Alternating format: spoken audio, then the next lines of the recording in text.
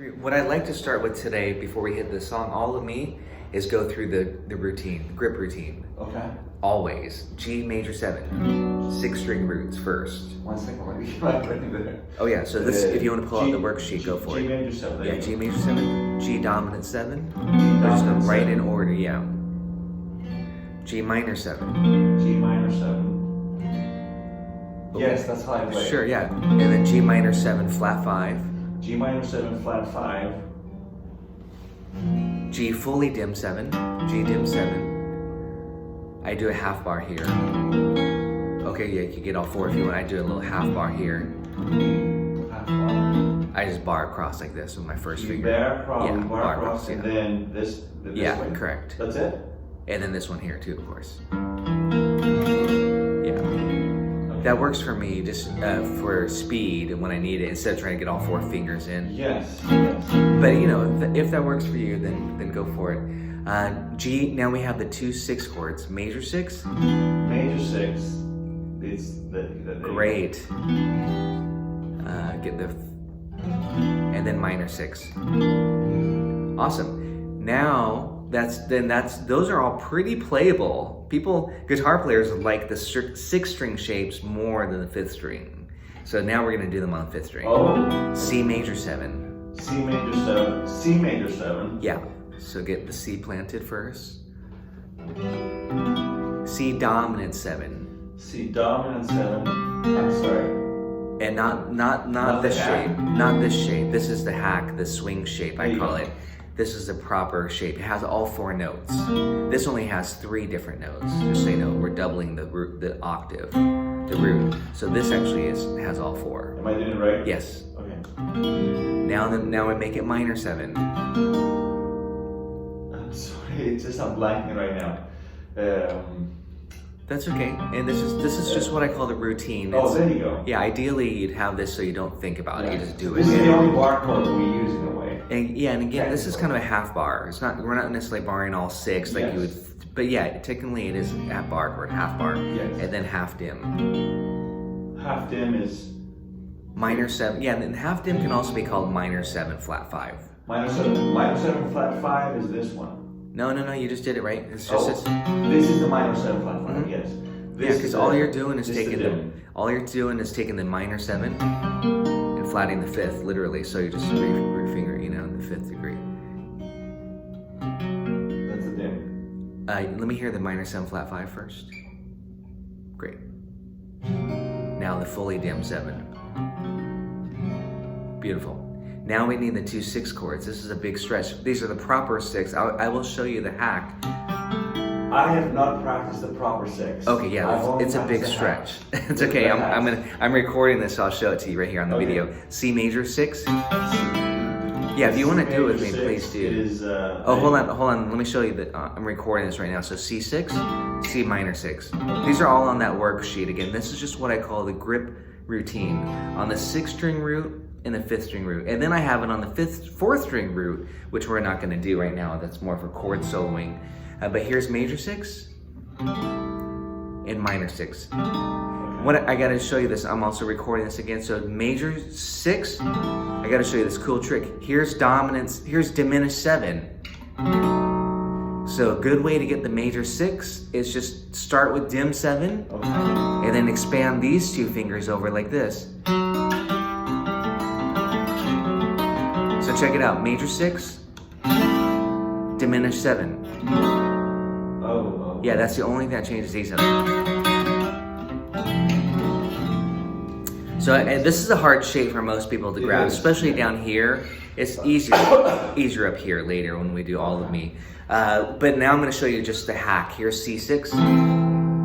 This is a hack because it's not the true C6 chord. It's more of an A minor / C. We have C doubled twice, but a lot of people use this for swing. And then minor 6 would be this.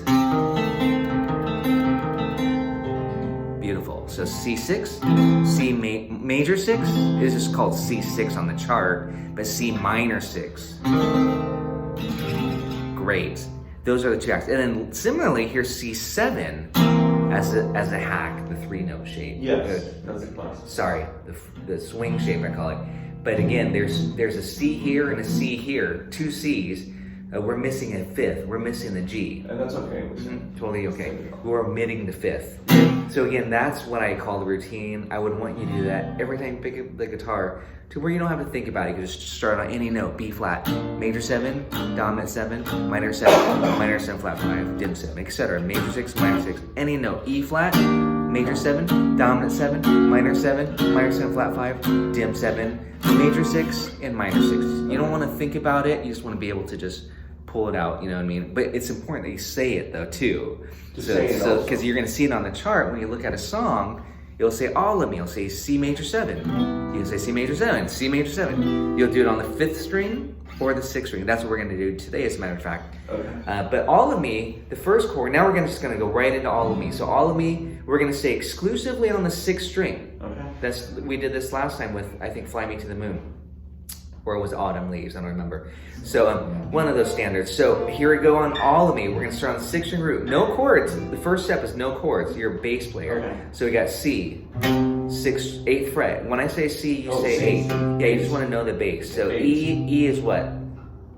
7. No, we're staying exclusively on the 6th. So you gotta really master your 6th strings. Is 12 Good. or which one are we playing? Good, 12 are open, but we're not gonna play open. That'd be this shape. Capital which don't change. 12. Beautiful. Now we have A7. So all you worry about is A. Beautiful, yeah. D minor. We have 10. Awesome. See, this is getting me excited now. E. Take my lips. I want to lose them. A. Back to D. 5. Yeah. 10. Take my arms, and it's D minor. Same note for you. You don't care because it's bass note. I'll never use them. G. 3. Perfect. Now we're on measure 17. Your goodbyes. This is the second half of the song. We'll call it the B section. Okay. So C. 8. Good. E. Left me with eyes that cry. A. How could I go on, dear, without you? D. 10. Awesome. F. It's F major. F major 2. 6. Or 13. Oh no. It'd be 1 or 13. 1, I mean. Let's go to the 13. Okay. If, as long as you have kind of, you took the part. See on the 13? And then C, that once. Or actually, let's go to E minor there. I like E minor instead of C. Once was my heart. And then A7. D, why 10. not take G7? Oh. 3. And then the turnaround, that was beautiful. Turn on last 2 bars of the song. C, 6. 8. E flat dim. 12. E flat. 12. E is 12. E flat. Oh, E flat. Good. 11. And then D. 10. And then G. 3. Good. And the proper chords would be C6 like this. Just to show you. E flat dim. D minor 7. And then G7. So now we're actually going to play the shapes. Now that you mapped out the bass line, you were very fast at that. That was awesome. Oh, cool. So that's what I always recommend to do at this stage. Map out your bass line on the 6th string exclusively. And then do the 5th string exclusively. Do it again. Okay. And then we can even do the 4th string, but that's a little bit extreme for what we need to do just for basic accompaniment. Okay. And then you mix and match, so you don't have to keep moving around so far. So here we go. Now we're gonna play the chord shape. C6, we're gonna play in the old swing style. Good. So C6.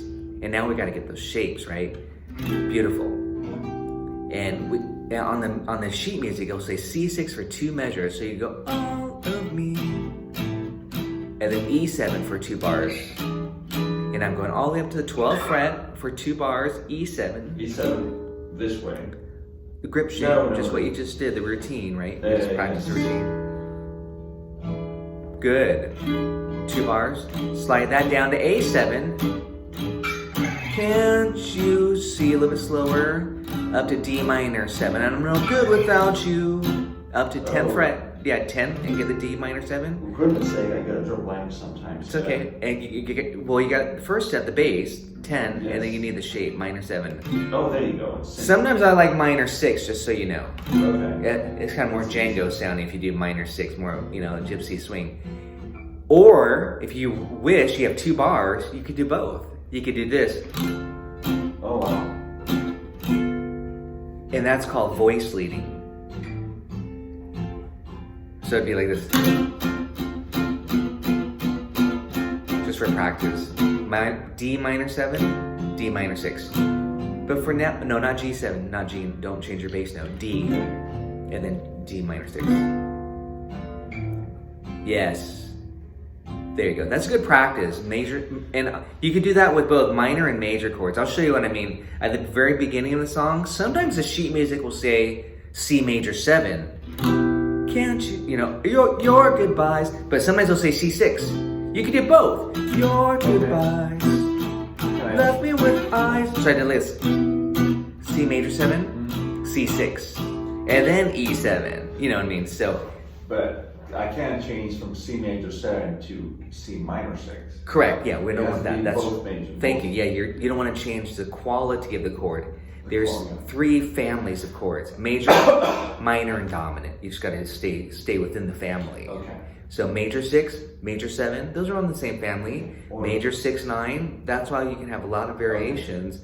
But minor's different. You can have minor 7, minor 6, minor 9, minor 6, 9. If I have a dominant 7, could I change that to major 6? You kind of can play, you shouldn't really change it to major 6, but you can get away with playing a major 6 as a dominant. But then you kind of lose the dominant quality because you don't have a flat 7. So those are all good questions, but again, just make sure you get the dominant 7 there. Okay. And just stay within the family. So now we're at measure 17. Did we get that far yet?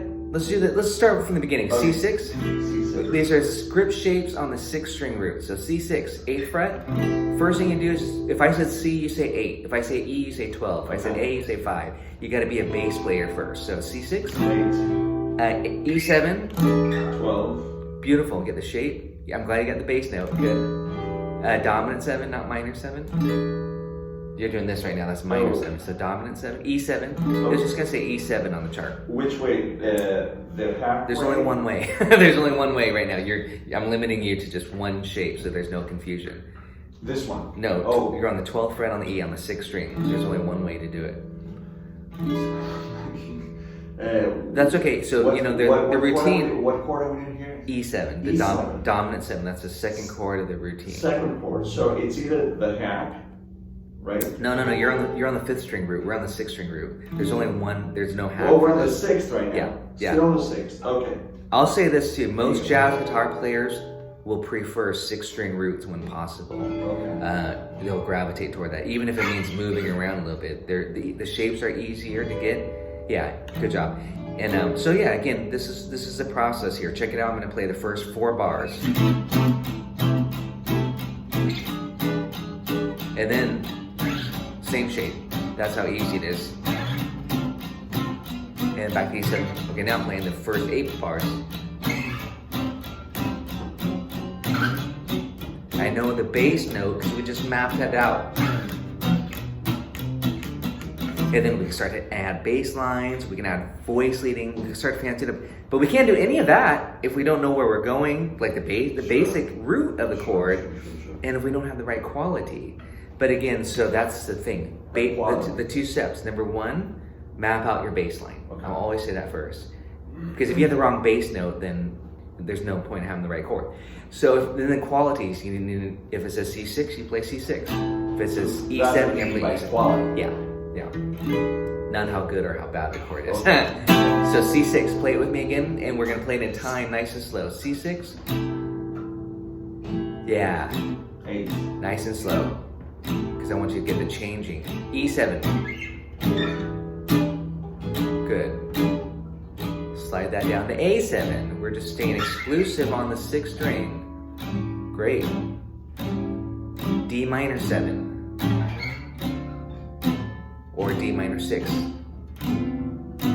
E7. Take my lips. Yeah. Down to A minor 7. Not yet. I want to lose them.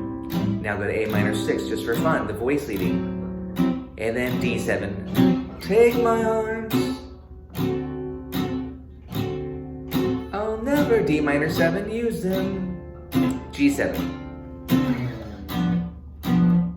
And back to C6. Your goodbyes left me with E7. I said goodbye.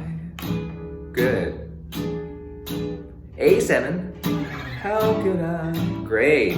See, it's the same thing as if we did earlier. D minor 7, good without you. You could go to 6 if you want for voicing. Stop. Now we're the last 8 bars. This is where it's different. We haven't had an F chord yet. F6.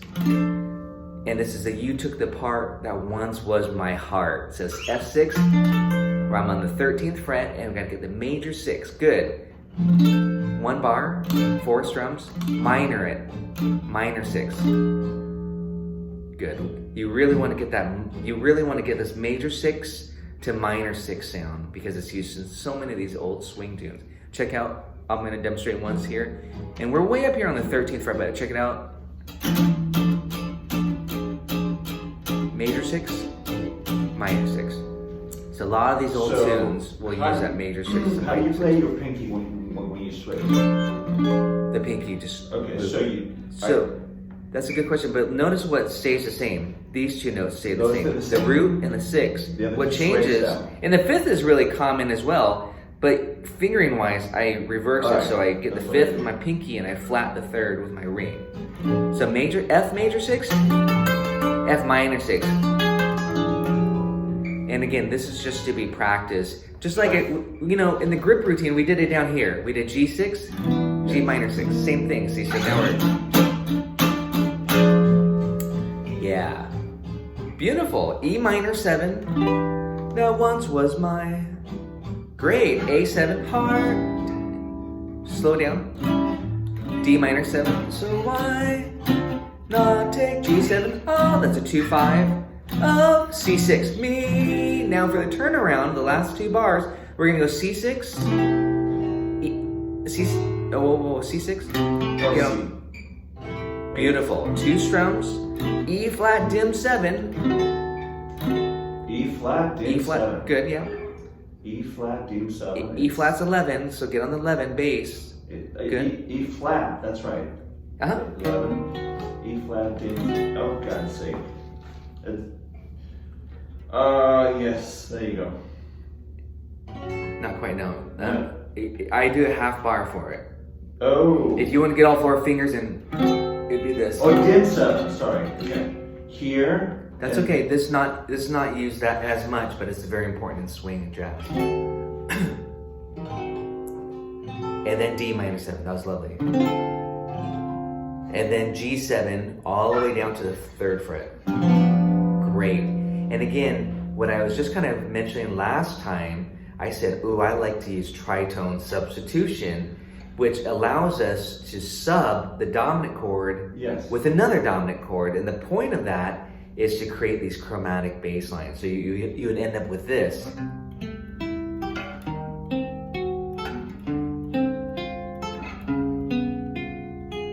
And that's for G7. That's D flat 7, and then back to the top. So you don't have to move all the way down here. You just do this. C6, D flat dim 7. So what is the... That was D flat 7. D flat 7 is the tritone for G7. Okay. For the 5th string, you said that I can just put my thumb over. Correct. Yeah, it's the same concept. Yeah. Well, on the 6th string. Yeah, that's the same thing. So look at, here's G7, right? Okay. Look at where the tritone is. Yes, for the 5th string. Yeah. So it'd almost be like this.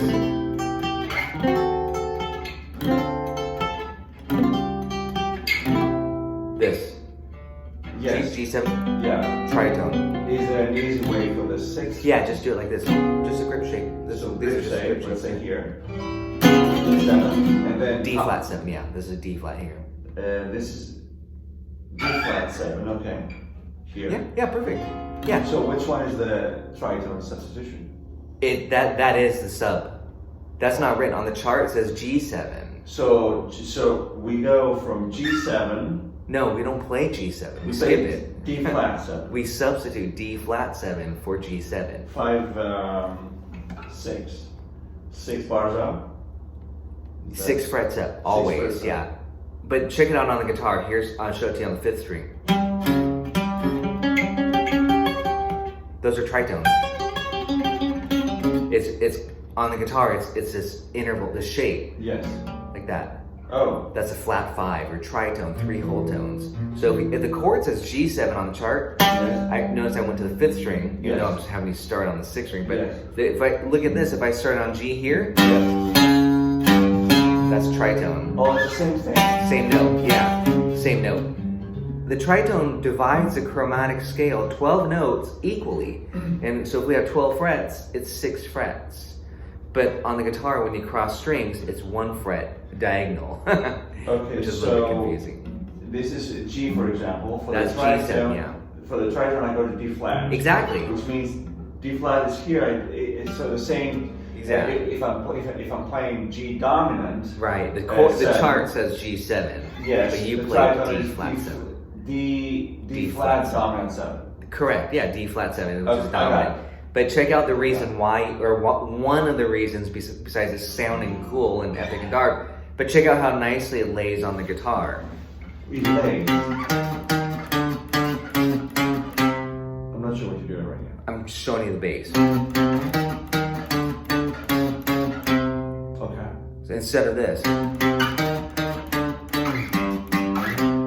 Oh. it just allows me to. It creates a chromatic bass line. And so the thing is, when you have a 2-5-1, 2, we're in the key of C, 2 D minor 7, G7, 1, I skip the 5 and I sub it out with the flat 2. So you take the 2, you flat it, you make it dominant, and then you resolve it to the 1. Flat 2 or flat 5? Well, it's the same thing. That flat 2 interval is the flat 5 of the 5. Okay. If you think of it from the 5. But I'm naming this all in relationship to the 1. So here's 1, Yes. key of C. C. Here's a 2, it's minor 7. And then the 5 is G, but I'm playing, notice what I do, I flat the 2, and then I make it dominant. And then the 1. So that's a beautiful device substitution, I'll say, or hack, whatever you want to say, for a 2-5-1. Instead of moving this 2 all the way down here, 5, 1, you just flat the 2. So you go minor 7, dominant 7, 1. And I could even make it a 13th chord. I could do this. So there's a lot we could do with it for color. So that's one of the subs I would probably just start to use, especially for that turnaround if you want. In this case, for all of me, the common turnaround that's written is C6, E flat dim 7, D minor 7, and G7. That's the basic. But what I will often do is just sub out D7, G7 with tritone sub. But you don't have to do that. Let's just stay what I call face value for today. Okay. Now we're going to do the 5th string root. So C major 7 or C6. You're going to find major 7 is an easier chord choice, so we'll just stick with major 7. All of me. E7. We have 2 choices again, just from doing that routine. We can do E7 like this, or like this. Yeah, either or is really fine. I'm going to do it like this. All of me. I'm going to do this shape. Why not take all of me? And then A7, slide it up. Can't you see? So I think, yeah, you're pausing for a second, so that means we got to map out our bass line again first on the 5th string root. So C for 2 bars, hit the C. C. 5th string root only. We're on level 2 now. Good, and then slide up to E. 7. Beautiful. A. 12. 12. Good. D. And right now, all we're doing is mapping out the bass. We don't care about the chord quality. Meaning, we don't care if it's major, minor, dominant at this point. Take my lips, E. 7. Good. I want to lose them. A. 12. Good. Take my arms, D. 5. Good. I'll never use them. D to G. Good. It's 10. Yeah. And then your goodbye, C. We're on measure 17. Love me with E, Isaac. 7. Great. How could I, A?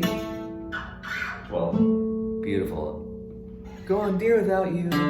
D. 5. F. U. 8. Good. Took the part A or F still. It goes from major to minor. Now E minor 7 is what I like here. That once 7. was my heart A. 12. Great. So why D. Sorry, I don't know if you hear it. Not take all, G. Then. Good. Turnaround of me, C. 3. E flat. 7. No, E flat. You said E, but I said E flat. Oh, you're playing E. 6. Good. D. 5. And G. 10. That's the true turnaround. 1 flat 3 2 5. But here's the tritone sub, just because I showed it to you on the 6th string. 1 flat 3 E flat 2 flat 2 1. So that was, and look at, I'll play chords just to show you this turnaround. Then we're gonna practice like this. You apply Let me just play once. Yeah.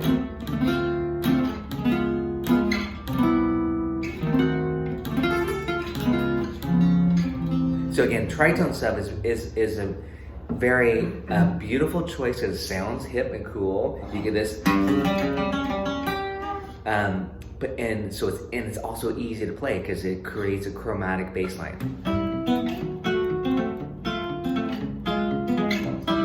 Without having to move to G way up here. But pretty soon, the next level from what we're doing here is to mix and match the 6th and 5th. Then of course, you're only going to be 2 frets away the most, usually, you know, from your next chord. For the tritone yes. substitution, do we substitute only the G or all the turnaround notes? 2-5. Just use it on a 2-5. Okay. So whenever you have a 2-5 progression, as I demonstrated, a 2-5 would be this 2-5-1. It becomes chromatic. 2-5-1. Instead of this 2-5, we go 1. So just that's why we really want to do it. We could do it with our leads. We could go D minor 7, D flat 7, C major 7. We could do it with our arpeggios here. So again, it makes soloing easy when you have a 2-5. When you see a 2-5-1, you recognize 2-5-1 chords. Okay. Progression in general, chords. But for soloing, same thing. I'm arpeggiating D minor 7, D flat 7 for the G7, and then C major 7. So again, once you connect everything you do with chords, you should be able to do with arpeggios. You know what I mean? That's how you play your leads. Okay. You know, jazz is that you start to navigate these progressions. So now we're ready to put the chord quality on for this. 2-5-1 was D. DGC, right? DGC. Okay. Yeah, it's always that sequence 2-5-1. And 2-5-1 is so common in jazz when playing jazz standards. So that's why you're gonna really love tritone sub, because it's a good sub to use for that. Now I'm not saying use it every time, but Django Reinhardt used it quite a bit. So yeah, just remember it becomes chromatic. So if you have a 2-5-1 in the key of G, you just go A minor, A flat 7, G major 7, right? You know what I'm saying? Just you start on the 2, flat 2, 1. That's all the tritone. The tritone sub is the flat 2 of the real 5. So again, if you're in the key of G, where's the 2? Right here, right? Whole step, key of G. Key of G. The 2 is the whole step above. And then when you have the 2-5-1, you go 2, instead of going 2-5, you go 2, flat 2, 1. And then you can put chords to it. 2, flat 2, 1. And then similarly, you arpeggiate. And it just becomes easy. You don't have to think about it. So, but that's the next level, these substitutions. There's 2 substitutions, and I have this all on my Patreon page, and it's all documented. You have the tritone sub, and you have diminished sub. Diminished. Those are the 2 most common subs. So let's get back to all of me here, so you can just make sure you have chords down, and be able to sing and play it and jam on it with others. Let me do a quick demo on the 5th string root, because we didn't do this yet with chords. We mapped out the bass, but let me just watch my fingers so you can kind of see what I'm doing. A, I'll just yell A7, I'm gonna yell out the chords, D minor 7, so you can play along with me. E7, take my lips, A minor 7. Again, a lot of movement when you were, take my arms. Notice I use this shape, never use them. and 17. Your goodbyes left me with E7. I'm gonna slide it up to A7, D minor 7. Now here's a fun part. F6, you took the part, F minor 6.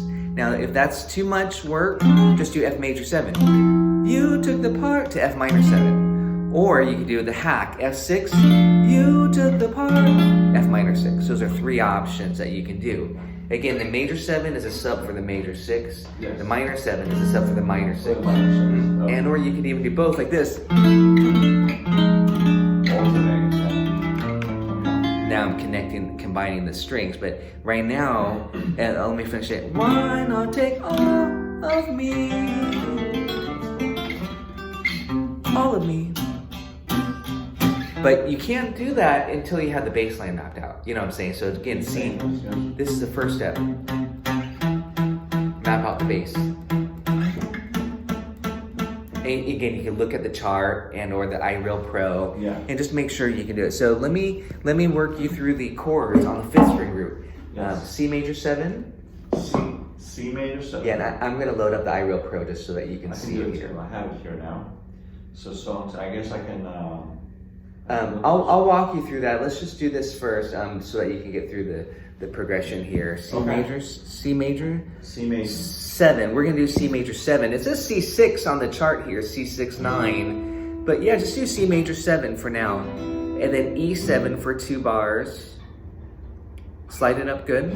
Beautiful, 2 bars. Yeah, chunk it out. 2, 3, 4. We're putting in time. 1, 2, A7 for 2 bars. Can't you see? Slide it up. Yeah.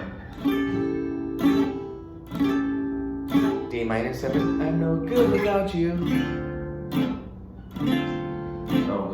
D minor 7. It's okay. I'm not singing. Let's just get the chords. D minor 7. 2 bars. Good. E7. 2 bars.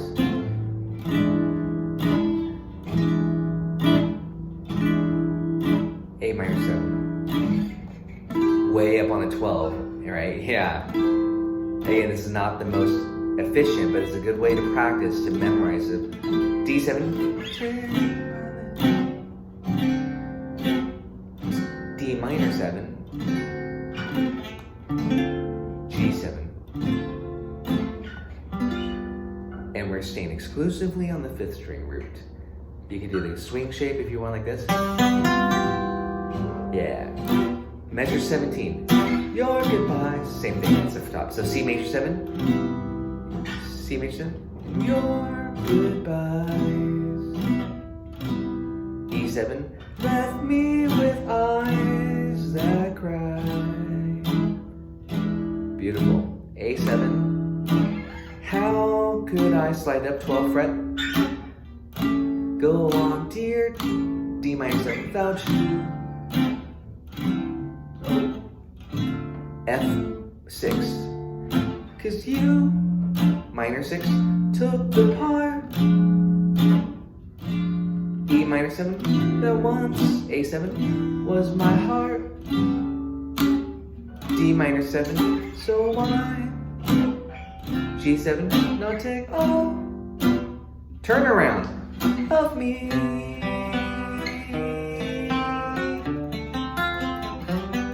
And back to the top. Let's go back. Yeah, just F6. This is where you need a little bit of practice. F6. And we're doing the hack here, unless you want to get the full proper shape.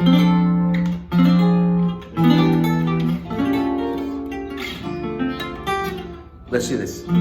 F minor 6. F minor 6. Good. E minor 7. Sometimes some charts will say C major 7. I like it as the 4 minor 4 3 and then the 6 A7. Yeah, I'm using the swing shape. Great. Down to D minor 7. Beautiful. G7. You gotta think 10. Again, bass player, right? First, and then the turnaround. C major 7. That's the 1. E flat dim 7. That's the flat 3 dim 7. E flat bass note. Get the E flat. Get the bass note. gotta get the E flat first. You're on E. Move the bass down one more. E flat. There you go. Let's get that dim 7 shape. Get the right shape. We'll need some extra practice on the dim 7, but this is the turnaround is the best way to use it. That's not correct. Like this. That's not correct? No, you've got your shape reversed. And that's okay, just to make sure you do the routine. You know, if you need to go E flat major 7, E flat dominant 7, E flat minor 7, E flat dim half dim, and E flat fully dim. This is E flat 5. Beautiful. Now make it fully dim. Yeah, good. So put that in context. C, that was good. C major 7, E flat dim 7. Okay. Get the bass. Okay, get the bass. Get your finger on the E flat. E flat. You're on E still. E flat. Yeah. And get the shape. Right. The shape. No, it's not correct. Get the shape. Okay, so basically this one. Here's a good. Switch. I can switch from E from. I was gonna say here's the best way to practice it. Here, watch this. Take this major 7 shape. Take the major 7 shape. Start on C. On a C. Yes. Thank you. Major 7. Yes. Watch what I do here. I'm gonna go to C sharp dim. That's it. But I'm gonna slide it up to E flat.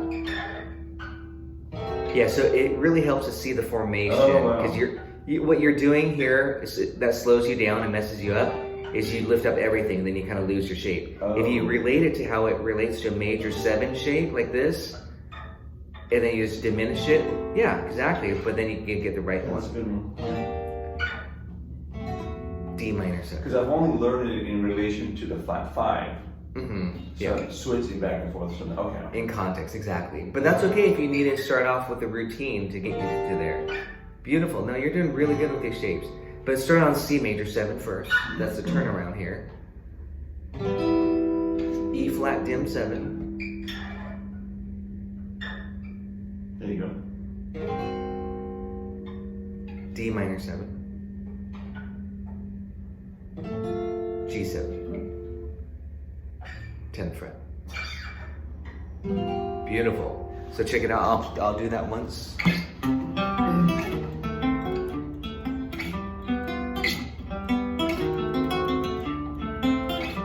I don't want to ignore, again, I'm just going to stress the importance of mapping out the bass. Again, if you don't have the right bass note, then, you know, it doesn't sound good. So check it out.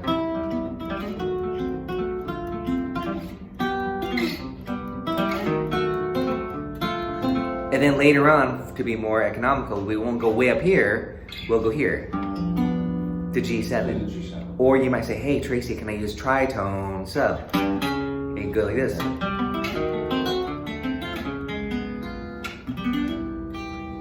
Or you could do it on the 6th string.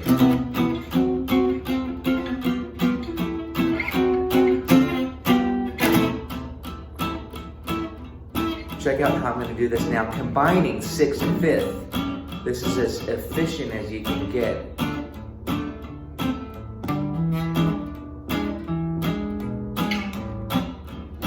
D7, minor 7, G7. Faster. E7, A7, D minor 7. Here's your last 8 bars. I'll slow down. Or you can do this, just to show you a couple different routes. Or you can do major 7 to minor 7, E minor 7, A7, D minor 7, G7. Turn around. You don't need to go that fast for the song if you need to.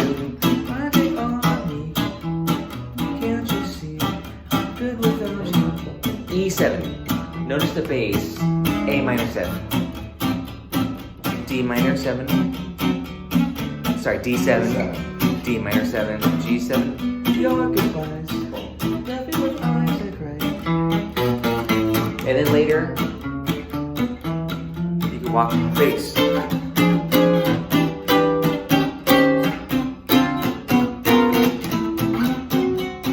And there I did tritone sub. I went like this. That was a sub for the A7. And then this tritone sub, and then turn around. And if you're wondering what this chord, that's a 13th chord. 13th chord I use quite a bit when I'm doing tritone sub on the 6th string root. So instead of a D flat 7 like this, I do this. And it's kind of both. I like the sound of it, because listen to what chord it would be if I have a G in the bass. It's G7 sharp 9. And that's a really, beautiful sounding altered chord. So that's why I like the 13th chord on the 6-string root. So it'd be like this. And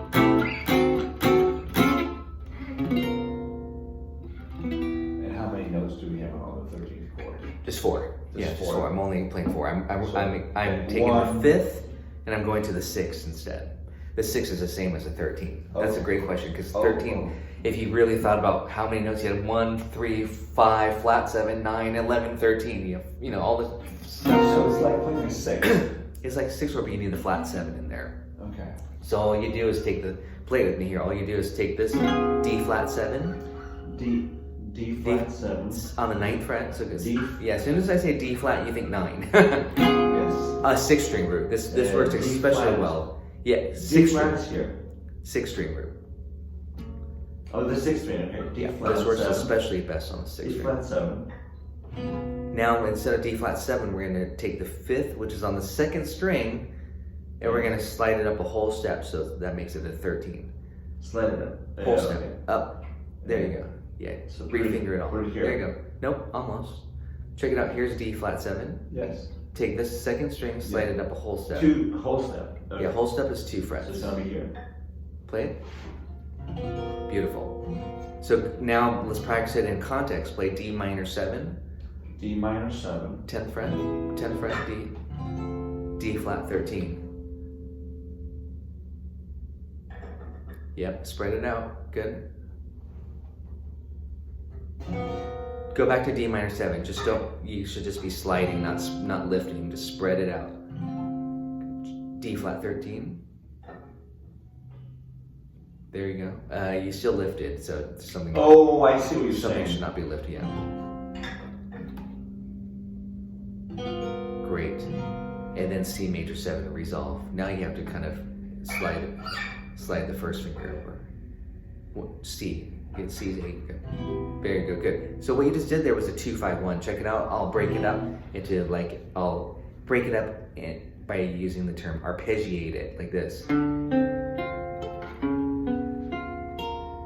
Is that nice? Yes. And again, the bass player might be playing a real G, because that's what it says on the chart, a G, but you can sub it out with D flat instead of G. That's tritone sub. So check it out. And you just get used to that. It's a 2-5-1. You do that on Autumn Leaves, Flying to any standard, because that's the most common progression in jazz, 2-5-1. Okay. So you just get used to this. So here's the turnaround again.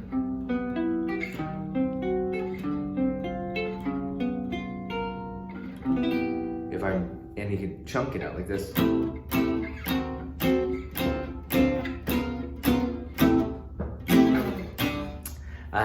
So again, that D flat 13. Check it out. If you put G in the bass instead of the D flat, you get this chord. That's what we call G7 sharp 9. If I put the That's G in the purple bass, chord. like this. Like here. Take out the D flat and put G in the bass. Okay. There you go. Yeah, play that. Nope. Like this? Yeah. Just those 4 strings. Beautiful. What is this?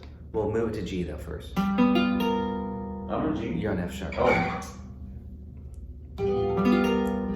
That's G7 sharp 9. Okay. G7 sharp 9. Now play D flat 13. These two go together. No, you lost your bass note. All you're doing is changing the bass. So G7 sharp 9. Oh, I lost that. Here. There you go. Right? G's 10th fret. Get on the 10. No, now you lost your shape there. G. No, I think So you can darken your screen if you don't want to be on there. I don't know if it's gonna see you, or I think honestly it's just gonna show me because I have it on speaker view. Unless you start speaking, then it might show you. So what I'm gonna do here, I'm just gonna talk through this as I do it. I've got to go online, and I've got to go to Sound Slice. And I know all of you are working with my sound slice practice videos. At least I hope so. And let's see what I got here. I've got a lot of songs. So I'm just gonna put in All of Me here. It's a ukulele version of it. So let me do a screen share here to show you. So again, the question, since I'm just started the recording of this, the question is in regards to comping ideas. But again, I'm going to go straight to sound slice because I'm going to pretend that there's a singer. Can you all see this, by the way? You don't have to answer. But right here I have it set. This is a ukulele chord, by the way. I'm not too worried about that. At this point, I hope you know the basic chords because I'm going to go a little bit beyond that, I'm thinking. Okay. So that's it. I'm going to put the metronome on. Oh, right now I'm in the edit mode. You wouldn't see this because there it is. Now I'm in the regular mode. I'm going to put the metronome on, and you can do the count in. You can control the tempo. Let's see.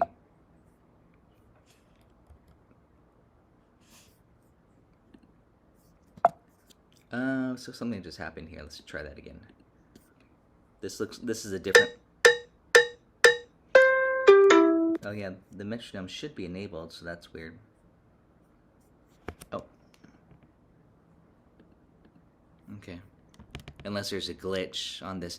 It looks like the sound slice has been updated. This does not look like the normal format that I'm used to, so.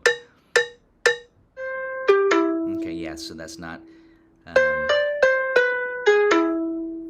And I don't want to hear the ukulele play the melody.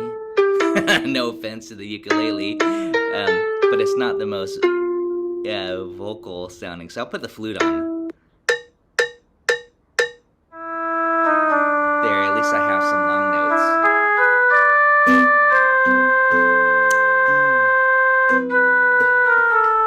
I'm going to start with just the basic.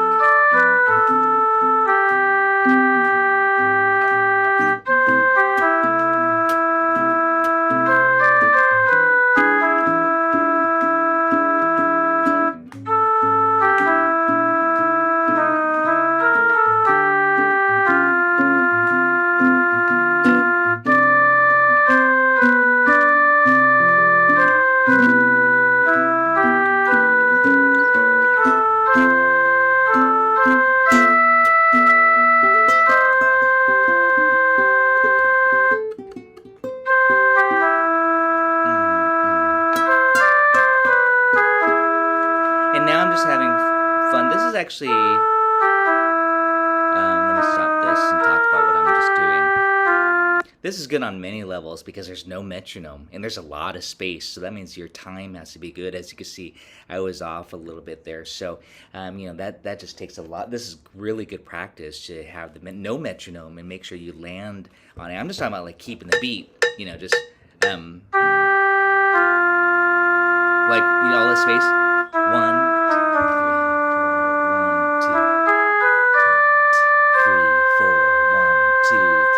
4, 1,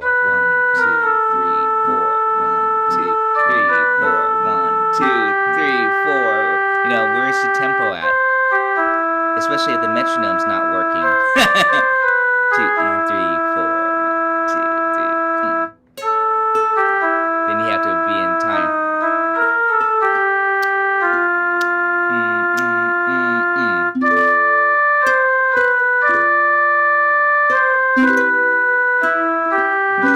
And now I'm just kind of busting out into more of a chord melody. But again, that's what I would do. And I'm not sure why the metronome's not working right now.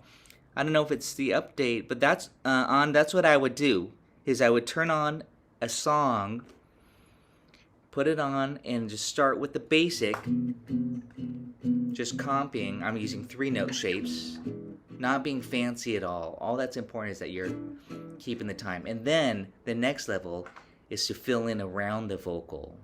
And again, if you all saw that, I turned it right here. I put it on flute. You could put it on clarinet. You could put it on oohs and ahs. That might sound nice. Experiment. Actually, that would sound nice. But there's our metronome. It must not like the flute. Let's try it again. Here we go. Top. Oh, it should have been on repeat.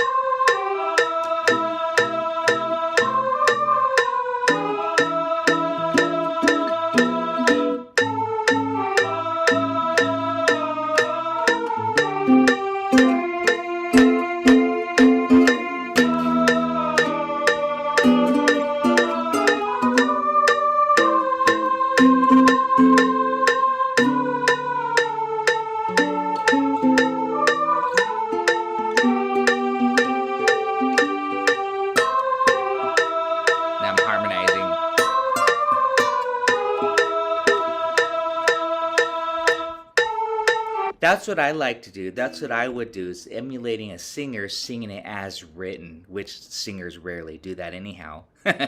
But anyways, you have to be prepared. I was not looking at it. I was just kind of going by ear anyways. And I'd be prepared, filling in the spaces. Kind of I like to have it, to me, jazz in general is very conversational. So I kind of leave it pretty open. I try to, like we're having a conversation. Eyes that cry, then I might do feel, how could I, and then, so there, what I'm doing personally is going to the top 4 strings, like I'm playing the ukulele, and I'm doing all these inversions, chord melody, I call it melodic chord, what do I call it? Melodic comping. I call it melodic comping. Again, you have that melody going, then I go, then maybe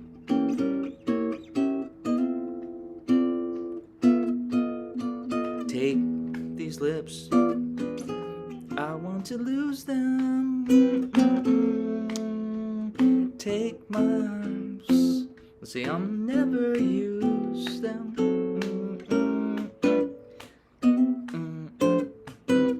Again, I'm doing a chord, I'm not doing chord melody, it's not written out. But I'm doing that comping style. I call it chord soloing. So I'm kind of just filling in. But I would be listening to the melody. Okay.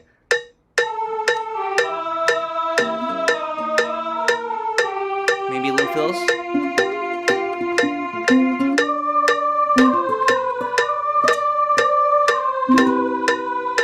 Right here.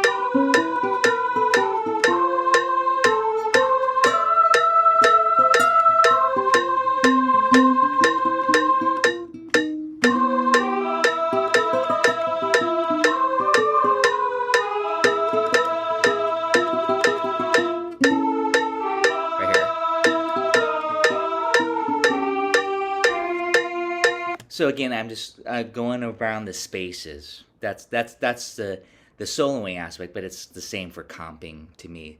It's just filling in the spaces. And yes, that's the Joe Pass approach. I still remember him saying, as I often say on Patreon, a lot of what I've gotten is from my hero, Joe Pass, on the guitar, because he was one of the master solo guitar players and accompanists as well. But he'll just say, kind of fill in around. You know, when he played solo guitar, he would do all that all the fills and stuff. So do a lot of listening, but in the meantime, learn all your inversions, top 4 strings, especially for guitar players. Learn those magic chord shapes. C6-9. This is C6-9, C6-9, C major 7, C6. This is all written out on different lessons. C major 7. And then you connect those, you know, melodically. And then for the E7, I went to Diminished. A7, Diminish. D minor 9. D minor 7, D minor 6, D minor 7, D minor 6. Those are just all inversions. And there's a method to practicing and learning those again too, and that's really what I'm pushing on Patreon, is to learn those inversions and then put it into song. Maybe just the first 8 bars of All of Me. That's where I stopped. C, E7, A7, D minor, and then just do that over and over to where you can start to navigate. But of course, step number 1. All of me, why not take all of me? Just this style. Can't you see? No good without you. take my... Those, there's just 4 note shapes, but 3 note shapes are the easiest. And then walking bass lines.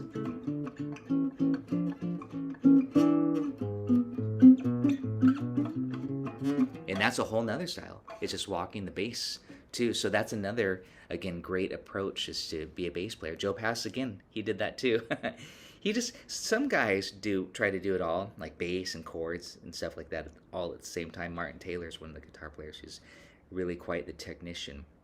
And that's a lot of stuff to work on. But I like the Joe Pass approach a little bit more. It's kind of more like implied stuff, like some bass lines, then some chord inversions, and then some single notes, kind of just all mixed up. You kind of never know. It makes it really organic.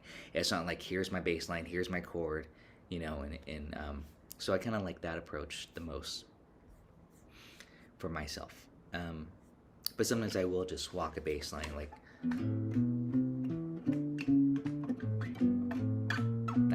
I guess I switched into Fly Me to the Moon. But again, just walking a bass, comping, that's nice too. But that's a little bit more regimented, as I was saying. So on, I hope that answers your question with some demonstrations there. I'm gonna. So we are now looking at the melody. Everybody, please play the melody with me here. If you haven't already learned it, it's a good time to learn it. And this is just how I wrote it. I wrote it up high. It's a C triad. 1, 2. So one thing I want to say is a lot of triads here. We got C triad, E triad, and then you would think, is it going to go to A triad? No, but kind of a dominant here. So it's kind of part of the triad. Really colorful in the A, and this, I just kind of wrote it out like I'm playing this chord shape here, A, and then so it's A, G, E. The lower neighbor to that E, just you'll see those in those exercises, kind of the lower neighbor tone, the approach note they call those, and it's used right here for you. And then above the A, so you not only have the flat 5/5, you have the flat 9/1. So right there, that gives you a lot of information for soloing. And then beautiful, this is called a suspension. You get a 4/3 suspension. The 4 goes to the 3 like this. So 4/3. Okay, very, very lyrical in that sense. Beautiful melody there. Let's keep going. This chromatic, I'm paraphrasing the rhythm, but we're gonna go root to the flat 7. You could do that here. Here. Okay, and then we have I Want to Lose Them, triad. And there's that 4/3 suspension again. And those are the type of things that can make a melody unified and really strong. Not only a melody, that will also make your soloing strong when you think about these concepts. So you're not just running licks and, it's trying to, say something with your solo. I like to try to think like a composer, like a songwriter, besides just running licks for fun. That's fun to do too. But again, notice that 4/3 comes back. So basically target the 4 and target the 3. And you can, just as a quick example, you could do something. Here's what an exercise might sound like.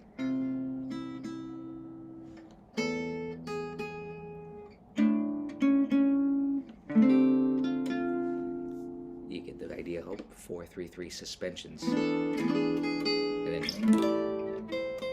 4/3, 4/3, 4/3. So then that would kind of give me some targeting.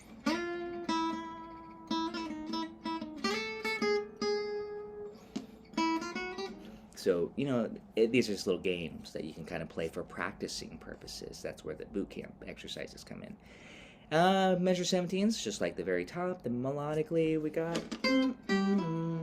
1, 2. That should be tight. 4/3. So that material melodically was exactly the same as the first 8. Here's where it differs. And the reason why F6 is the choice chord, not F major 7, is because the melody has a 6.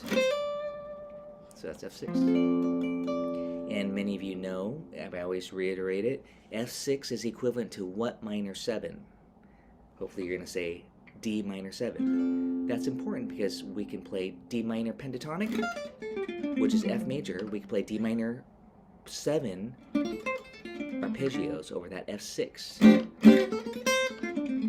Okay, I like to think in a lot of like minor ideas. A lot of times that's called minor conversion. And same thing here. This is an F minor 6. Only one note changes. So we have this F major 6 to F minor 6. But if you're thinking of it on D minor 7, which I probably wouldn't do for comping, I'd stay on the F, but it's really the same 4 notes. D minor 7 to D minor 7 flat 5. This is very important for soloing and for outlining. D minor 7, D minor 7 flat 5. D minor 7 arpeggio, D minor 7 flat 5 arpeggio, and that's how you can navigate through it. And then you can kind of just go to E minor 7, A7. Now I'm just demonstrating some outlining, or you could go to the C major 7. But again, what's kind of fun to think about is this is D minor 7, and this is D minor 7 flat 5. E minor 7 or C major, as I mentioned earlier. A7. Now the 9, I'm looking at the melody again, I'm just examining the melody. This is just the E minor triad here. And then this is the 9th degree. So it'd be this. I've got a 13 on added for color, but this note, not flat 9. If the singer were singing and you were to play the flat 9 while they're singing the 9 there, that's going to collide and somebody's going to be angry. It could be a good collision too, though. But no, seriously, you want to make sure the singer always sounds great. So that's why it's important to analyze the melody. And that's the 9. Here's A9. So it's like you. Not this. You know what I mean? So that's a natural 9. So that's what I'm thinking when I'm soloing, probably. So I'll kind of keep it natural 9 there because of the melody. The melody really often will dictate some soloing ideas. And then, why not take all of me? D minor. I'm thinking kind of this F major shape, just kind of with the melody. Oh, by the way, F major with D in the bass is D minor 7. So there you go, you think F major stuff. And this note on the G7, check it out if you played a chord. You have G13. That's a 13th degree. You can make it a flat 9 if you wanted to. Make it darker. And then me. And there I did a C6 9. So I'm kind of almost demonstrating some chord melody too, if you wanted to do that.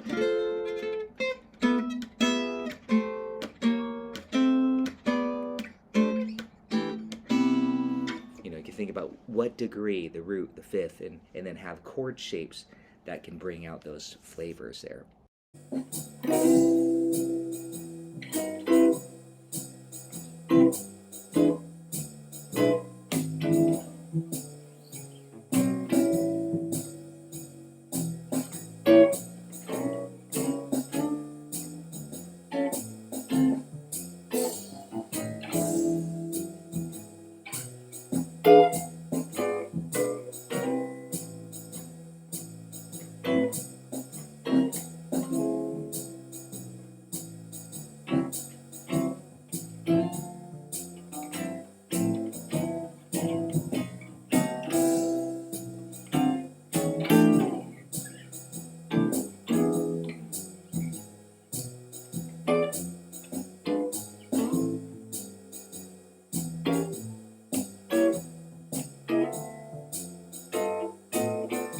Do you know what song this is? 'Cause you took the part that once was my heart, so why not take all of me? All of me. Why not take all of me? 4 and 2, 3, 4 and 4 This is the first thing you want to do, is to anticipate the chord. And 1, 2, 3, 4, and.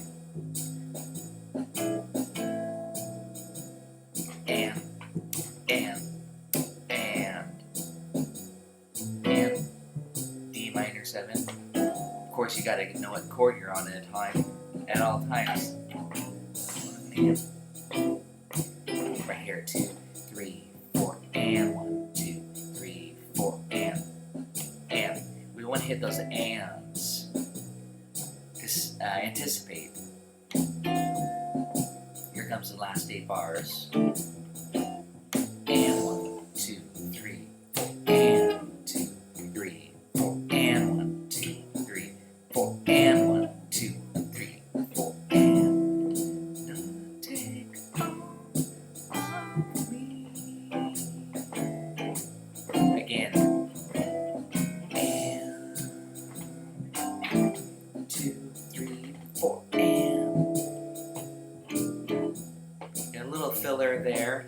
I often like to sing what I play when I'm comping,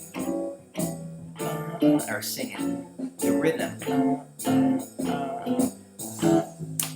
That's Charleston, A minor. Charleston is always great for a swing, but this is kind of more piano style comping versus Freddie Green, 4 to the floor like this. Okay, so I'm not going to talk about that because we've talked a lot about that. Well, we'll talk more about that as well, and you'll hear me do that, add that in. Those are all on the offbeats. Right here, I'll also do the offbeats.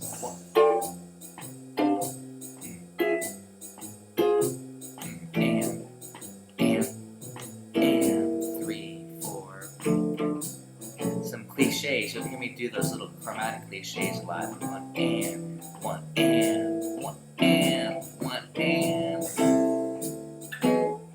And I just have this looped right now on my iReal Pro app.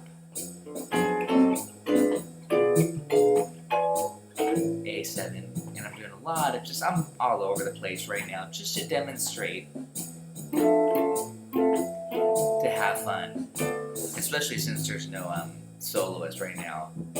I want to lose them, take my arms, I'll never use them. Right here, let's.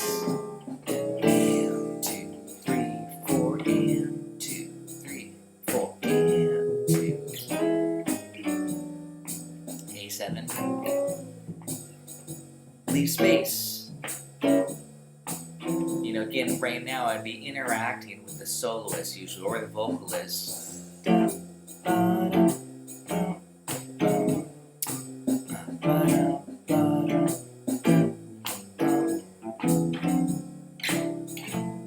walking bass with the bass player.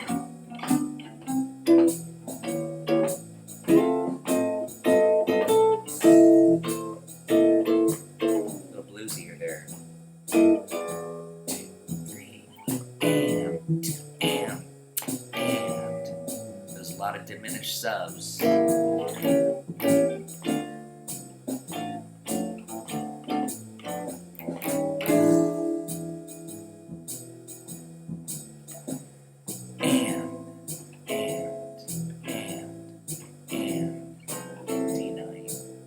13, a lot of little fillers.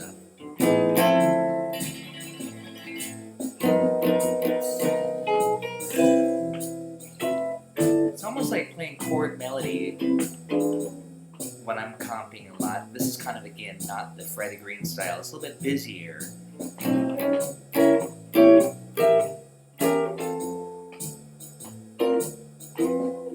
And always know where you're at. F major, F minor. We're in the key of C, the standard key for all of me. D minor.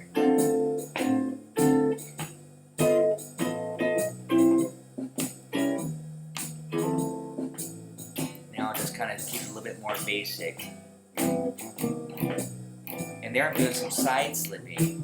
Half step below. And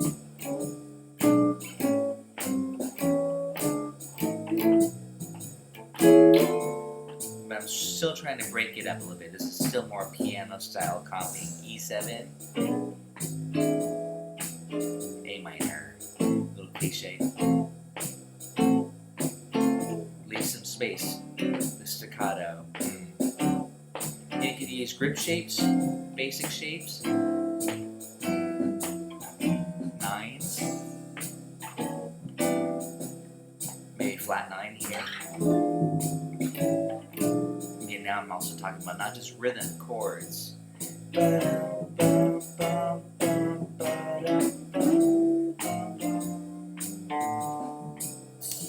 Cause you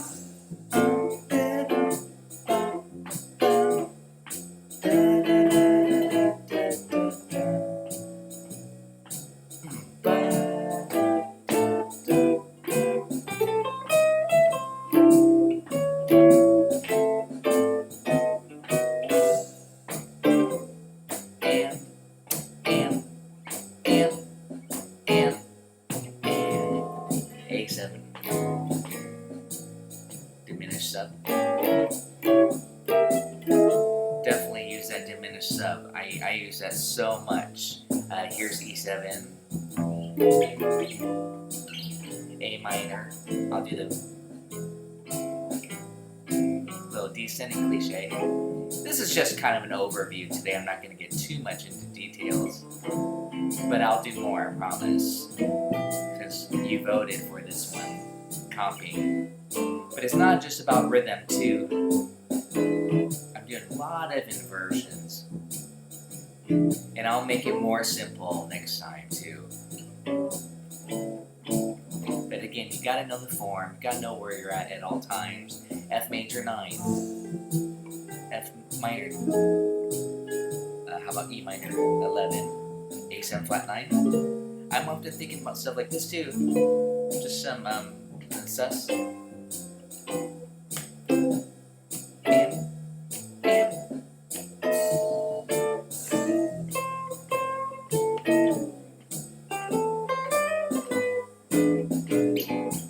More diminished. You'll see me do that quite a bit. Again, I'm imagining a soloist or a vocalist in my head. So, you know, basically take my lips, da-da-bum, I want to lose them, da-da-da-da-da-da.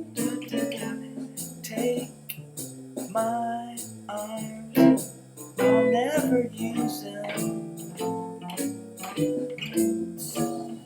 Your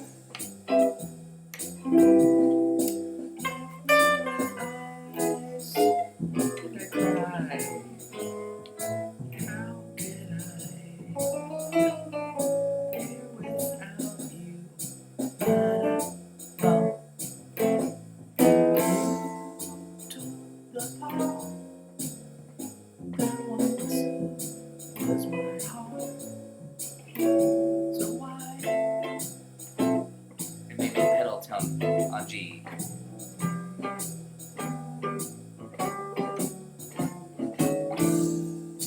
Three, four, and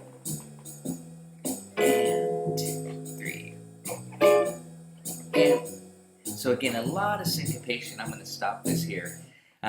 The main idea behind this demonstration, again, this is just a quick demo, of course, on all of me. if you didn't know what song this is just how kind of just loose comping piano style in a trio quartet setting. In this case, you know, play along setting. I've got the iReal Pro backing track here on my phone. I've got it at 100. Let's see, where's that camera at? 100, and it's just on kind of infinite, on 30 times. And I have it hooked into my Alexa here. Oh, she just heard me. Alexa, turn up. And then, you know, you just push play. I go to the EQ, and then I turn down the piano, so there's no piano. I just play with the bass and drums. I have it at medium swing. If you guys don't have this app, by the way, you have to download the iReal Pro app. It's, I think, $15. Great app for Android and for iPhone or, you know, Mac, Apple. And I have it again. I'm going to speed it up. Just another, same tune. I'm just going to speed it up a little bit here. Of course, you can do it Latin, swing, whatever. I'm just going to be demonstrating more in the swing style, at least right now. I'll probably be doing this as a little series here, just to demonstrate a few topics. And of course, there's always some alternate changes. I'm not too worried about the specifics, but you can also see I'm playing a lot with inversions. I'm always saying, the more chords, I don't want to say necessarily the better, but the more options, the more freedom you have to be kind of all over the fretboard, all over the neck, to go in different directions.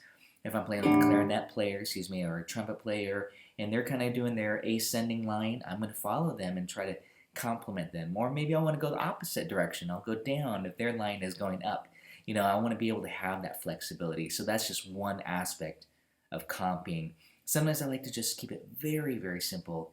This is, if you guys know Grant Green, his approach to comping, and I'll demonstrate this later more on Autumn Leaves. I'll have some different specific topics, but actually, why not just kind of show you right now on, I'll go ahead and just go to Autumn Leaves. I won't do All of Me anymore, but you can see the idea there of, to make it swing, really hit those offbeats, the and. Use the and of 4 especially, anticipate the chord. Don't just play it right on beat 1. Play on the and of 4 like this. Again, I'll just kind of demonstrate 1, 2, 3, 4, and 2, 3, 4, and 2, 3, 4, and I actually do this little click here. I notice I do that quite a bit on 4. Then I hit the and of 4. And remember, this is a triplet feel. You don't want it even. You want it closer to the end of the beat. So it's 1, 2, 3, 4, and 2, 3, 4, and 2, 3. And 2, 3, 4, and 2, 3, and 2, 3. So I'm playing with the duration, and you can make it long, you can hold it short, you can add some more eighth notes. There's another rhythm I mentioned in there, and that's the Charleston rhythm. You hear me mention this quite a bit, but since this lesson is all about comping, so the Charleston rhythm is a dotted quarter and then eighth note. So it's 1, and 1, 2, and. So it's on the and you can actually put it on different parts of the beat too. I'm just going to demonstrate it right now, starting right on beat 1 and then hitting the and 2. And that's more like definitely a swing style. It swings so hard. And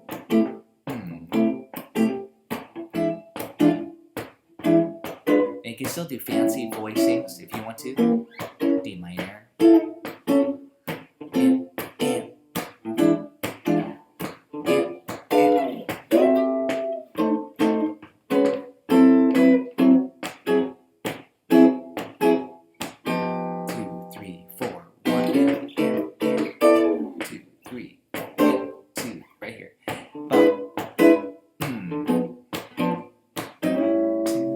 Anticipated. F major, F minor, E minor, A7. Take all of me, etc. So that's the Charleston rhythm, very important. And when I'm playing gypsy jazz and I have a rhythm player laying down the quarter note pulse, I'm often doing stuff like that. Again, that's kind of what Django was doing often too, almost like, hitting those punctuations and being like a horn section, essentially. Okay, so just to conclude, I'm going to do this one more time, but I'm going to do the same type of rhythmic patterns that I was just doing there, the Charleston and the anticipations, but I'm going to take All of Me, and I'm actually going to not be all over the fretboard. I'll do that more. And again, learn your chord inversions, learn your grip chords. I just think the more freedom you have, or the more the more freedom that you get all over the fretboard. For this style of comping, I like to have that type of freedom. I don't want to be just limited to just, 1 or 2 shapes. But in this case, I will demonstrate just the simplicity of 2-note shapes. Let's load up Autumn Leaves, the classic 2 songs here that I've been spending a lot of time on. And let's go to, and by the way, check out Grant Green. If you're not familiar with him, this is his approach to comping. Very, very simple and swinging, especially whether or not he is playing with a piano player or organ or just a horn player. Check out Grant Green for his style of comping, which is more of what I'm going to do here. Here's Autumn Leaves, and we're at, let's see.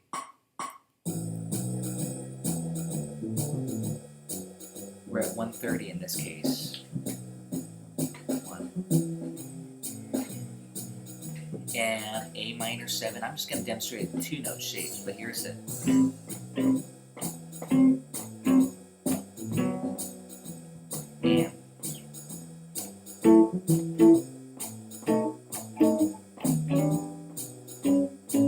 here's a B section.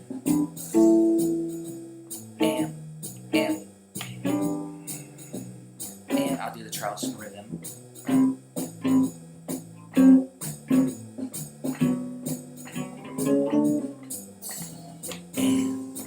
But I miss you most of all, my darling.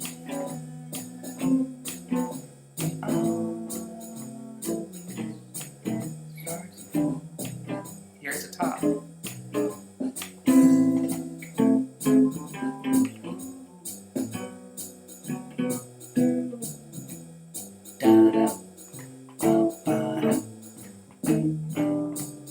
E7, Charleston rhythm. Just by my window, these autumn leaves, red and gold. I don't know where we are with the words. Here we are. Since you went away, the days grow long. Soon I'll hear, that's a cliche, old winter song. Da da da da. But I miss you most of all, my darling. Bum, bum, bum. Start to fall.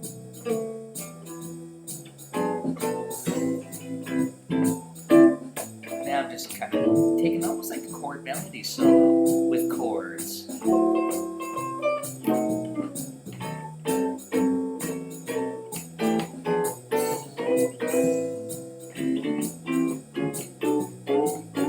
Notice all the syncopation. A sharp movement.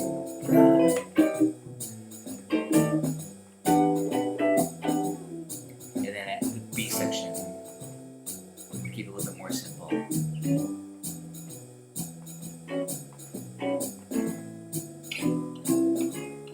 Walking with the bass. I love walking with the bass. Those quarter notes. I'll show you what I mean right here. Maybe I'll do quarter notes. Lock in. Always have that quarter note pulse. And then these autumn leaves drift by my window. These autumn leaves, red and gold. I see your lips, sunlight kisses. I see the hands you hold. A little bluesy. Since you went away, quarter notes, days go long. Soon I'll be and 2, 3, 4, and 2, 3. But I miss you most of all, my dear. Quarter note triplets. Why not? Just to kind of, that's a powerful motif. Right here, chord note triplets again.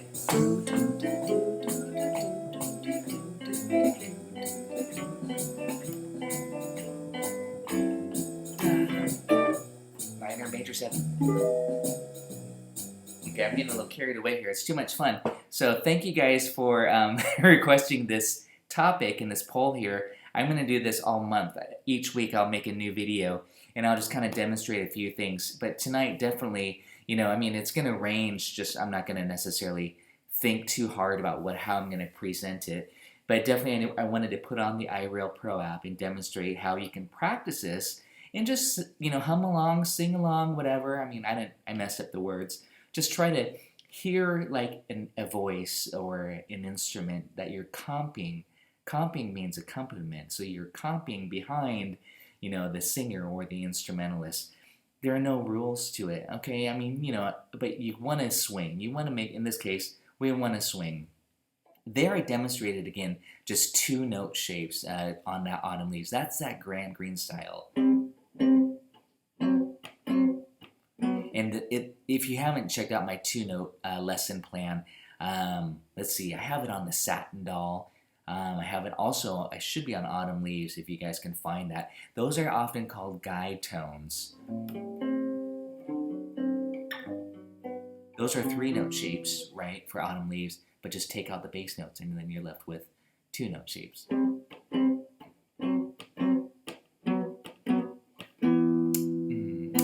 That's a Charleston rhythm. Make it swing. 2, 3, and 2, 3, and those are the anticipations. That's what I'm talking about. I started to do some other rhythms, a lot of syncopation. Then I started to add some quarter note triplets. Again, I like it really organic. I want to improvise off of the soloist. I'm not necessarily like take one pattern. It's good to be able to take those 2 rhythms, a Charleston rhythm or just the anticipation, and take it through the whole song. Of course, you got to know your chords and know your progression too. So, and then just like even the quarter note, just doing that, the Freddie Green style or the early swing style, kind of like Le Pomp for Gypsy Jazz, that's a good place to start with. But today what I'm demonstrating here is, having fun with the song to where you're hardly ever repeating yourself. You're kind of improvising while comping, okay? That's it for now. Thanks for watching. We'll see you guys next time.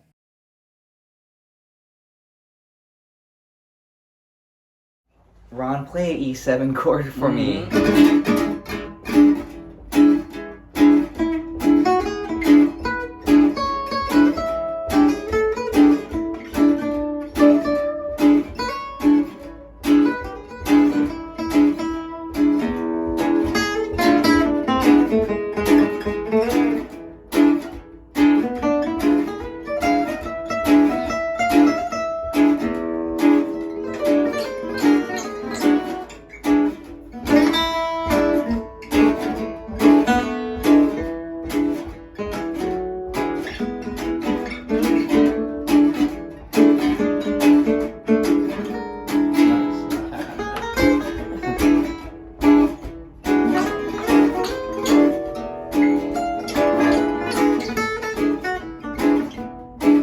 I'm just demonstrating 4 scales there on the E. Thank you, Ron, for that on that E7 chord. First of all, I was thinking 5 scales. I was thinking Sweet Georgia Brown melody. That's just a pentatonic, a major penta. Almost sounds like country rock there. It sounds like Dickie Betts, Allman Brothers, or Skinner, or any of those bands playing pentatonic, the major penta on a dominant chord. Face value, you see E7, you play E major penta. Very pretty sound. The other scale I busted into was E minor blues. And that gives it a bluesy rock and roll flavor, right? So those are given. I'm sure a lot of you have played years of rock and roll guitar, so those are the 2 given scales. So to be a little bit more creative, the next level would be modal, the Mixolydian mode. So E7 is the 5 of A major. So basically, Ron's giving me E7. I can just noodle around. Anything in the key of A major. Of course, the jazz theorists would say that's E Mixolydian.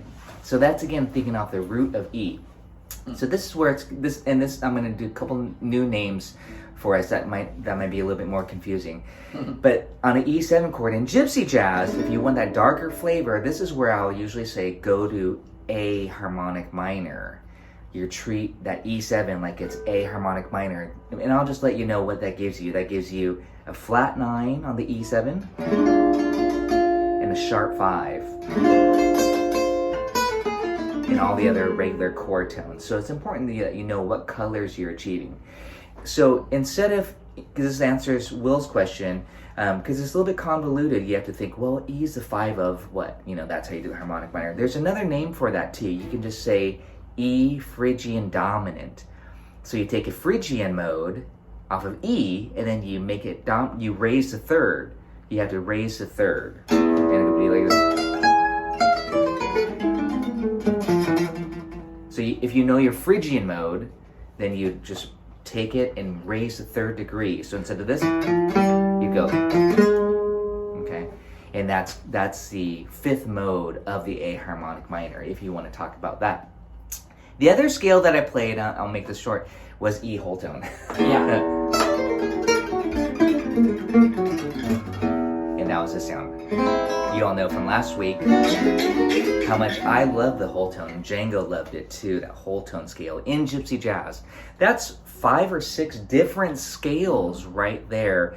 There's a few more that I would be using too, but I'm not going to go into those. They're a little bit more broken. I do have one more question about the whole tone. It's basically whole tones, but that you can sometimes resolve back into the song, back into the melody. Well, yeah, but it is just whole tones. Yeah, right? that's what I talked about last week with I Can't Give You Anything But Love, just a demonstration as we demonstrate that augmented triad, how to use it on the 5 chord or on a 2-5. Because sometimes a 5 is, sometimes, you know, you have an E7, but in front of it you'll have a B minor 7. So you can actually, again, just get rid of the 2 and just think all 5. That's what I learned from playing Gypsy Jazz, is that you just simplify the chord to a tonic and a dominant chord. You take out the 2 chord and the 4 chord. So you have to kind of study the progression a little bit. But yeah, there's only 2 whole tone scales possible. Remember that too. So you always have a 50-50 chance of getting the right one. That was on an E7 chord. And what does that give us? It gives us a flat 5. Gives us a sharp 5. The natural 9, not a flat 9, and then everything else is just part of the chord. 1, 2, 3, flat 5, sharp 5, flat 7. And it's a beautiful, beautiful color when you want that. So I guess my playing, those are my preferred scales, my go-to sounds and scales.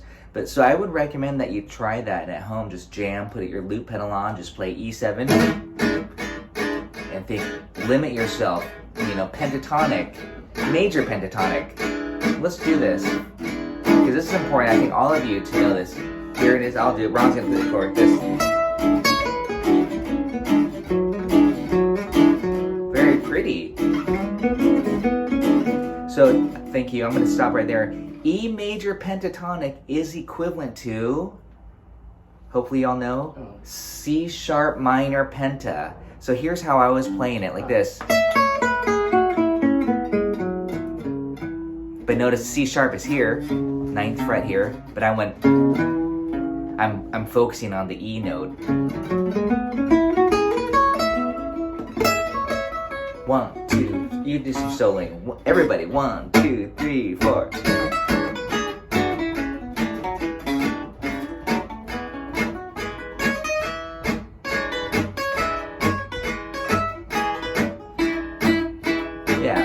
Very inside.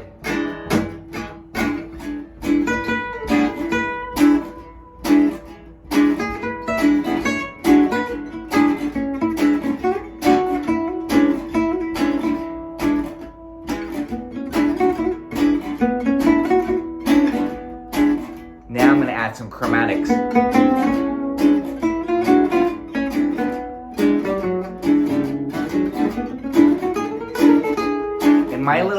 My little hack to that is just connect the notes. Right. Connect the notes with the notes in between, like this. Yeah. Like this. And this. And this. And this. Yeah. And don't be afraid to kind of, those are the notes Django would lean on and bend into the chord notes. So again, try that. 1, 2, 3, 4. Try some of those chromatic notes too. You can see it right in the shape. Yeah. It gets a little bit slippery. Nice.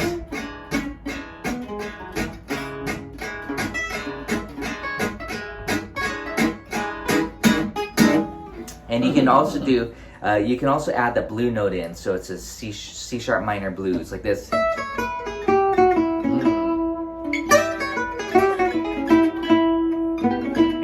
Don't forget, I always say this, and studying that, I did pass out one Django solo. I think I did already, his 12th year solo. But don't forget to do the pulsing thing. Ron, can you give me E7? Yeah. 1, 2, 3, 4.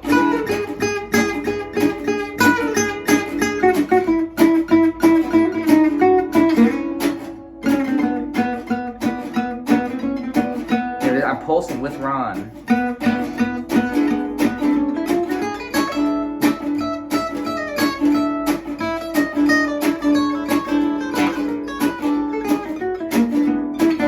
There's a flat 7. Chromatic.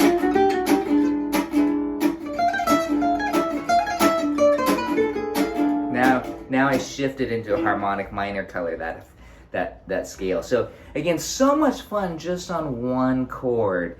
That's what I'm saying, is loop that chord or something, however you practice, Ivo Pro or your loop pedal or a jam buddy, and then try out, take turns jamming and say, okay, I'm gonna try the whole tone scale now, and do that for 10 minutes. And then you put it back into minor swing, minor swing chords, 1, 2, 3, 4. Whole tone, check this out. D minor, A minor, whole tone, and top. Harmonic minor,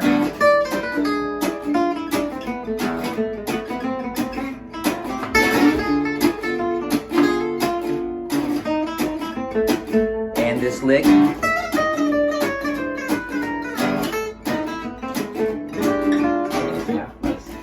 And that was a lick we did last week. This little, I called it a special effect. Sorry, I need to get your cards up. You know what I mean? It's a cool Django-y lick, so just, again, I used it on a dominant chord to create tension. Dominant chords, the 5 are usually the 5. The dominant creates tension to resolve back to 1. So get nuts there. Do some crazy stuff on your dominant chord, and then bring it on home back to your 1 chord. All right, let's continue on here. These are all great questions, and I mean, it starts off with this, right? It goes somewhere else. That's okay.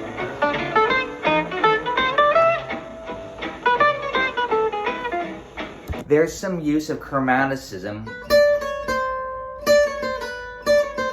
Again, just connecting the dots a little bit from this note to that note, the flat 7 to the 5th. I think he's already thinking the E7 chord early there. He's anticipating. Yeah, because he kind of continues that motif there. And actually, that was a sweet lick there. We're listening to it pretty at fast tempo, but check this out. That was just all chromatic. Ba ba da da da da da da dum. Nice, right. Enclosure of the A note there. So you have this, cool lick. But now if you just looked at the tabs, I mean, there's multiple fingerings that you're doing. I'm doing it like this because I want to be able to execute it on a gig. Then I shift.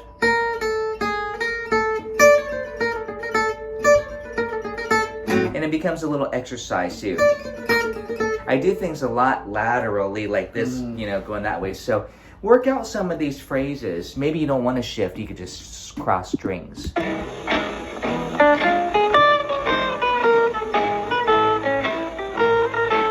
I love his phrasing here. He goes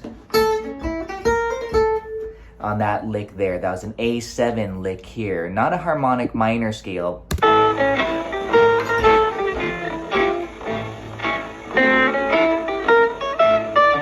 And there's is that I'm hoping I'm gonna make sure. Hold on a second. Yeah, this is interesting again that he's targeting. He's kind of like on, and there's he's not textbook by any means. This is what makes Django so unique and special. I'm thinking he's still on the A7 chord for that lick, and then he resolves it. So even though the chord is on, this is quite interesting. Even though the chord is D minor, play just a D minor, just like this. Keep the beat. Thank you. I'm gonna play A7 against it. And then I'm gonna resolve it. While Ron's just playing D minor. So thank you, Ron. By thinking the 5 chord on top of the D minor, he's superimposing an A7 lick. And then he resolves it on the second measure. This is something just to work on. You could insert a 5 chord. Just like if you saw D minor on the paper, you could do this. You can just add a 5 chord in. You could do that with your leads too. So again, this lick here is an A7 lick. You can see the diminished outline right here. This. Okay, so it's pretty cool. And then he resolves it.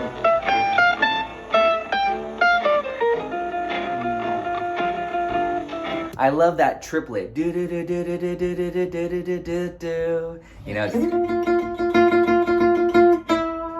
So beautiful phrase here on the F major on the 4 chord here. Let's listen to that again.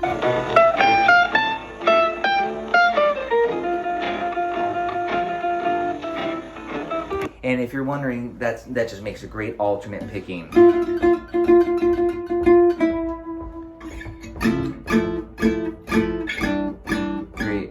Sorry, it's on F minor chord. So, you know, again, if you need to work that, practice that lick in time. It's a technique.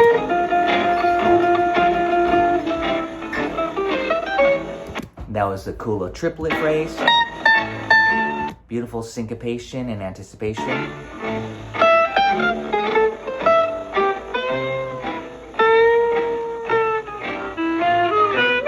And I didn't notate this 100% correctly. These are the notes he's targeting, but these are bent. They're bent to half step.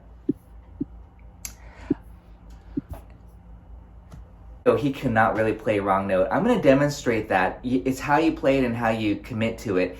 But Ron's going to play a beautiful C major chord, or C major 7. With some swing, yeah. I'm going to start with the root. That's definitely not a clam. There's no set, right? Okay, now I'm going to keep going. I'm going to play the 9. I'm going to stick. This is a great exercise, by the way. Play the scale. To get the sound in your head. I'm going to play the 3.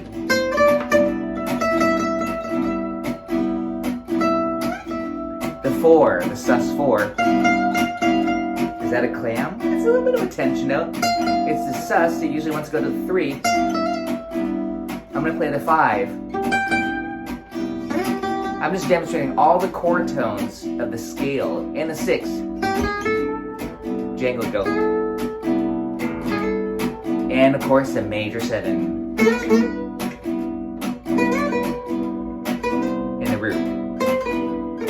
A good exercise. Keep going, Ron. Flat 9. I want to.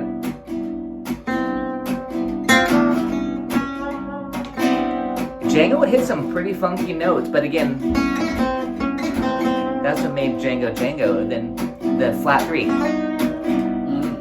Yeah, see, that's what Probably I like the flat 3. But you might just. And like there's a flat 3 against the major, see? And just like it sounds convincing, it sounds exotic. Because it creates, well, theoretically it creates a bluesy effect. But here's a flat 9.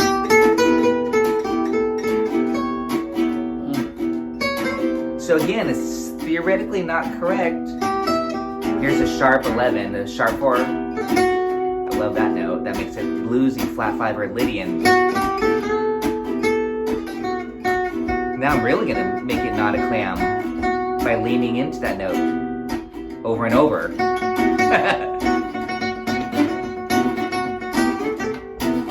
And back to that flat 9. These are, now they're no longer sounding like clams because I'm really leaning into it. Here's that flat 3.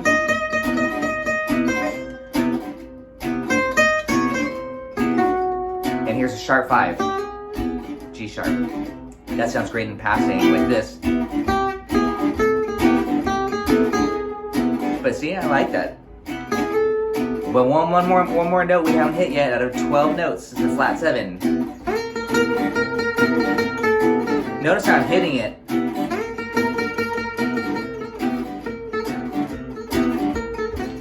There's that major 7. You're not supposed to have a flat 7. against a major 7 chord. But it sounds pretty good. It sounds kind of bluesy to me. Flat 5, flat 3. So again, I can do this. It's so much fun, so beautiful. This is a great exercise. Do this on every chord, whether it's major, dominant, or minor. Just you have 12 notes to really experiment with and get those colors. I started off with that demonstration by staying on the major scale, you know, and really just playing each one of those has its own flavor. And then it's going to be diatonic and inside sounding. And then you get the notes that are not in the scale. And that's where you can have those possibilities of creating those cool dissonances. So if you want to have a little bit of your own style and bring out some unique flavors, shoot for those notes, you know, play a lick that's inside, meaning in the key and the scale, and then land on a note and play it like you mean it. That's what I think Django really did quite a bit, and have these unique character tones that made it Django. So I've loaded up here. I know we're almost out of time here, but you know, you have these solos. I'm going to send you these links so that you can have the sound slice links with the PDFs, the tabs, because it's very, very beneficial to just go ahead and do this, you know, to listen and play. Hopefully you all know this tune, Blue Drag, great tune. Play this one. Yeah.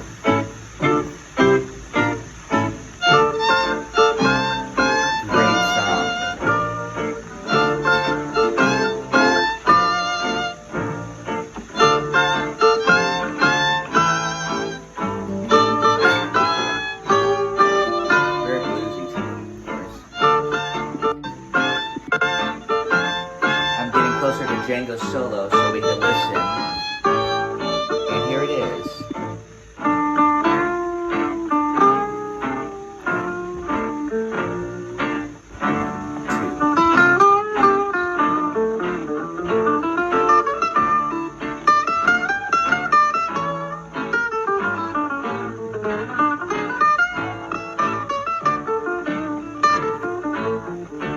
He's really outlining those chords, by the way, and you heard the arpeggio. He's really, he targeted each chord. He really brought out the flavor of the progression. And he's playing a lot on one string, which is a very lyrical flavor. That's, you can see a lot of that, at least that's how I notated it, so.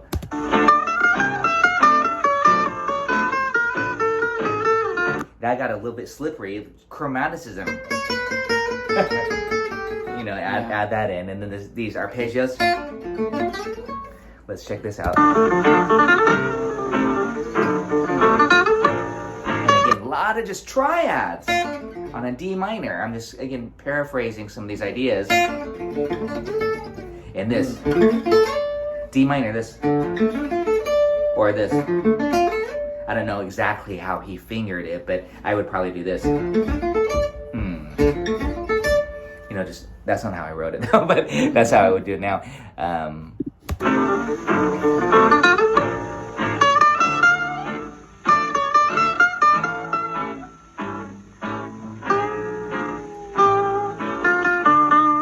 And yes, blues licks. Yeah, Django played a lot of bluesy licks. So embrace those blues licks. Yeah, this lick. 3, 4. And then he busts into this double time lick here on the B section.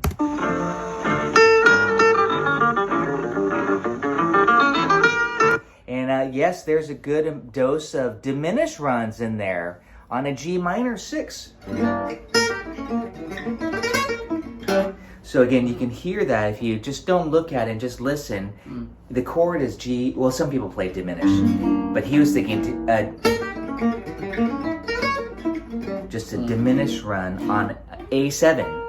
It's like the 5 of D minor, and it's going to go to D minor. And he resolves it right on the root. Can't get any stronger than that. So listen to this run here. Again, and I'm hearing some open strings. I didn't notate it with open strings. As I mentioned often, that a lot of the times I stay away from open strings, mainly so I can make all of these licks movable.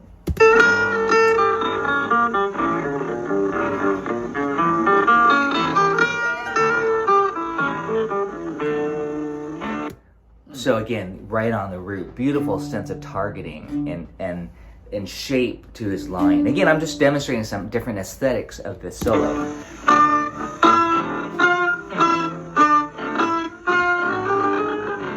And of course, octaves with that quarter note triplet rhythm, really creating that tension. And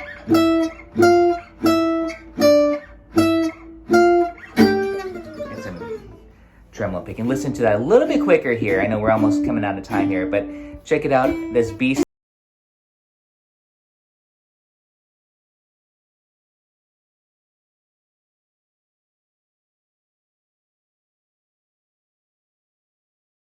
Double time. Da da da da da da da da da da da. So again, I'm just thinking rhythmically. I'm getting the vibes from Django. Maybe not that fast, but G minor 6. D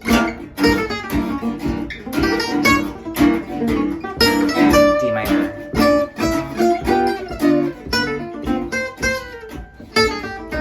Again, yeah, thank you. So I'm just getting inspired by Django's phrasing there, that intensity of that double time. Double time means basically 16th notes. 1 EN, a 2 EN, a 3 EN, a 4 EN. And I've got a lot of cool little hacks and tricks that I like to do for playing 16th notes, if some of you might have seen it, besides just diminished runs. It's a lot of these fillers that you can do chromatically. But again, I won't talk about that. But again, there's a lot. If you're like, hey, I can't play those 16th notes, just you probably can. You just don't know it. You might just have to do one string.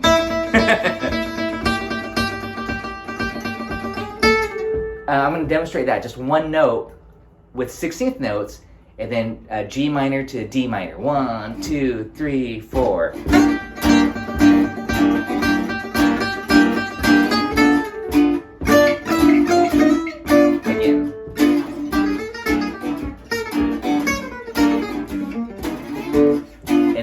To a diminished run there as 16 notes. But again, what I'm kind of demonstrating here is rhythmic phrasing. How to create, intensity. Django was very intense and with his soloing.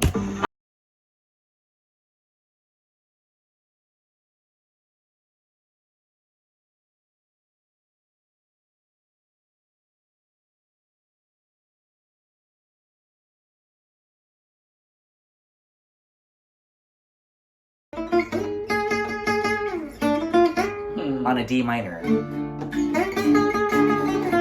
So again, I'm talking about targeting notes, target the flat 5, embrace it. Listen to that again. This note here, you guys, that's this flat 5th. Let's slow that down just a notch here. We'll end with this solo bit.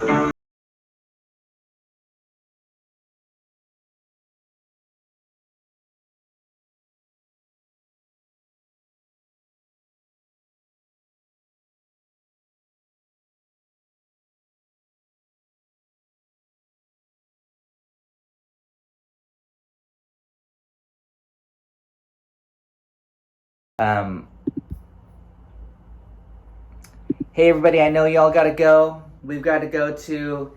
Thanks again so much for joining on this term. Thanks Ron, thanks for all of you for joining in. I'll see you soon.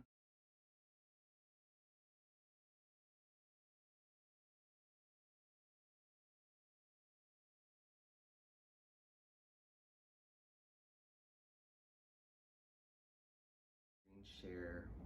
This is a A minor pentatonic. I'm just backtracking a little bit, mainly to show you how you can use these sound slice practice videos to learn your scales and practice. The idea for me to do this for you is to have a backing track, just iReal Pro, but have it synced up.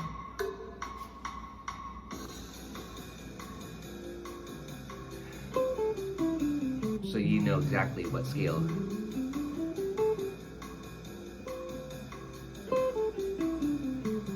Next one.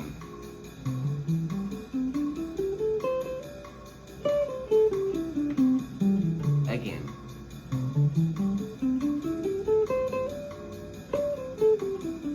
Next one.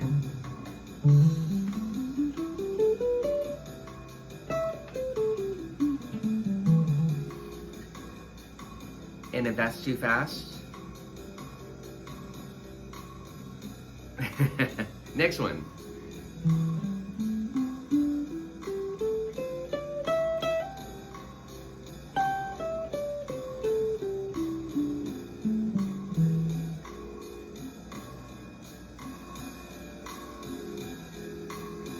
These are just meant for practicing, okay? To help you learn and memorize these positions. Next one.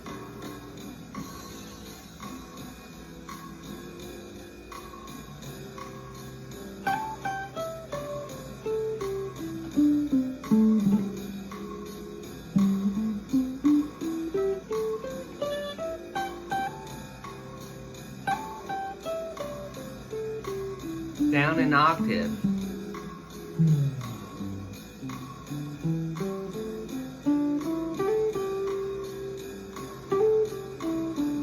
Not music yet. It's just a nuts and bolts.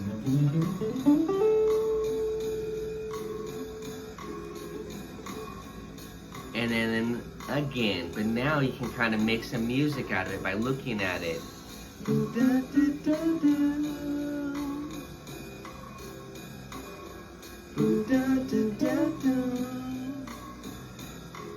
And so now I didn't have the cursor go by, just so you can kind of look at it and say, oh, okay, I know that position, etc. You know, you can move it around. But again, I do recommend this this particular one, Sunny. I've got it for Autumn Leaves in E minor. Just everything I'm demonstrating here. These are all on Patreon again. These practice progressions here. But again, there's quite a few of those that I'm demonstrating that you can actually see the scales go by in real time, and I think that's valuable for practicing, okay? But again, hopefully you also get the idea of how to simplify and create some music from it. Let's take a look at the song If I Had You. We're gonna do this triad approach. I'm gonna actually load up my study here, and I did just send this out, and it should just be called Soloing Ideas. I just taught the song yesterday on the live streams. I know some of you are tuning in to those, and I'm just kind of going over basically some general classic standards that are popular and that I love to share.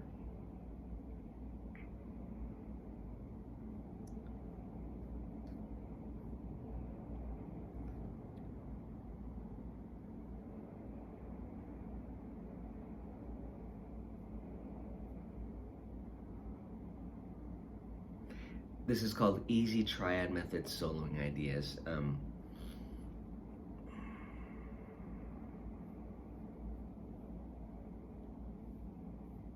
going to share screen, so don't worry about finding it. If anything, what I would recommend is that you look at the basic lead sheet, because you have to understand now that I'm going into this new topic here. This topic is learning how to simplify. So I'm going to tell you what the chords show on the chart, okay? It's not written this way because now I'm just showing you what I'm thinking for this method. And I'm showing you these routes, meaning these inversions, okay?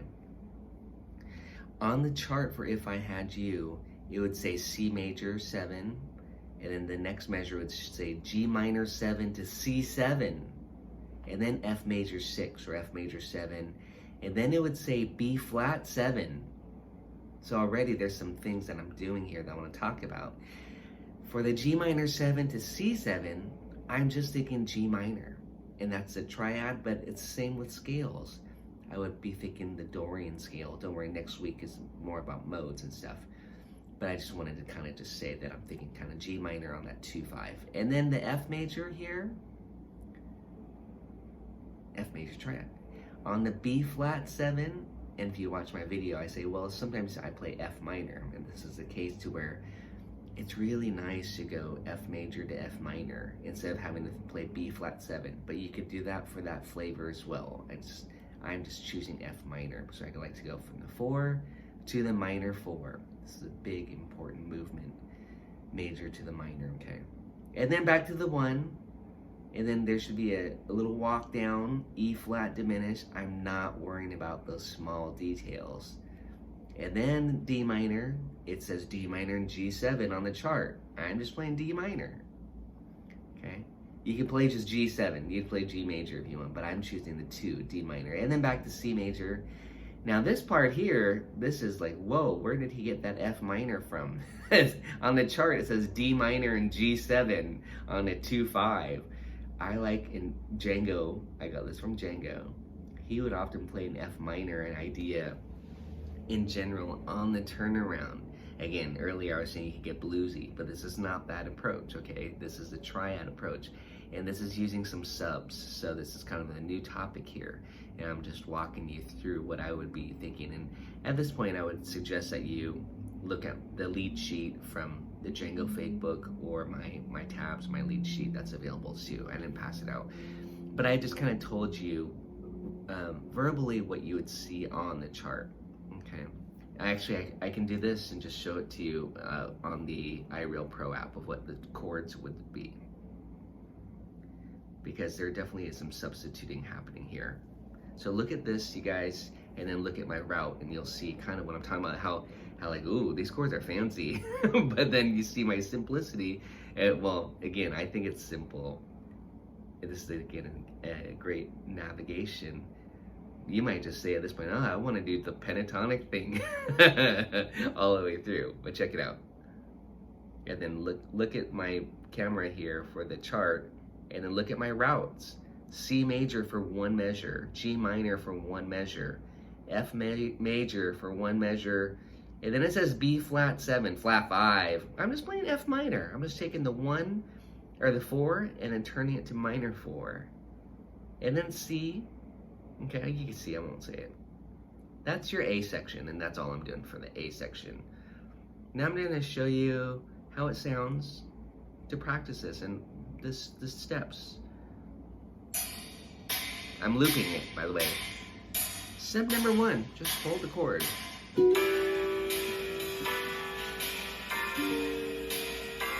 F major, F minor, C major, D minor, and C major.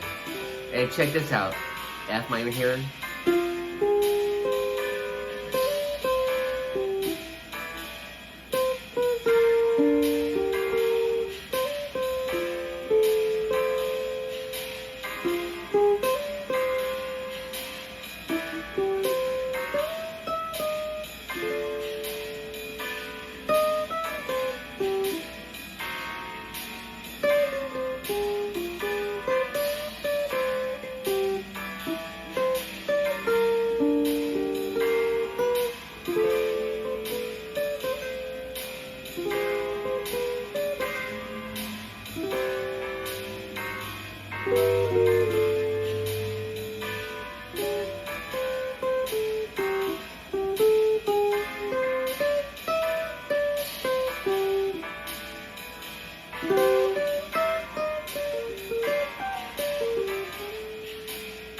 Minor,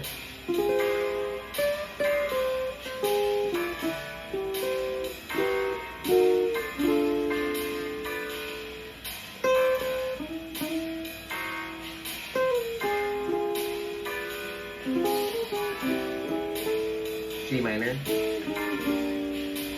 F major, F minor, C major, D minor, C, F minor.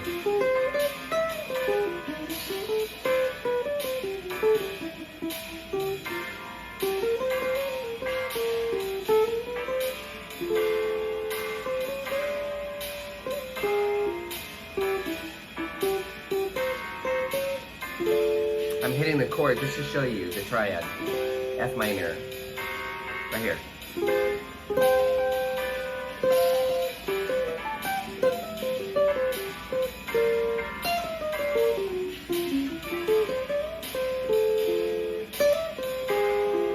F minor, C major, D minor, C, F minor.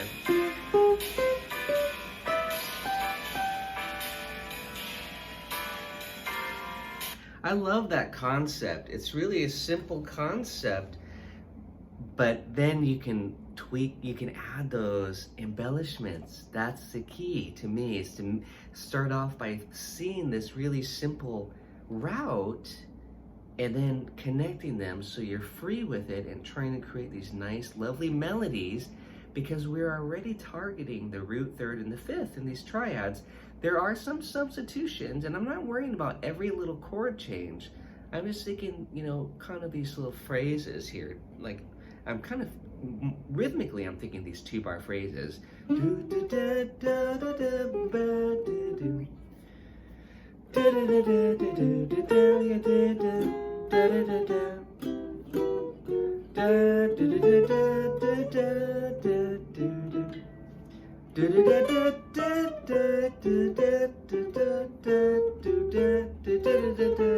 Chromatic.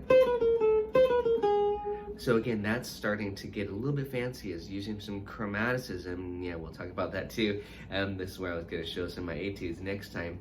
But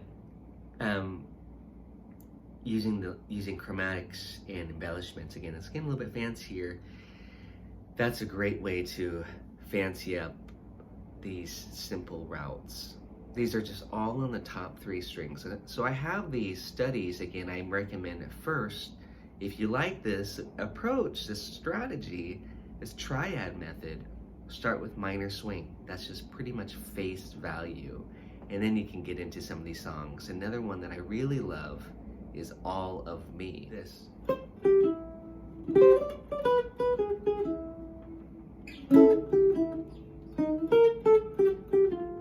Works so well for this song. I'm just holding the shapes to show you.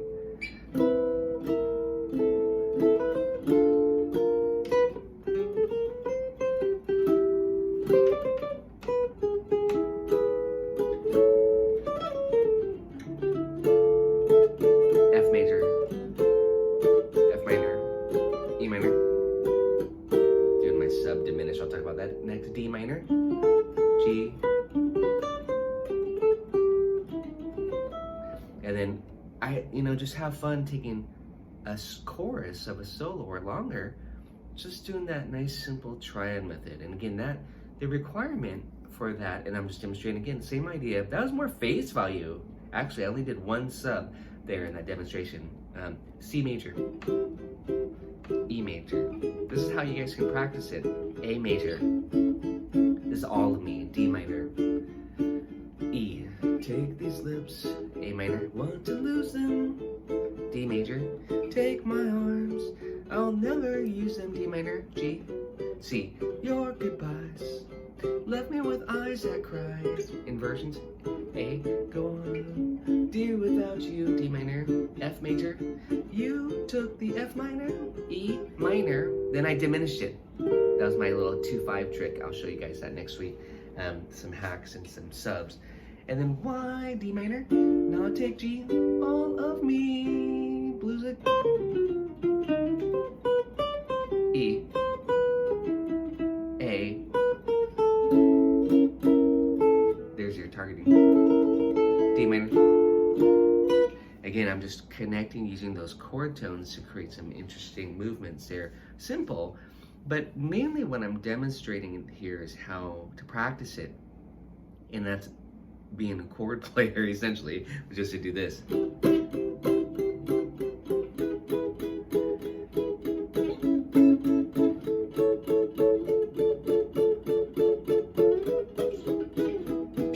minor, I'm not saying it. D, D minor. And then that's actually great for chord soloing as well. You can add some notes.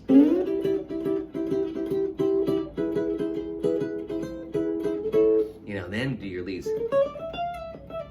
Again, you can kind of see I'm getting into the quote kind of hot swing gypsy jazz style with that particular song, but hopefully you can see the concepts, the triad method of mapping out those changes. And that's generally, besides that 1 sub I was doing, what I would call face value. You see C, you play C.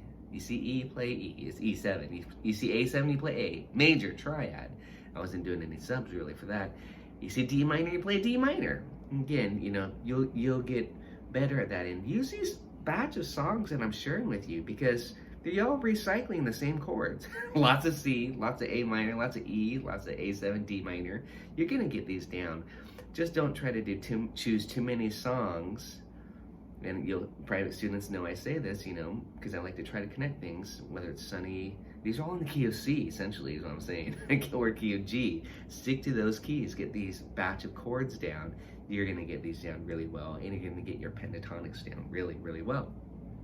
The modes is the next topic. I definitely don't feel like that's a first day workshop topic. It's a bigger study but that's what we're gonna talk about next week is the modal approach to soloing and how to mix and match modes. But trust me, if you just did this, again, this is stuff you're not gonna master in 1 week, but at least you can give it a try over some of these studies that I'm sharing with you. I have that for many songs on Patreon, again, from Minor Swing, All of Me, bigger studies as well. Fly Me to the Moon, I think I have it on, just try it. You'll see a triad soloing method. I even have it on Hotel California. I have it on Hey Joe, rock songs. I have it on Pachelbel's Canon, just for fun. I'll just demonstrate this. I love showing Pachelbel's Canon. This.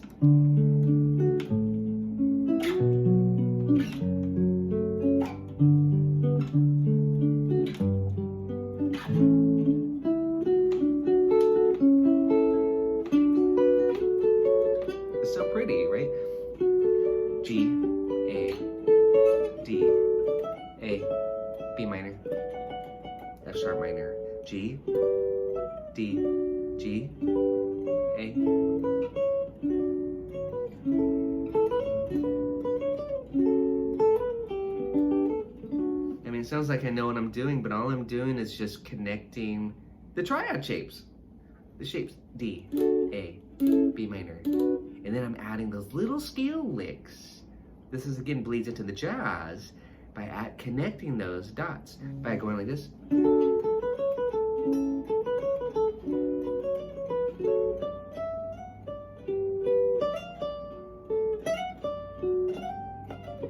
Feel it blues it up there.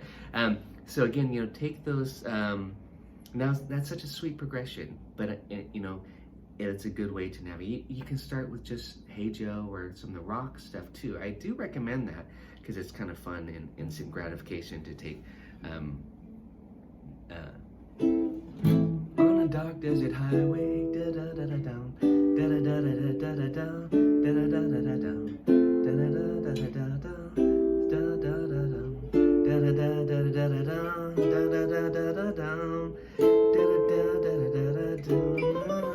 And you can, they're in the key of B minor originally, mine's in A minor, but then you can again map out that whole progression. That was the A section in Hotel California.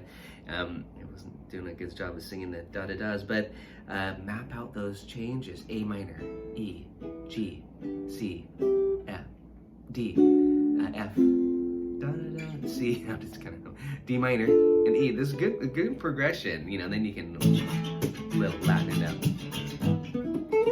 And then you can do so much stuff, fun stuff from there. But that's my triad approach for kind of a pop rock song, style. Within that, you could do it on Beatles, you could do it on Brown Eyed Girl, Blowing in the Wind. Take your favorite songs. Maybe you're like, hey, I play in a folk rock band. Well, you can do this stuff in your folk rock band and have fun. You're going.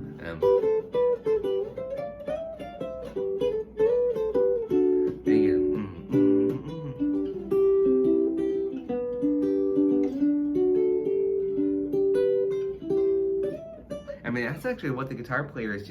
Who knows who the guitar player is on Brown Eyed Girl? When you listen to that background part, he's doing all that beautiful triad stuff. Take a listen to it. I would love to see it written out on but if you analyze it, you can say, oh, it's G, C. He's navigating those progressions.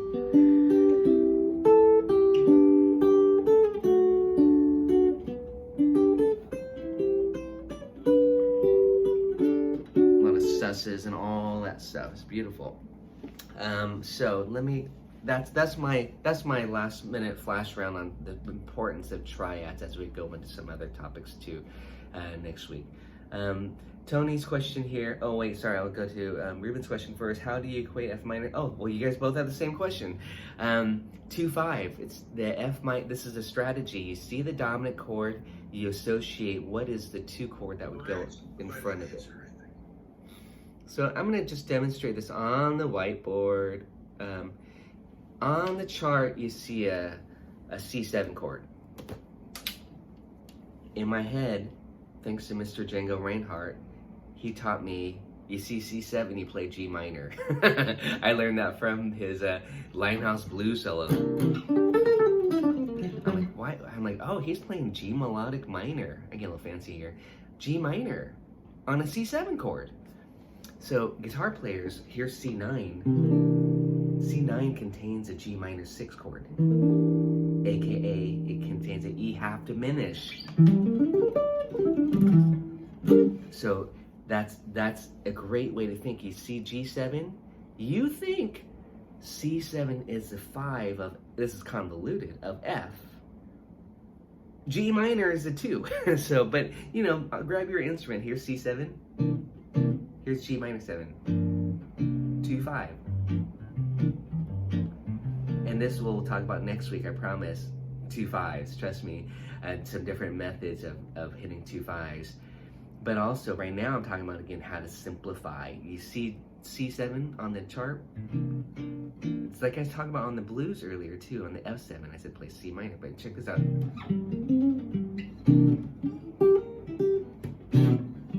I'm playing C9, but I'm playing G minor licks.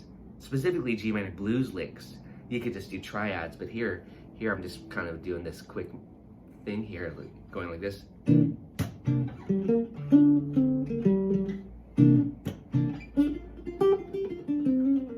I'm playing C dominant 9, but I'm in my head thinking G minor, C7, 2/5.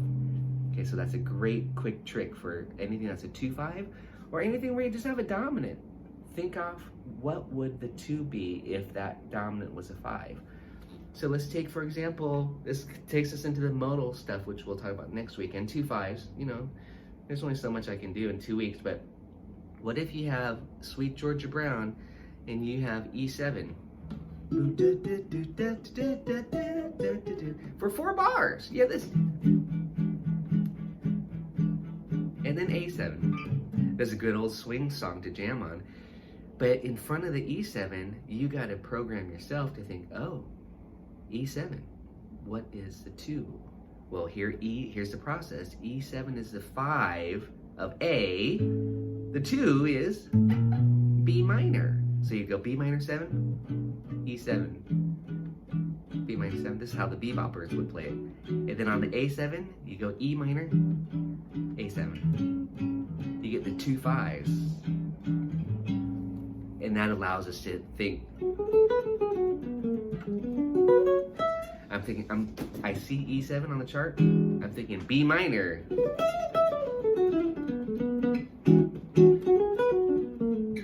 Again, Django Reinhardt did that on his Limehouse Blues solo on the C7 chord. You know, he was playing G melodic minor, G minor stuff. Wes Montgomery does that. It's like a great trick to convert to minor. So, to go back to If I Had You, when you have that B flat 7 chord, I'm just inserting an F minor in my head like it's a 2/5, okay? So, that's the thing. You see B flat 7, you play F minor. That's my reasoning behind it. Or next week you can play some of these 2/5 licks if you want to bebop it up. But again, it's not my bebop class here, but I do like to share those tools of what you can do. That is a strategy, again, to know that. And the reason I stuck with the F minor instead of B flat 7 is because we were just on F major. And then the chord goes to B flat 7, but you can just go to F minor and then B flat 7 if you want to create a 2/5. So the simplicity of it is to think F major, F minor,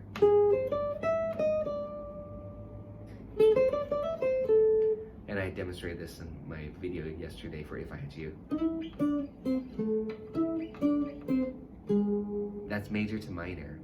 there's something about just practicing your licks by changing that one note from the third to the flat third, major to minor. That's really sweet. And that's what I really recommend. You just get used to going major, minor. And the other notes can stay the same. That's why you can do something like this. C. Really beautiful voice leading to find these little lines that are hidden within these triad shapes. So again, that's the reason behind that. We're gonna stop for today. I'm hoping you guys enjoyed today's session. There's a lot of good stuff. Next week, I kind of give you a preview. We're gonna do some arpeggiating, 7th chord arpeggios. Probably not discuss a triad method unless you're saying, hey Tracy, can we look at this song, which I'm happy to do, a particular chord progression. And then we'll also do some hacks, some 2/5s, look at some Satin Doll and Honeysuckle Rose and T for 2, little 2/5 licks. There's some little movements that you can find within the that are built into these songs, these melodies that you can just extract and use them as motifs and licks too. So that's kind of the 2/5 thing portion I want to talk about. But you're getting like today was to me covering a lot of the important concepts. This is again just to jump in and be able to play a lot of these jazz standards, and definitely anything that's rock or folk or pop. You know, these concepts definitely apply the blues and the pentatonics. But you know, we'll probably hit some of those other songs, the other style of progression, a little bit more complicated. All right, hey, I'll see you all next week. Have a great week. Feel free to leave.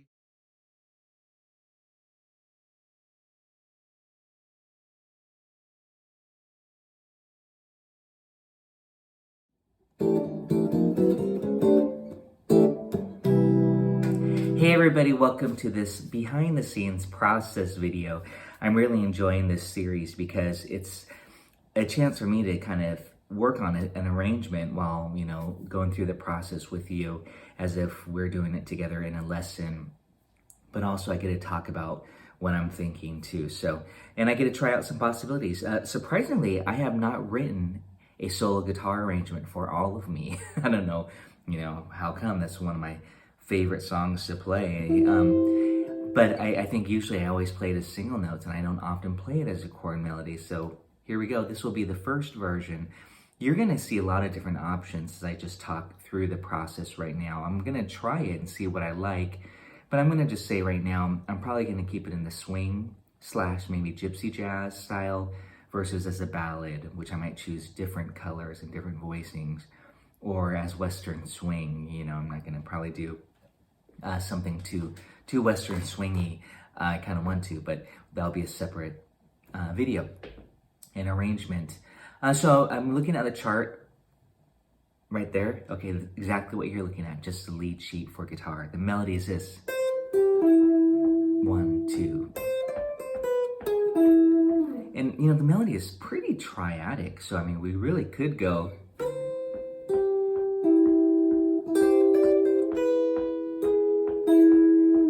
There's nothing wrong with that, okay? But I'm going to do something a little bit different and harmonize each melody note with a different shape for the purpose of just kind of giving it a little bit different flavor instead of just holding one chord. But again, there's nothing wrong doing just that. So here we go. We have the root, and this is what I'm thinking. The root on top, the 5th on top, and the 3rd.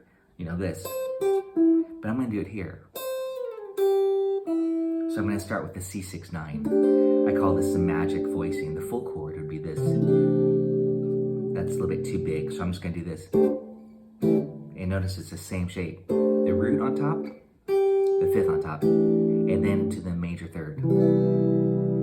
Well, I like that. That's kind of, you know, a little folky, twangy, but maybe I'll do this. Okay, that voicing, the grip shape. We have a couple options. I don't know. I'm going to try it out. That lays pretty well under my hands. I might just stick to that for now. Let's try the other way. Okay, that works well too. It's too many options already. We'll stick with one of those on the final product, but try it out yourself. Of course, that's what it's about. That's 1, 2, 1. I'm gonna do this. This is a great trick, almost like a modal vibe if you've been checking out my modal guitar series of comping. That's a C6-9 and then kind of just moving up to, I guess you would call it a D6-9. But if you're thinking it off of C, it's really cool because now you get the major 7, you get the 7, you got the 3, the 9, and the 6. I said that backwards, 6 and the 9. But the cool note of this shape is that addition of the major 7. I typically do this for a C6-9, but this is a C major 7 with a 6-9. And that would sound like this. Same shape. That's really the ease of it there. So far we have this. I'm auditioning it now. I'm not doing this on the iPad like I often do. I'm actually just demonstrating this with you here.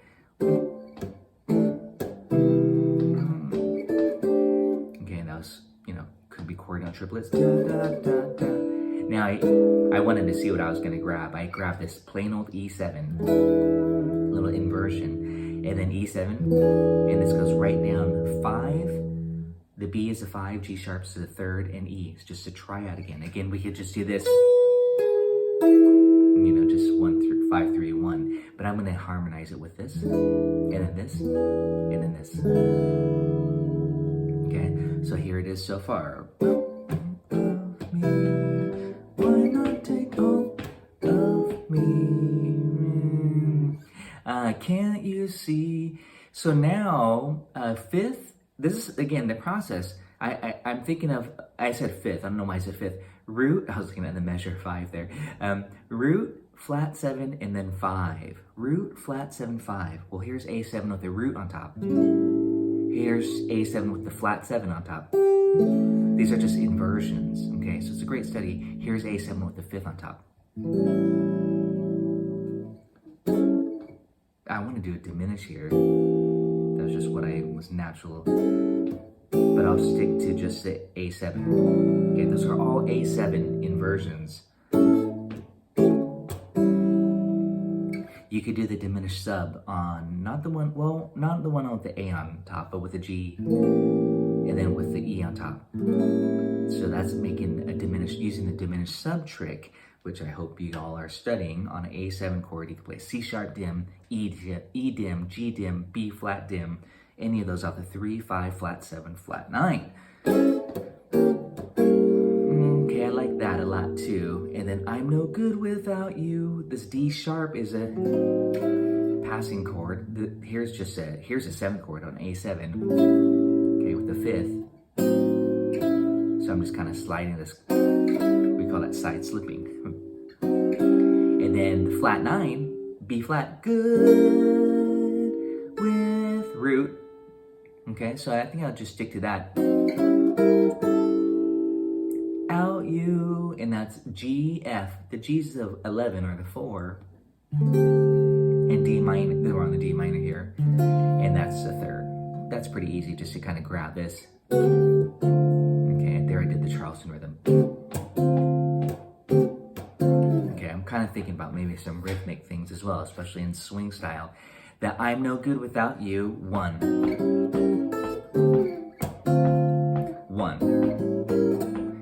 1 dot. I want to make that as a chord note triplet, so it's like 1 dot dot dot dot. And then so I'm actually starting the chord note triplet early. This is different from the sheet music here, even though you see chord note triplets. It's written like this: 1. I'm no good without you.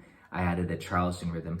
Again, what the rhythm will be interpreted pretty loosely by you and me even. 1. Here it is slow, as written with the rhythm. 1. See, that's kind of square. Put it right on beat 3. Out, you. It sounds better to go out, you. That's again the Charleston rhythm. 1, and. To put things on the and, change early on the and. Again, that's what jazz is all about. A lot of anticipations. I'm just gonna keep going though. Again, this is not gonna be a full-blown tutorial on performance. But the E7, take my lips. Okay, I want you to think about that. We've got the root, the major 7, and the flat 7. Okay, and I know the melody's written here on the tabs, but I'm going to play here. So again, just a general chord melody rule, put the melody on the second string or the first string when possible. That way you have enough chord to support it. So here's E7 with the root on top. And then here's, I could grab it here. That's kind of bluesy. You don't even have to move your shape at all. Okay, do you see that? I did a chromatic. If I did it like this. I'm gonna try it like this. That's just a cowboy E7, but let's try it. That works, okay? Or this. And notice I'm kind of just adding some common swing rhythms. Let's go on, I'll figure that out and hopefully give these options a try. Now we have a triad. Actually, that's a dominant 7 arpeggio. Right, did you hear that? So, 3, 5, flat 7, diminished. I kind of want to just, I think I'm going to use a diminish here. To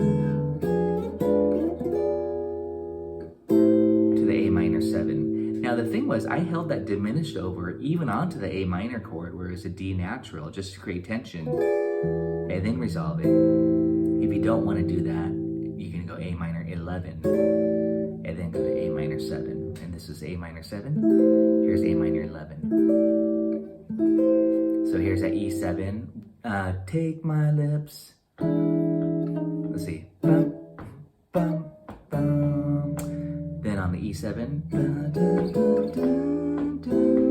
See, I like that diminished. Even though, again, the band would already be on A minor 7. And don't forget, you can always do that. You can, even if the band is just playing A minor 7, you can go back and forth between the 1, the 5, 1, 5, 1, 5, 1. Hopefully you know that trick. If not, I wrote it actually on, I think, Anniversary Song and Minor Swing chord melody stuff. So check that out.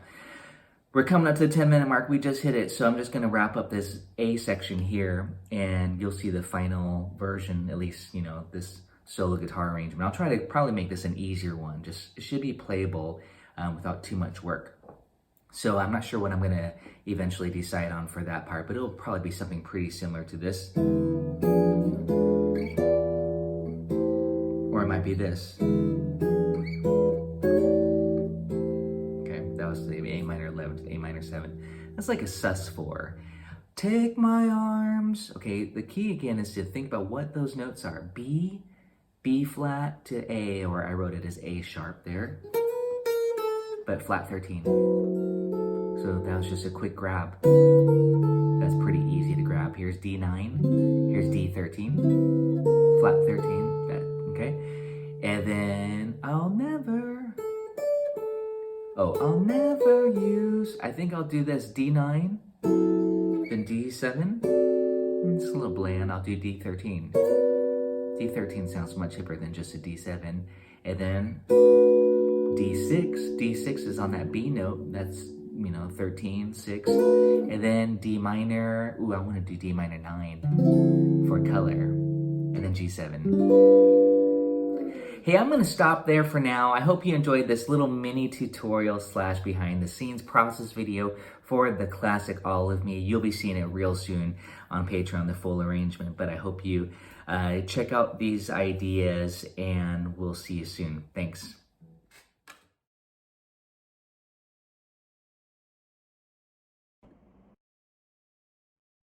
Hey folks, welcome to this behind the scenes bonus process video. I'm getting big. This is at the platinum tier, but I'm actually going to make this particular video at all tier levels, because at the beginning of each month I often like to share various videos or materials that are posted at different tier levels for all tiers, just so everybody can get an idea of what I offer on Patreon. This is a behind the scenes bonus process video where I'm actually working on an etude, a little bit of a lesson, of course, going on, but right now I'm actually working on All of Me, the etude, as per request here, and this is a Gonzalo Bergara etude. So I many years ago I did buy Gonzalo's How I Learned Gypsy Jazz series, He's got a bunch of great etudes on here, so I thought I'd kind of create lessons, sharing them on my Patreon page, talking about some of his concepts for gypsy jazz and swing. You know, it's great, some beautiful ideas. And as he mentions at the beginning of the book, it's easier just to kind of write out a bunch of eighth notes versus working on rhythmic and timing phrases, which I want to say also, I think so as a teacher too. But it's important that you learn rhythmic phrasing. So even though this is just a stream of nonstop eighth notes, when you're soloing, you want to add rest and breath, let it breathe. So again, this is a kind of a special lesson where I'm going to just kind of talk about his. For this one, I'll just go through the first 16 bars, the first half of the etude. But maybe we should listen to it too. I do want to say that, I know many of you are new on Patreon. All of my sound slice practice videos, because this is the sound slice format, all of them are available at the silver tier. I say, when people ask me what tier should I join at, I usually say definitely the silver tier is a good place to start because you get to practice with the sound slice practice videos. And I put pretty much everything into sound slice practice mode. Otherwise, at the bronze tier, I have to keep track of them. You get, most of the PDFs except for the solo guitar arrangements and some of the fancier stuff. In the coffee tier, you get kind of just a bag of goodies each month, and being in my community, which in these Patreon only videos too, which I share too. So I just appreciate you all being here on Patreon. So again, this is a process behind the scenes, me working on Sound Slice right now, and I'm going to kind of just discuss a little bit of what he's thinking in these. He actually gives a pretty nice annotation here about what he's thinking. So I'll be referring to what he's thinking and then my interpretation of what he's thinking. Again, this is for the classic swing song, if not one of the most important swing songs to know for your repertoire, All of Me. And again, on Patreon, you can just go to my collections, and I have a lot of collections now. That's my way to organize my posts, and tier dependent, you'll have access to those. I do have a starter kit for All of Me, which I just posted a bunch of my tabs and PDFs on there, enough to last you and get you through and master this song for sure. But then there's a lot of bonus videos and all that stuff at the tiered levels, like the sound slice practice videos. So let's get started here. Instead of me just talking, I already went through and did all the inputting into sound slice. I've got my nylon string here. Oh, I wanted to just address one thing that my student Bob, Patreon member Bob, welcome. He asked me about the white pick, and I said it's a Wegen, W-E-G-N, Trimus. I actually sent him a link for it. I just loaded it. Let me just talk about this for a second. I don't often talk shop so much unless I get asked. But here's the Wegen Trimus pick, and it's the Trimus 250, and it's in white. That comes in white or black. But let me just show you, in case you're interested. Wegen, and that's a photo of the black one there. I think you can buy them from Django Books, Michael Horowitz's shop. So, Wegen, just Google it, Wegen Trimus 250. That's what I like, and that's this pick here. It's not too thick. They make them really fat and thick, which is good for rhythm guitar, but I think it's too thick for lead. Cheers, by the way. I hope you've been tuning into my live stream on YouTube. Now, of course, that was my special month of September. But most of these will now be on Patreon, except I'm definitely going to be doing more live streams just over some general things. Oh, that's my cat. Some over songs and my favorite songs and stuff like that. Pretty general stuff. Okay, let's get to work. Thanks again for tuning in to this video. This will be an all tiers video, so I hope people take advantage of this. Would normally be at the platinum tier. So this first phrase, and again, I hope you know All of Me. If not, definitely go to my starter kit and grab all of those PDFs and tabs or whatever. Or, if you're at the higher tier levels, and watch my bonus videos on All of Me and my sound slice practice videos. Solo arrangement, ton of etudes in the gypsy jazz style, but I really like this one that Gonzalo has here. And it starts off with a C major 7 arpeggio. I'm just kind of visually looking at what he's thinking here. Then he has a little chromatic passing. He goes into starting on the 7th, which is very, very common. So it's pretty stock to do this. So if you're not used to the C major 7, here's a C major 7 chord. Start on the 7th degree and go 7-8 or 7-1 for that matter. Oh, Daisy's creeping up. Hold on a second. Oh, there she goes. She's jumped up to the ceiling. Beautiful. And stuff like this, you know, practice it.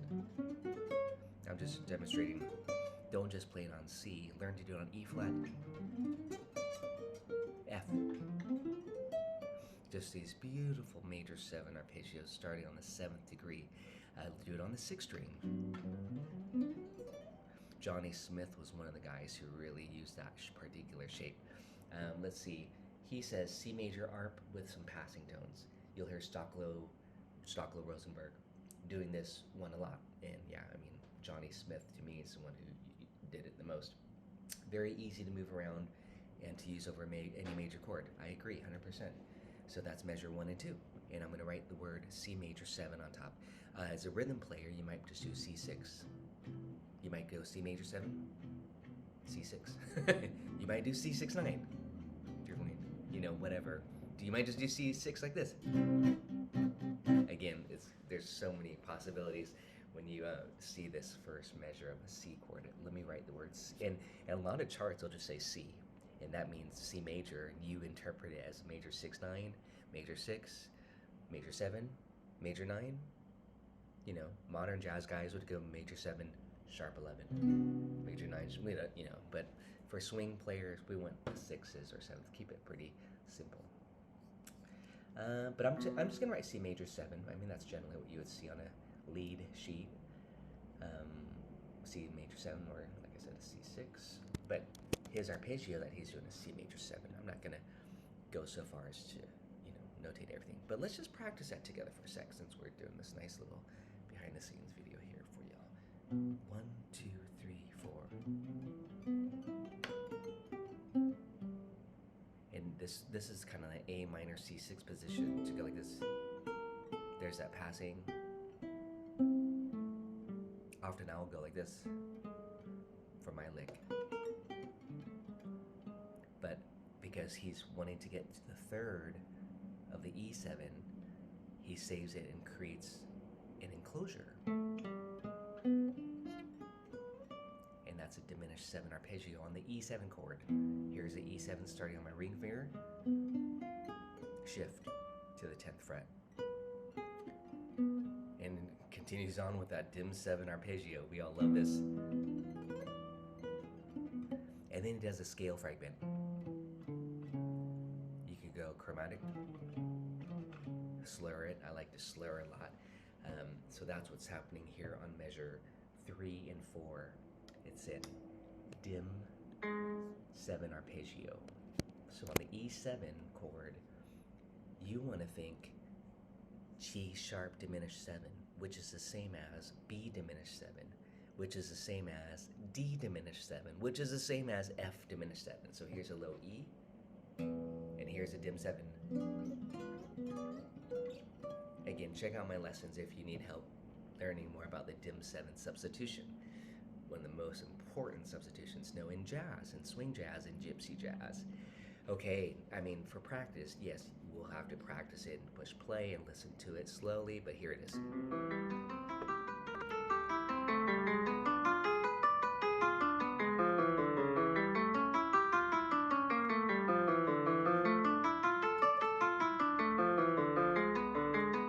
Let's just listen.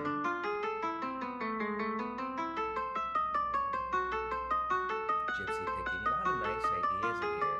Beautiful.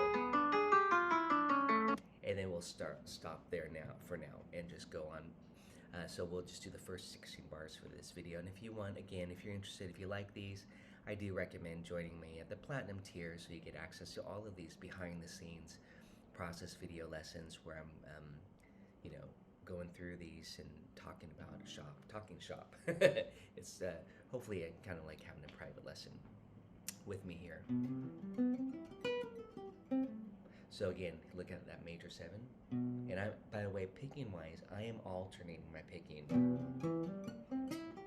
So I'm going down, up, down, up, down, up, down, up, down.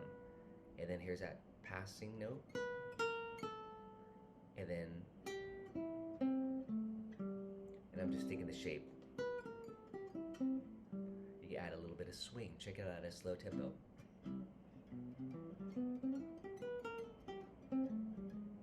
And notice that E7, the 3rd.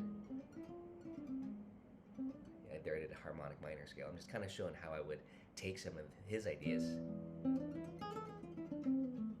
You know, he's going that arpeggio there, but I might do whole tone. Just using some of these ideas as a springboard for my own improv. Nice and slow.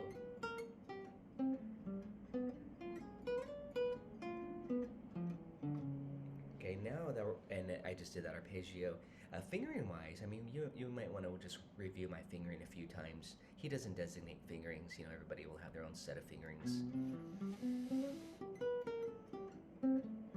So I ended up with my middle finger here. Usually I would try to get my ring finger there, but middle, shift, and then now I'm thinking holding this chord shape like this.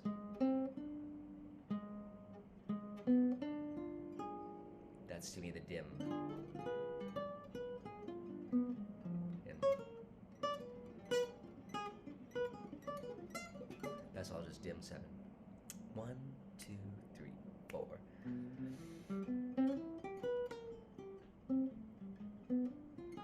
Shift. That's tricky. You might just practice that over and over. And again, the great thing about Sound Slice, if you're still new to it, is you could just select this and just loop it, you know, over and over, nice and slow down the tempo so we can practice it. And in that case here, I'm in my edit mode, and this video is still private. I'll be sharing it later today after I finish it up. So let's see. I'll show you. This is a view mode that you would get if you're on Patreon. For my Sound Slice, you'll be practicing like this, and you say, oh, hey, I really like this first 2 bars. I just want to loop it. So you just select it like this, and then push play, and it should just loop. Oh, turn on the metronome so you're in time. Don't do the count-in, because then you have to wait 4 clicks every time. Actually, that's not a bad thing. You just have to count 1, 2, 3, 4. Let's check it out.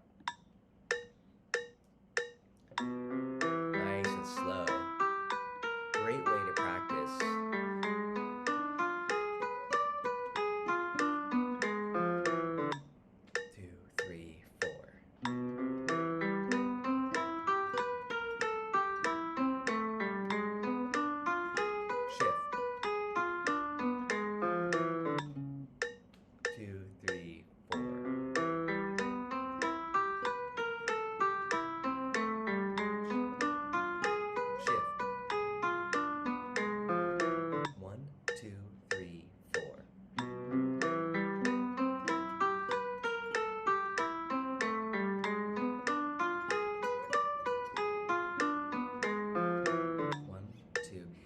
That it does a little funny click there, but you just have to be ready for that.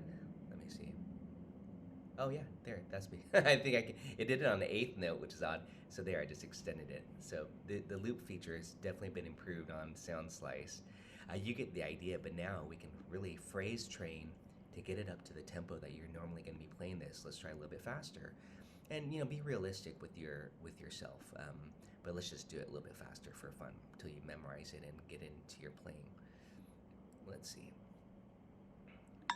2, 3, 4. 1, 2, 3, 4.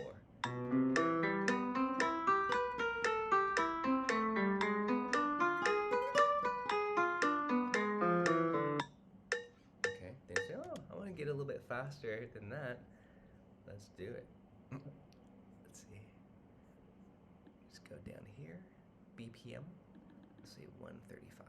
And just keep pushing yourself to where You don't have to read it anymore. You can just do it.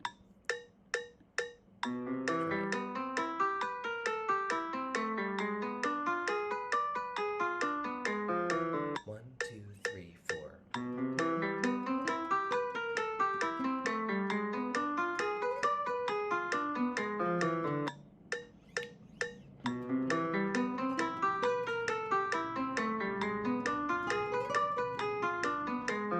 I'm gonna harmonize that diminished lick.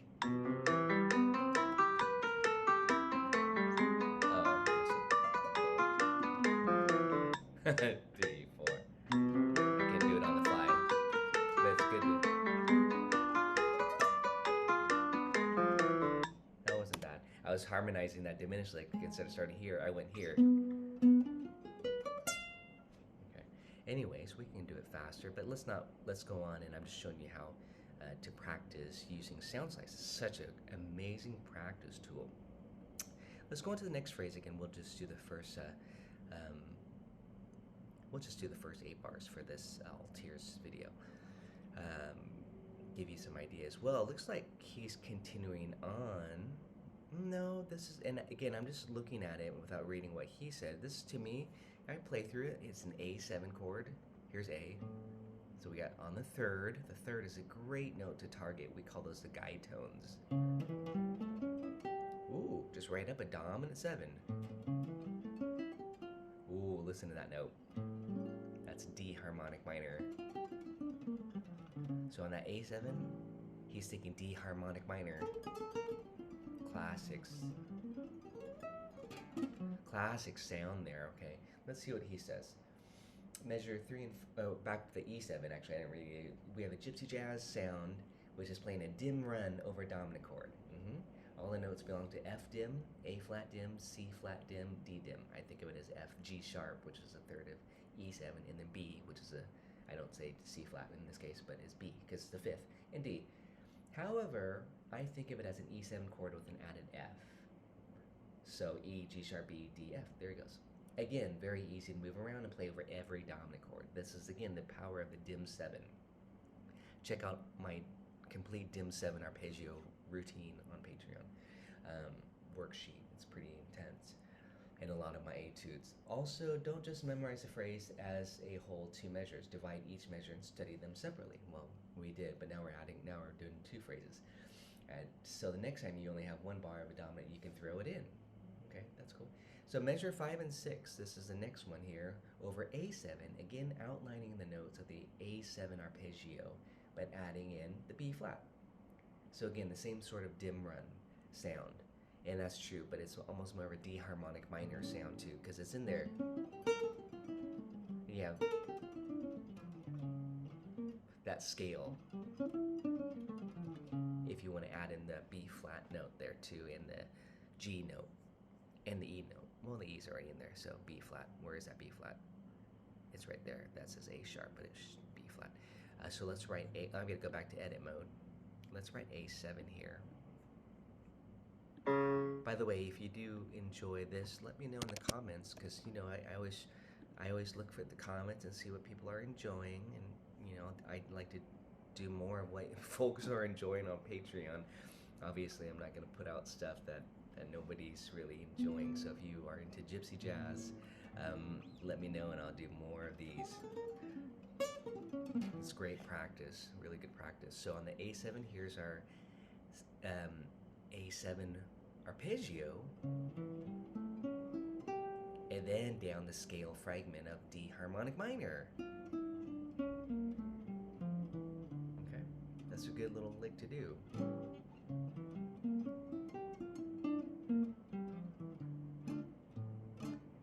Ready?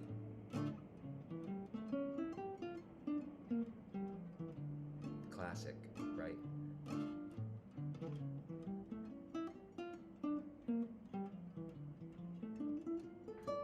And this is another classic lick here. D, I can already tell you what he's thinking here. D minor, add 2, or 9, add 9. But because it's a scale fragment, 1, 2, flat 3, 5. But the trick of it to me is the fingering of it. Instead of just doing this, because we're going to go up to the next octave, you want to do the diagonal like this. Well, that's not necessarily what he's doing. Sorry, I'm loud tune.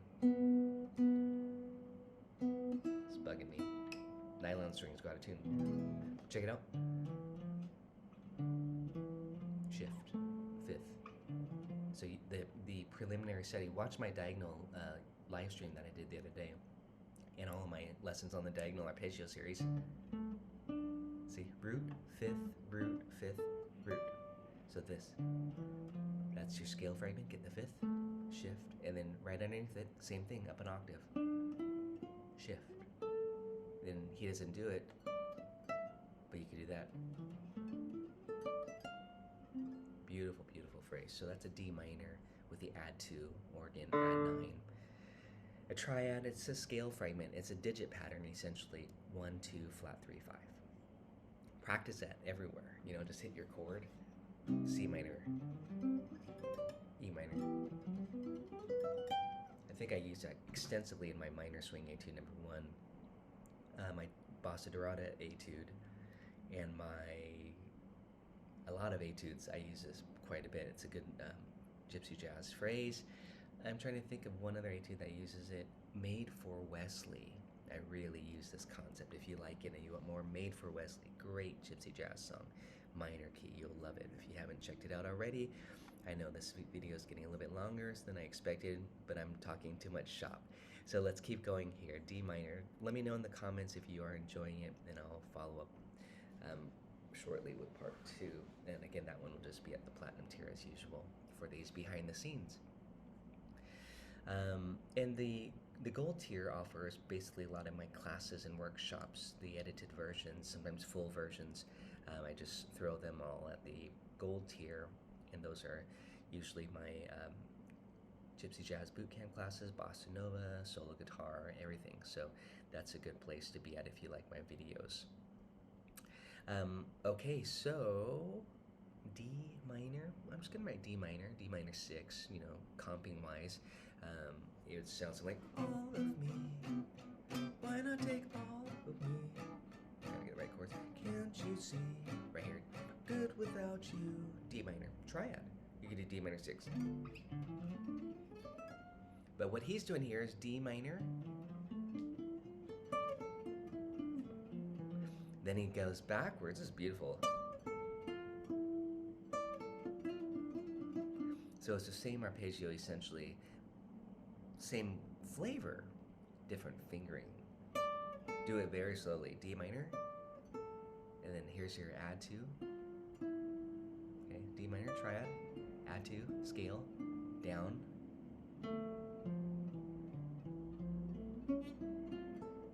So it's a different fingering than this. And I'm going to read what he says about that in a second. But that's tricky, and that's important to do it in a couple different ways. So let's write D minor.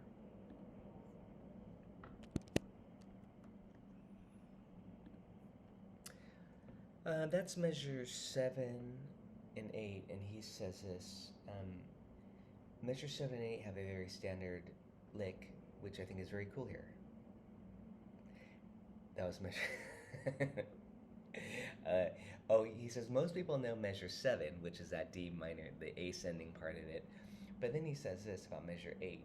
Most people know measure 7 but are not familiar with 8. This is a really cool and easy way to come back down.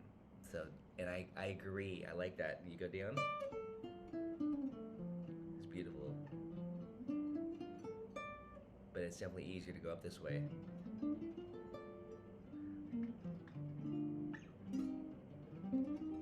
And I do like to do some sweep picking here, and he doesn't talk about technique, but... So if you want to watch my picking here, down, this is the measure 7 here, the ascending, sweep, sweep. So you get 3 consecutive strokes, down strokes. And you probably just want to use your pinky. I was planning on going up to the next...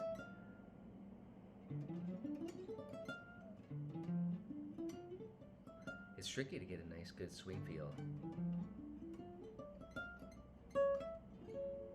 Okay, when at a slower tempo, I mean, it becomes a little lick, you know, when you practice the picking portion of it. Well, I think that's all I'm going to do for this. We've got some cool open string happening here, but I'll continue on with this at the platinum tier, but I just wanted to get this out there as I'm working on this etude by request.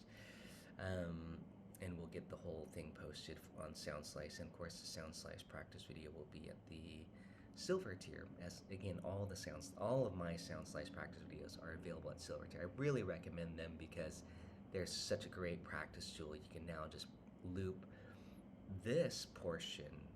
Well, I have to go back to this mode that you'll be in. I was in my edit mode, the creator mode. And then just do this. Let's slow it back down so we can practice just those 8 bars that we just practiced and talked about. We really analyzed what he's thinking here, and he helped us too with some of the verbiage.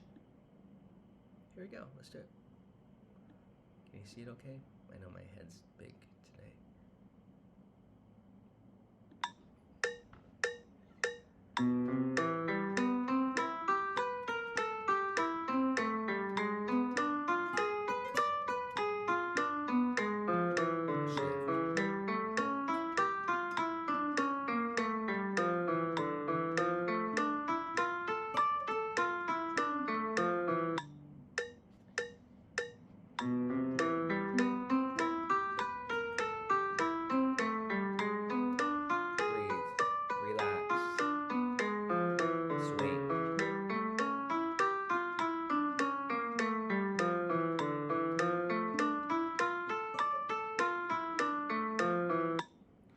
It's funny, at a slower tempo, I instead of doing the sweep, I was kind of more picking it. I was alternating my picking, which that's just something I do quite a bit. But at a fast tempo, I would just sweep that lick. Well, hey, I hope you enjoyed this behind the scenes bonus process video. We'll see you all the next time around. Cheers.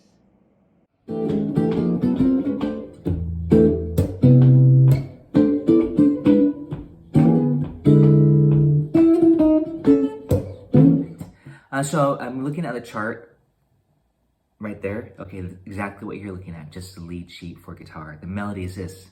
1, 2. And you know, the melody is pretty triadic, so I mean, we really could go.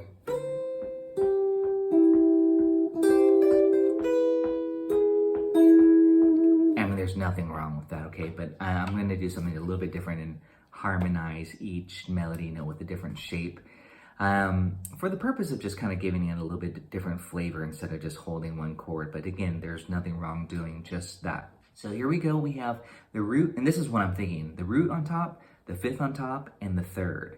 You know, this. But I'm going to do it here. So I'm going to start with the C6-9. I call this the magic voicing. The full chord would be this. That's a little bit too big, so I'm just going to do this. And notice it's the same shape. The root on top, the 5th on top, and then to the major 3rd.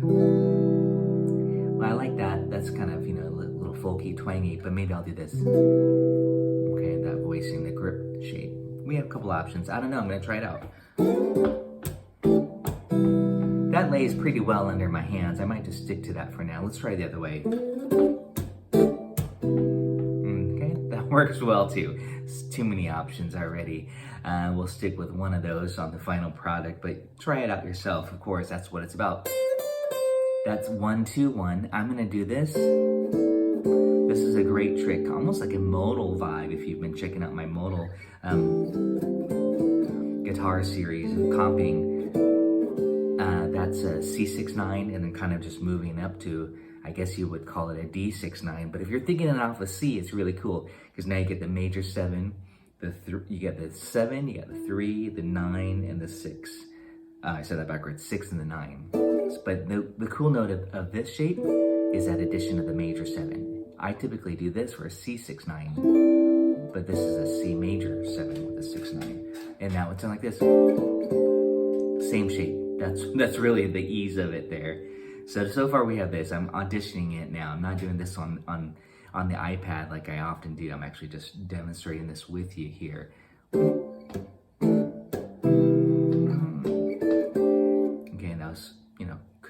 triplets. Da, da, da, da. Now I wanted to see what I was gonna grab. I grabbed this plain old E7, little inversion, and then E7, and this goes right down 5. The B is a 5, G sharp's to the 3rd, and E is just a triad again. Again, we could just do this, you know, just 1 through 5, 3, 1. But I'm gonna harmonize it with this, and then this, and then this. Okay, so here it is so far. Why not take all of me? Can't you see? So now, 5th. This is, again, the process. I'm thinking of, I said 5th. I don't know why I said 5th. Root, I was looking at the measure 5 there. Root, flat 7, and then 5. Root, flat 7, 5. Well, here's A7 with the root on top. Here's A7 with the flat 7 on top. These are just inversions, okay? So it's a great study. Here's A7 with the 5th on top. I want to do a diminish here. That's just what I was natural. But I'll stick to just the A7. Okay, those are all A7 inversions. You could do the diminished sub on, not the one with the A on top, but with the G, and then with the E on top. So that's making a diminished, using the diminished sub trick, which I hope you all are studying. On an A7 chord, you can play C sharp dim, E dim, G dim, B flat dim, any of those out the 3, 5, flat 7, flat 9. Okay, I like that a lot too. And then I'm no good without you. This D sharp is a passing chord. Here's a 7th chord on A7. Okay, with the 5th. So I'm just kind of sliding this. We call that side slipping. And then the flat 9, B flat, good with root. Okay, so I think I'll just stick to that. Out you, and that's G, F. The G's of 11 are the 4. And D minor, we're on the D minor here. And that's the 3rd. That's pretty easy just to kind of grab this. Okay, there I did the Charleston rhythm. Okay, I'm kind of thinking about maybe some rhythmic things as well, especially in swing style. That I'm no good without you, 1.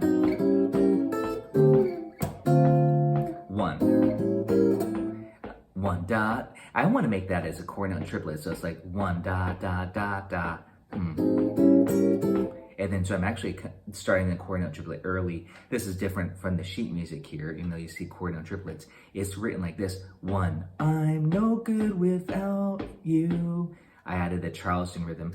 Again, you know what, the rhythm will be interpreted pretty loosely by you and me even. 1. Here it is slow, as written with the rhythm. 1.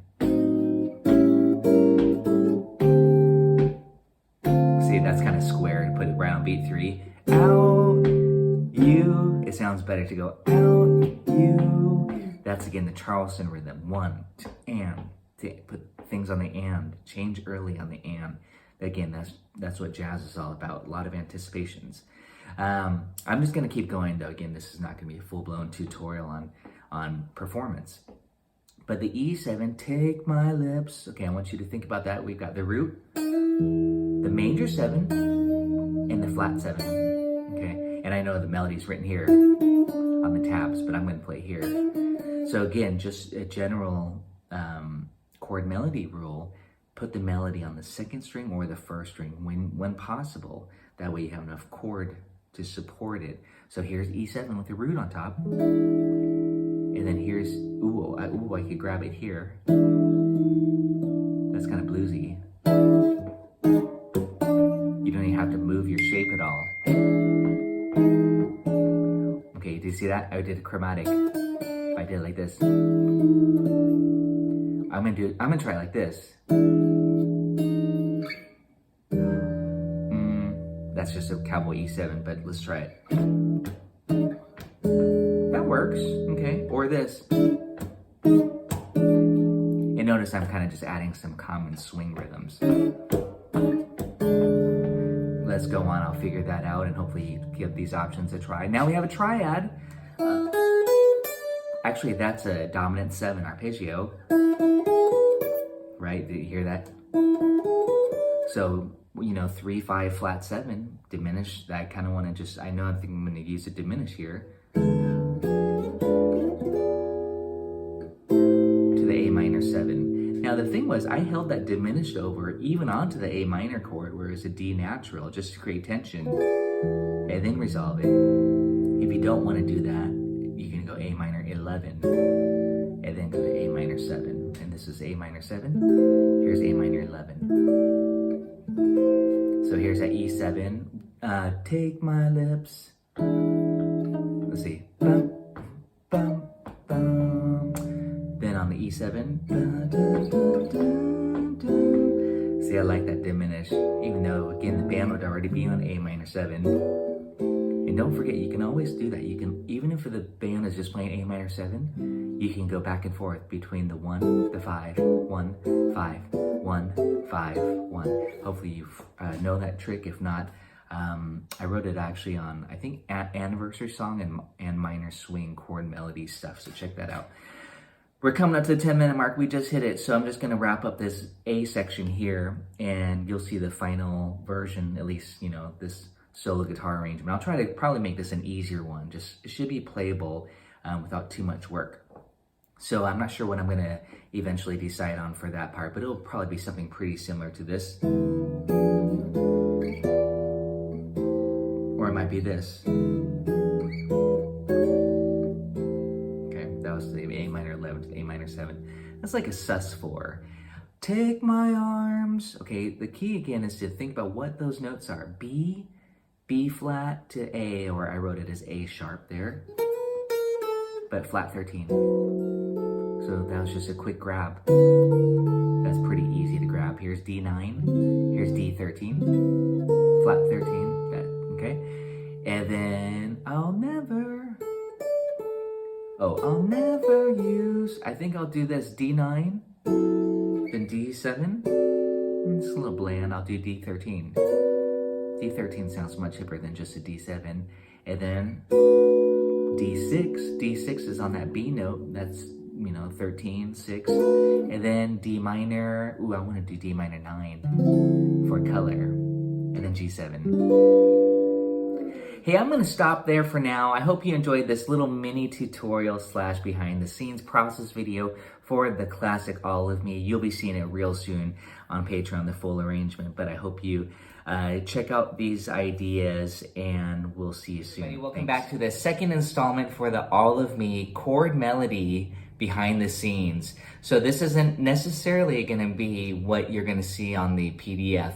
However, it might be some of the ideas. I'm just going to kind of go through the process. I don't have an arrangement in front of me. I just have the melody. So, you know, please have the melody in front of you and just kind of map out some of these ideas with me. You might say, hey, I'd rather do this, and that's great. Again, I want you to have a lot of different ideas.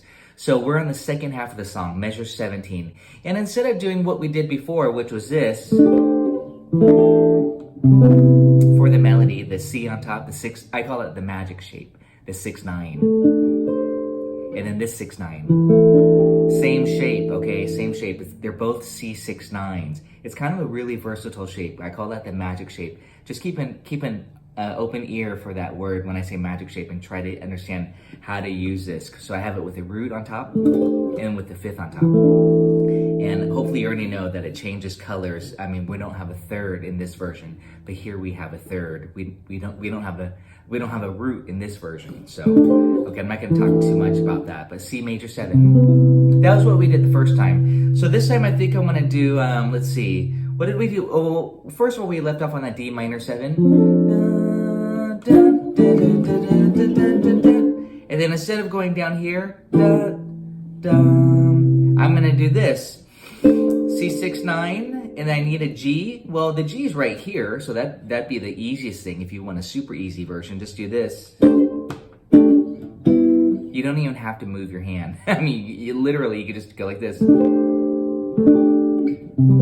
It's just a matter of stopping on the 2nd string. And if you're finger picking or hybrid picking, like I am, that makes it even better. Okay, that's great. I wasn't doing the rhythm that's written. I was just kind of, you know, feeling it out. So again, take liberties with rhythm. That's totally fine. Oh, that's a good option, okay? But I think I'm gonna do this. I love this chord. It's C add 9. You know, the happy ending chord of a movie. So I like this add 9s a lot, okay? There's a little bit of a stretch. Here's a C triad, but here's add 9. So let's try that out. And then I'm gonna do one of my favorite hacks or tricks. C major 7 like this. Here's A minor, but here's C major 7. Now, A minor can also be thought of as C6, A minor 7. It kind of creates a C6. I mean, it's the same 4 notes, but as a triad even. But I want the B in here. Okay, let's try that. Okay, here it is with the C so you could hear it. Because you might be like, oh, that's a little weird. It is. It's a little bit out there, but it's pretty.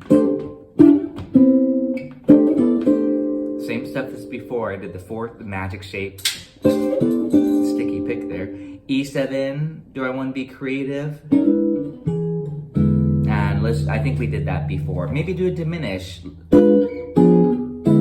That works too. Diminish, diminished, B diminished, G sharp dim, and then E7. Okay. Again, I'm really big on auditioning it. Make sure it feels good.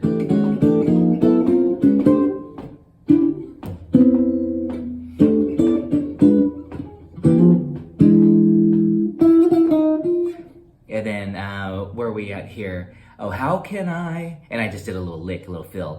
I think I'll do another version later after I do this initial chord melody that has some fills and stuff to fill in the space of what I might normally do on a gig. But it's nice to have a template, just like a clean arrangement without all the stuff to worry about fills, because those are usually optional. But then again, I also understand that it's nice to hear it or see an arrangement of it. So how can I think that's what we did last time, just the A7. You could do A7 like this, okay, with the root on top. And that's exactly what we did on that E7, by the way. So A7 here, and then diminish and diminish. That diminished 7th chord as a substitute for dominant is going to be your best friend, the best substitution. So that was pretty good. I kind of like that. And then I think we did this before. I like that. It's kind of nice to like hit the A. And then do this like an A7. Say it's just a half step lower neighbor side slip. You can even finger it like this. And some of you might be saying, hey, isn't that just a D shape? Exactly. You know, sometimes it's nice to think of it as a chord shape that you're really familiar with. Okay, so 1. And then I added that flat 9, the B flat, and then take it off. So it's just A7.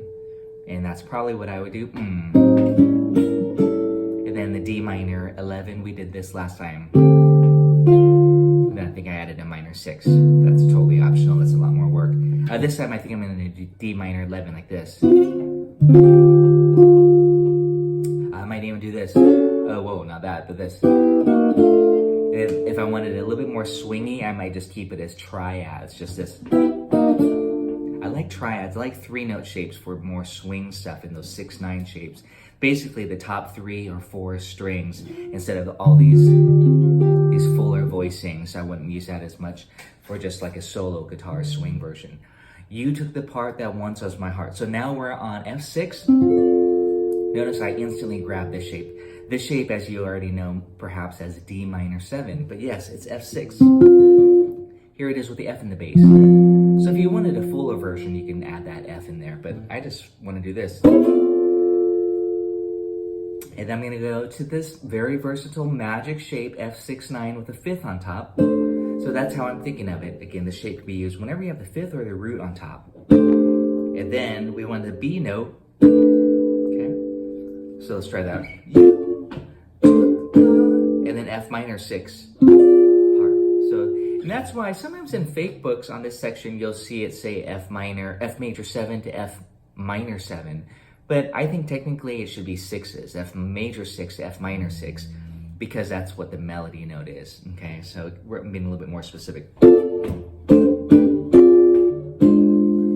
So that was F minor 6. These are just inversions. Again, you know, learn your 7th chord inversions as much as you can, and then that inversion there of F minor 6.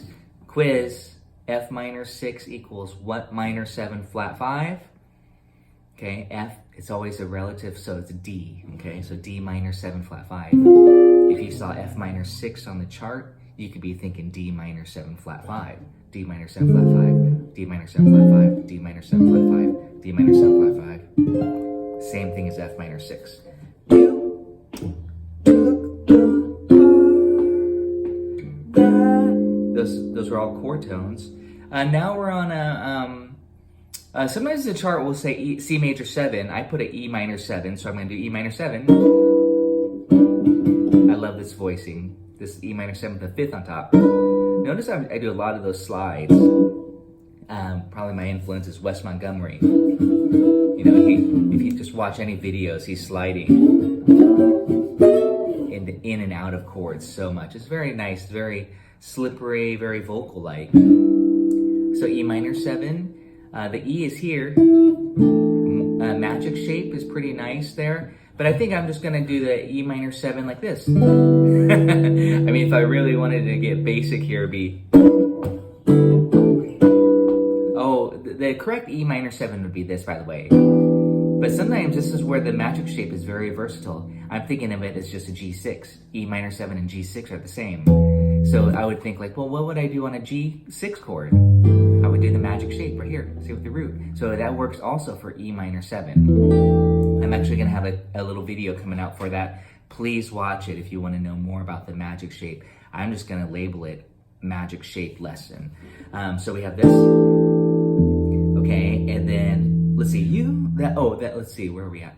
Oh, once was my, or this. You know, I don't know yet. And then A7 with the B on top. The B's the 9, so I got the 9. But I also added the 13 on. It's very comfortable. And it's very sweet sounding. So, you know, you want to think about that. I always say that, whatever sounds good and is easy to play. You don't want to work too hard. We're almost done. So, and I hit it augmented here, just for color. Actually, so a little voice leading, little color, and then why not take on D minor 7, 4-note inversion. That's a flat 7 on top, by the way. We can also think of it as F major triad. Okay, but I'm gonna have it a little bit more swingy here.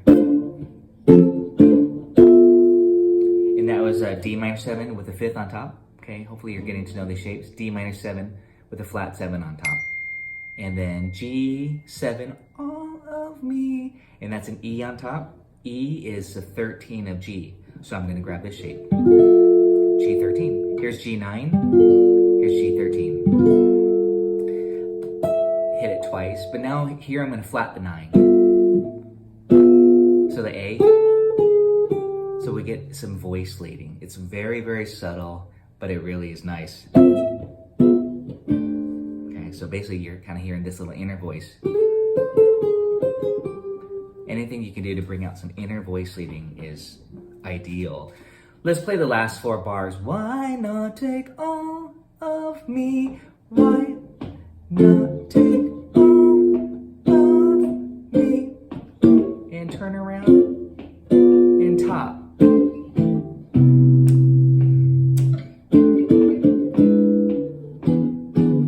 I hope you enjoyed part 2 of this all of me behind the scenes process video. Thanks for watching. We'll see you guys next time. 1, 2, 3, 4.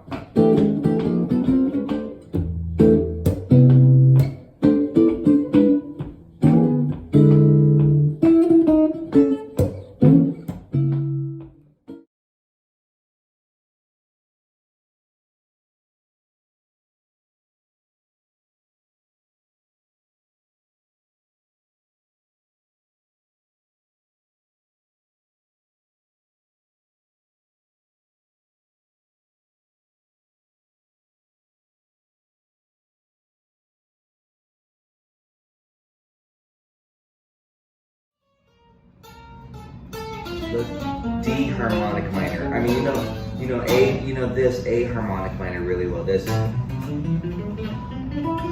Yeah. And So D here. Yeah. And this one right here is the position right below that A harmonic, or right below that. So yeah, so I mean so really, I mean, those are my two favorite positions for the harmonic minor as well, based off this chord and this A7. And don't forget, the harmonic minor scale is primarily used on the dominant chord. Right. So you have A7, but you're not playing A harmonic minor, you're playing D harmonic minor. Yeah, I know. So let's say you think about that. So, yeah, on the A7, they're playing the D Harmonic minor. Because- So that's the 5. That's the 5 of D minor. So when we do this,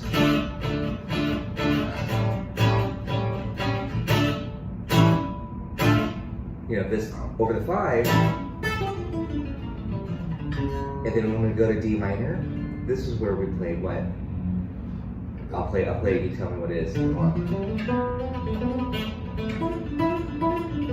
was that, the A harmonic? No, that's D Dorian. That would be the Oh. resolve scale. D minor 6 arpeggio was what we did last time, like this. Or D melodic minor. I don't know if we did that scale last time. Yeah, I haven't done the melodic minor. Or D minor blues. Harmonic minor. Blues. Now I'm going to shift into this position. D harmonic minor. I'll hit the A7 here. I know you know this shape really well. See, and then I'm going to lead into it. And then D minor 6, I'm going to play blues. Or Dorian. So those are thinking D harmonic minor for the tension. The tension is the A7 chord. But along with the A7, we can put the 2 chord in front of it. E minor 7, flat 5. This one. This one. And then the 5.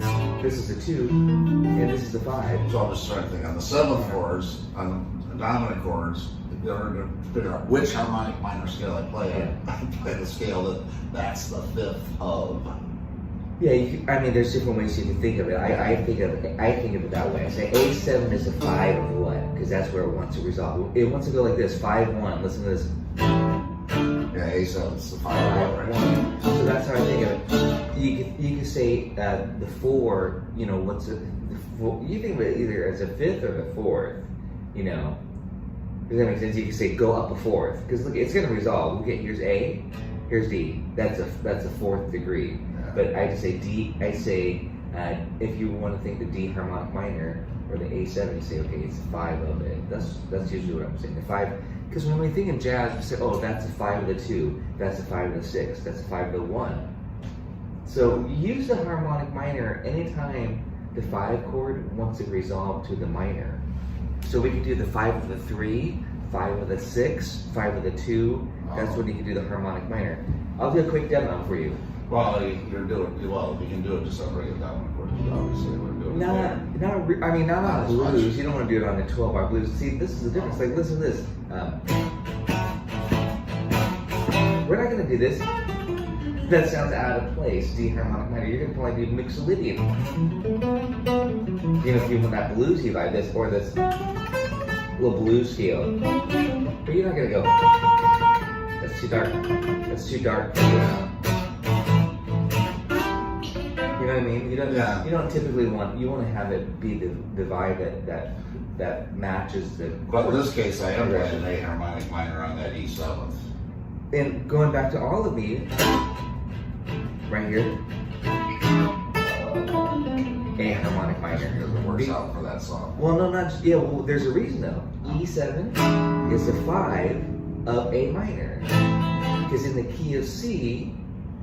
A is a minor chord. Yeah. So when you hear that E7, it wants to pull you to A minor, right? Because that's a key. But on all of me, it's tricky. It doesn't. It goes to A7. It's a delayed. And then you do D harmonic minor. And then it goes to D minor, and that's where you do Dorian. Because Dorian is the default minor scale. Of course, you can just do the blues scale too. So for all of me, we have a C chord, and here's a C scale. I'll just stop on C. I can go to A, and I'm kind of in A position here. And then E7, harmonic minor. A7 is next, D harmonic minor. I'm going to start, here's D. I'm going to do this lick. That's a good way to start. I can start here too. This is called now, that's called Phrygian dominant. That's the mode of D harmonic minor. And I want to make sure you can do that. And then it resolves to D minor. I'm going to do Dorian. And I'm showing you D Dorian, but I'm starting on A, because we know it's key of C. So it's just like the first scale. And then it goes, take my little arms, E7, guess what I'm gonna do? Harmonic minor. It goes to A minor. I want to lose them. Dorian, for A. That's right. And then, yeah. And then D7, D9, same scale. And then it goes to D minor 7, and that's back to the Dorian. And G7, I'll just be very vanilla, same scale. And then your goodbyes. Now we're back to the measure 16 there. Yeah. 17, sorry. So let's try that. Yeah, so I have those all there. Yeah. And then we want to do this position as well. I think that's what you're saying. D. Yeah, so I want to do, yeah. Because I can, well, I was messing around, with playing on here, and I can go through all those like right here. Right. Well, that's what I want to do first. So I wanted to move it up.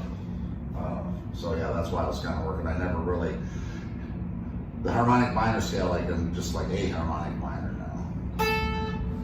That'll be good. A harmonic minor. That's A harmonic minor. Yeah. For some reason that messed me up. Okay, But notice I'm going to give you an E7 chord, right? with that sound, because that's a typical use in jazz. But I might again put a 2 chord in front of that.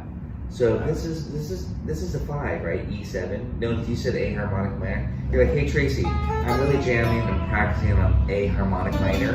First thing that goes through my head is E7. Go for it. Yeah, I want to talk about chords. Yes.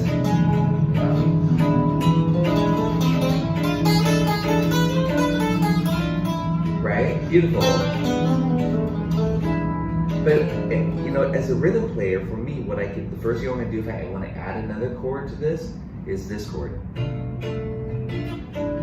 The 2. See, this is 2, 5. Guess where it's going to go when it resolves? Well, 2, 1, 2, 5. So this is a 2. So that's a 2. So B minor 7 flat 5. So then A. So now we're. Yeah, for that B minor 7 flat 5 is the 2 of A minor. So that's again how I'm yelling out these numbers. 2, 5. Even if I don't resolve, because when I do resolve, I would like for you to switch scales. I'm gonna get A minor or like this. Why over the B? Where's the? Or are you just talking? You're not talking about the song. No, you're just. I'm not talking about the song. No, I'm just saying. Yeah, I'm saying we're jamming, right? Okay. You're saying, Tracy, I'm working on harmonic minor.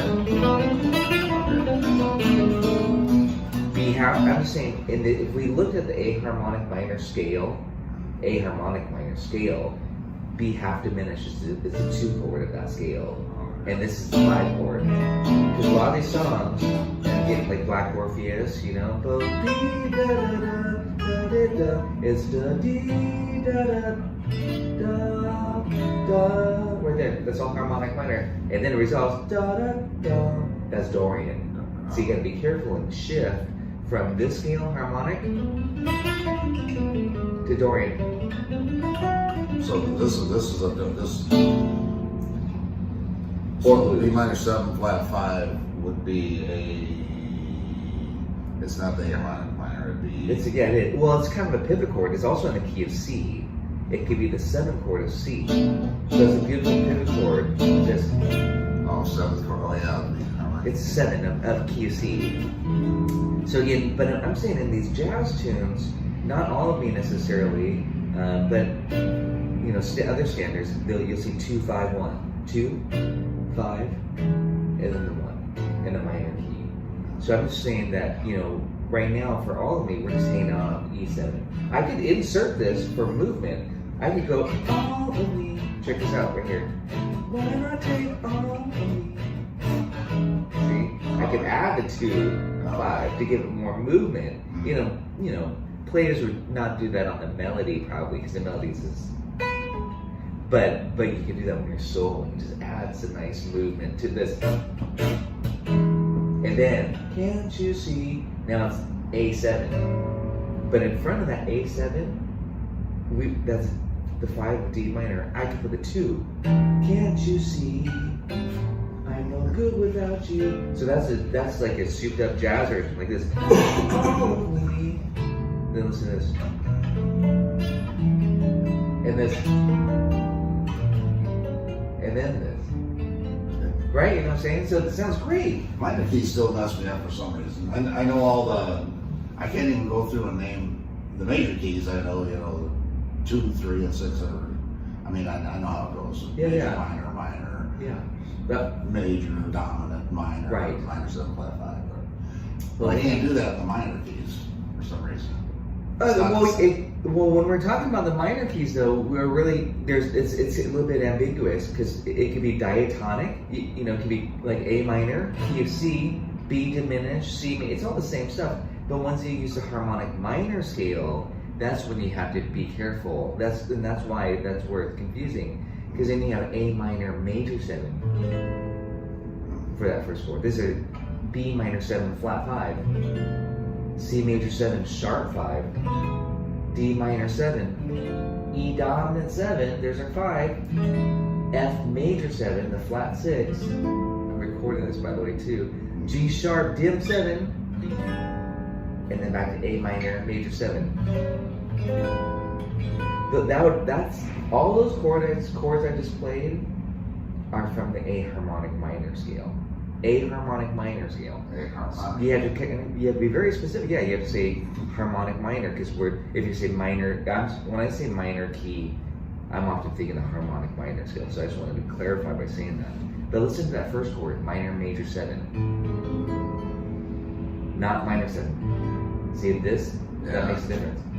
So that's why when we resolve 2, 5, we resolve often to this. And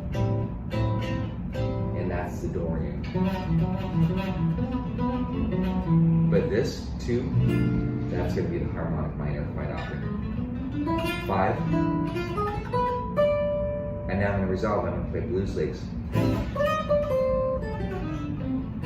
That's a beautiful sound. So, just blues. That's easy. You don't have to think about note.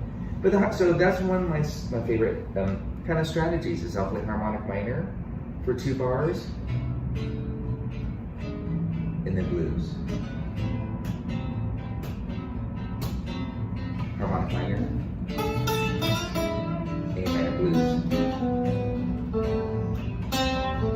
Harmonic minor, you just keep going every 2 bars, blues. Harmonic, yeah. Beautiful sound, yeah. Yeah. Nice.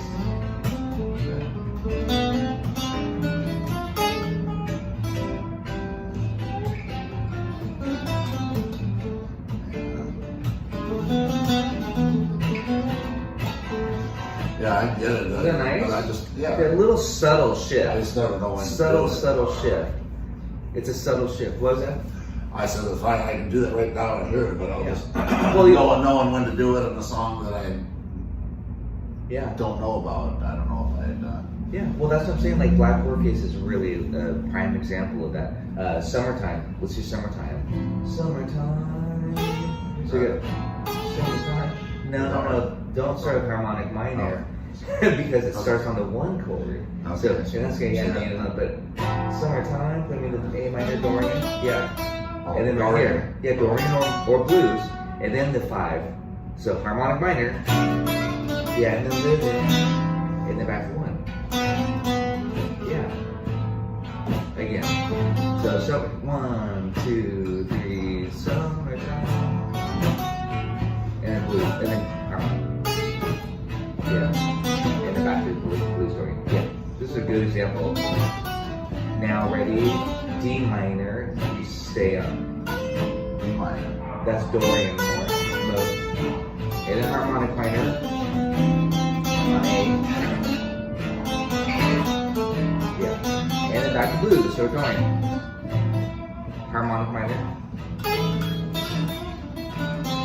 Blues. Just stay there, yeah. Blues sounds so good. Harmonic minor. Let's work that up. Yes, nice. You did the hack. You did this. Yeah. Well, I know I do the hack.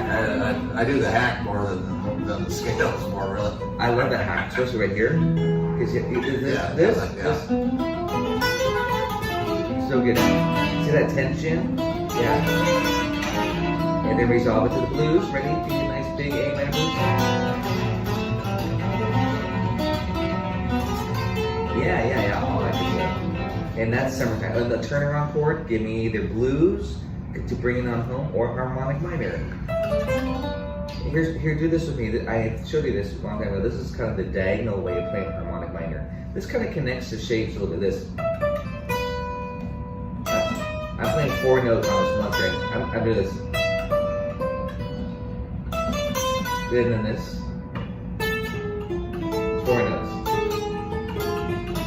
And this. This is just one little thing I like to do. Yes, it is.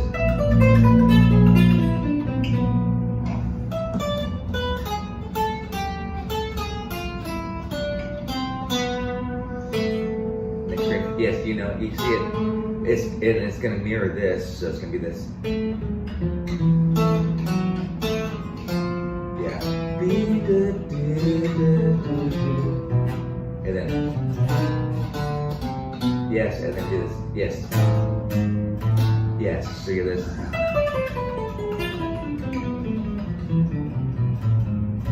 And then here's to end it, I'm gonna go A minor, just a triad. You know what I mean? That's like a classical lick almost. Just a triad, just this. So on a tension, the harmonic minor, listen.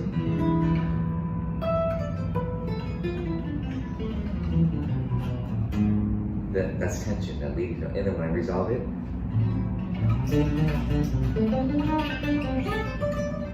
notice how I just took that one like bluesy That resolve, that's just the blues. Bluesy, yeah. And I moved it through 3 octaves. I went like this. It's kind of the diagonal method, like this. And then quickly,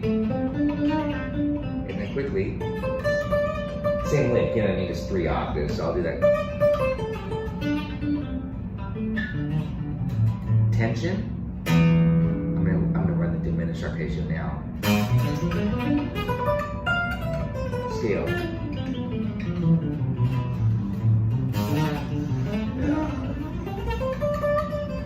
So those are just some little, you know, same vocabulary.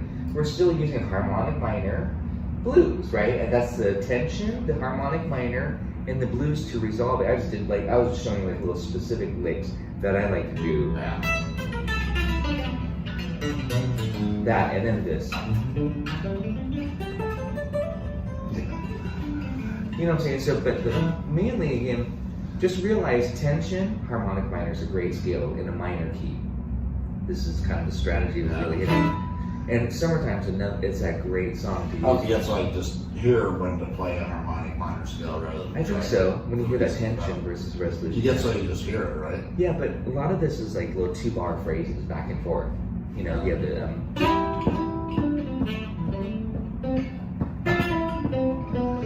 I don't go between just a major, like playing blues stuff, a major key and a minor key in the same song. Just go between major. I could never figure it out because I'd listen to somebody playing and I'd have it figured. It was just like A minor. Well, that's making a harmonic minor. But anyway, but then the next time I was listening to it wasn't there. It was like up there. And I didn't. What the heck's going on here? but I didn't realize I think they were playing between a major and a minor key. Yeah. We have to just And look at specific song examples for that. Yeah, and that's kind of that works pretty good for what I don't know, for when I hear it. Like it's just blues stuff. It's just a standard blues song. All of me though is a really interesting song. I mean, again, it's a major key at first.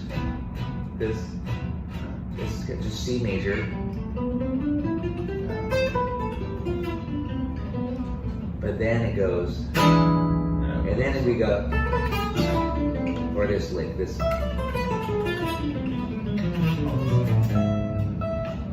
I'll write that one out. That's diagonal. So that lick that's an A harmonic minor lick. That was the A harmonic minor for scale. I just want to write down the scale. This is just a scale. This. And then it goes to A7. That's when I bust into D harmonic minor. And I'm gonna go right to this, but I can start here. See on that one, the D harmonic minor, I'll go. Yeah, that's what we get. Let's jam on that for a second. 1, 2, 3. So it goes to the licks. When I hear that, I'd say gypsy jazz. That's kind of what I'm hearing, like Django. Specifically a song called Dark Eyes. It's great. Well, Dark Eyes goes like this. You've heard this.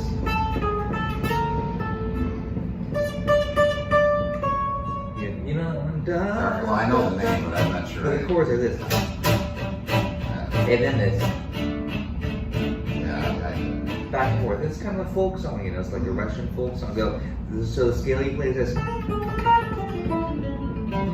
And that's very Django. That's like verbatim Django. Yeah. This. And it's just a passing note. Yeah. A little neighbor note. Yeah. So that's a great way to start your phrase to go.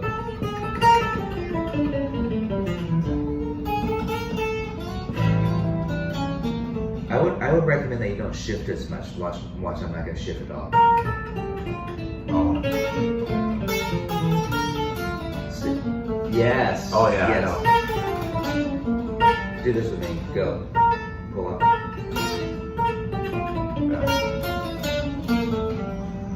Keep on. Finish it. Finish it. And then one more. Yes, lead it up. That's the note there. Hang on that note there. That's C sharp. That's the tension. Yeah, now yes. Now resolve it. Up half step. There you go. Now we're on Dorian. Or blues. Ooh, nice. Yeah.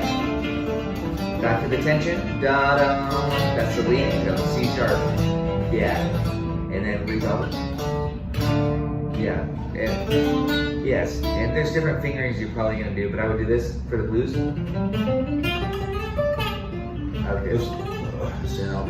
This one. And it does do that. It does do that in all of me. So now we're isolating this part. So we're D harmonic. Yeah, I'm no good with them. Oh, sorry. Okay, harmonic minor 3, 4. A7. A7 is D harmonic minor, which is. Let's do it. Yeah. And if you want to do this then. If you want to finish it. D blue, though, D blue. Do the blues. Yeah, but I got an A minor on the brain. No. That's what I'm saying. Don't start on the A note. You don't use all 6 strings. Just stop on the 5th string. Yeah. We don't need to use all 6 strings because this is gonna mess you up a little bit. Unless you do this, like this. So it's D. So D Dorian would be a C scale. However, D blues isn't a C scale. Well, I would say 3 levels. Start with this. First level, pentatonic, not blues. This. Please do that. Now we're gonna add the blue note.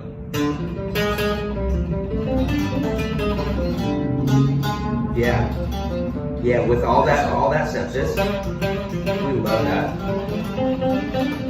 Yeah. So okay, so this is D. Let me think. Okay, so I'm not sure you're doing that. Your students gonna sound really majory. Put this into. So if somebody said D blues, okay. No. D minor blues. You have to Okay, D minor, say okay. minor. So I keep doing this, and I know I shouldn't, but I think D minor. Okay, F, and then that. No. D minor penta is F major penta. Yeah, I know. So this is that sliding scale like this. See right here. So right here, I'm thinking. Let's see, D minor. What is that? D minor right here. But if you had told me F, Great.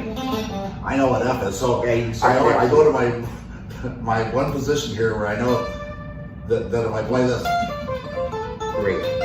I heard Dorian. that's a D minor or F, and I should be able to look down here and see the D and play D minor here, but I always have to put it into F first before I think of D minor. Okay.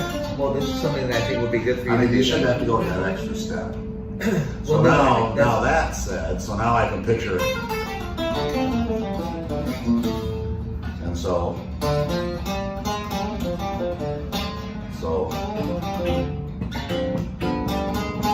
There you go. Yeah. okay, so now I can say I don't use that blue note in my playing much. Let's start with So I should. pentatonic though. But let's stay in position. Beautiful. Yeah, that's what I'm saying. That sounds bluesy, but. And here's a flat 5. Ready?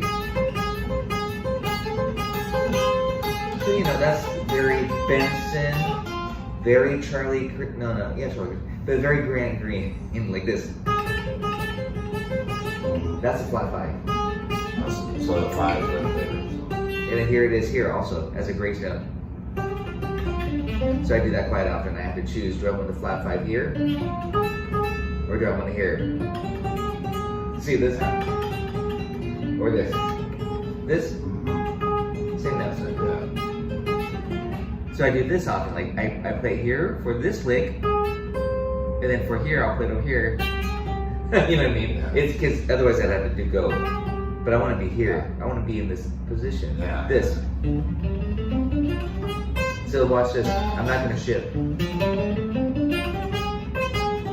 Now I'm going to shift here. Right.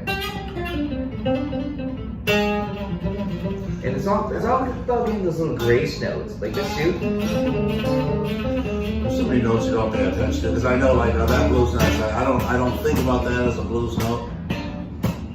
Go But for it. I know I do like. Yeah. I do that. That's just getting to that same note. Yeah. This is just a little jam on D minor blues, right there in that position.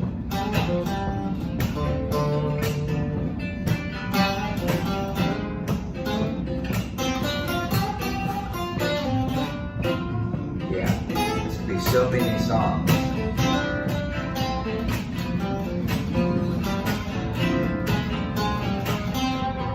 Well, all I'm playing is a 2 and 5, believe it or not.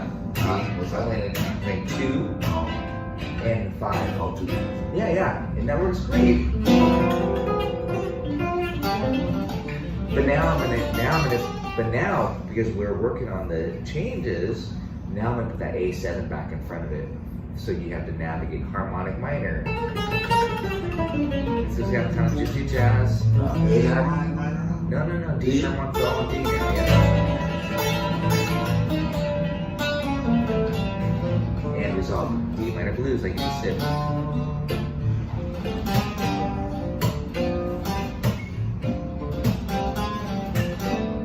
Ready? Here we go.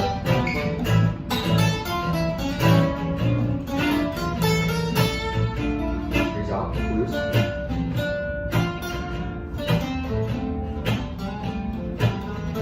Ready? Stay there. We're doing 4 bars and blues.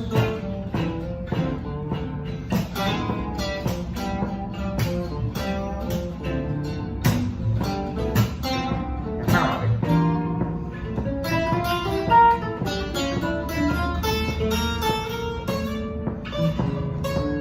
Blues.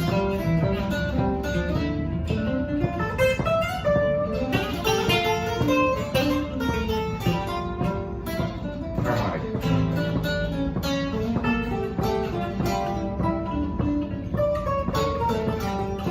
Ready? Face to face.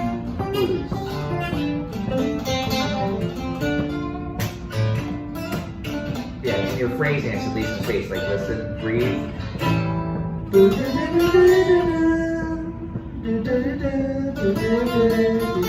And then space, blues. You know, I'm just saying, like, those are, yeah. I'm just saying, like, you know, leaving two, these are 2-bar phrases in this case. Or 4-bar phrases, sorry. I'm going 4 bars. So listen, 1, 2, 3, 4, 2, 3, 4, 3, 4, resolve. Okay.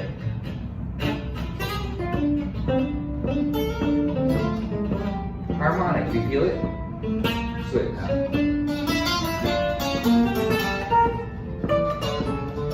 Space right here, and then blues.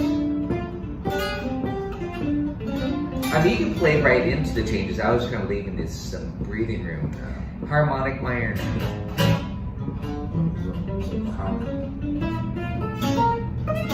And now up here. You know this blues.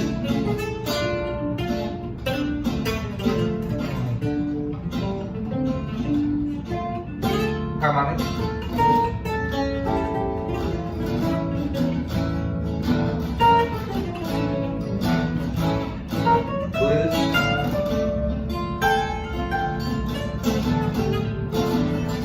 Your turn.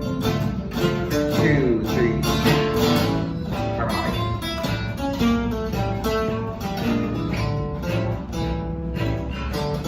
And blues.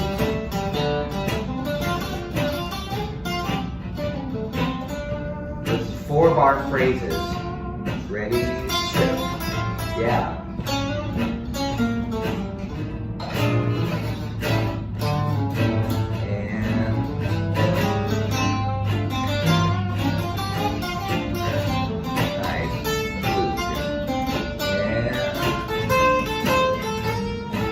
Beautiful, yeah.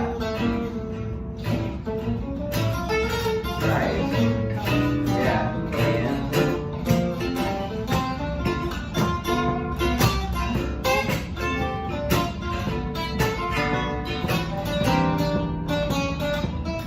yes.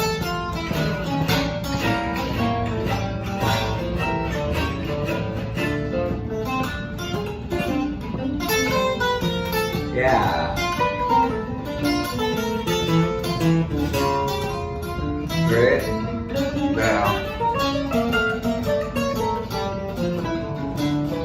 And.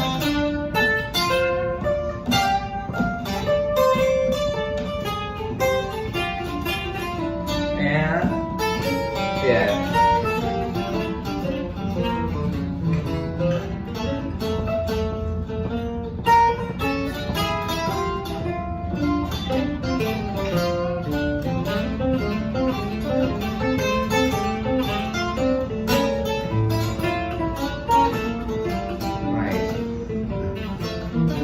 We're on the same page,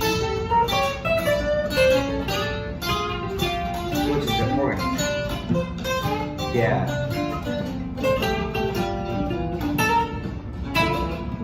Good.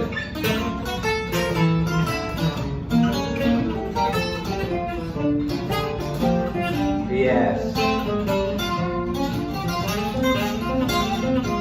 Now we're speaking together. Yes.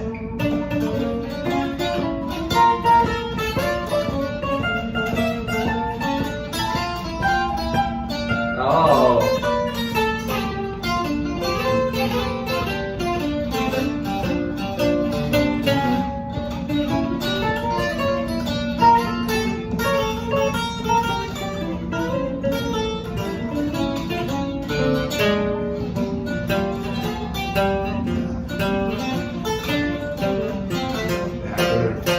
Do it like that.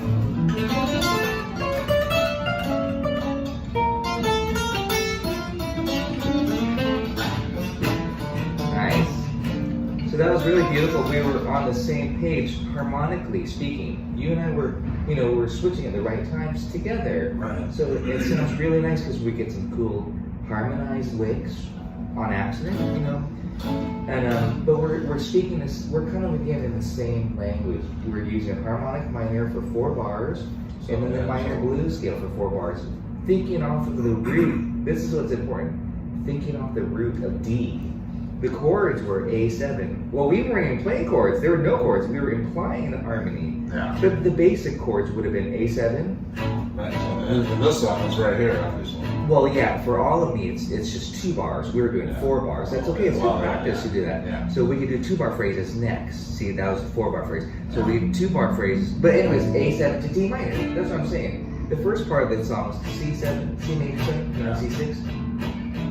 Right? These are 2-bar phrases. And then here, this is what we were just doing right now. And here, but we were having a lot of fun, feeling really good about navigating the progression, right? And then it goes back to this, take my lips, I want to lose them, to A minor. And we know that really well. We've been talking about E7 to A minor all the time.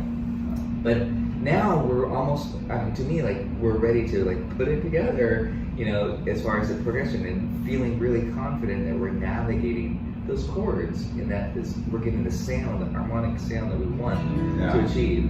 But what I want to do first, though, is to practice A7 to D minor again, but only from 2 bars, and at this tempo, like this. And then get ready, switch. Yeah, you can play it ready again.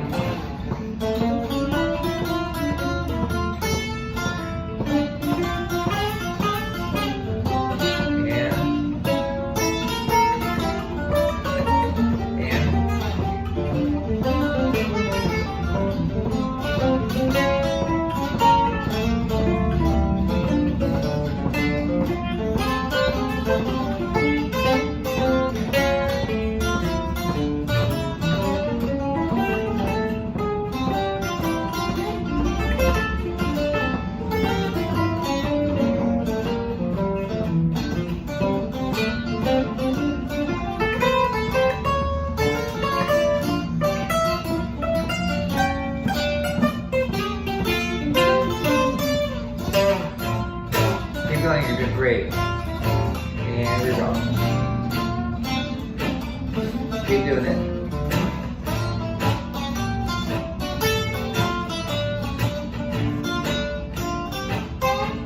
Nice. Yeah. Nice. I want to jump in there with you.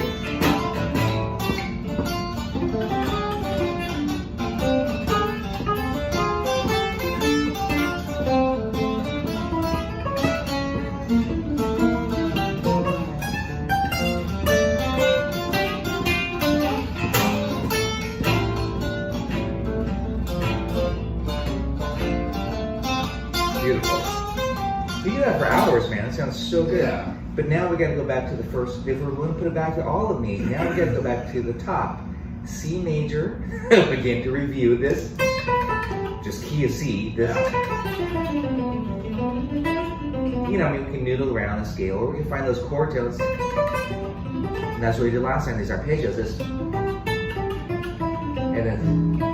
Yeah, I think that's what I want to do, is think of arpeggios. I do play some, but I need to play more. The arpeggios just kind of give the listener the blatant chord. The melody is this. I mean, that's a triad. That's just the scale is this. We can't quite tell what the scale is just a scale, but there's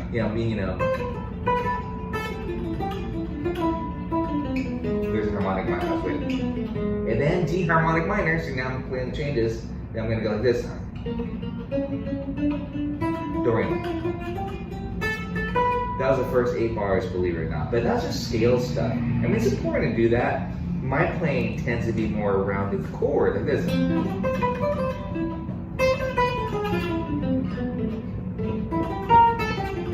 Yeah, because you can hear the chords. So I'm doing pretty much exactly what I was showing you, like some triads. Harmonic minor. Here's a scale. That's this version, right? The diagonal version, and then a D harmonic minor. I'm going to do this. What's that? What's that? Yeah, the hack this. But when I resolve it to D minor blues, go for it. 1, 2, C major. 1, 2, 3, 4. 1, B, C major. Yeah, keep it simple. A harmonic minor. Beautiful. D harmonic minor. And then we resolve the D minor blues. And again from the top. Beautiful. I want to stop right there. That was really beautiful. You're thinking A minor blues. Well, you're thinking this. Yeah, I just did a pentatonic thing, right? Well, C major. This is what you're talking about earlier, though. When I said D minor, you said F major. Same thing. C major penta is A minor penta. Same thing. They're the same 5 notes, right. And you can always add in that blues. So I think that's very important that you do think this. Do that with me. 1, 2, 3, 4. Yeah, it's a very beautiful, simple pentatonic blues phrase on C major too. Do it again. 1, 2, 3, 4. Again. Again.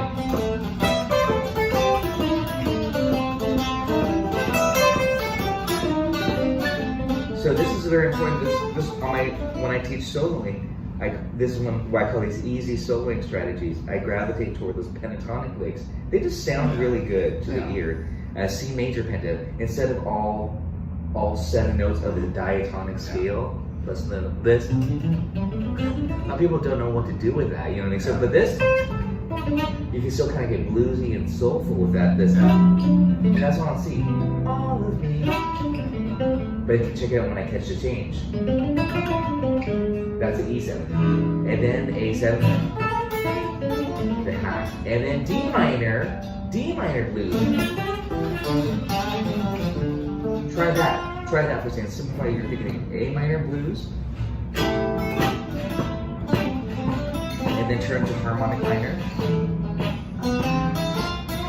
Now D harmonic minor. What to do here, D minor blues. From the top, that was great. And I don't like that right there. No. That right there should have been A harmonic minor. It's okay, I want you to keep track of it. And then D harmonic minor, this is what's tricky. Yeah. And D minor blues. Again, pentatonic, the C major, A minor, harmonic. So when I went back to the top, I'm basing a lot off the penta like this. Somehow that didn't win. Yeah. Well, earlier you did a major, so you did this, and that's pretty. That works beautifully too. That's like this. That's C major 7. Yeah. But then this, and this. And this. So C major. And maybe go do. In a swing style, you might want to go like this. A lot of roots, targeting. This is very swingy, You base a lot of swing is just off the roots, like.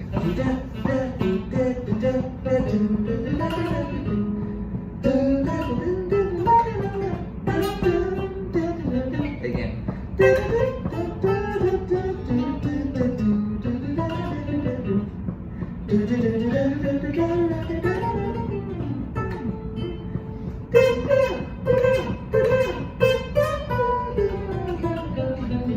So I'm just kind of like in the swing style, some like horns are going, they're going, it's very root based. I'm not trying to get modern jazz or anything, but I'm just going to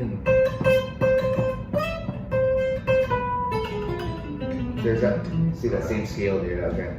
This, yeah, but I started off with just kind of really simple pentatonic, major pentatonic blues. C major penta is the same as A minor. That's why you could do this, or this. It's really super simple. Yeah, kind of thinking C, like a jump blues, C major. And again, notice the triad, this is again going back to those triad shapes. Do this. Yeah. stay there. Yeah, wait. And happy blues. Yeah. Ready for the harmonic minor on A, right? That's where you gotta get that. Yeah, stay in that position. Let's do it again. Ready, C, happy blues.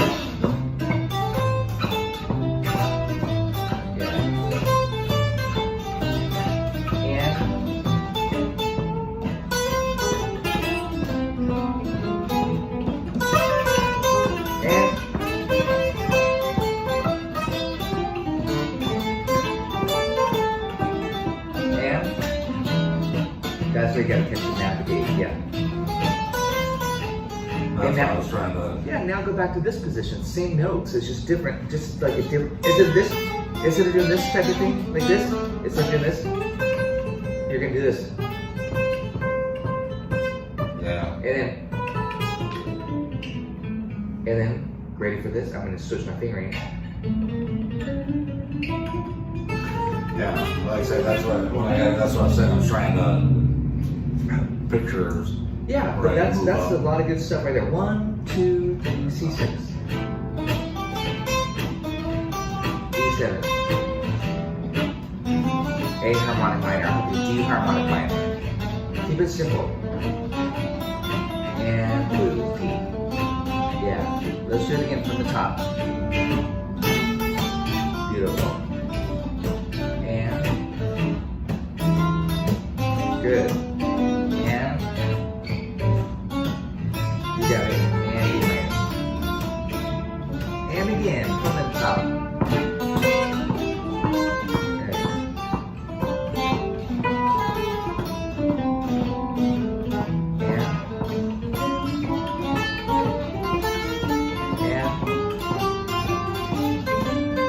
And again.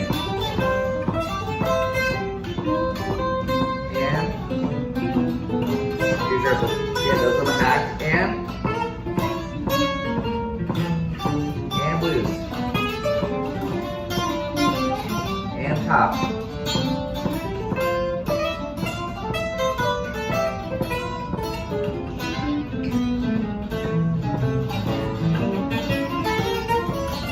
Nice. And top.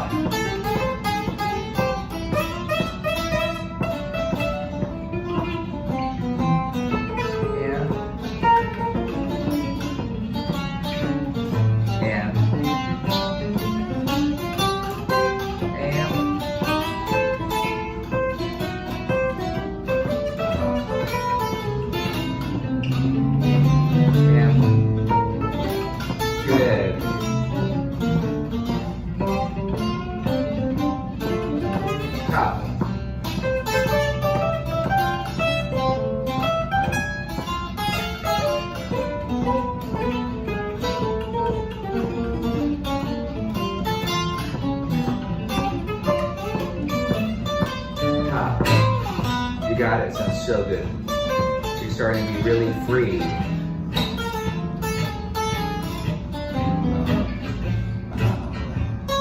Okay, now you might be straying too far from home. From where I know. Yeah, I'm trying to keep it put simple. that second one in there. Yeah.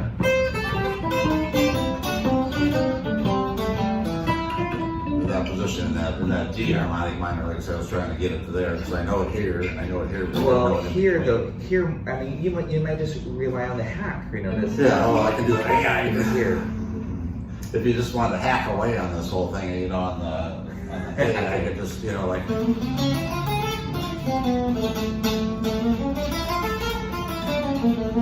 Well, that's what I'm saying. Yeah. That's where you play these little games, like, you know, like the hack that I call it the caravan hack down on E, on the E7. It could be here. It could be here.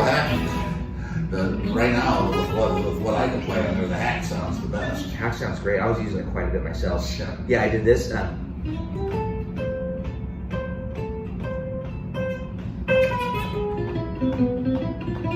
I can do it here. Yeah. Blues.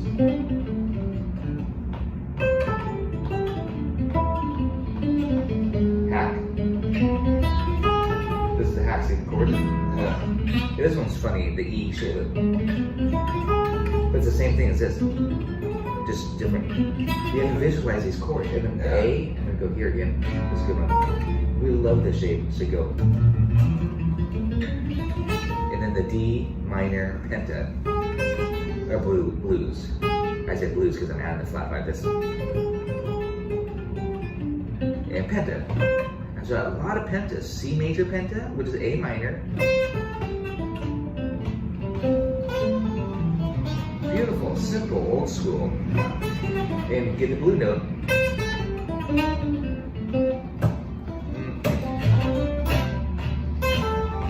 A harmonic minor, you said hack.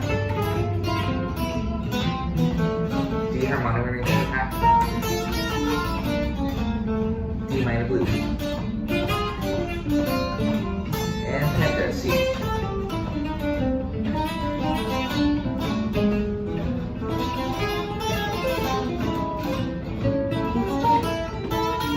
Good.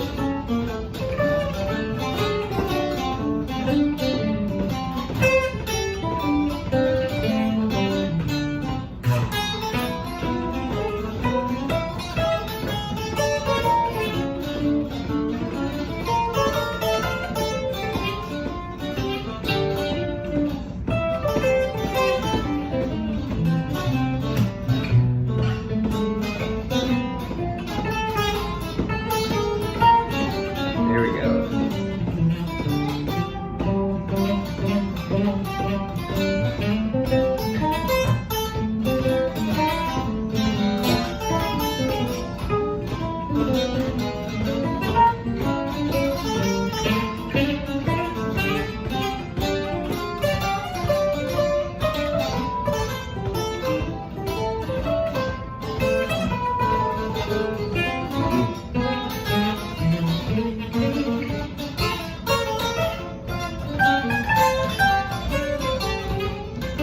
And top. You got it. Now you're navigating. And you've got some strategies, which is very important. You got the caravan hack, the harmonic minor hack, and the pentas.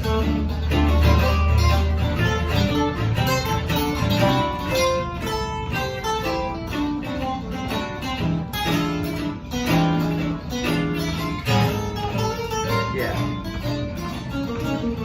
And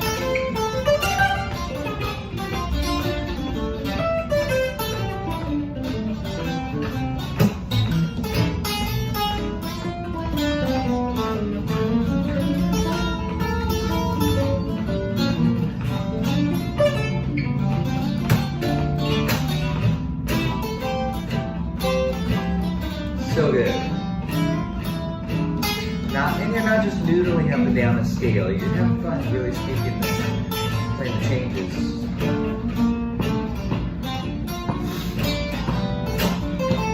Yeah.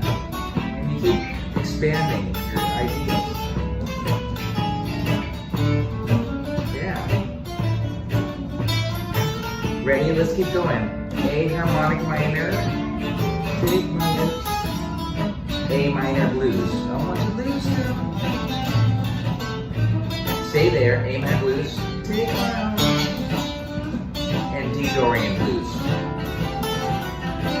And back to the top. C.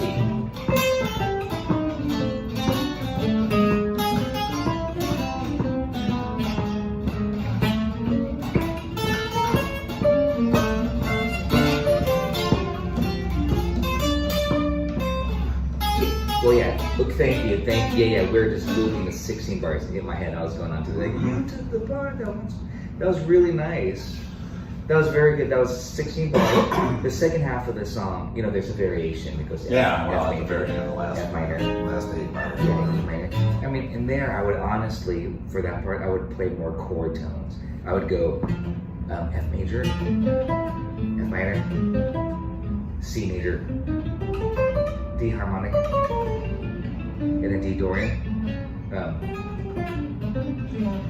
I'll have to look at those. Yeah, we'll do that next time. But I'll have to that's look so at that and see good. if I can Just that much think right about, there. what keys to play those.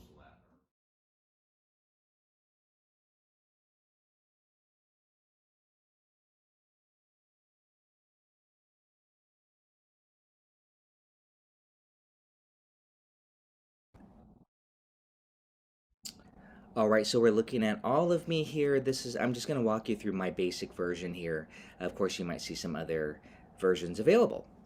Some versions might say, we're in the key of C, but the first chord sometimes might say C major 7.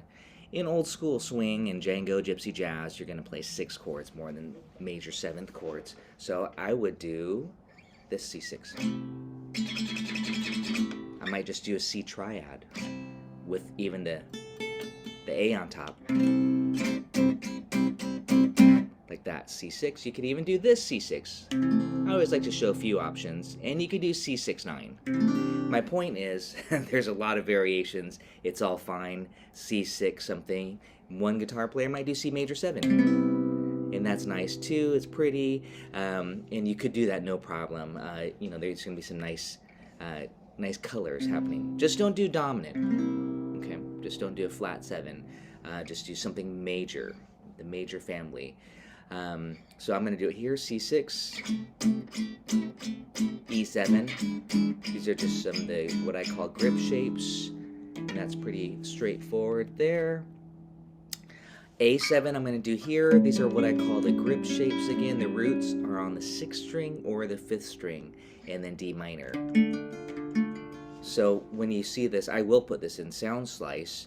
When you see this, you'll see these shapes. I mean, at that point, I have to decide what shape I want to do. But you might again try the C6-9 here, or just this. See what works best for you. But it. Can't you see?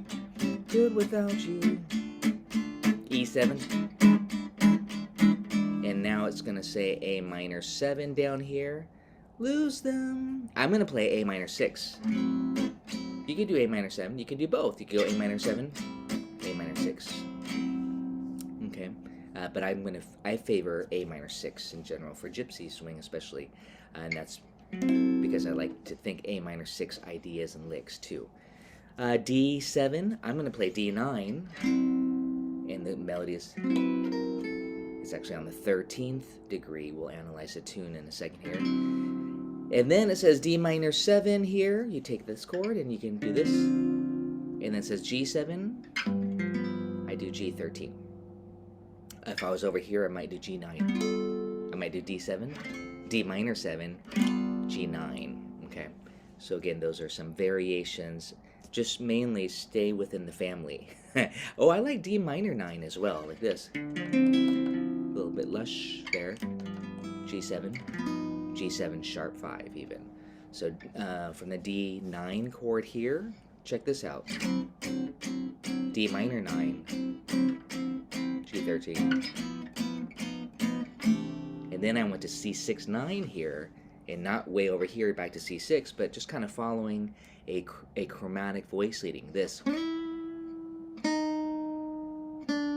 You'll hear D minor 9, G7, sharp 5, or flat 13, and you could even do tritone, sub, D flat 9, and then C6-9. And again, not dominant 9, but 6-9. That's also, I call that the pentatonic chord, because it has the 5 notes of the pentatonic in it. So again, that part's kind of fun and fancy. You could do a lot of different things. D9,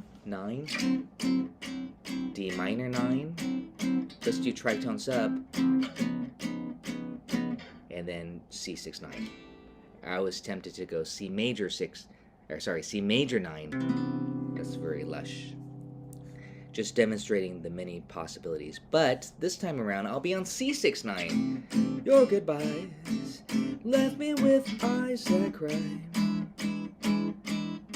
How could I? And sometimes here you'll hear a sub. You'll hear a B flat diminished sub here on that A7. And we know that as the flat 9. Just like you would do it on the top 4 strings. You could do it in the chords. And that's a little bit, I think I have a worksheet available that demonstrates some of these subs here, or it's on one of my bonus videos. But we're just going over the basic, A7, and then D minor. But anything that you do with leads, you could do it in your comping too. And I'm just doing a D minor triad. If you wanted to, you could do a cliche, this, D minor major 7, D minor 7, D D minor 6 if you wanted to get kind of fancy there, but for rhythm, you just keep it simple. Alright, so now that you took the part that once was my heart, if I had to choose one way to do it, I would just do it maybe down here.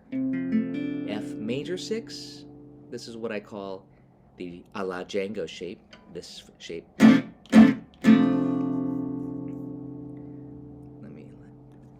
And then we want to minor it.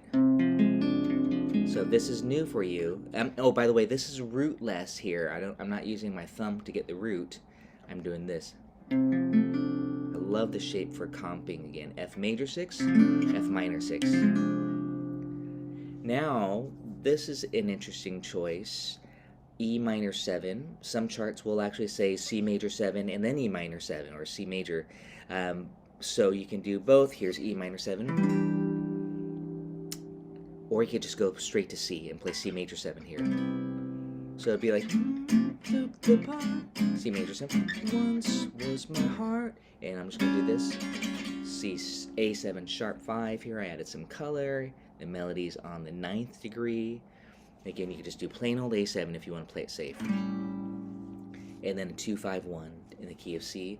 Why not take all of me? And I just did the same thing we did before. D minor, G13, C6-9, 2-5-1, and then 5. And there I did a tritone sub. Instead of G7, or instead of the 2-5 in Gypsy jazz style, you can get rid of the 2-5 and just go one full measure of G7, or the tritone dominant D flat 7, but what's common is to do D flat 9, and then back to C6-9, and then you're off into some soloing.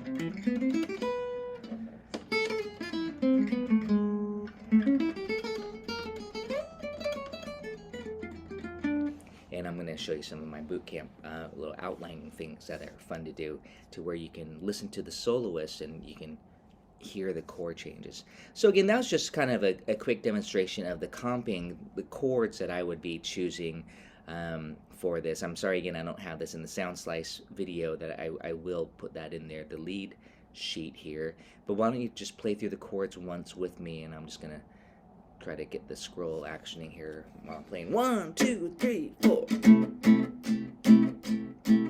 E7, A7, D minor.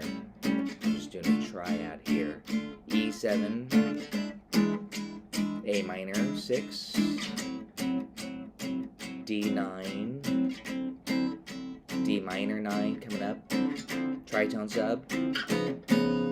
That's tritone sub. Whenever you have a 2-5-1, it's sweet because it's chromatic. The 2, in this case minor 9, then I just went down 1 half step, 1 fret, the dominant 9, has to be dominant, and then resolve C6-9. That's another beauty of the tritone substitution for comping, is that you can just think chromatically on those 2-5-1s.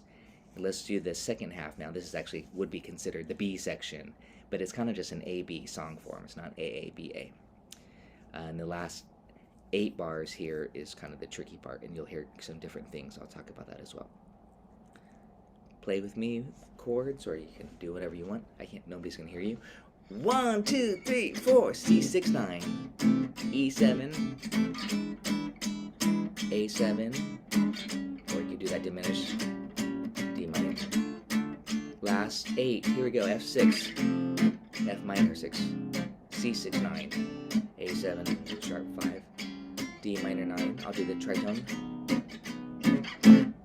and then top.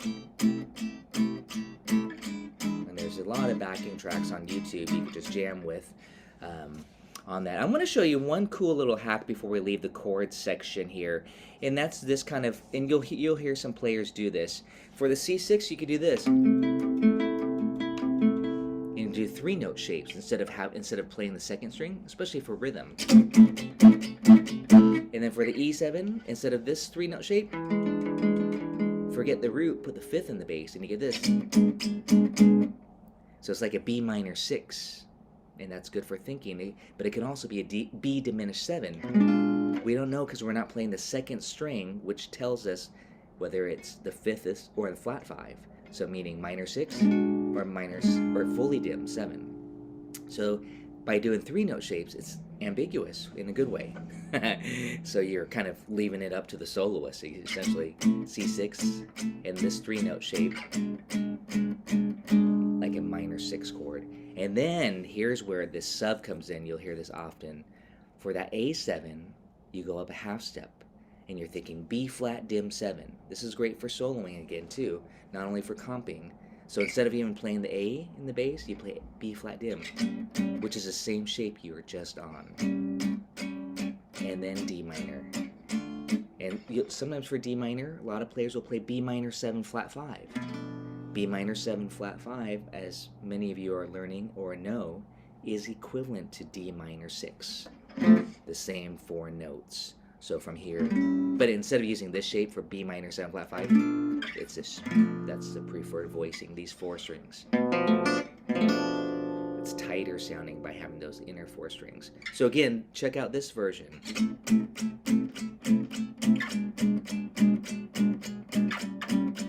I'm going to go over here. Okay, that's kind of a cool sub there. And you can do a lot of other things. So you can walk bass.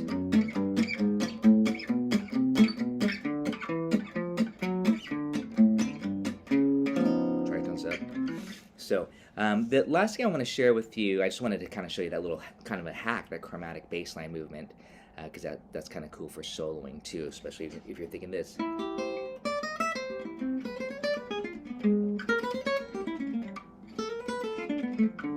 That I'm doing exactly what I just showed you in the bass, C, B, B flat, and then I actually went to the, kind of that voice leading, but I did it on the top for soloing.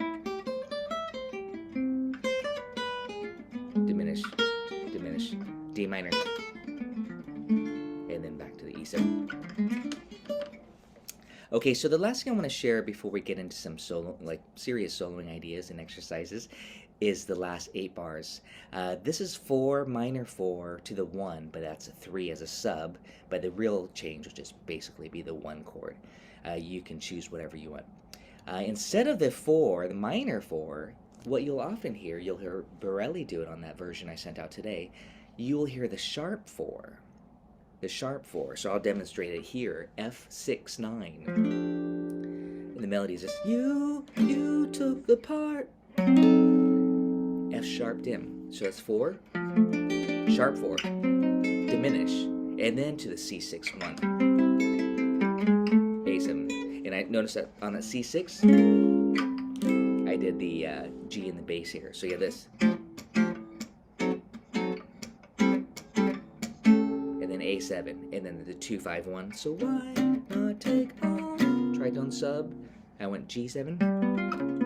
D flat 7 of me. And then you're off in Django solo. So that's kind of really fun to do. Basically what I recommend is that you just listen to what are the players doing on the last 8 bars. Are they going 4 minor 4 1 or the 3? Kind of, it's really up to the bass player.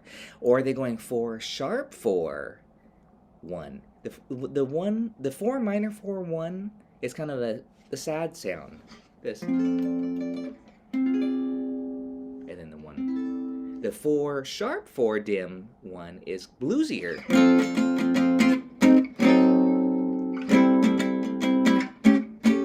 So just kind of pay attention, to what they're recording, what they're doing on there. I think that's important.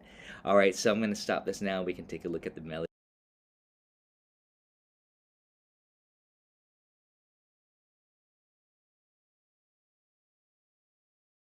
I think I always end up saying this. The hardest thing about learning a Django note for note is getting the timing. Not the part where there's just like, a run or something. That's usually an easier part. But it's getting the timing where there's space. So we definitely want to really count or use that talking metronome. And that's the big part of what this note for note workshop is to help us get the timing and the phrasing, the counting down so it sounds like it. And that's oftentimes a very important aspect. I'm trying to really point out is the beautiful sense of phrasing. Otherwise, we can just run up and down arpeggios and scales. that doesn't really mean as much as hearing it put together into a solo or into phrases like Django. Just extract, you know, a few notes, but you get the general idea across, which I think is important, just as an example. But even with the All of Me, there's two little licks. I was like, it sounds like he's doing this. Or, I put a harmonic. This is really good for me to go to those recordings and listen very carefully what he's doing. Because, like, is he holding this note? Or is he doing this? I think I heard it more of a harmonic there, so I put a little diamond around that 12, if you're wondering if you guys got to that little D7 lick. And then even later, toward the end, there's a 16th note run. That I think it's like, well, it's pretty fast. I'm going to make it a triplet. And that I thought came out better. Da-da-da-da-da-da-dum. So again, you know, I modified it. You know, it's hard to get it exactly, but I thought, like, well, that might be easier to play, and it sounds good. And you have to modify these licks just a little bit to make it your own, too, which is great, okay? To recreate Django truly, you know, even using just a two-finger method, that's pretty extremely challenging. That's like months, you know, years worth of study, of course. I'm trying to teach you one 32-bar solo in 80 minutes. So let's get started. I decided to just keep all three of these first songs, Swing 42, My Melancholy Baby, and this one, they're all in the key of C. And I think they all use this lick. He loved that phrase. I'm like, well, that's a very Django phrase. Let's just play the chords once. You should always know, and I hope everybody is muted, you should always know the terrain of what you're playing. So here's the chord.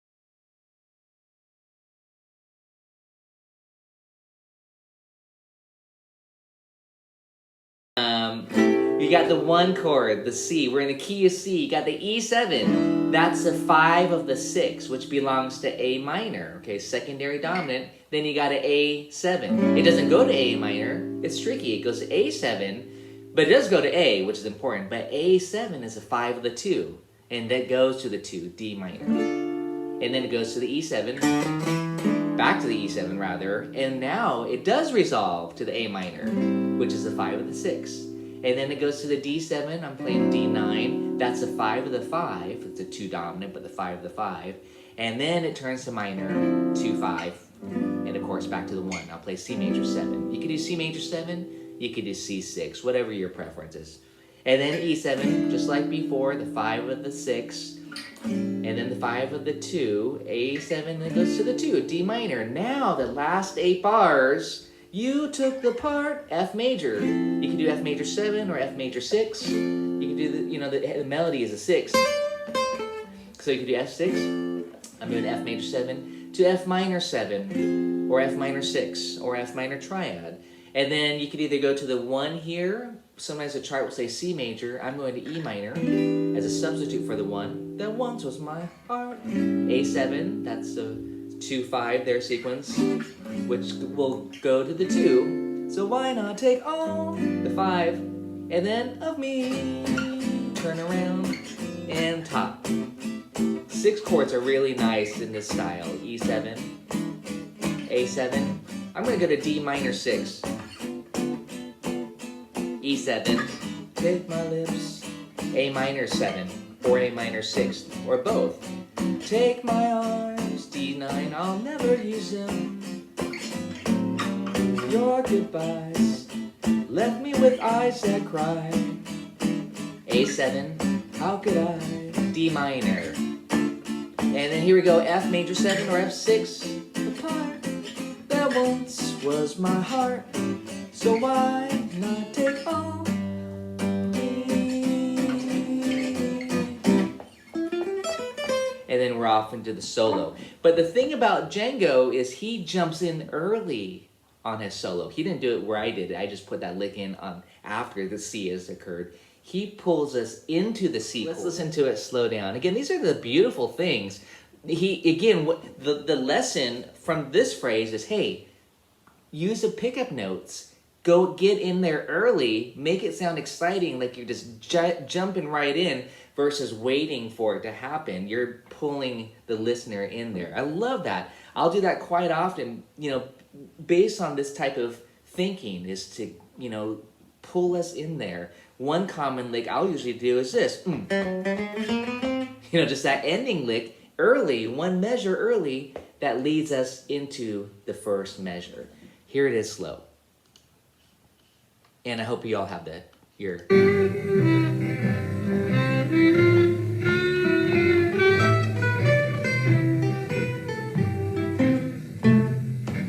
Rhythm right there on that A note. A is the 6th degree.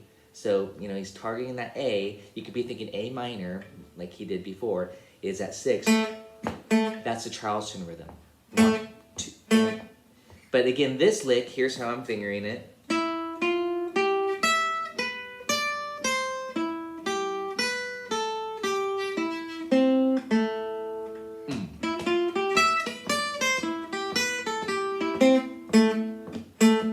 That's a tricky phrase, but I really, really recommend that you get it. I start off by doing this. Oh, picking might be an issue, assuming you're using a pick. You could do it like this. Now we don't have to argue about are you using an upstroke or downstroke, but at a fast tempo, I'm starting with an upstroke. 1,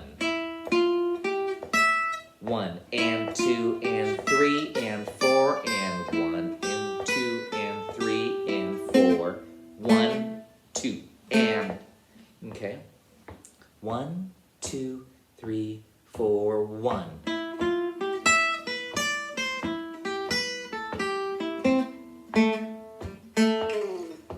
Let's try it again. And oh, check it out. Here's a chord. Why not take all of me?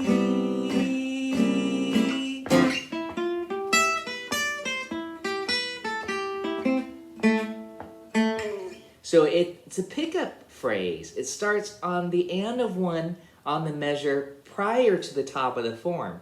It actually starts on the D minor 7 chord, assuming you're doing a 2-5. 2, 5. That's where he jumps in. 1. And then, now we're on the C chord there, okay? So it's a beautiful lick there. I mean, that was the second measure of the C chord. So, all of me.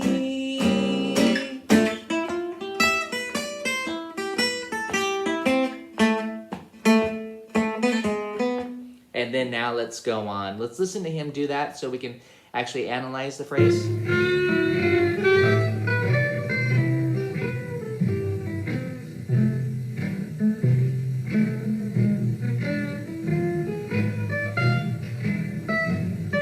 Yeah, we want to get the rhythm there as well. And notice that he starts off that right on the note. This is another quick little mini lesson, just this phrasing. He ended his phrase, well, now he's starting the next phrase on that same note. okay, with a little slur to lead us to the G sharp, which is the third of the E7 chord. So if you need to, work on your slurring, like this. I'm only picking it once, and then for those 3 notes, that was just 1 stroke. And then I strike the G sharp. And yeah, I'm using the same finger to slide down. Again, I recommend just practicing that quite a bit, just like this.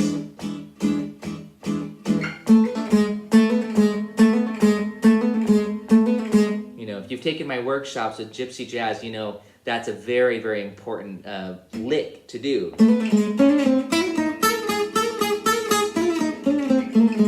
That type of motion. And it starts right on beat 4, by the way. I don't think I mentioned that. 2, 3. So again, it's a pickup note, 3 notes that lead us to the downbeat right on the E7 chord. Beautiful construction. So it's 1, 2, 3. Okay?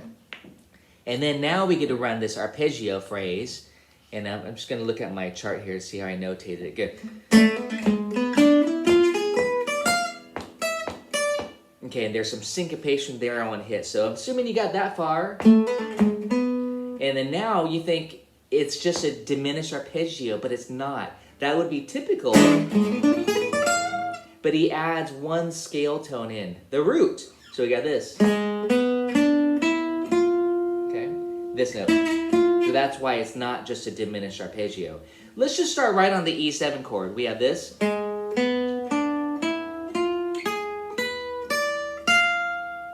And that's just a great little 1 measure lick. You could just hit the E7 chord like this. 1, 2, 3, 4. 2, 3, 4. And I'm just alternating my picking for all of those notes, meaning this.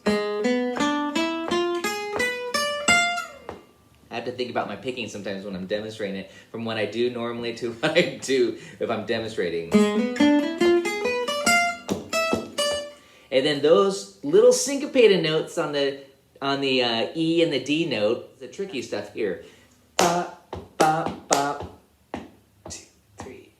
1, 2, and nice and short. 1. So listen to measure 4 and measure 5. Actually, with the pickup note. 1, 2, 3.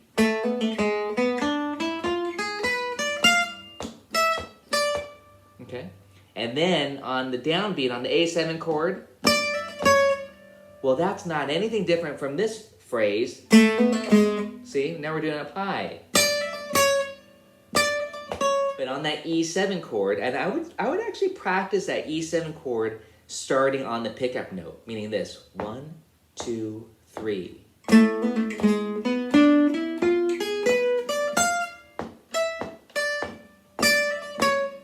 Okay. I hope you guys got that far. Let's do that again, just that slower. 1, 2, 3.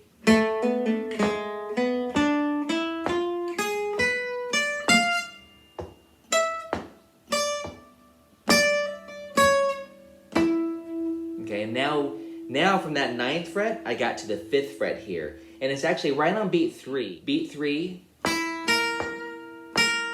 So it's 3 and. 3 and. We're on the A7 chord. That's a flat 9. Okay, he really loved that flat 9. But not only that, it's in the melody too. So look at that rhythm. If you just look at it on paper, creates a little palindrome there. 3 and, 1 and. 3 and, 1 and. 3 and, 1 and. But okay, the timing, all those ties and the syncopation, I love that phrase. I kind of took that idea for one of my etudes. It's one of my, I think it's my All of Me. I think I might have just called it before it was etude number 4, I forget for sure, but it might just be called a bonus etude. You'll see a lot of these little Django licks in there. I pretty much kind of took Django's and made up my own with it as well. I love to do that. So 4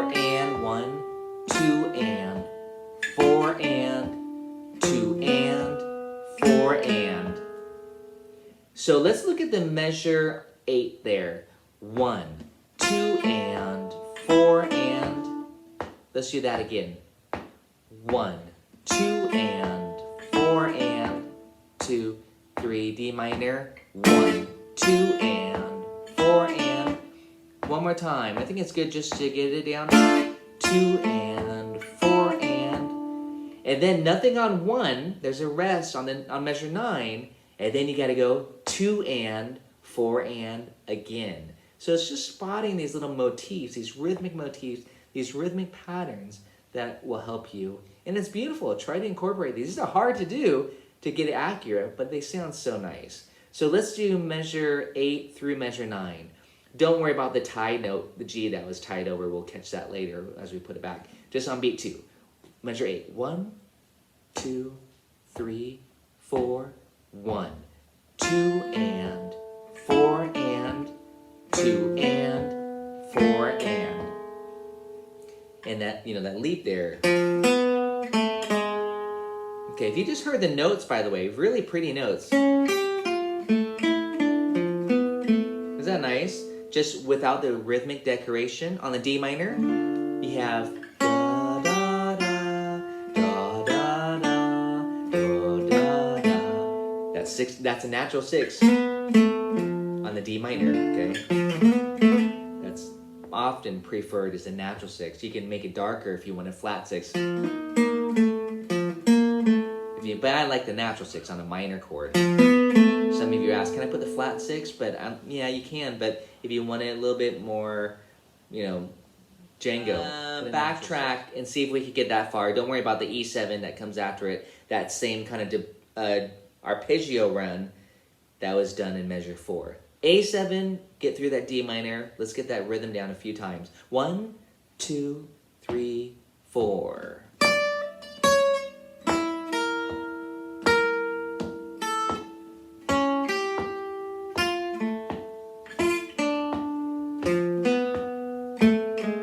Fingering that E note like this instead of this.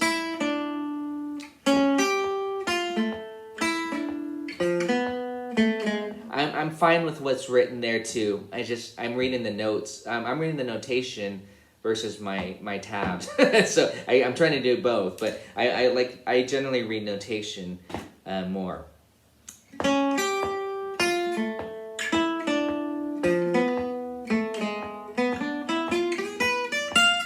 Okay, and that's what it sounds like there. Do you guys know what I'm saying there? Is there a question on this? I wrote the E here like this on D minor. I like that, but I ended up playing this more,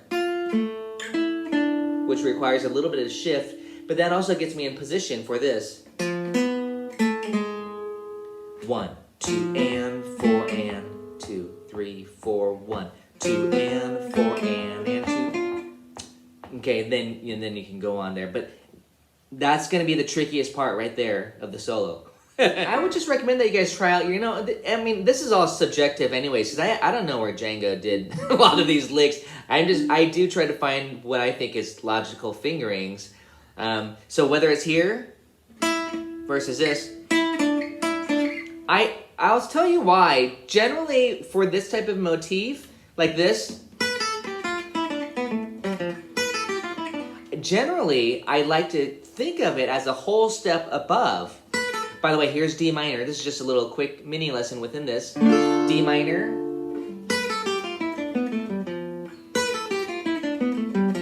Here's the D minor triad.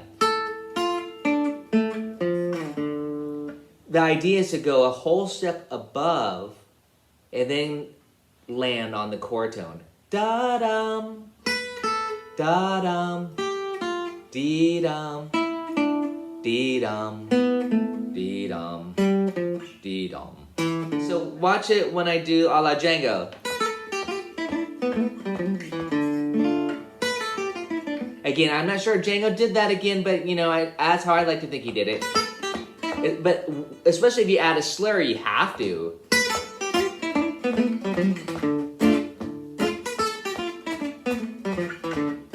But he's going...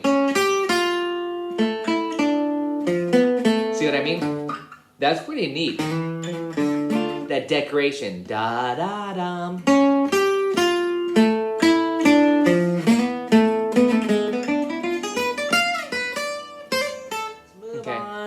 That's going to be a tricky part, but hey, work that to death later on after the lesson.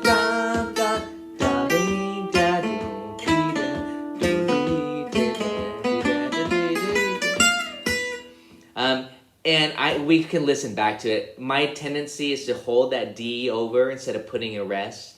I keep doing my own, you know, rhythmically. Sure, Django might have shortened that. Maybe he had to move his hand into position, but maybe he wanted to. That's how I'm justifying it.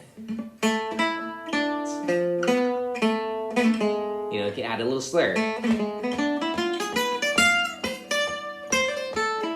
Okay, let's move on though. Again, there's a lot of things we can make it our own and whatnot. So please do that with this, you know, but you can't deny how strong rhythmically that is. 1, 2 and 4 and 2 and 4 and that type of motif. Whether you hold it long or short is kind of up to you. On the E7, notice the continuity too. We were right here. I kind of would recommend that you backtrack to the second measure of the D minor chord. Backtrack and go 1.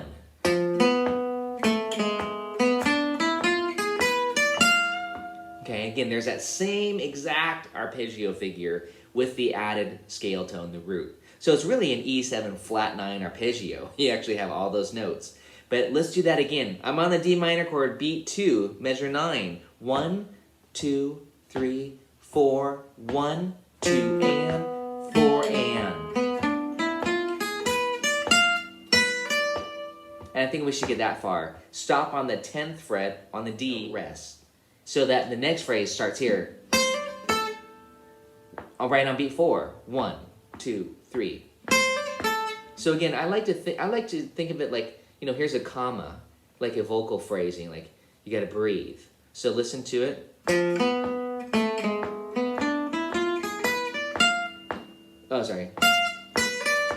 Like that. Not this. And then the next phrase begins. Let's do that one more time, then we'll go on. We're doing good. 1, 2, 3, 4, 1, 2, and 4, and 2, and 3, and 4, and. Okay, and there is that triplet slur on beat 4, so common with Django's phrasing. 1, 2, 3. Okay, now you're on the next page there on the A minor 7. And then now, he kind of does almost like, it sounds like a little miss hit there. That's why I just made a rest. I just made a rest, so it's a short phrase. You could play the open string like this. That's what it sounds like to me, like this. Like that. But I don't know what he is doing. But I just put a rest on right after it. So it makes that A note short. I love that phrase. Let's do that a few times. You got to do this phrase because it's an A minor arpeggio. If you analyze it, it's an A minor with the add 9. Beautiful. Use this all over the place. Minor swing.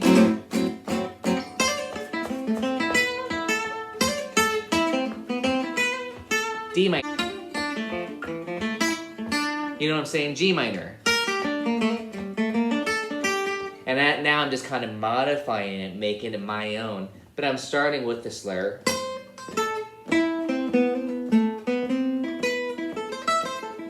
Then I'm making it my own from there.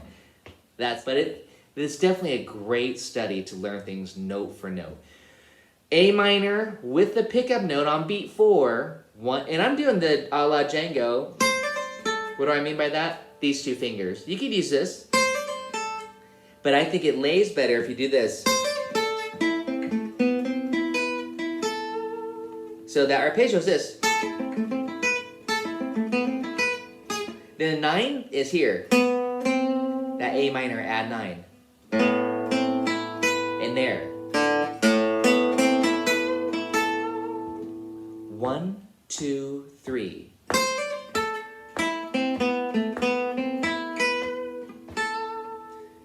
and I'm reading my notation. I gotta change those stems. Some are pointing up, some are they all should be pointing down once they're up that high. 1, 2, 3.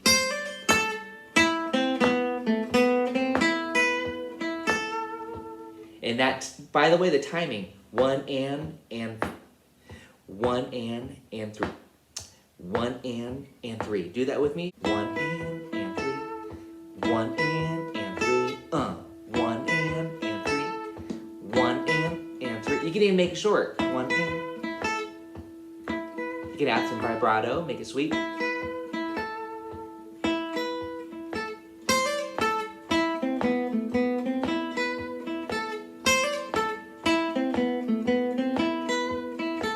And then this is the next part I was actually referring to earlier. 1, 2. 1, 2. And I'm kind of hearing it as a harmonic. 1, 2. And that's just I'm doing it as a rake, like this, a sweep. So just hold this D shape and let your pick just drag across the string. That's called a sweep. Sweep it. And then I hit the 13th fret, the C, as an upstroke. But the timing of it, that lands actually on the and. It starts on the and of 2. And it'd be triplet 3. 1, 2, triplet 3. 1, 2, triplet 3. 1, 2. 1, 2.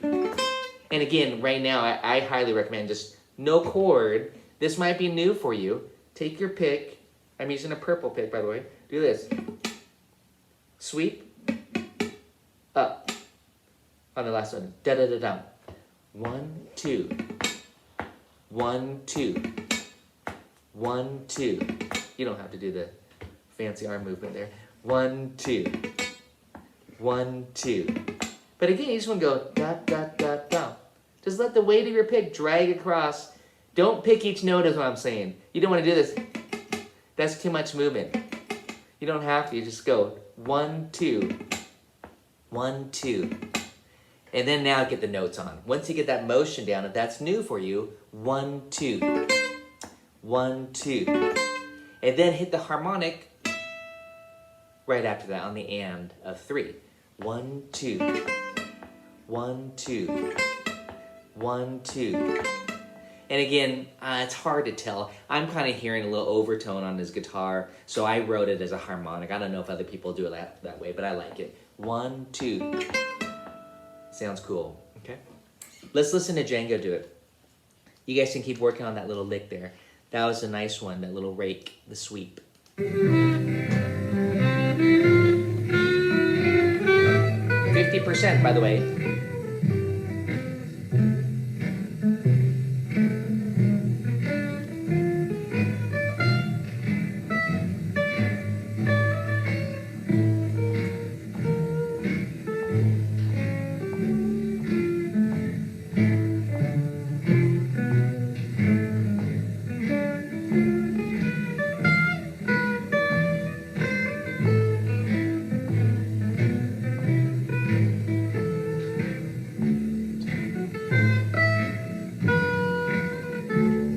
Hear it?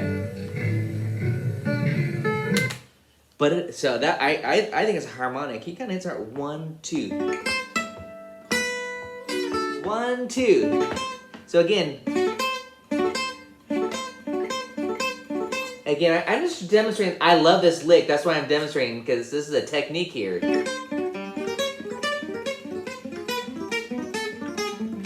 You get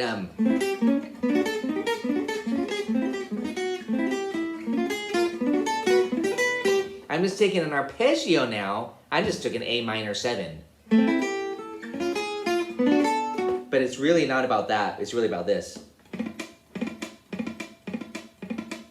You could play it closer to the bridge if you want it, more percussive and brighter. But now I'm thinking, oh, A minor 7. Chromatic for practice. Or maybe just a major 6. Maybe a flat 5, or minor 6. Now, maybe I'm going to move it to now to the next 3 strings. I'm gonna play E minor 6. See the sweep? And of course, why not do it on diminished? So it's this.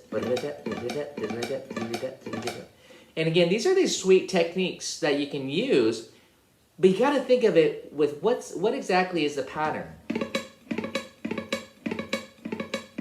And once you get the mechanics of it, now you can have fun with it and move it around. And I'm just grabbing some chord shapes and noodling around. Much fun. But again, that's what it's all about there, is just having fun, discovering new techniques, and then applying it. That's, I think, rewarding. Like this way. Leslie has a question. I'm using this. This is just my own adaptation of it. It's very similar to that lick and minor swing. I'm, again, modifying it.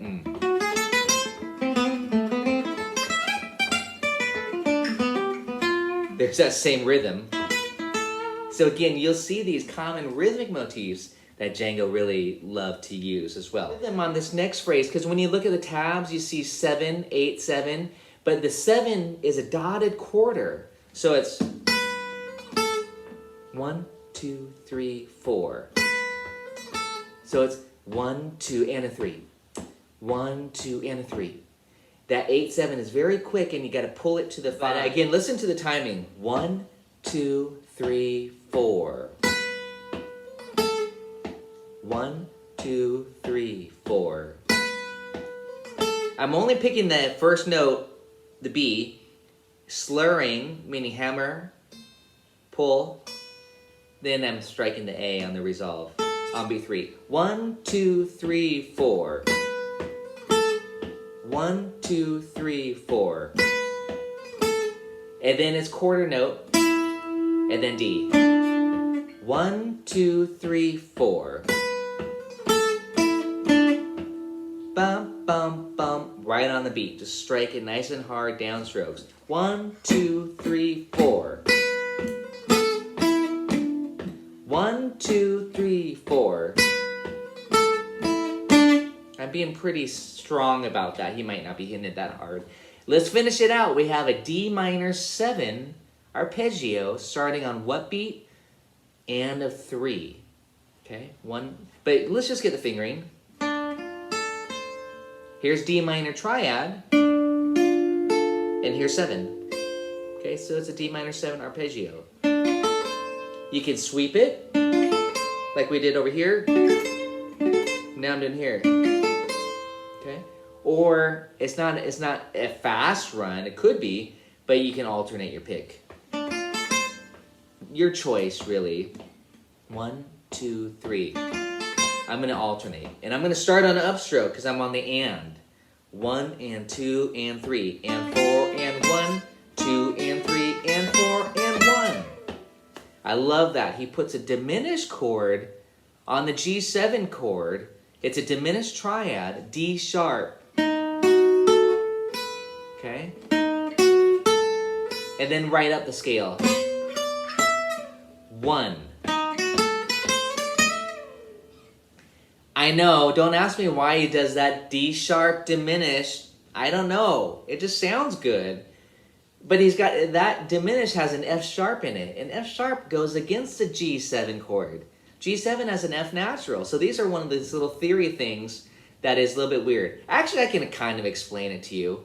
Because what you can end up doing is a substitute. I'll show you. I'll just do it for fun. You can do D minor, D sharp, dim, and then C/E. See how nice that sounds? Like a substitution without the G7. So it's almost like he's almost changing the progression. So it's like this: D minor, D sharp, dim, and then maybe just E minor. Like he's substituting. Okay, that sounds pretty good to me. That's a good justification for me. 1, 2, 3.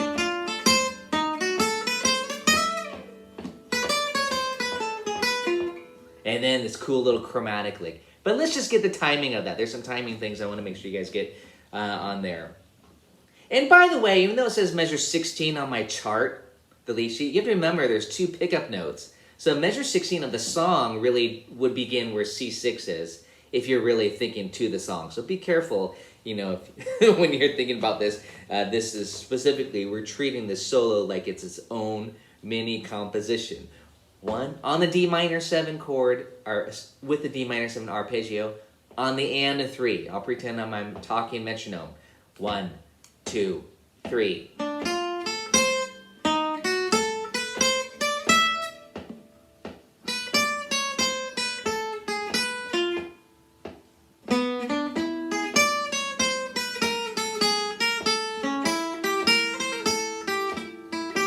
Okay, I went on a little bit further, but it's fun. All those little chromatic licks. But it gets a little bit slippery there, which is really cool. How you guys doing on that? Did you get that D minor to the D sharp dim to that E lick? I call it E. I'm going to think of it like E minor. I'm going to start using that because Django did it. It's good enough for me again. Measure 16 on the chart here on the and a 3 to the G7 to the C, which is now measure 16 of the song. 1, 2, 3.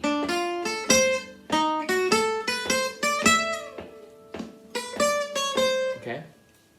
Now let's start right on that C. Notice I kind of did the big glissando like it's a horn. Wow! That's what Django does. 1, 2, 3, 4. Da da da da da. That's chromatic. Okay. This is by the way, I often treat this as a separate embellishment using enclosure like this. See, we're on a C chord. So you can do this. But he continues it. And then now on the E7, he hits that F flat 9 to make it darker. So again, on the C chord, we have 1, 2, 3, 4. And then you can either clip it or you can hold it while the band switches to the E7.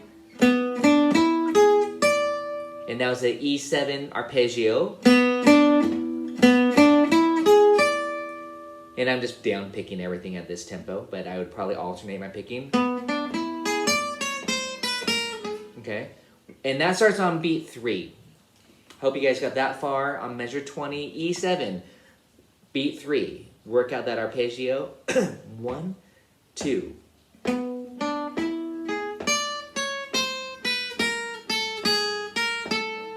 And I was just kind of using one finger. I bet that's what Django did. He liked to move along the length of the string with one finger pretty masterfully at a fast tempo. It's tricky. Let's speed it up just a notch. Measure 20. 1, 2, 3, 4, 1, 2.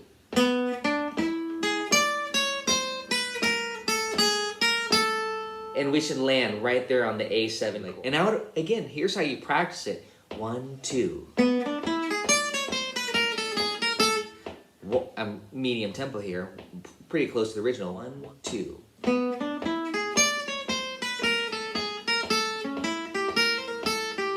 And you know, now I'm piecing that A7 lick together. But again, please do that. You know, the trickier parts are the counting. Now, of course, I would want to backtrack. Please go back with me to the D minor 7 on measure 16. Let's backtrack with just those 3 pickup notes, a little arpeggio. On the and a 3, okay, you might again put a 3 on that little rest there in parentheses, so you know, oh, I got to start on the and. Then I often write and for and, the plus meaning an and. So on D, I'm going to backtrack so we get pieces together. 1, 2, 3.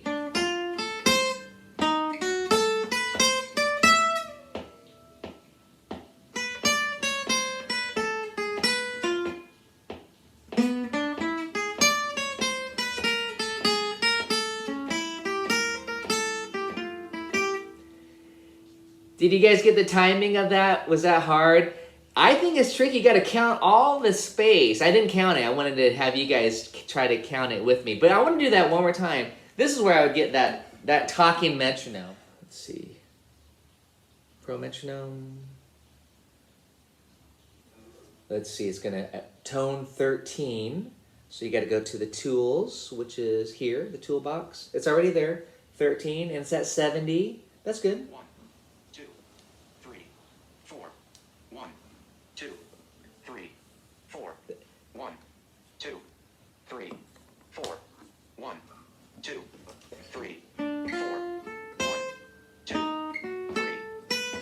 1, 2, 3, 4.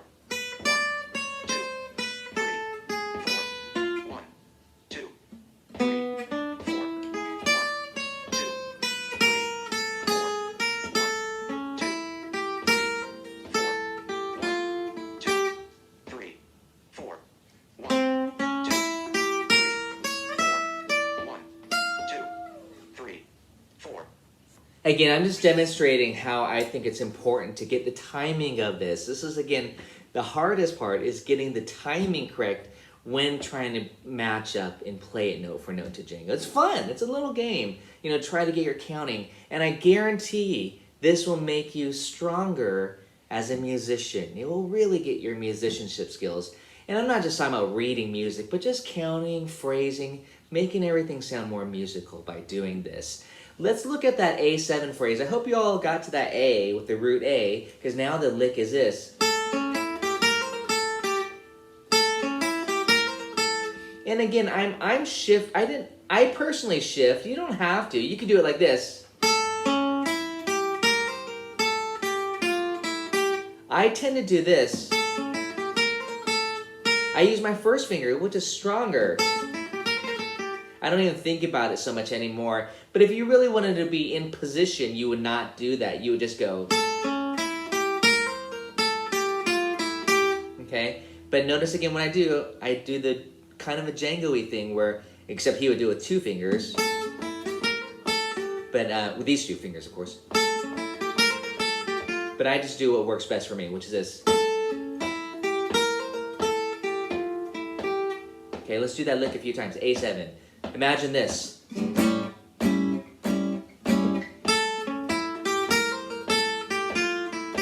Okay.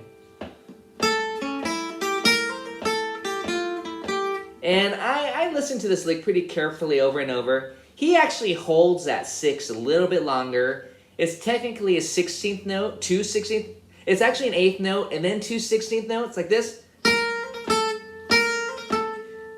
But at a fast tempo, that gets a little bit lost. Slow down, you can actually hear that. So I wrote it out as a triplet. I just even it out.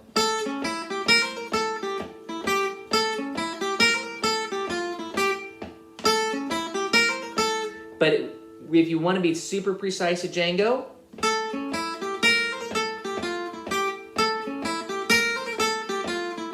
can you guys hear the difference? Dahlia-dum, dahlia-dum, versus da-da-da-dum, or dahlia-dum, dahlia-dum. It's pretty subtle. It's just the first note gets a little bit more length, okay? Here's Django. Okay, pretty subtle. Let's go on. D minor.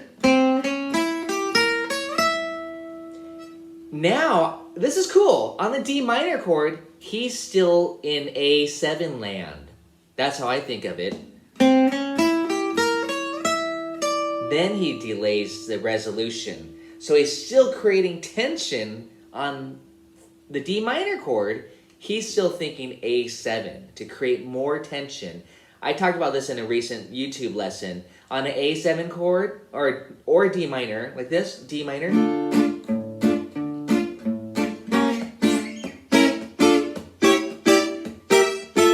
You can mess around and do diminish. You can think the 5 on a D minor.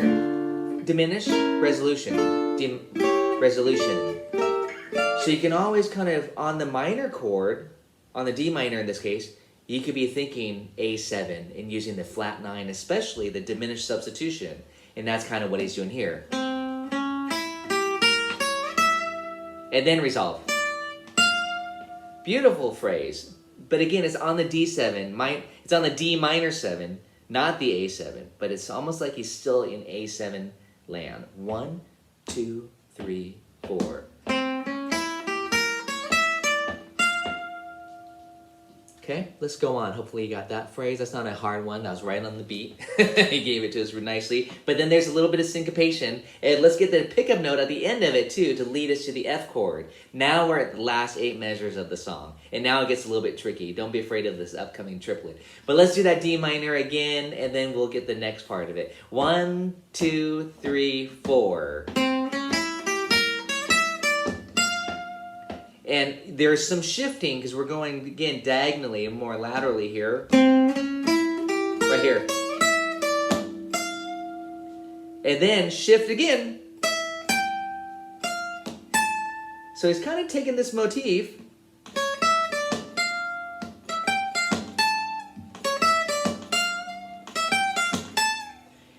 If you wanted to think of it that way, and it starts on the and a 3. I'm starting on the 9th fret on the C sharp on this 1, 2, 3. I think that helps again to get the motif, the rhythmic motif, by just working on that. Even though it's just right in the middle of the phrase, you're going 1, 2, 3.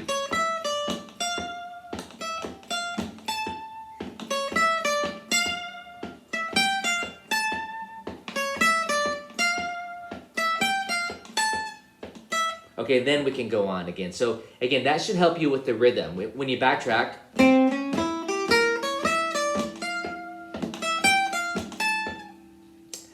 on the 17, look at the rhythm. That's way up there. I know if you're reading notation, gosh. But it's a 17th there, which is just the 3rd. It's an A. It's a 3rd of the F chord. Beautiful. Then he goes. It's those embellishments. I'm always talking about those triad embellishments. Those are always so beautiful. So it's a beautiful example here that he's using. But now on that F chord, it's 1, 2, and. 1, 2, and. And again, you do have to shift just a little bit here.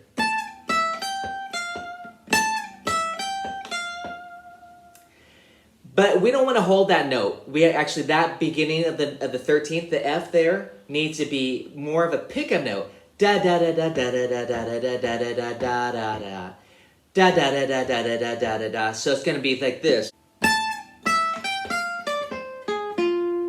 And that should have been triplets.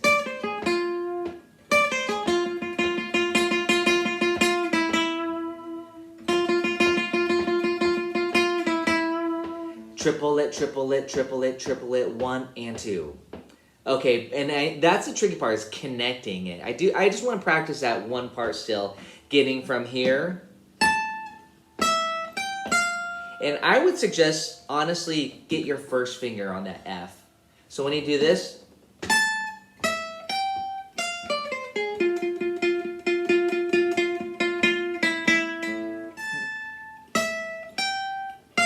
get your first finger there. That way, that will lead us into this.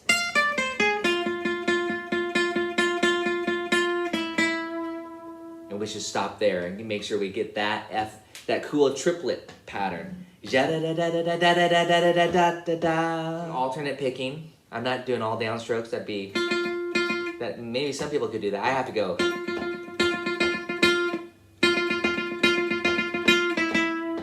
Here to slow.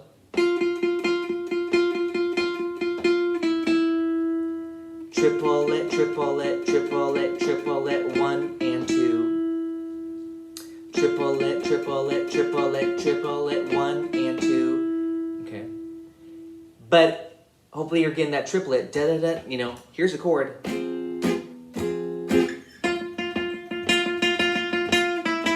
So a lot of it's just right hand.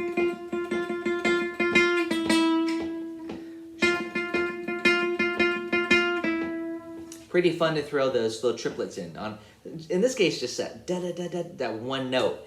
It's almost like a horn, a trumpet or something. But let's backtrack, see if we can connect it on measure 26 on the F6 chord. Super slow. 3, 4, 1.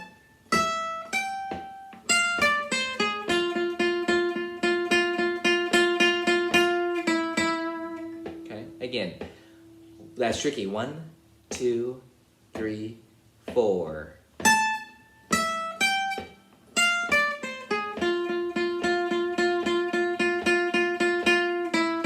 just get that, because this is definitely the climax of the solo, the trickiest part, I think, right here.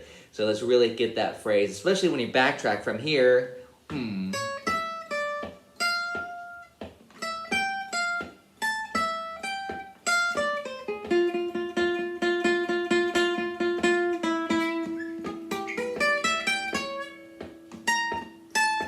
Again, super crazy, cool syncopation, little licks there, but effortless, of course, by Django. Effortless swinging.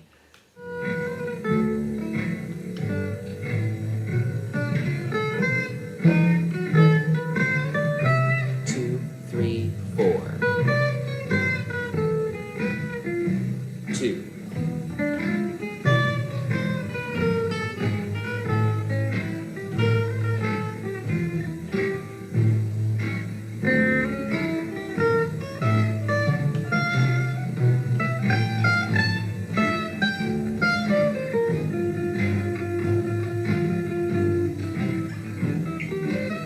It's just all those little subtle things.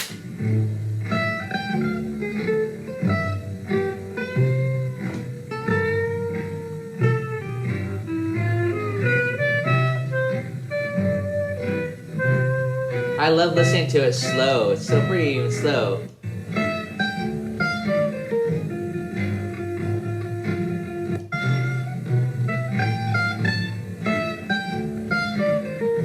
So again,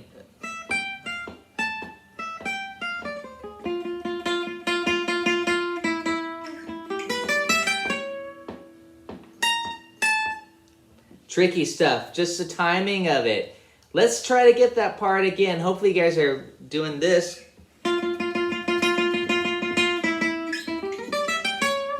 And I that's the part again. I fingered it so it's symmetrical, this.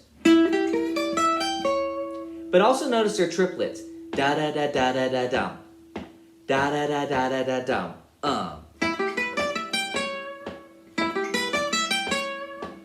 And you can do it like this. You know, do the fingering that works best for you. I like this symmetrical fingering again. So I went da da da da da da dum, ba bum, da da da da da da dum, ba dum, ba da da da da da dum, ba dum bum. And that came in right on beat 3, if you're wondering. 1, 2. 1, 2. 1, 2. And then it continues on 4. Let's finish it out. 1, 2, 3. 1, 2, 3.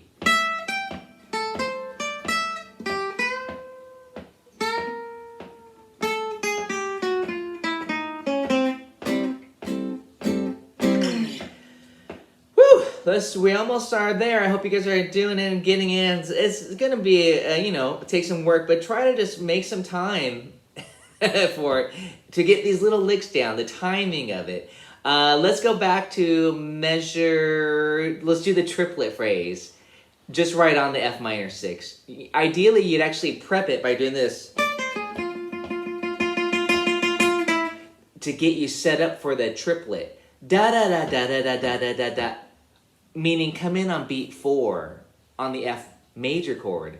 But notice that the lick is actually F minor 6 arpeggio. Again, you might say, but shouldn't that be an A natural? We're on F6. Well, theoretically, but he's anticipating, a beat early to kind of just make the music flow and lead the listener to the next chord. So that's a good place to start. Go 1, 2, 3.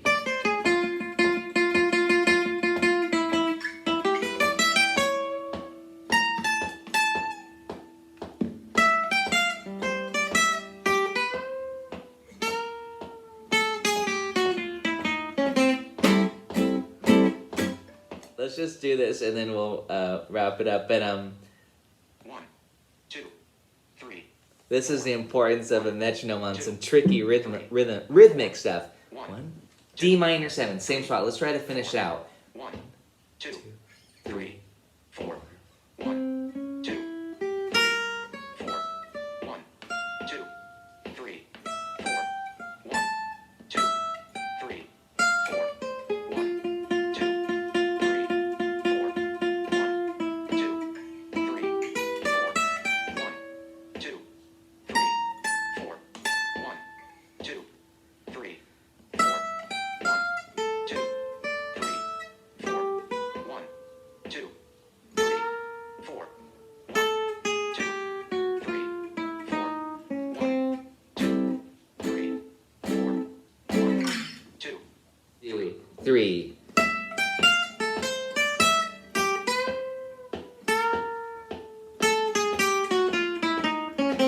I should actually talk about the very last phrase before we log off here. 1, 2, 3.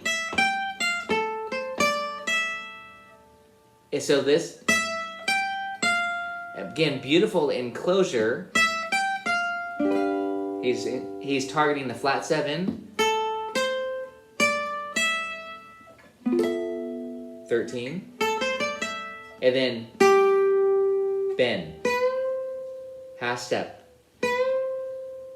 Let it come down. Then go to the 10th fret. And then that was chromatic.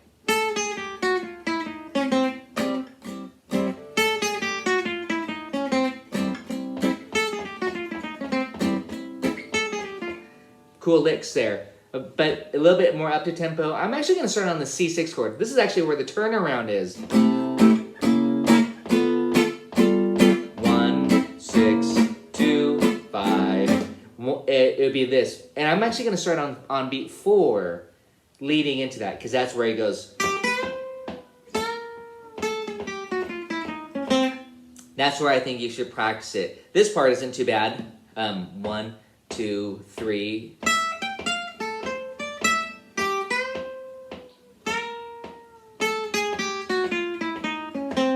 So again, I think of that as 2 separate licks. We have this. Okay, that's 1 lick, or a phrase. And then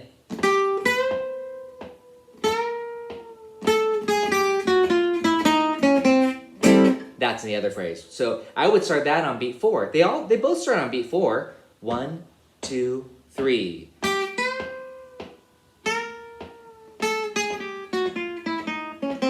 Okay, that makes sense. That's cool, little turnaround. The saxophone the clarinet starts to come in there, and then so that part gets a little bit blurry. But just listen to Django, then we'll log off for today.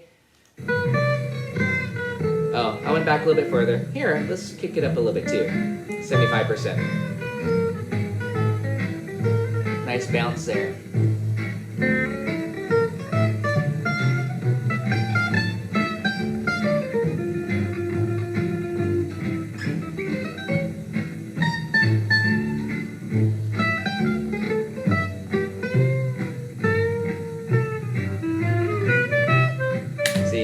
Clarinet kind of sneaks in on us anyways, so, but that you can still hear that chromatic there.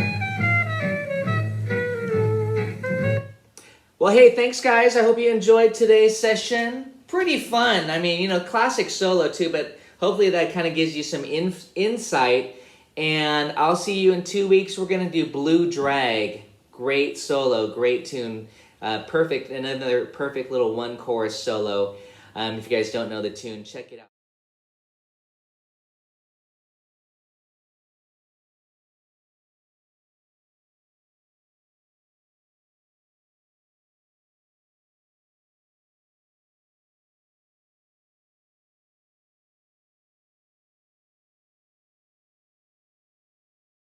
Anything you want to do. All right. In that case, we're with Jerry here working on Django solo note for all of me. You've got it all the way to this last phrase right before the B. I call it the B section, measure 17. This D7 1.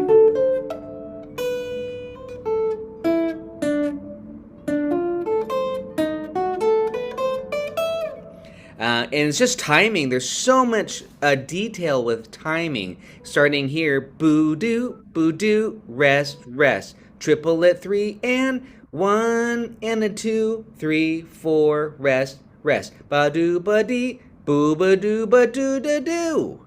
Here it is with the computer. If you want to play along, let's slow down just a little bit. Starting, you can just jump in right here on beat 2. 1.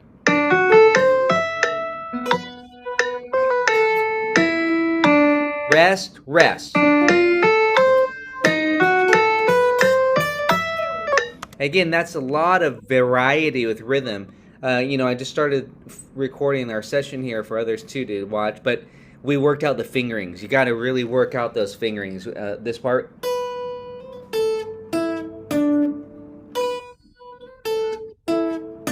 Two,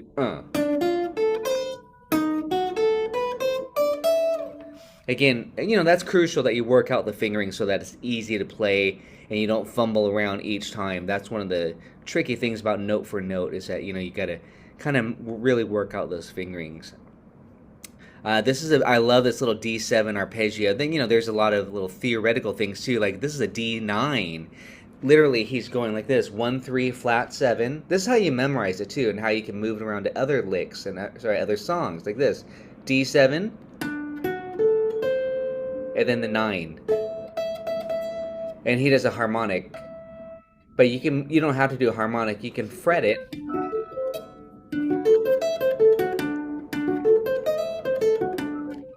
I love that. I mean, it's so simple, right? But it's just a beautiful little phrase there. Then he connects it. That's a D9 arpeggio on a D7 chord. Then he goes to the 13 of the chord and does that little slur. I'm thinking A minor here, by the way. I wrote it, you know, I'm not sure where Django's playing it. He might be on the 12th fret, but I wrote it on the 2nd string. But I wrote it on the 1st string. And then we're beautifully in that D minor. So, yeah. Let's listen to Django do it for a sec here. Oh, sorry, that went ahead here. But, you know, now we're probably going to hear all the beauty of that, how Django phrases it with dynamic.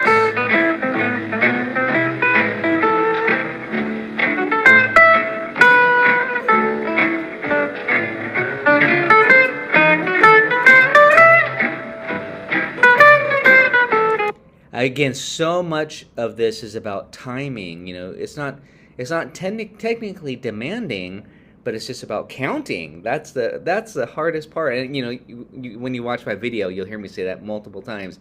You got to count this, and that's what's so beautiful, and that ties into phrasing. You ready to go on? Yeah. Beautiful. So this is the 3rd degree. He targets that 3rd so nicely that this little lick right to that 3rd of the C chord. And then he does some embellishments here. This is called enclosure. I think you know that term. You go below the note, above the note, and then he chromatically walks down into that note, the C, the root.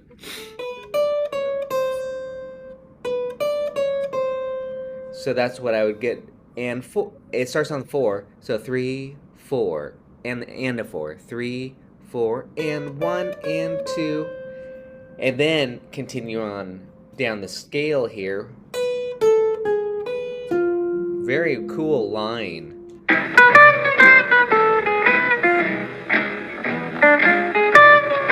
Yeah. That's a sweet line there. Ba-dee-da-da-da-dee-da-da. So I won't go into too much of the theory, but I've already analyzed it in other lessons. He's kind of anticipating the E7 early. Well, that's what anticipate means, right? To go in early. This is E7 here. This is what you would typically play on an E7 chord to create a flat 9. The sound.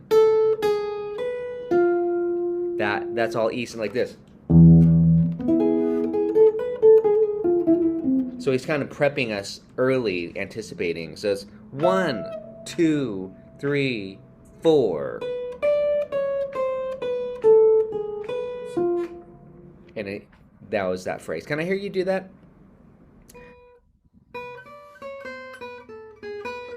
Beautiful. And make that short. Boop, boop. The last note. Great. Wait a minute.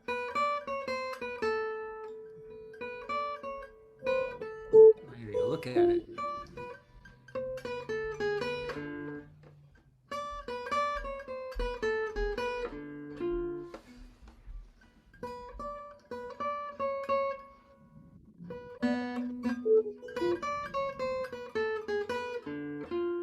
Yeah. The string crossing there is Yeah, you know, I was hanging me up.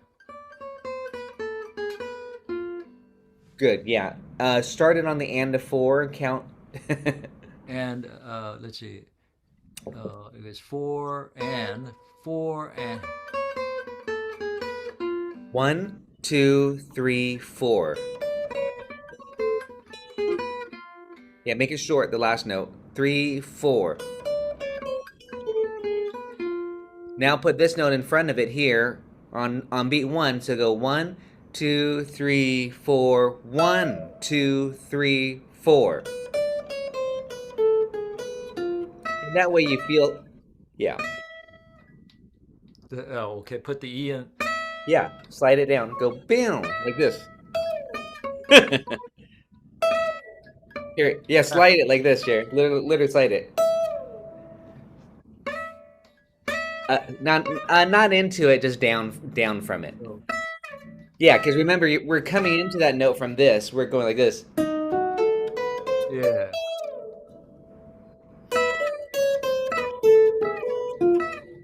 Yeah, it's just kind of just a quick little slide down. They call that a gliss.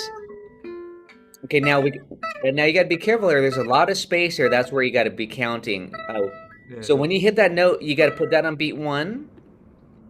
Then you got to count 2, 3, 4, and 1. So short there. 3, 4, 1, 2, 3, 4. 2, 3, 4.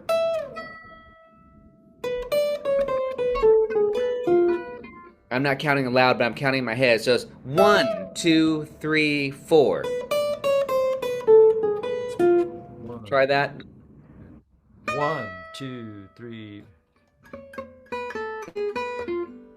This is on the and of 4. So it's 1, 2, 3, 4. And 1, and 2, and 3, and 4, and... 1, 2, 3, 4. Nice. Yeah. Do that a few more times. Good, Jerry. That's what's so beautiful about Sound Slice. If we get this loop thing going here, listen to this. Oh, hold on. One more level. Oh, hold on. Got the metronome on. This is just how to practice with Sound Slice in the synth mode. Not with Django. This is just a synth mode.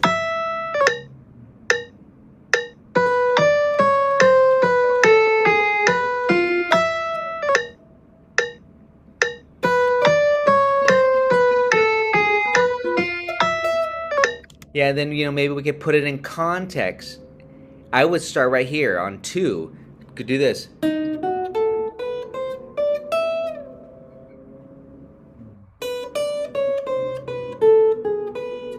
That's really going to make you pay attention to all the spaces. Especially, start right here on beat 2. Again, now we're putting it into context. This is super important. Yeah, here we go. Look, a few times you'll get it just from looping it.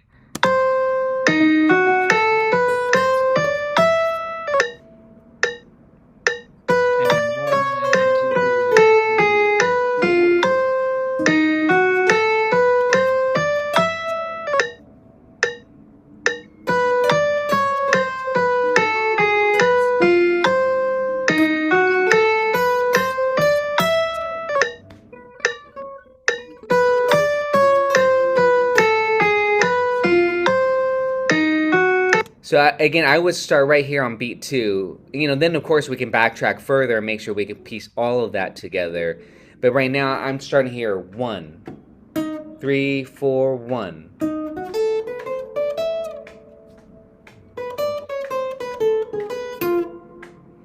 That's again piecing together. Then I'd say, okay, because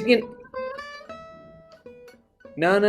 You gotta all that. There's all that space there. You gotta really count it. That's the hard part, is observing the space. And you played it beautifully, but you came in this note beat early. So listen.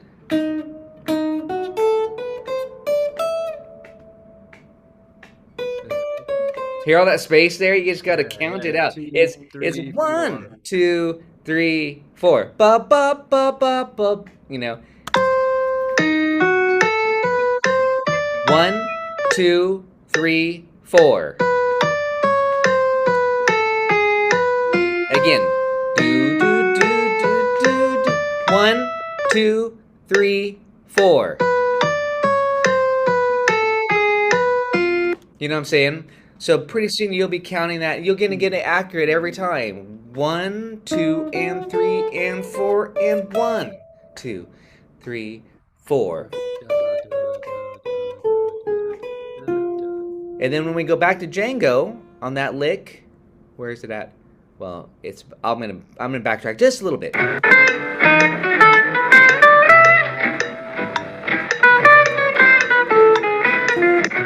You know what I'm saying? And again, that was a little bit faster. His tempo is faster than what we practice in the synth mode. But now you're gonna have that accuracy again, you know, from breaking this lick down.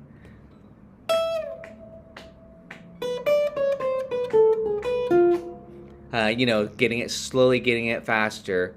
Let's go on. Are you okay with moving on? Yeah. Or do you want to piece that much together from here? See, Jake, I know I'm going back. I'm trying to have you piece it together from here now, like from here to here. So it'd be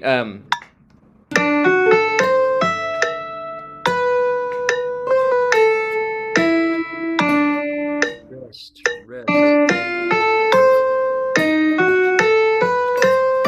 1, 2, 3, 4.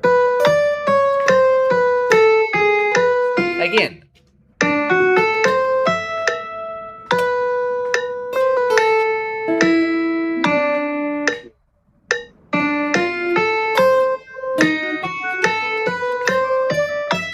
Two, 3, 4.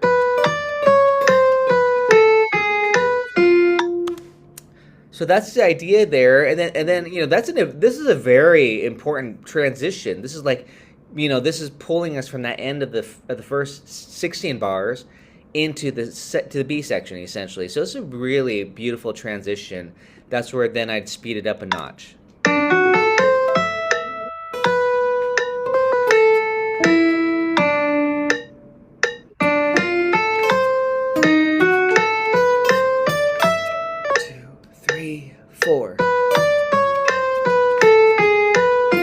Okay, keep doing that. That's what I would recommend on just practicing these licks individually and then trying to actually do it in context. Like I often say though, I like to try to extract these licks and apply them to different songs when possible, like this little arpeggio here. I love that dominant 9 arpeggio in this lick. So, you know, D9. So what I like to do, I won't do this too long, but D9, C9, A9. You know, just moving those shapes around those arpeggios note for note. Let's keep going though. Let's have you finish out the solo. Yeah, there's so many beautiful phrases in this solo, and it's very attainable. So what beat does this start on here? To the 3 and 4 end. Huh? Good. 3 and 4 end. So it starts off like it's a B minor 6 arpeggio. You know what I'm saying? So like, or you can think of it as E. Oh wait, B minor 6. it's actually just E7 inverted. B, D, E, G sharp. So it's like a B minor penta with it. There's no 5th in there. So here it is. And then it leaps to the flat 7. That's pretty tricky because you got to get that chromatic.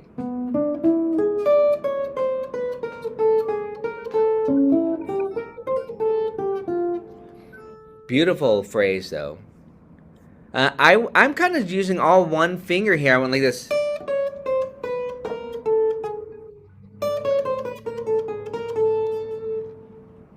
You can shift ahead of time if you want to on this chromatic lick here. See, that's all truly chromatic. 10, 9, 8, 7, 6, 5.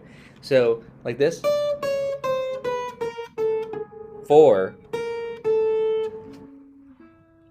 That's the tricky part there, just getting the fingering.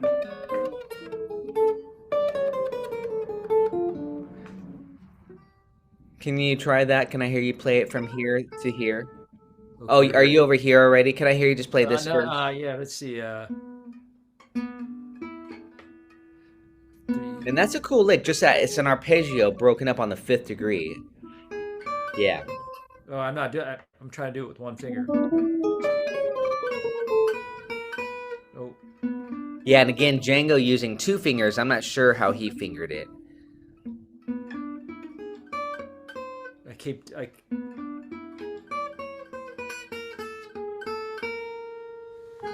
Close. Just you got to the 4 and then go above. Yeah, go da da dum. There you go. Stop and stop there. Good. Again. 1, 2. Oh, sorry. It starts on beat 3. So 1, 2.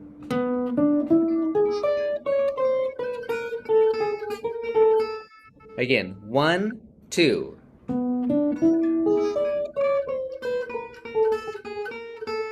Yeah, and here it is with the metronome. It's not going to count like I'm counting for you, and I'm gonna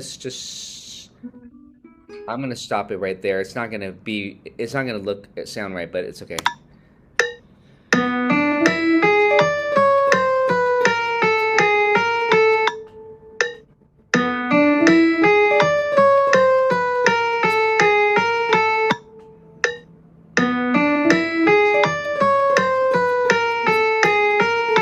And then, of course, we can speed it up. But now you have that lick, the timing. That's not too hard, right?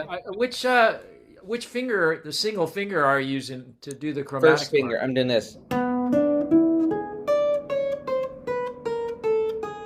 all right.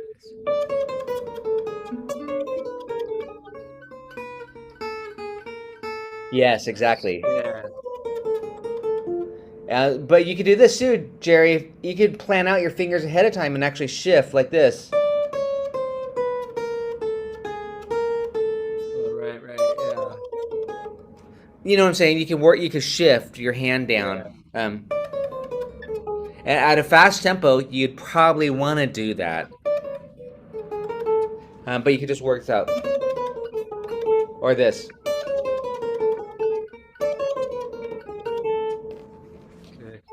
And I want to end up on my first finger here, because now I'm going to treat this as a... Yeah, this is a beautiful alter dominant lick on A7. Mm-hmm. All right. He's got the flat 9 and the sharp 9. This is classic. You got an A7 arpeggio, and then the flat 9, sharp 9.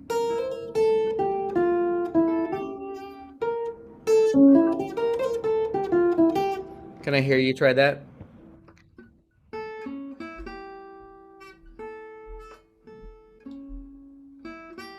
Stop. Good. Do that again. Just that. That's an A7 arpeggio, just so you know.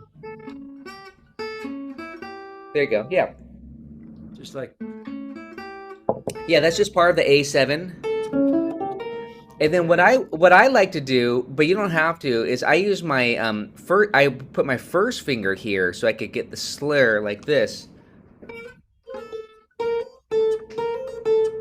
And slide down. Yeah, so watch my fingering how I get from here to here. I'm gonna do this.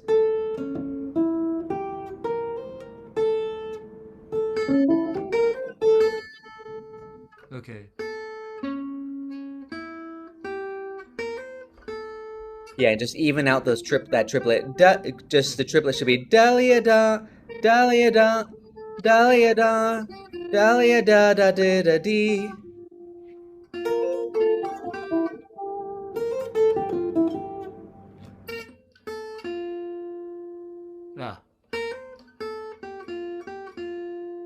Dalia da da dee da dee. Oh, okay.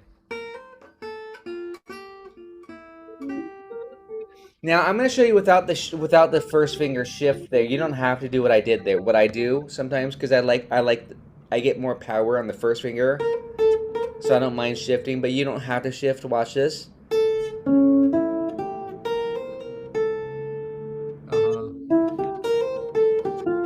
So there's no shifting involved. That's nice. Do what works best for you. Here's how I would do it. See?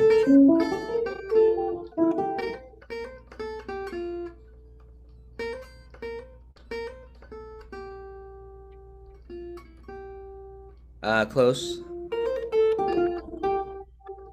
Yeah. Yeah, there I think I heard you slide. I would not be sliding here. Yeah, in this case, you should be back in position here. Yeah. Yeah, and this is all right out of the, I'll say, it's kind of like an A altered lick. It has some harmonic minor quality to it, the flat 9, but it's also got the sharp 9, so that could be a B flat melodic minor. We don't need to talk too much shop talk, but it's just like this, like this.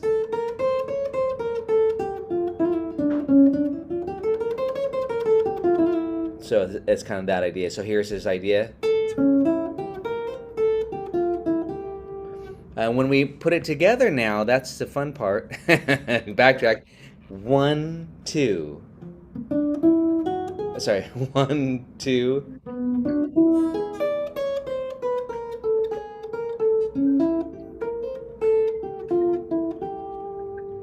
You know, hopefully we've got the fingering worked out now at that point.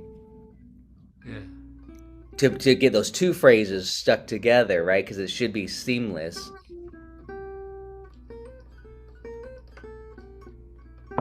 Nice, nice. Here we go with the metronome.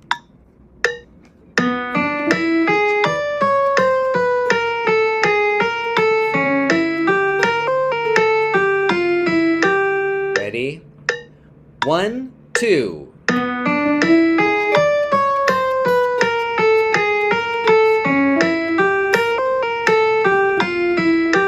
Okay, you got it? 1, 2.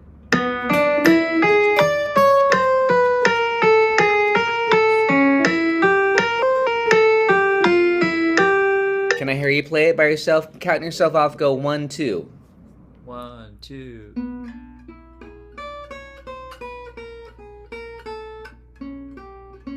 Wait. It's okay. Yeah, so you got to be careful on that chromatic. You got to get us down to the 4 and then do the enclosure around that A note. Yes.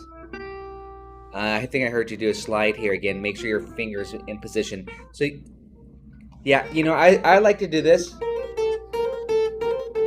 But you don't have to do these two fingers. You could do these two fingers. Mainly,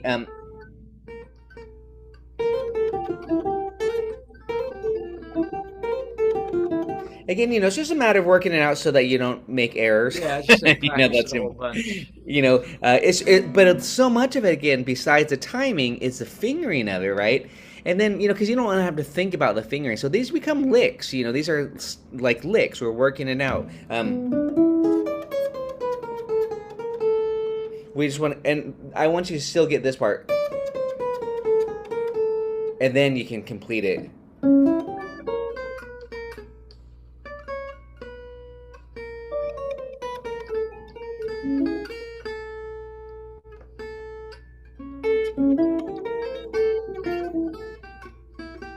Beautiful. That was I nice. just gotta put it all together without stopping. Yeah, yeah.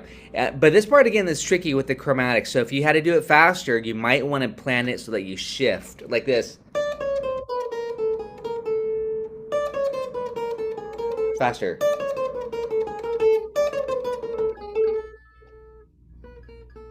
You know what I'm saying now by shifting, right? Here it is in time a little bit faster. It's pushing you.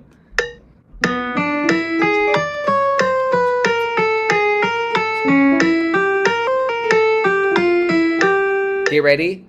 1, 2. A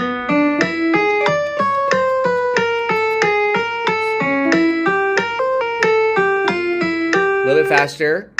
1, 2.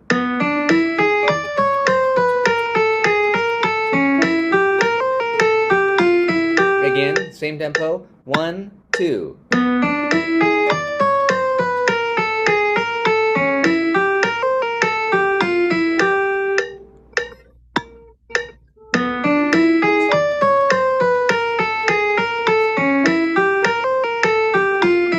And I'm personally experimenting with different fingerings to see what feels best. And a little bit faster.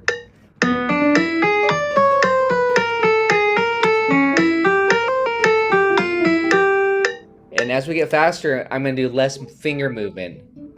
You know what I'm saying? So that's getting closer to his tempo. Let's listen to Django. Take out the metronome and play with the band right there. We'll jump in right here.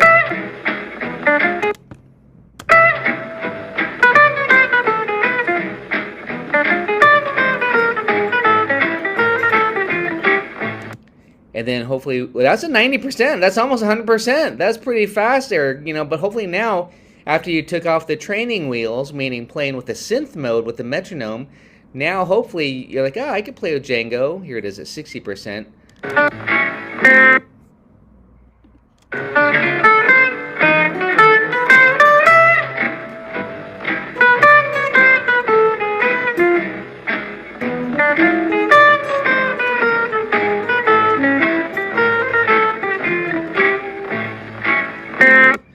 Does that make sense? Yeah, yeah. Good. I mean, again, you know, this is good stuff. This is phrase training boot camp.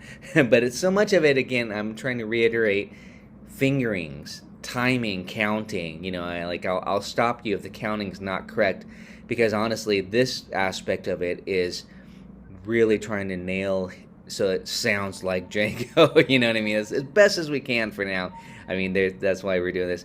So anyways, that's a beautiful altered phrase on a dominant chord. That's a good one to get down. So, you know, simply move this part, you know, even like all this stuff that chromatic, that's nice too. But this you could just treat as a standalone lick. So you can move it to B7, C7. And it's kind of a darker phrase, so it's A7 with a flat 9, sharp 9. It's a darker, you know, altered lick. So that would be nice when playing B7 like this. You know, that sound. Move it around just as written here as we're, you know, working out these phrases. Now this next lick here, we're almost done. This one starts right on the beat. So the rhythm's easiest, 1 and 2 and 3 and 4 and then we gotta get the notes. 1 and 2 and 3 and 4 and 1 and. So it kind of does a little syncopation there. 1 and 2 and 3 and 4 and.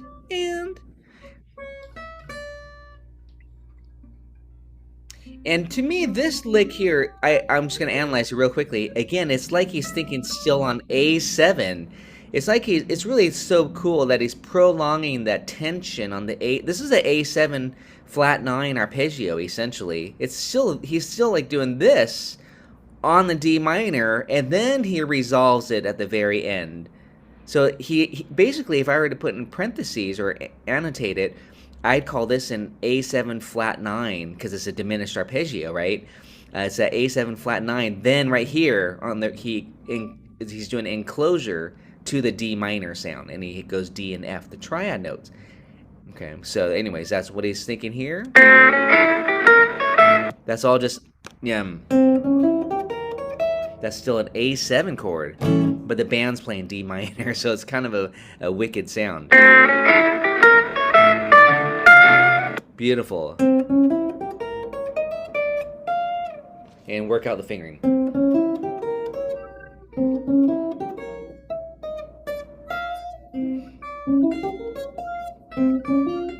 Yeah. Can I hear you do it? Yeah. Your timing, you're emphasizing the wrong note, so you're kind of doing and 1, but it should be 1 and 2 and 3 and 4 and. Good, listen. 1 and 2 and 3 and 4 and 1 and 2 and 3 and 4 and.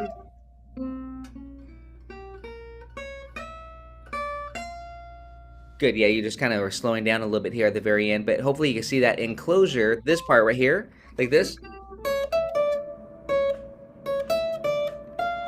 Do this right here. Yeah. Start right there and go. Good. Without that 6, just right on the 9. It's on the and a 3. So 1, 2, 3. Yeah. 1, 2, 3. Yeah, that's really important to get that part of it. And then we can backtrack and put it in synth mode.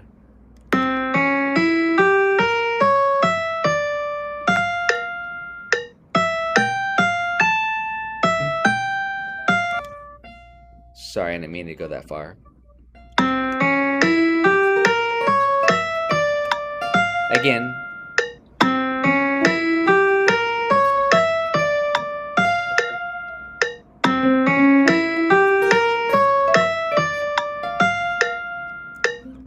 I have it on a I have it on a bad part there of the beat there, so it should actually be right there.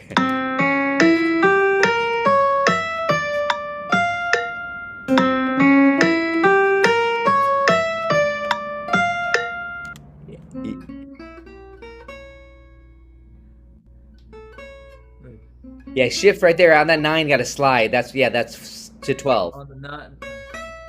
There you go. Yes, yes.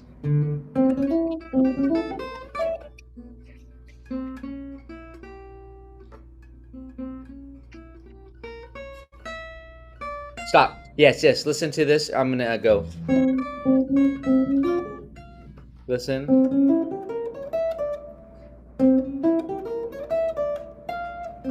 It's almost this high note. That's almost an afterthought. That's what's important right there. 1 and 2 and 3 and 4 and. It's a beautiful phrase. To me, this is like a 5-1 phrase. This is like A7 to D minor.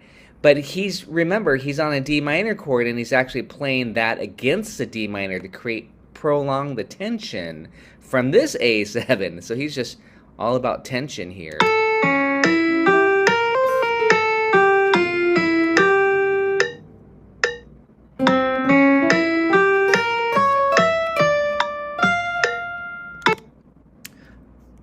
Let's piece that together, Jerry, a little bit faster. Rest, rest. Again.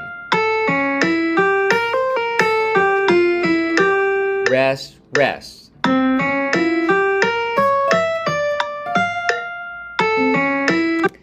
Okay, then now let's finish this part out.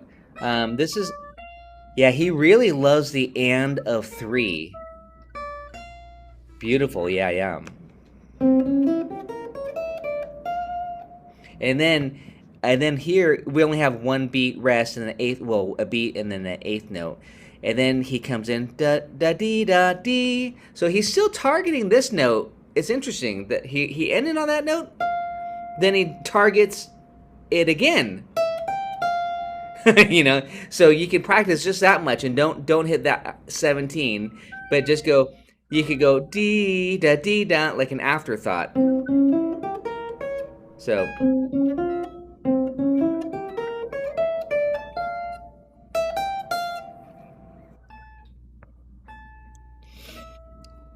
Okay, you're going on, but listen to just this. This is kind of interesting to practice it this way.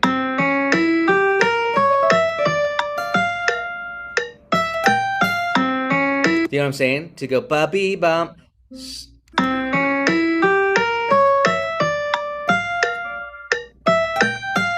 And that way you really get the timing of that.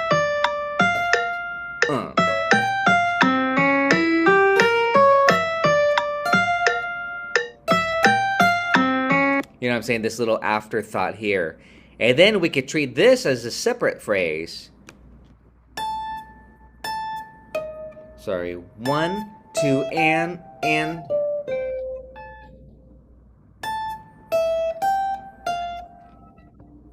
So this is beep, ba, bum, bum.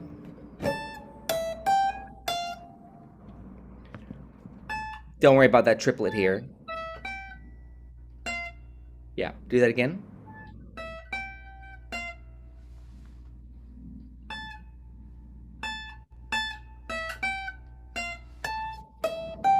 Beep, ba, beep, ba.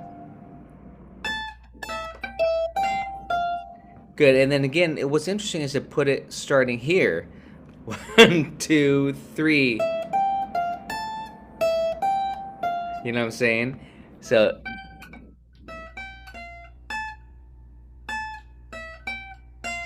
Nice. Let's listen to that right here on the and of 3 to here.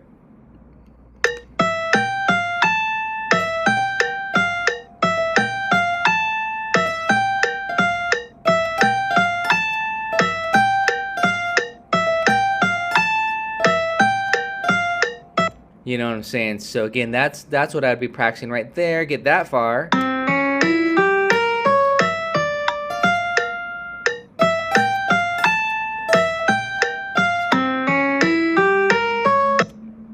Okay, now you're ready for this fun little triplet concept that he's playing with there. Started on beat what? That's 4. Good. So yeah, it's 4, and he's on it. This F way up here. It's an F minor 6 arpeggio.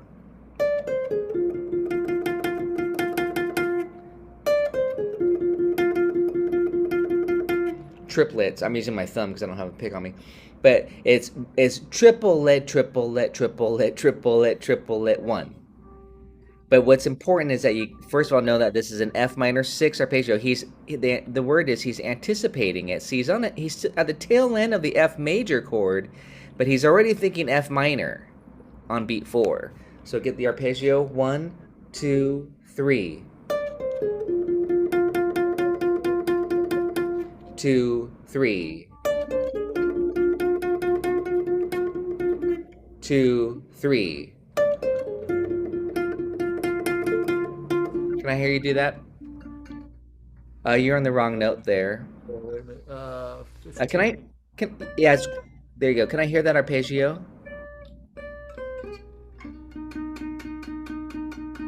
Wrong note there. That's F. Yeah.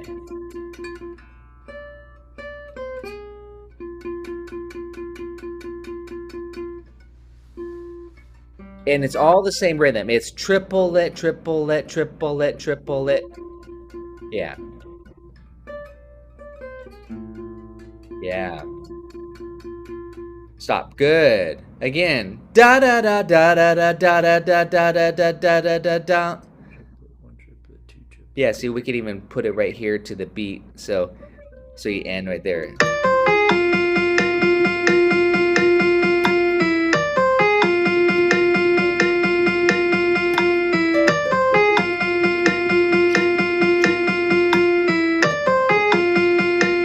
Don't mind that 14 there. I just let it rest. Yes. Good.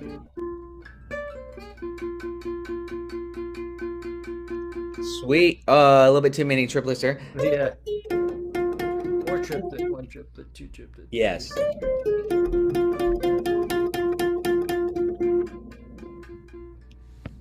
Do that, and I would be alternating my picking. Let me see if I can find a pick here. My cat likes to play with my picks. I don't know where they are. I think you did too many triplets. Do that again.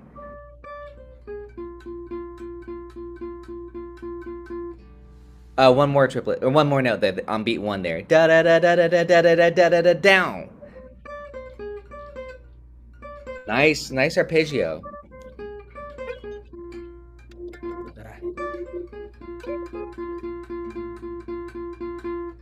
Sweet, yeah, and you can also experiment with fingering. I'm putting it way up here on this F minor, like this. You can do it down here.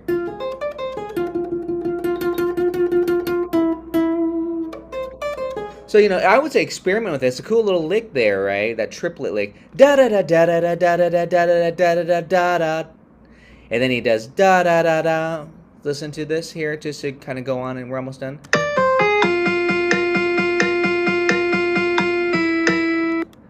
So I would practice that much of it. Da da da dee da da da da da da da da da da da da da da.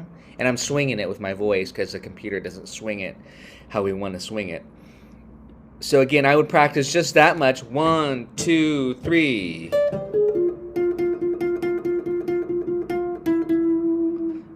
One, 2, 3.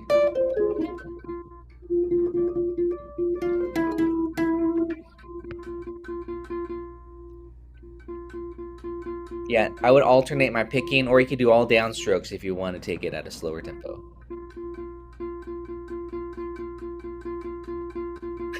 Da da da da da da da da da da da da da. And then you gotta slow it down here because these are not triplets anymore, so you gotta swing those. It's da da dum. So it's triplet. 1 and 2, 3 triplet, 4 triplet. Yeah, this is trip. I'm not gonna say triplet, but da da da da da da da da da da da da da da da da. And then triplets. Da da da da da. Triplet, triplet, da Da da da da da da da. So it's da da da da da da da da da da. Such a cool phrasing in this solo, man.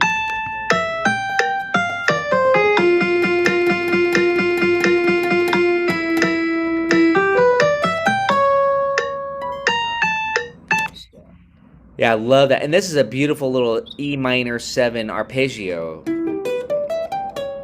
Right to that 6th degree. So it's a great little 2-5 lick, but that's the third of the A7. But here's yeah.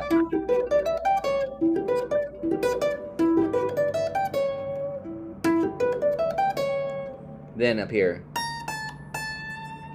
And that's that flat 9 again.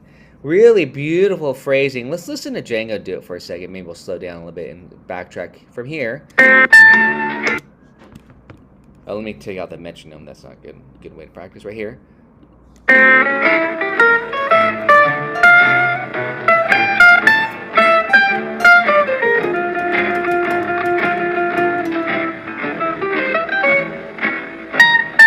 And then there's that space there. So it's do, dee dum bum. So I would practice just this.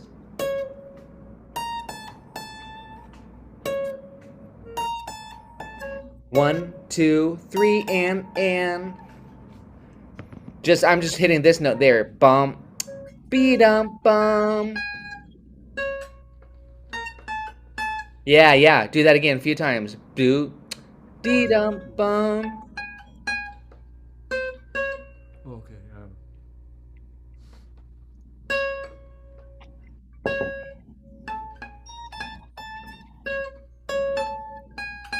Yeah, let's see if he really does hold it as a half note, because if so, you got to hold it for a little bit longer. Let's listen from here.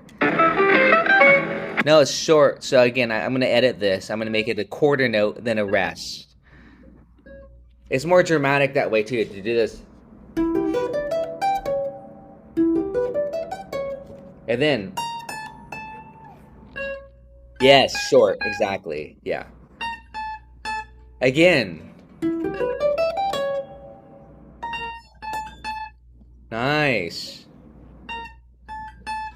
Yeah, Jared, nice. So again, I would practice this part now, the triplets, because that's so much fun. Sorry. Triplet, triplet, triplet.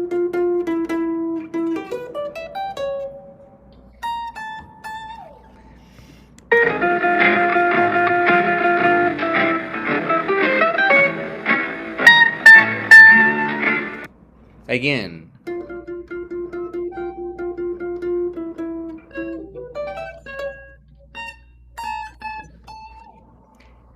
Nice here. Yeah, I think you just might have rushed that a little bit. So I would practice just the rhythm of this right there to go.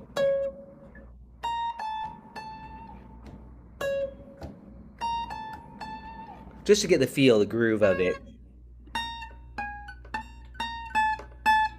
Here's the loop of it.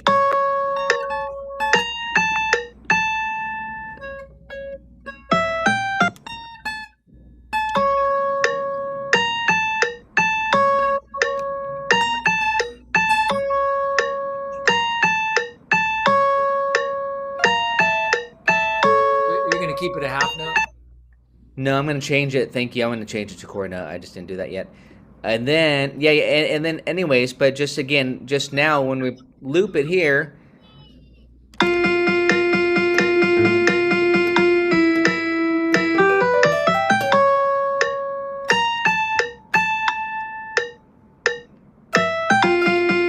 And then let's finish it out. We're doing really good here. This is on 4. I would just make sure I can target that much.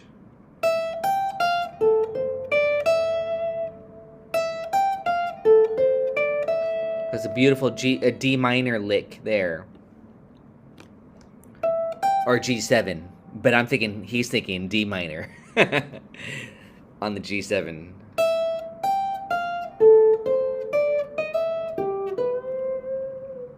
So again, practice it starting on beat 4. 1, 2, 3. 1. That's just the entrance. I'm practicing the entrance. 1, 2, 3. Now that I've got that, or now that you've got that, hopefully, then our goal is to get to that 10 on the and there's different fingerings we could do. I was actually going to put it over here, but I'm going to stick to what I wrote.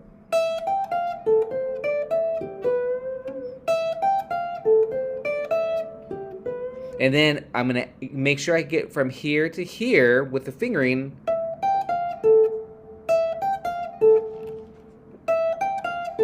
Now I'm going to add more to it to get to the 12 here on beat 3. 1, 2, 3. 1, 2, 3. And then now I'm going to get 4 here. I'm just piecing it together. And that's where we want to bend.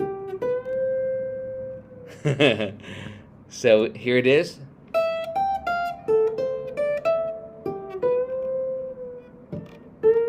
And then we're going to bend that up slowly to a C note, half step. And then we want to go down to this A note, bend that up half step. So we're doing this. And this kind of a chromatic phrase here. It is chromatic. Beautiful phrase there. This is on the and the 3, so I would practice just getting the timing from here to here. 1, 2, 3. 1, 2, 3, and 1. And just a. You don't have to. Let's listen to him. I think he does re-articulate that note, but those are the things that I'd be listening for.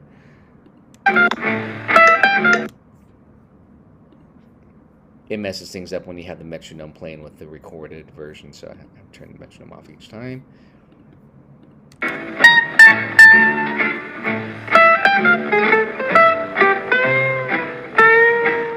Yeah, so he goes 1, 2, 3. 2, 3. So 1, 2, 3.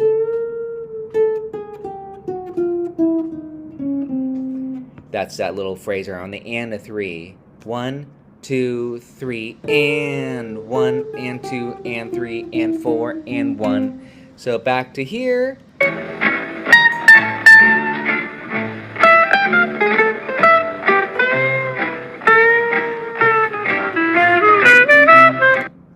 And I lied. This is I put it on the and a 3. It's right on 3.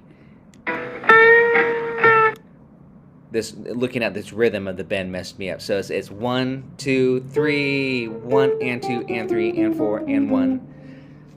So be careful of reading that notation. There's right on beat 3. 1. Here's that triplet.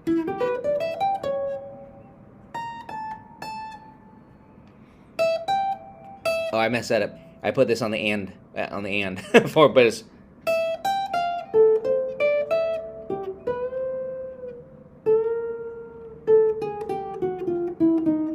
Again, it's so detailed with the rhythm. Da da da da.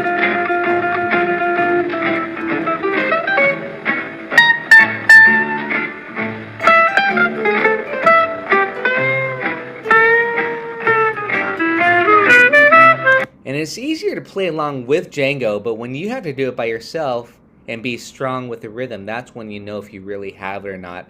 So what I like to do is, what I'll do for this, you inspired me to do it. I don't think I have it, but I'll put a second video, and it'll be a backing track so that you can play along with it synced up, but you have to solo and see if you can piece it all together. You know what I mean? That's good practice there. I'm going to stop this video here.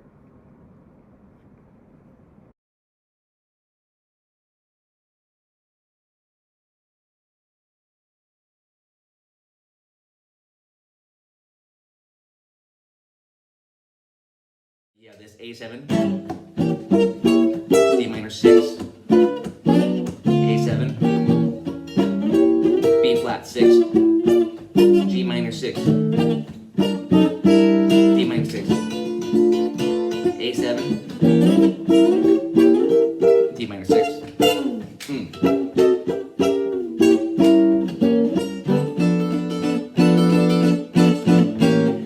of course, I'm just having fun getting rhythmic as well. That's another big part of it. It's just to, you know, get that right here.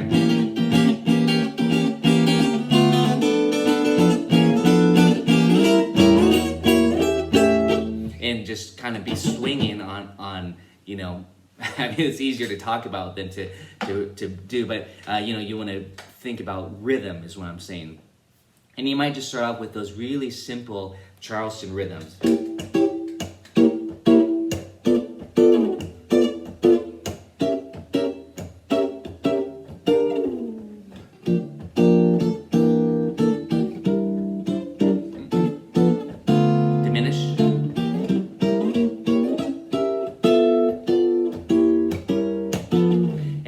See that just by connecting the inversions, you could do chord melody style soloing pretty quickly, pretty easily, because all that I was using was diminished 7 shapes and minor 6. Okay, I did throw in a minor 7 chord as well. Quiz time. G minor 7 equals what major 6? G minor 7 equals what major 6?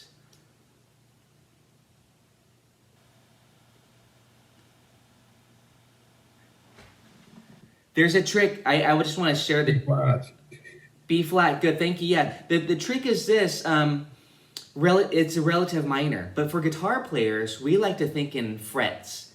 3 frets. 3 is the magic number.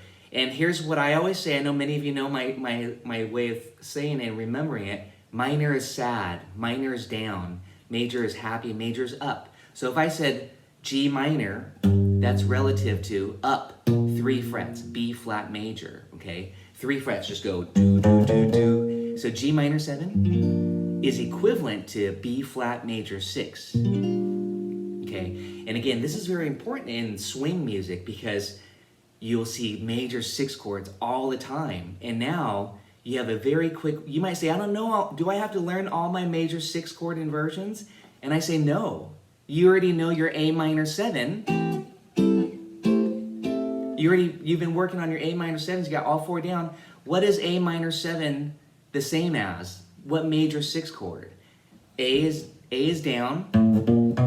So thank you. It's C major 6. So on a chart, I don't want to bust into all of me, but I guess I will. You know, all of me. You don't, and it says C6 on the chart. You could just play A minor 7. On your top 4 strings while the band is doing, I guess I'll have to demonstrate here, while the band is chunking out this, and I know this is not on the agenda, but just a demonstration, C6, because I know many of you know this song, if you're not completely sick of it, C6, E7, A7, I'll just play, or to D minor, I'll just play the first 8 bars, 1, 2, 3, 4, I think I started that a little bit early, E7 to A7, D minor 6. I'm just gonna play D minor. And I'm gonna loop that. Diminished trick.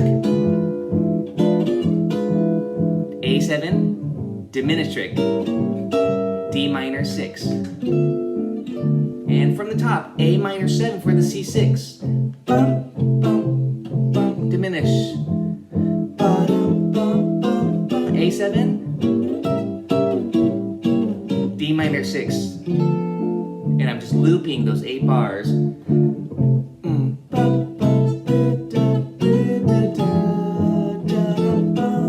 A7, D minor 6. Again, this is hopefully chord melody made easy. A minor 7, but you're saying, Tracy, it says C6 on the chart.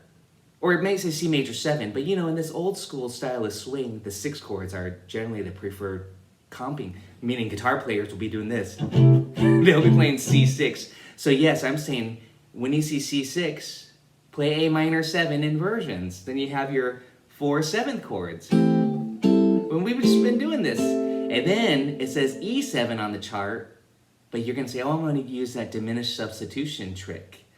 I'm doing, and this is where I hope you know, maybe I should quiz you. E7, what diminished 7th chords do you play? I'm going to review this.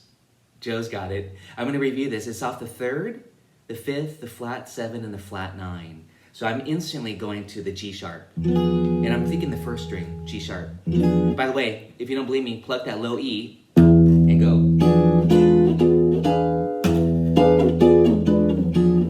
It's pretty dark, but once you get the first one, you're set. But I usually think off the 3rd degree. I say, what's the 3rd degree? In this case, it's G sharp for the E7. And then there's 2 tricks here, but then the next chord is A7. And because E7 to A7 follows the cycle of fourths, it's going this way, it's a 4th degree. All you have to do is move down a half step from where you were. You don't even have to think about it. I mean, this is honestly, I really sometimes don't think about it. I just know, like, hey, it's going through what's called the dominant cycle, like Sweet Georgia Brown, E, A, D, G. And you can just move it down in half steps. You don't even have to think about it. So once you got that E1 here, I'll start on G sharp on the first string. For the A7, I'm gonna hit the A in the bass because we can. I just did the same thing, down a half step. So really I was starting on G, B flat, C sharp, E, and then it resolves to D minor. But in the style, I like D minor 6. D minor 6. Here's D minor 7 to D minor 6. D minor 7. I love those little movements, okay, D minor 7. That was the first 8 bars to all of me, just again, really, really simplified thinking. I hope it's simplified, knowing, but I'm saying know your 7th chord inversions, then you already know your 6th chord inversions. You don't have to say, oh, I need to study my 6th chord inversions. If you already know your 7th chord inversions, you already know your 6th chord inversions. I said that kind of fast. If you already know all 5 7th chords, even though the diminished, doesn't really count it. But if you know your if you know your 7th chord inversions, and you know the little trick here for substitution, like I said, C6 equals A minor 7. In Dark Eyes, you see a B flat 6 chord. But what I wrote on my worksheet, if you have it in front of you, it's okay if you don't, I say G minor 7. B flat 6 equals G minor 7. Okay, so when I was playing through Dark Eyes earlier as a demonstration, even though I know that the chord says B flat major 6 on the chart and the band's playing B flat 6, I'm thinking G minor 7, G minor 7, G minor 7, G minor 7. Then it goes to G minor 6, like on the chart in the band. Back to D minor 6. I guess I am going through this. And then A7, I'm doing our diminished trick. Resolving it to D minor 6. Then you get a lot of fun on this really great 16-bar song.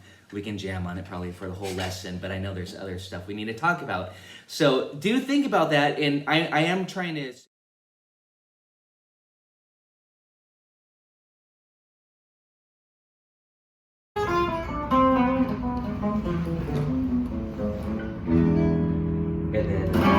And then it goes to A minor, so we're going to do A Dorian. Okay, so A Dorian. Okay, it's not A Dorian, it's not A minor. Now here's where... Right. Do that again. And for the E7, go to A harmonic minor. Hit the chord, E7. Run the scale. A harmonic minor. And then for the resolve, A Dorian.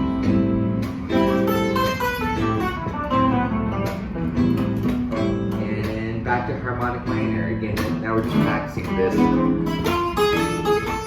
Dorian.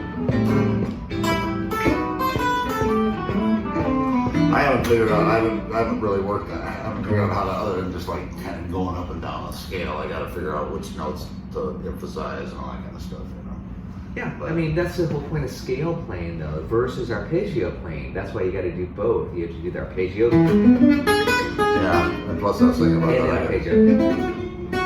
I gotta... And that will help you target those notes. But the point of running scales is just to kind of have fun, creating lines and shapes.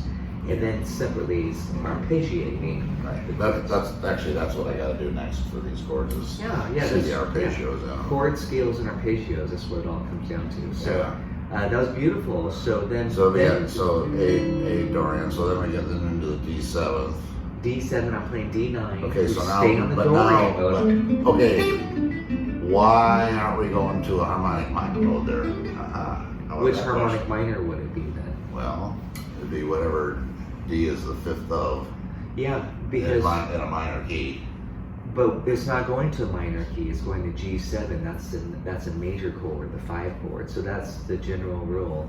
Is if the dominant Well, chord. with the minor seventh in between, though.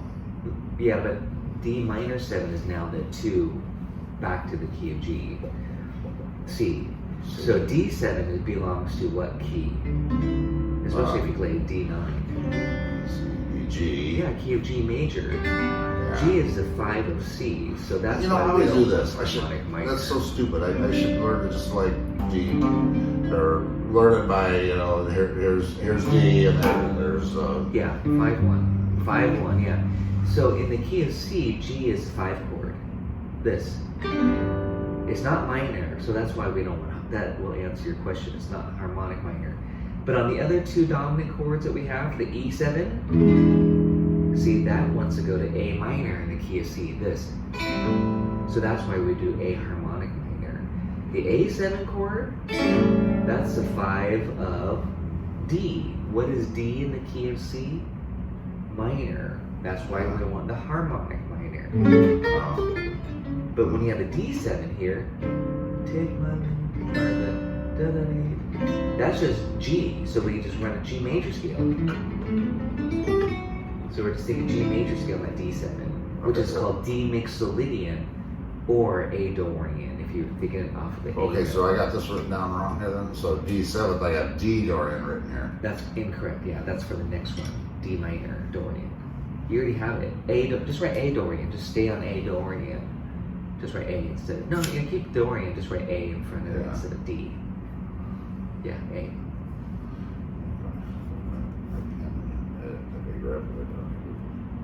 Yeah, it's just still A. So really you have 4 bars on A Dorian because you have the A minor and then this chord. Dorian, that's all Dorian. You're just gonna hang out and jam on the Dorian mode. And then finally, you ready for this? And there's another scale. We could do melodic minor, but we're not talking about that yet. We're not talking about A melodic minor on the D9. That'll give you a nice colorful note like that. But then on the D minor, check it out what I'm gonna do. I'm gonna take the dominant, make it minor. 1 note changes. Now that's gonna be A Aeolian or D Dorian. And then G7, be very polite, that's a 5 of C, I'm just going to play C major. And I mean, it's very diatonic about it, very vanilla. Oh, so here, strictly speaking, you're going to play every chord. This would be a D Dorian and then a C major. It's or all G D, yeah, D Dorian is the same as C major, and that's the same as G Mixolydian. So these modal notes are just a funny way to start on the scale, on the chord note. So if you said playing a G7, and you said what scale goes with G7, I'd say G Mixolydian, Which would be C. which would be C major starting on the 5th degree. It's just that when you're dealing with these modes, you're now kind of naming starting on the different degrees of the major scale. Yeah. So C major is called Ionian, like this. Right. Here's Ionian. Here's Dorian on the 2. Yeah. On the 3, it's Phrygian. You know, then on the getting to the 5, that's called Mixolydian. But they're all the same 7 notes of the C major scale. Right, they have these fancy Greek names. Yeah, right. So as long as you understand that, that's what's important. So when you said A Dorian, do you know what major scale you're in, what key? Yeah, G. Good. So in this key, that's the big picture. Yeah. So here I'd be thinking Back to C. back C D or minor, yeah, D minor D Dorian and Yeah. then Well, now you're starting. Yeah, and again, that's the jazz school thing, is that they say, okay, D Dorian, because you have a D minor 7 chord. Yeah. They don't just say C major, they say D Dorian, because it's very specific, starting on a D note.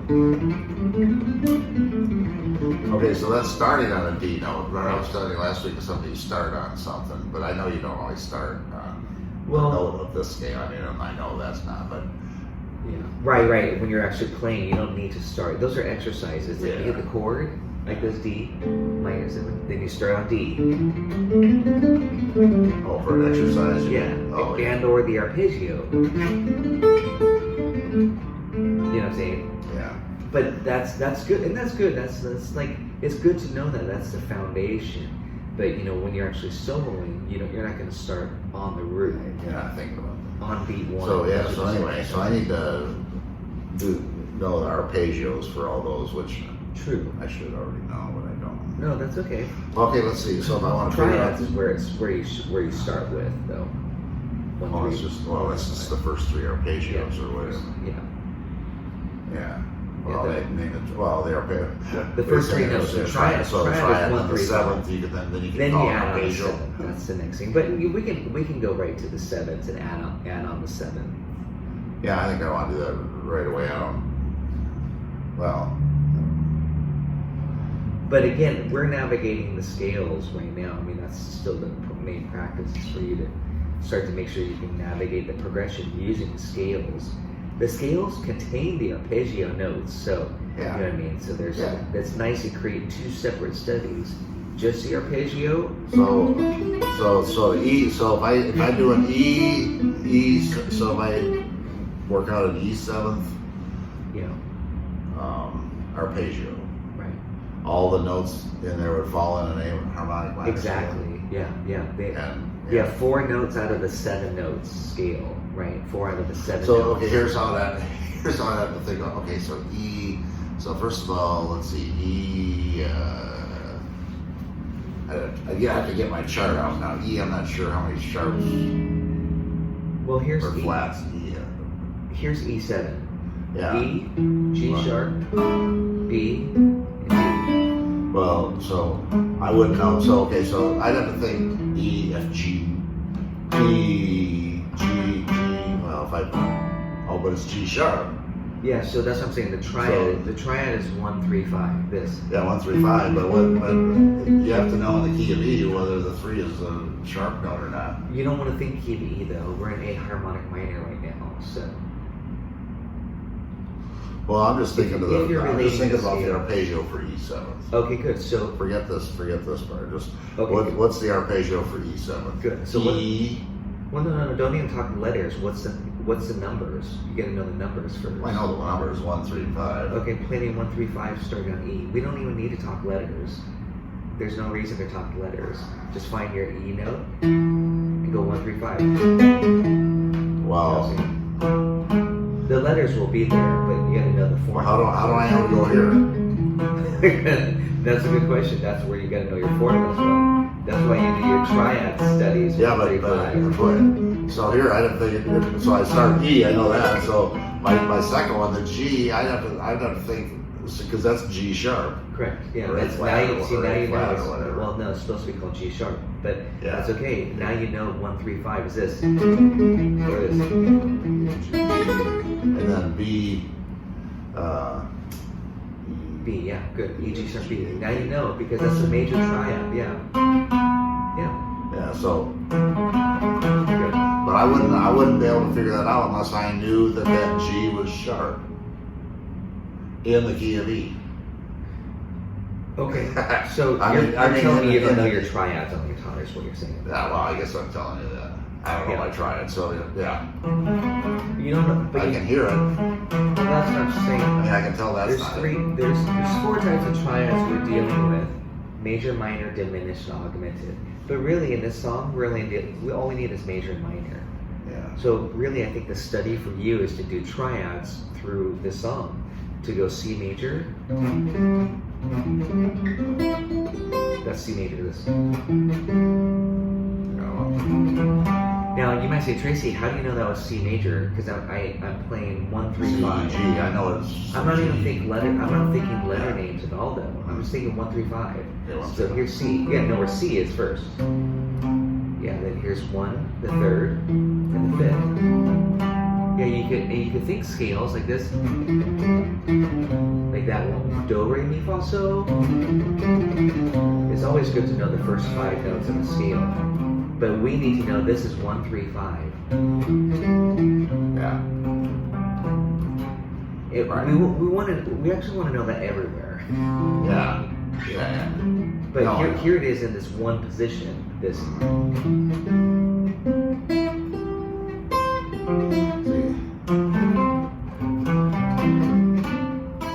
And this is where guitar players love to think chords, because look at this.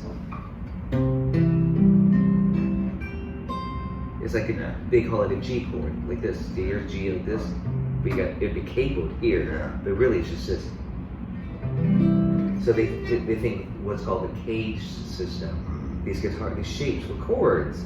This is my 6th string. Yeah. That's C major. Am I thinking the letter notes that quickly? No, I'm thinking the shape. I'm not going to say, now I have to think about it. C, E, G, C, E, G, C, E, G. I know, but how so We learn that's them just as from shapes practice and intervals. Chords and arpeggios, yeah. I mean, that's what I'm saying is, that's the study you need to do, is this. You know what I mean? Do this with me. C, E, G. Now I'm going to say the notes. Yeah. And then descent.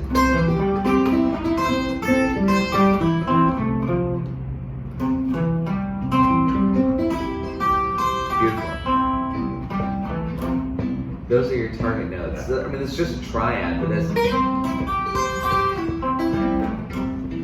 Yeah, well, I guess I haven't done That's what I'm saying. Is practice to know that without thinking about that's the okay. notes. You'd be surprised how many guitar players have skipped, and that's why, like on my lessons, I really emphasize the importance of triads. You know, the power of triads, because it's like the foundation. And a lot of people skip that to do fancier things like arpeggios, like you know, these other runs and arpeggios. But even the basic is just hitting the triad notes. So check it out. I'm going to only play triad notes. Okay, maybe I'll do little embellishments, but check it out. Kind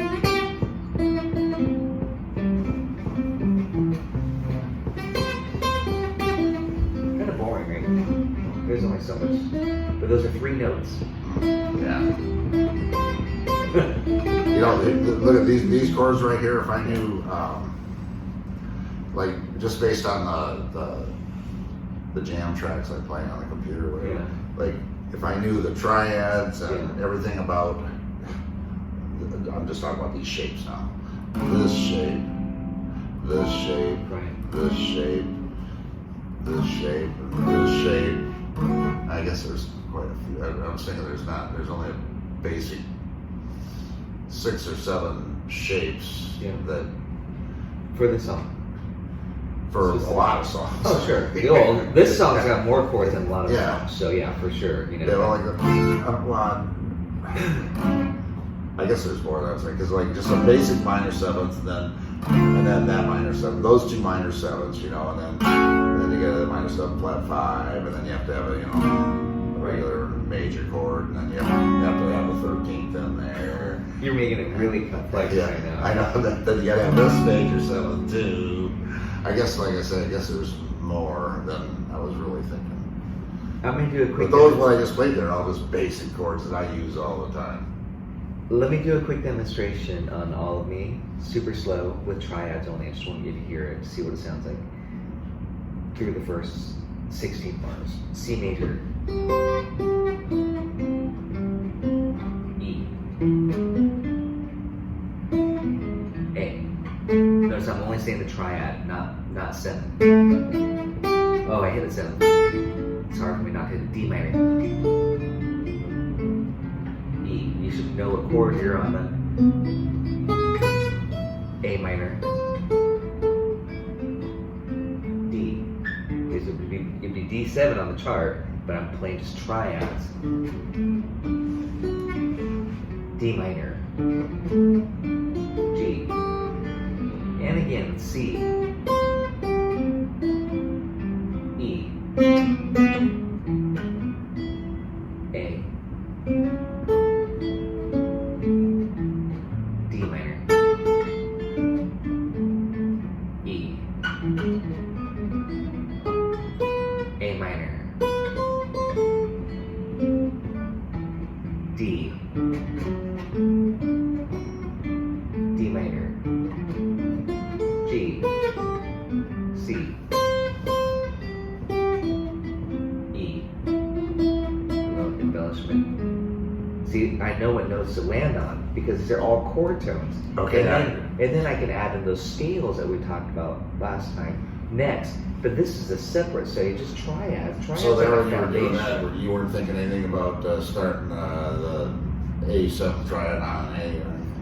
A7 starting on A. I was limiting myself to those 3 notes. I know, but you weren't starting on, like, you know, I could hear the chords going by there with what you were I doing. was kind of connecting them freely, but I could Yeah. make it an exercise by starting on C, like this C. On everything started on that note. Like, listen, here it is. It's a formal exercise starting on the root. E. A. D minor. E major. A minor. D major. D minor, quick change, ready, G.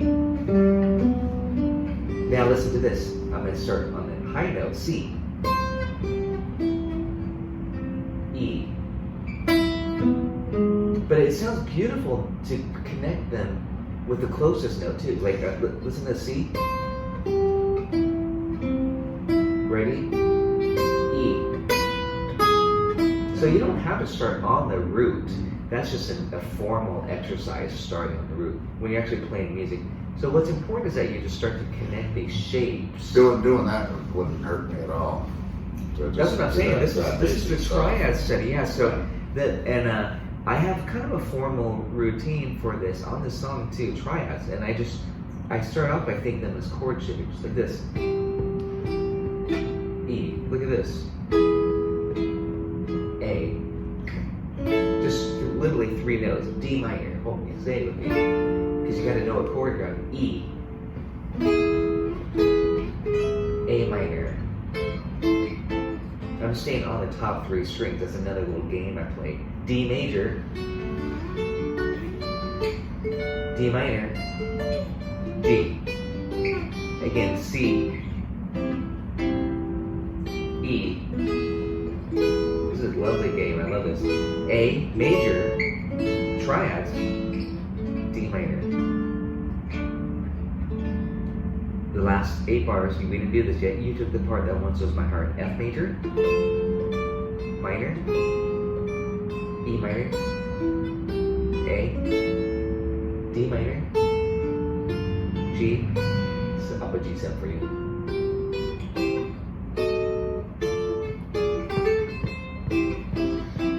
Just So- add alone. That's triads, chord tones, no scales even added. Yeah. But that's really triad chords or whatever. Well,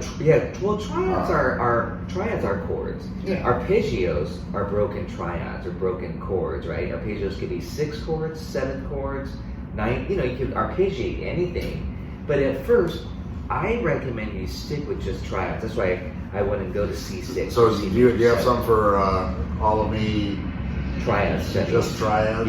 Yeah. And then I mean Let's think it's about it was seven- kind of what I just demonstrated seven there. half. Just this. Well, okay, that's like more chords. But if I individual those strings, Then you you do triad. this. Oh, you got the melody line going. Oh. Oh no, the melody is a triad, but no, Yeah, I'm just yeah. doing this. Okay.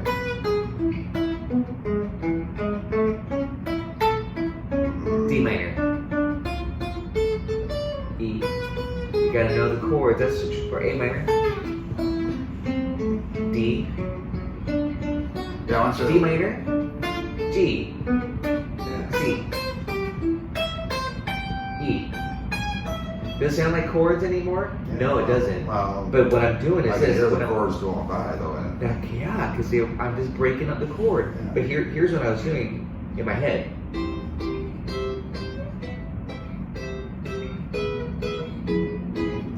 I'm following the chords, but I'm making it into leads. That's the next step for me is what I call triad embellishments, because it's kind of boring just to do this. So we do this, and then, and this. Now it's starting to get embellishments. But I'm visualizing the triads. Get into your We're gypsy jazz. Yeah, well, it sounds like Django. Yeah, so like on the E here, I went like this. See the E? You know, that's my favorite. Okay, so like this. So now this looks like a scale, like this,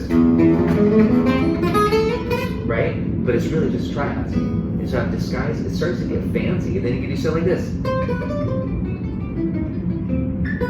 This is your gypsy jazz thing. That's what I'm saying. It's like these are like my boot camp exercises. Yeah. But that's just the next level of I probably have. embellishing the triad. I probably have. Well, I don't know if I have it for all of these specifically. Yeah, Well, you do have it actually. I you think I have it? Yeah, you just didn't notice it. But again, there's different approaches because you might say, I got so much. I mean, you know, and this would actually be a good thing for me to do. I have it written on the top 4 strings essentially, but it should be done on all 6 strings. So like this exercise, C, C, C, C. I'm not sure where you're at with this and your knowledge of this, but you're going to say, Tracy, these are chord shapes. Yes, they are. They're coming out of these shapes. C, this shape, C, and this shape, C. So do this with me, C. Let's just do this together. Good. Do that again, C. I hope you know that C. Yeah, I see, yeah. Where's the next C? Down here. Goes down this way? Yeah. Top 3 strings. So I'm playing major 7th though. Yeah. Oh, down. Oh. These are just triads. They're coming from the bar chords, the cage system. This. Oh, yeah. Okay, well. Yeah, do that first. Good. Do that again. That's C. C, E, G. Do this with me. Yeah, you can't get any more pure than that. 1, 3, 5. And then, do that again. Now do this. And this. I know you're a rock guitar player, so I know what you want to do. You want to embellish it. But that's what I'm saying. Those are really, yeah, we love those embellishments. Those are pretty, that's just adding the 4, sus4 like this. You know, like D. Yeah, I know what you're thinking. So this, look, but that's kind of the foundation of a lot of these embellishments. Like this, listen to this.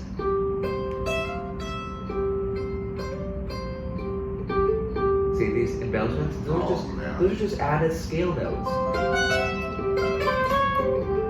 Now, if you're wondering, Tracy, how'd you know which notes to hit? I'm staying in the key of C. So I'm imagining I'm in the key of C. Here's C major. Here's the next chord, D minor. This is very telling right here.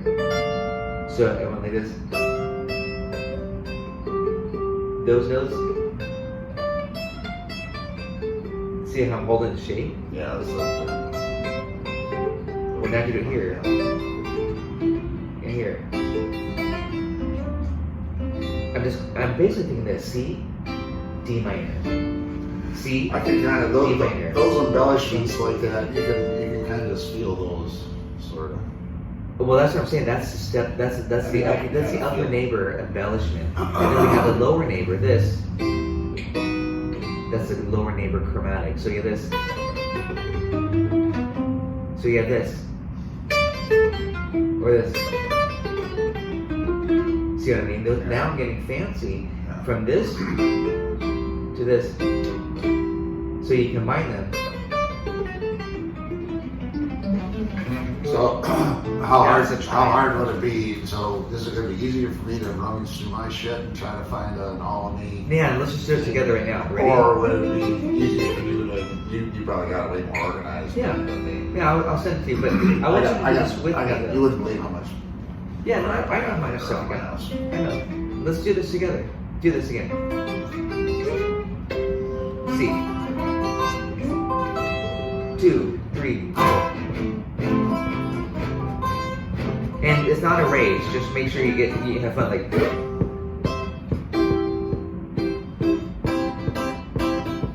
And we're not doing any embellishments. Of course, you could do this. You could go. Half step. So these are just okay. Just So these are just arpeggio because these are the arpeggio. Look at that. That's what- Beautiful. that's 1, 2, 3 again. C.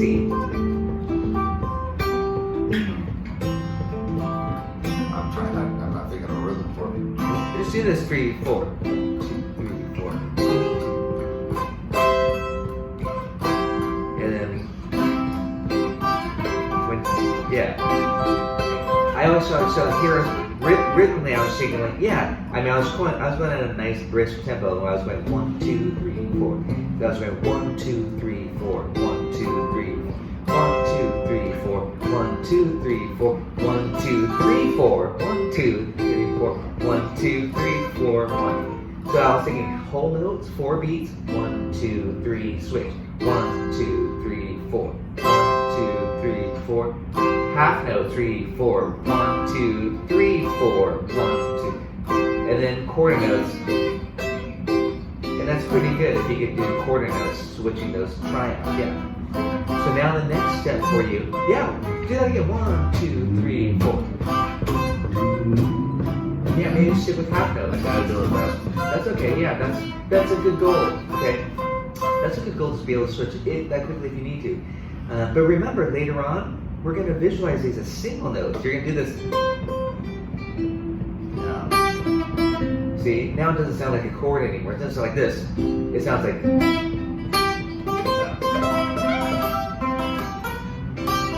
Yeah, so you're going to do this. We're going to avoid. Don't add for now. Don't add a 7. Don't add a 6. Just only the triad. You got to be strict with yourself first. So listen to this.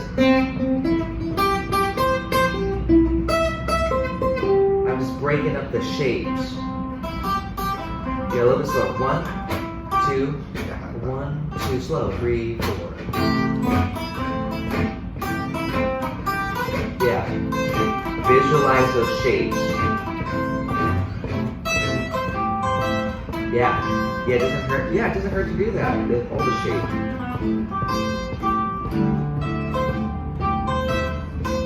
Yeah. Yes, nice rhythm. You could do the quote, the in the mood riff, in the mood, like this.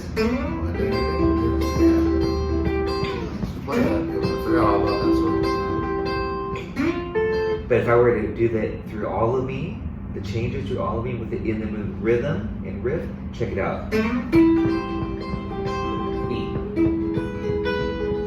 A. D minor. E. A minor. D. What's next? D minor. G. That sounds good. Now I'm breaking it up into singles. So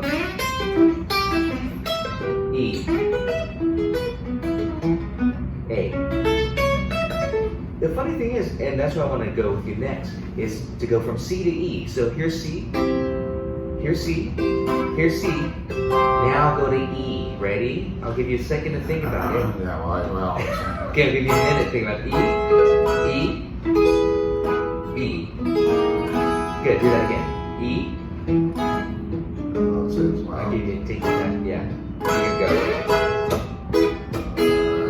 Yeah, kind of hear that. I'm thinking about it. Sure, yeah, a lot of guitar players take the bar chords. That's what I'm saying, is that this is the E bar chord here. Look at this.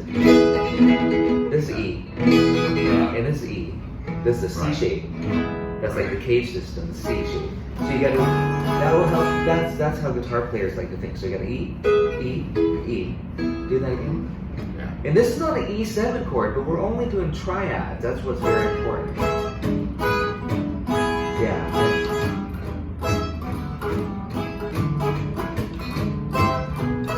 Take your time, get accurate.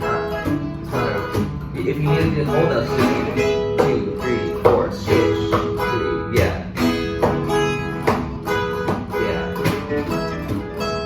I'm gonna give it a little bluesy bass line.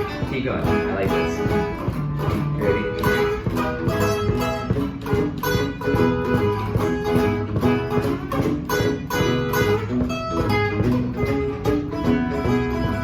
Ready? A.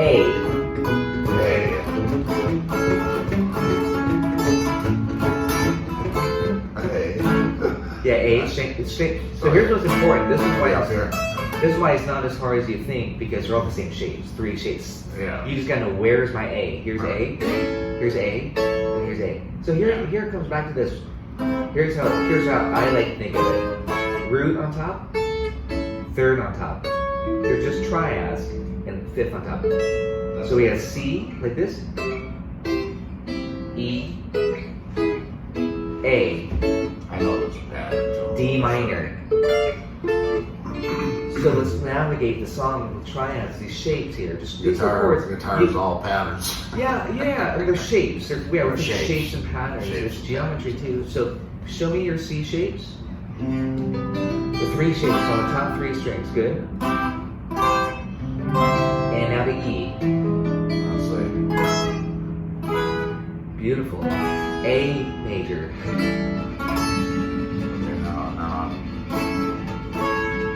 You're doing great. Well, Next one, 5th on top.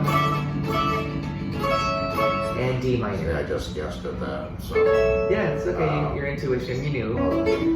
here's a D minor 7th. D minor's triads. This. Oh yeah, I know that. Yeah. And this. And here's a D something right here. Oh. Here's your bar chord, by the way. And then try.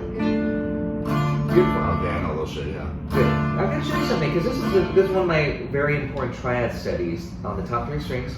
Watch. Major, minor, diminished. Major, D, minor, and then the diminished. And there's also an augmented. Major, augmented.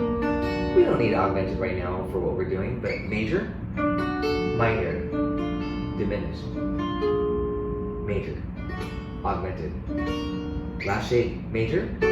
How do we make it minor? You flat your 3rd, that's the theory. And then flat the 5th to make it diminished. And then back to major. That's a good little study just to go through your 4 triads. Major, minor. So it's the D major. So D major. So I flat the F sharp. Yeah, you flat the 1st string. You'll by doing this enough, you'll get the shapes down there. Then to make it diminished, you do this. You flat the 5th. Yeah. And back to major. By the way, the diminished to the major sounds really kind of bluesy, like this. Yeah. Because you get the flat 5 and the flat 8. Especially when you do licks like this. Or this. Or this. See this flat 5? So the diminished is beautiful. I think the diminished, major. Diminished, major. Diminished, major. You know what I'm saying? So it's kind of a nice little bluesy lick to do. This. I forgot. I was doing that with. How's that going? So it goes with let's see. 7th. You're talking about 7th chords now. Yeah. I'm talking about triads. I'm not going back to the. Yeah, that's our routine for. Yeah, exactly. Yeah, totally. So again, here it is on A. Do A major, minor. You have to be able to do this. Obviously, minor. Wait. So. Yeah, you're thinking way too much. But that's okay. Right now, do whatever you need to do. But yeah, you need to do this exercise. Major, minor, diminish. So major, minor. Yeah, it's one of those notes. Well, you know once you have the majors that one of the notes changes to minor, right? So in this case, it's here. The 3rd. And then diminish it. You flat the 5th. So again, yeah, this is an essential exercise for you. Good. And then back to major. Then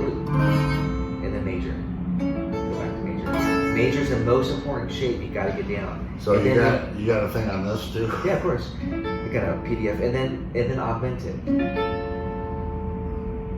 Yeah. So I think about augmented chords mostly used like in turnarounds. It's just a really pretty, yeah, often as a turnaround, but it could be substituted as a dominant chord. So listen to this. Right, you hear it? So, but there's also, or a sustained, yeah, like a turnaround or listen to this right here. That's an augmented chord right there. So it could just be.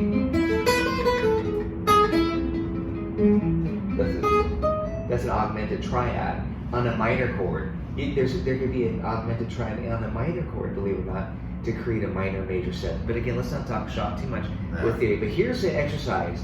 I'm going to do it all on G. This is how I have it on the PDF. G major, G minor, G diminished, G augmented. And in my head, I went to major first. Then I have students go major and then augmented. Next inversion, G major, G minor, G diminished, G major, augmented. The augmented is always going to be the same shape. Slid up. It's the same shape. Augmented the same, or not the diminished? Not the diminished, as a triad. For the triad, the augmented remains the same because it's equally equidistant from. So that's my next inversion. But here's major, G, minor, dim, major, and augmented. So those augmented, and then back home. Major, minor, diminished. Those are important. And then so again, as you navigate your major triads first, like on all of me, A, D minor, E major, triads, A minor. And you'll memorize this, but you might say, A minor, no, A major, A minor. A major, A minor. You go major, A minor. And then it goes back to D7. I'm only playing triads. I said D7, but I'm playing D major. Yeah. And then it goes to D minor. G major. Back to C. E. A. D minor. Last 8 bars, you took the part that once was my heart.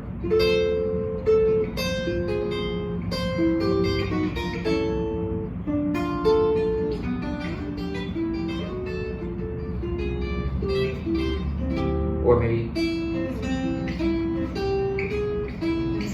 now I'm on the next strings. E. Now I'm going to break it up into single notes. A minor, D. Boot camp, is that right?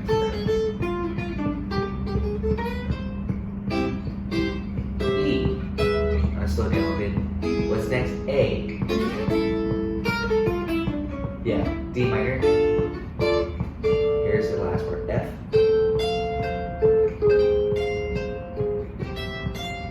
That sounds good. Yeah, that was F major with the added notes. Minor. F, or C. See those little added notes, and then A. D minor with the 9 added on. See the stuff? Diminished substitution. We'll show you how it all connects. Kind of has a bluesy vibe, and then turn around.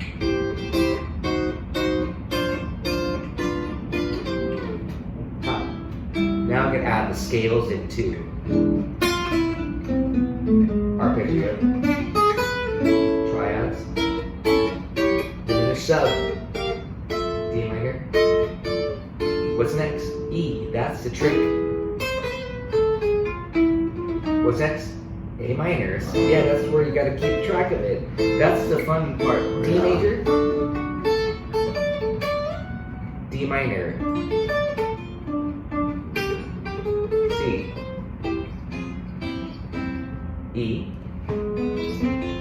You can just do chords and like that's an A. But the exercise is just single notes. D minor. E.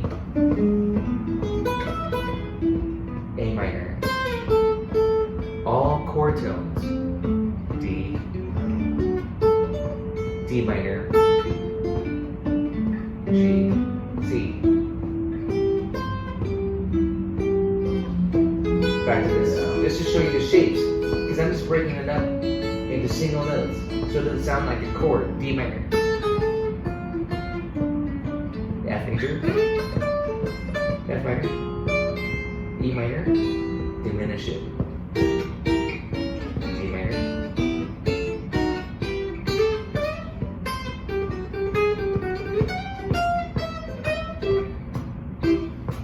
yeah, a lot of them just triads. Those are just triads, essentially. With just, then I started to embellish it. See? So out of all that, so I gotta remember the major, you know, Yes. Yeah. And, D minor. Yeah. You gotta go through those. and Yeah. then the major, minor, augmented, or diminished. Oh, the routine. Yeah. Major, minor first, utmost point. A major, everything minor. Major, minor. Well, okay, I'll just major. I'm saying major, minor is the most important at first.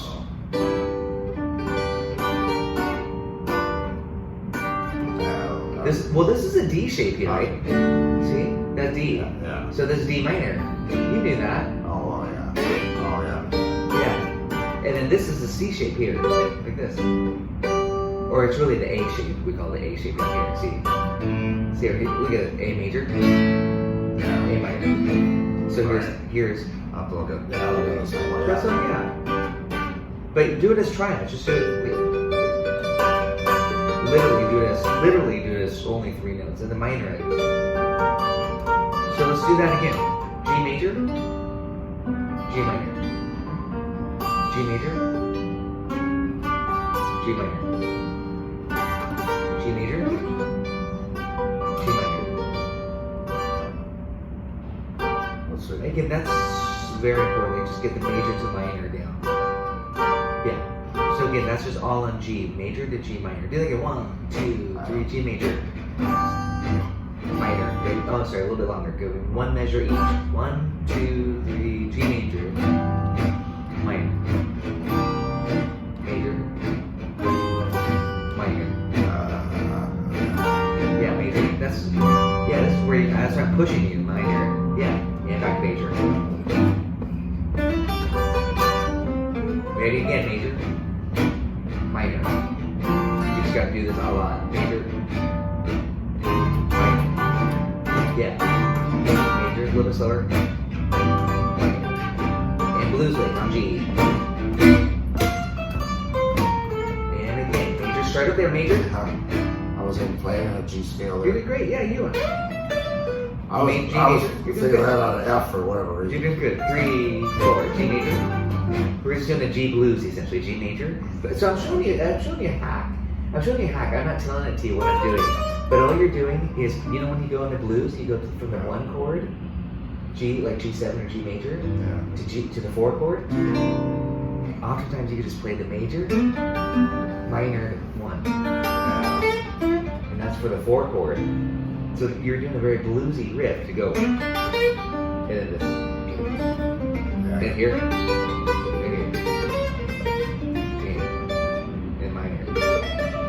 And that's essentially going 1. So all those runs there you're doing out of G minor? The little licks were, the fills rather, were around the G minor phrase, like this. Here's G major, then one G major, G major, G minor, G major, minor. So I'm just adding those little passing notes. Do you remember this? Do this G minor. It's so easy to see here. You do this. Do this.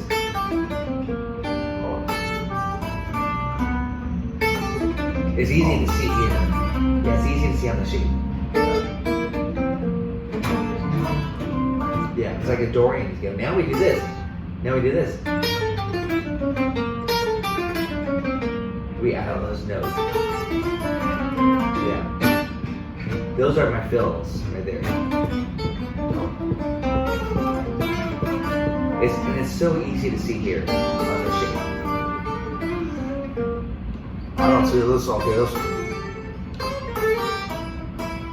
Okay, that one out of the G minor. Okay, that's your Dorian note or whatever. Yeah. But so this, I'm trying to tie it in now, like, oh, I see the triad, I could do this kind of, quote, scale lick, like this. I'm targeting this.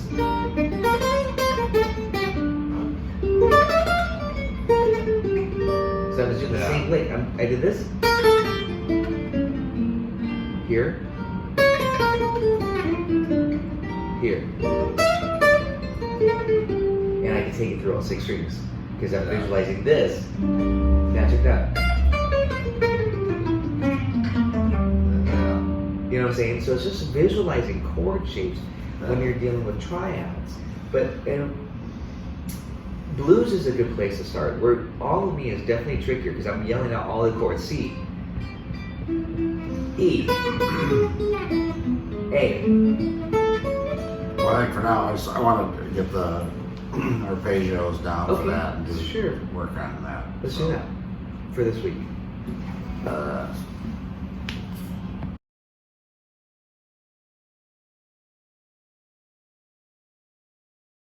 Hey everybody, welcome back to the second installment for the All of Me chord melody behind the scenes. So this isn't necessarily going to be what you're going to see on the PDF. However, it might be some of the ideas. I'm just going to kind of go through the process. I don't have an arrangement in front of me. I just have the melody. So, please have the melody in front of you and just kind of map out some of these ideas with me. You might say, hey, I'd rather do this, and that's great. Again, I want you to have a lot of different ideas. So we're on the second half of the song, measure 17. And instead of doing what we did before, which was this, for the melody, the C on top, the 6, I call it the magic shape, the 6-9. And then this 6-9. Same shape, okay, same shape. They're both C6-9s. It's kind of a really versatile shape. I call that the magic shape. Just keep an open ear for that word when I say magic shape and try to understand how to use this. So I have it with the root on top and with the 5th on top. And hopefully you already know that it changes colors. I mean, we don't have a 3rd in this version, but here we have a 3rd. We don't have a root in this version. So, okay, I'm not gonna talk too much about that, but C major 7. That was what we did the first time. So this time I think I wanna do, let's see, what did we do? Oh, first of all, we left off on that D minor 7. And then instead of going down here, I'm gonna do this. C6-9, and I need a G. Well, the G is right here, so that'd be the easiest thing. If you want a super easy version, just do this. You don't even have to move your hand. I mean, you could just go like this. It's just a matter of stopping on the 2nd string. And if you're finger picking or hybrid picking, like I am, that makes it even better. Okay, that's great. I wasn't doing the rhythm that's written. I was just kind of, feeling it out. So again, take liberties with rhythm. That's totally fine. Oh, that's a good option, okay? But I think I'm gonna do this. I love this chord. It's C add 9. The happy ending chord of a movie. So I like this add 9s a lot, okay? There's a little bit of a stretch. Here's a C triad, but here's add 9. So let's try that out. And then I'm gonna do one of my favorite hacks or tricks. C major 7 like this. Here's A minor, but here's C major 7. Now, A minor can also be thought of as C6, A minor 7. It kind of creates a C6. I mean, it's the same 4 notes, but as a triad even. But I want the B in here. Okay, let's try that. Okay, here it is with the C so you could hear it. Because you might be like, oh, that's a little weird. It is. It's a little bit out there, but it's pretty. Same stuff as before. I did the 4th, the magic shape. Sticky pick there. E7, do I want to be creative? And I think we did that before. Maybe do a diminish. That works too. Diminish, diminished, B diminished, G sharp dim, and then E7, okay? Again, I'm really big on auditioning it. Make sure it feels good.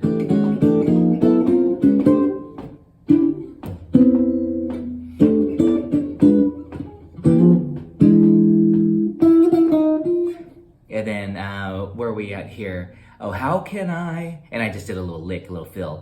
I think I'll do another version later after I do this initial chord melody that has some fills and stuff to fill in the space of what I might normally do on a gig. But it's nice to have a template, just like a clean arrangement without all the stuff to worry about fills, because those are usually optional. But then again, I also understand that it's nice to hear it or see an arrangement of it. So how can I think that's what we did last time, just the A7. You could do A7 like this, okay, with the root on top. And that's exactly what we did on that E7, by the way.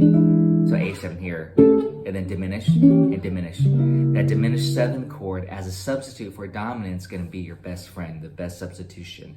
So that was pretty good. I kind of like that. And then I think we did this before. I like that. It's kind of nice with like hit the A, and then do this like an A7. Say it's just a half step lower neighbor side slip. You can even finger it like this. And some of you might be saying, hey, isn't that just a D shape? Exactly. You know, sometimes it's nice to think of it as a chord shape that you're really familiar with. Okay, so 1. And then I added that flat 9, the B flat, and then take it off. So it's just A7. And that's probably what I would do. And then the D minor 11, we did this last time. And then I think I added a minor 6. That's totally optional. That's a lot more work. This time I think I'm going to do D minor 11 like this. I might even do this. Oh, whoa, not that, but this. And if I wanted it a little bit more swingy, I might just keep it as triads, just this. I like triads. I like 3-note shapes for more swing stuff in those 6/9 shapes. Basically the top 3 or 4 strings instead of all these fuller voicings. I wouldn't use that as much for just like a solo guitar swing version. You took the part that once was my heart. So now we're on F6.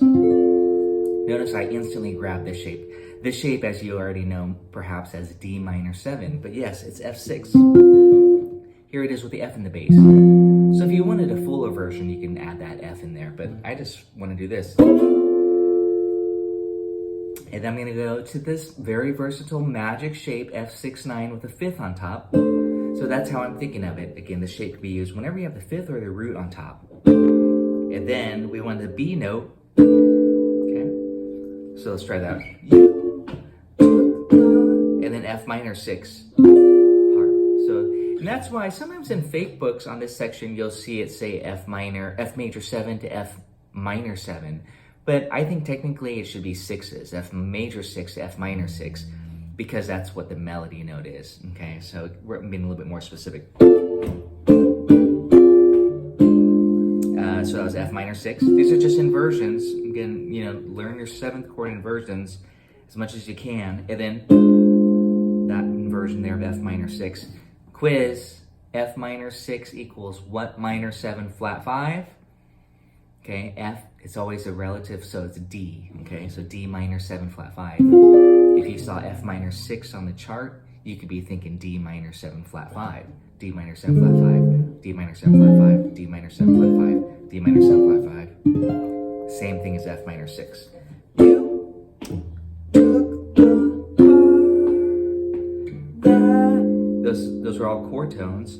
Now we're on a, sometimes the chart will say C major 7. I put an E minor 7, so I'm going to do E minor 7. I love this voicing. This E minor 7 with a 5th on top. Notice I do a lot of those slides. Probably my influence is Wes Montgomery. You know, if you just watch any videos, he's sliding in and out of chords so much. It's very nice, very slippery, very vocal-like. So E minor 7. The E is here. Magic shape is pretty nice there. But I think I'm just going to do the E minor 7 like this. I mean, if I really wanted to get basic here, it'd be... Oh, the correct E minor 7 would be this, by the way. But sometimes this is where the magic shape is very versatile. I'm thinking of it as just a G6. E minor 7 and G6 are the same. So I would think like, well, what would I do on a G6 chord? I how we do the magic shape right here. See with the root. So that works also for E minor 7. I'm actually gonna have a little video coming out for that. Please watch it if you wanna know more about the magic shape. I'm just gonna label it magic shape lesson. So we have this, okay, and then let's see, let's see, where are we at? Oh, once was my, or this, my, you know, I don't know yet. And then A7 with the B on top. The B's the 9, so I got the 9. But I also added the 13 on. It's very comfortable. And it's very sweet sounding. So, you know, you want to think about that. I always say that, whatever sounds good and is easy to play. You don't want to work too hard. We're almost done. So, and I hit it augmented here, just for color. Actually, so a little voice leading, little color, and then why not take D minor 7, 4-note inversion. That's a flat 7 on top, by the way. We can also think of it as F major triad. Okay, but I'm gonna have it a little bit more swingy here. And that was D minor 7 with a 5th on top. Okay, hopefully you're getting to know these shapes. D minor 7 with a flat 7 on top. And then G7, all of me. And that's an E on top. E is the 13 of G. So I'm gonna grab this shape. G13. Here's G9, here's G13. Hit it twice, but now here I'm gonna flat the 9. So the A. So we get some voice leading. It's very, very subtle, but it really is nice. So basically you're kind of hearing this little inner voice. Anything you can do to bring out some inner voice leading is ideal. Let's play the last 4 bars. Why not take all of me? Why not take all of me? And turn around and top.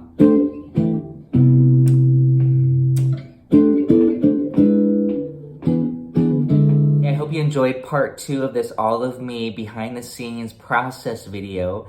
Stay tuned for the PDF. I'm gonna get on that and write out this chord melody arrangement for All of Me. And most likely it'll be a combination of these ideas that I just went through with you. These are, again, kind of just a quick method of trying out some ideas. Hopefully it gives you the, process of thinking about what the note is and what the shape might be to harmonize it in a pretty basic way. We're not getting too terribly crazy with substitutions or anything, not yet. Thanks for watching. We'll see you guys next time. 1, 2, 3, 4.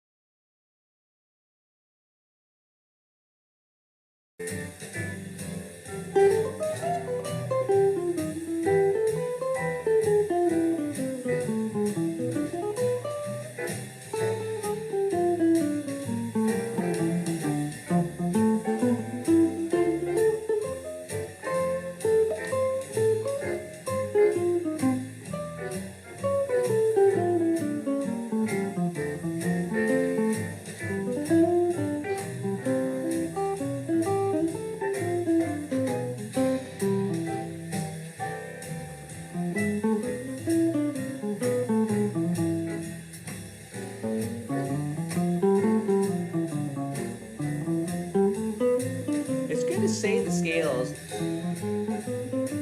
or the chord at least, A Dorian, A D mixo, D Dorian, G mixo,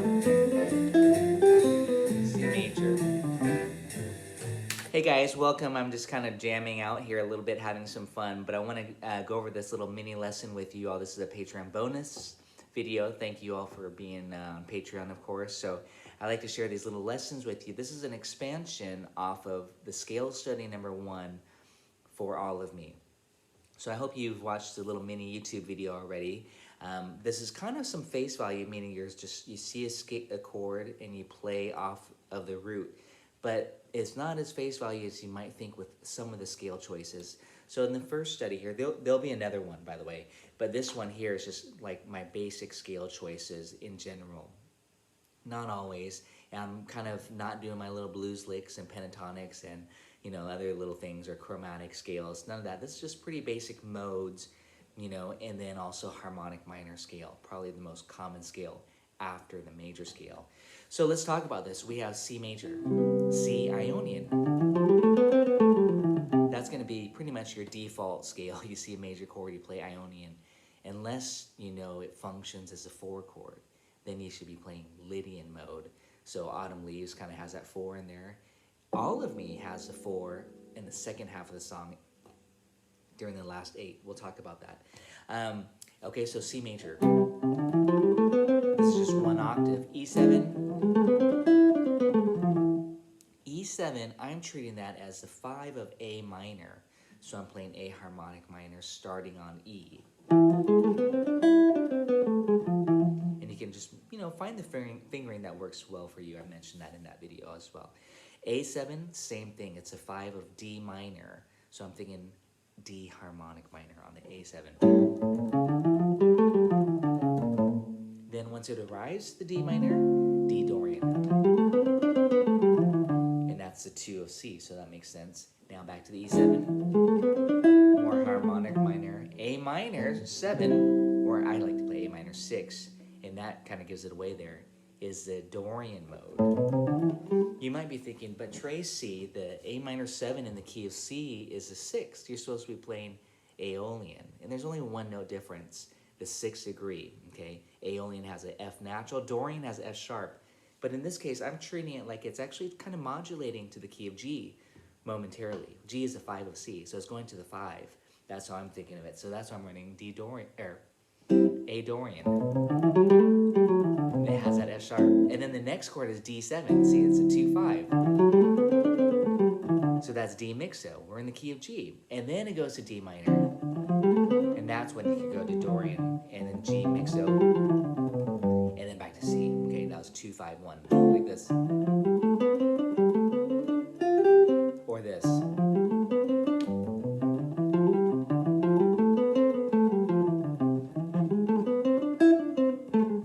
Again, you know, you don't have to just, it's a good exercise to go up and down it, but really you want to make music from the scale. I'll demonstrate because I'm sure I'll mess up, then I'll just kind of improvise, and that's what we want to do. I'm just trying to show you what scale choices I prefer. Okay, so let's go on. I've got a backing track kind of all ready here to go. It's just online on YouTube. Oftentimes I use iReal Pro, but I'm at my computer right now. So same stuff. Your goodbyes left me with eyes that cry. How could I go on, dear, without you? So that's all the same stuff. Now we're at the last 8 bars, okay? F major 7. You took the part. Lydian, F Lydian. Has that B natural. Would it be bad if you played B flat and just played F Ionian? Nah. A lot of people do that. I just prefer the Lydian. Da, da, da, the part. And now is F Dorian. I just treat that as in the minor 4 chord. I'm just playing right now. I'll do melodic minor next lesson, but right now I prefer Dorian. It's just to make it easy. And then E minor 7. E Dorian, A7, harmonic minor off D, okay, like we did earlier, D minor 7, G7, mixo, oh, D minor 7, D Dorian, I shouldn't have to say that, that's pretty stock, and then G mixo, and back to C Ionian, woo, getting it all? It takes time and practice. I'm going to keep releasing these videos like this, where we're practicing these scales together. There's some theory involved, but then you just want to make music from it. You know, I rarely just run up and down scales like that when I'm trying to make music. But at least I know that that's the sound I'm getting. And again, there'll even be another one from this, and maybe another, but I don't think we'll need to do another one. Let's see what we got here. Nice. E7. E7.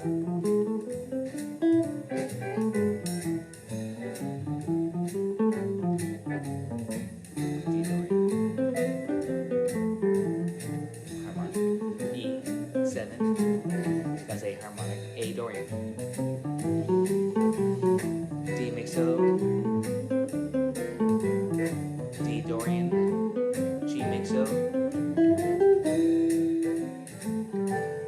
C major. E7. A7. D Dorian. Here we go, F. Dorian. E Dorian. Harmonic. D.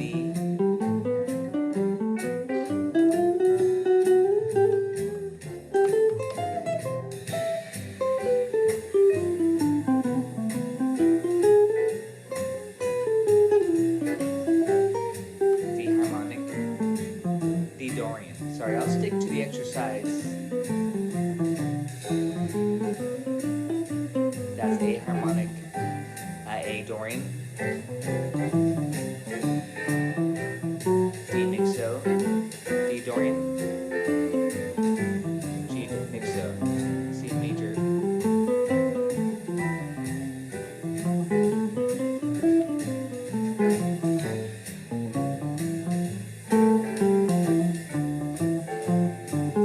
Here we go, F.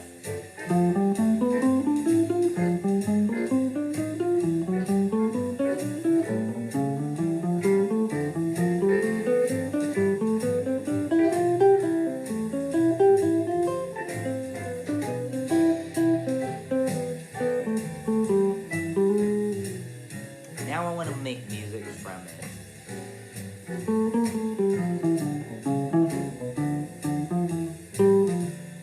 Back to the harmonic minor right here.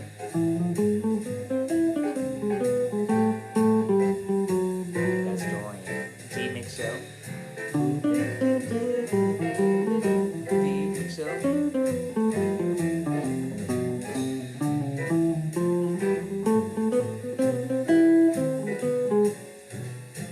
Harmonic minor.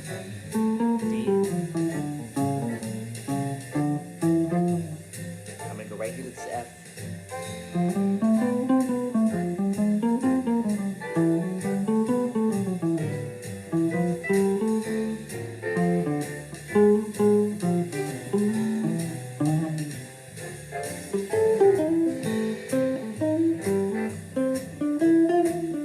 Harmonic. More harmonic minor. I'll do Gypsy Jazz Lick. Dorian. Back to harmonic minor. Blues, Dorian. Dorian.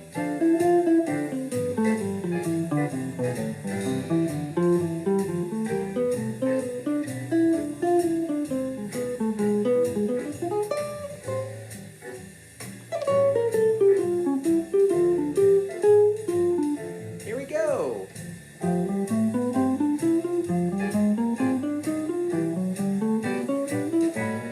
Right off the exercise.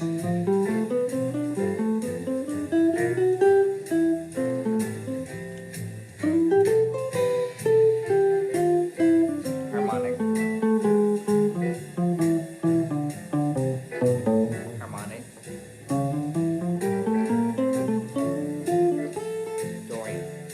More harmonic.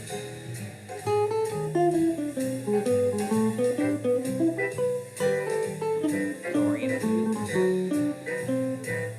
And D Dorian. C.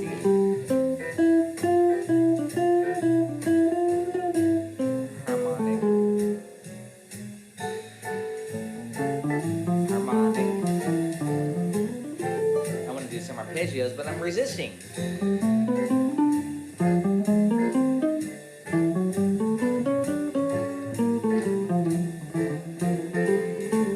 Why not triplets?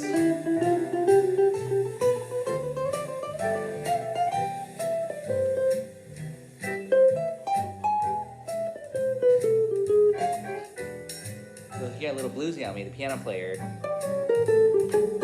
So I get bluesy back at him.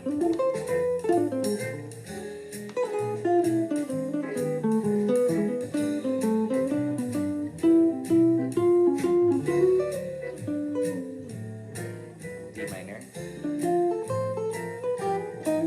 Oh, the whole tone.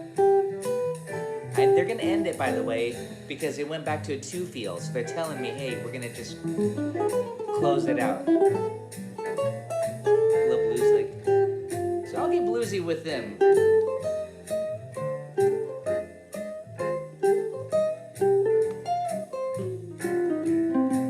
I'm not sure what they're gonna do. I've never played with this track, so I'm gonna listen. Okay, that was kind of a weak ending.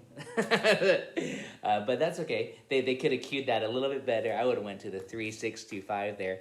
I hope that helps you guys. I'm just trying to give you some good ideas on some scale choices. Change your shampoo right now. I know, I gotta change my shampoo. So we'll see you guys next time. Bye. Again, you can refer back to the YouTube and see the tabs too. But so that was a lower neighbor, Etude number 1. Number 2 would be the upper. So on the C chord.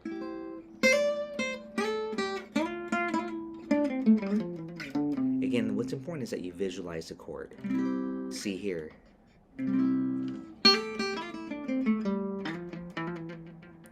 E7. I'm thinking E triad. And for the upper neighbor, this is new for you. I also call this the caravan hack. So again, here's that triad. But now I'm just kind of demonstrating how you can use it all over the fretboard. Here to go. So again, the idea is to make sure you know your E triads all over the fretboard. That one again is darker sound, like I'm playing caravan, I'm doing this. So that's over the E7, but you get that dark, very gypsy jazz flavor. So again, yeah, C, E, A, same idea. Okay, I can see flat 9, sharp 5.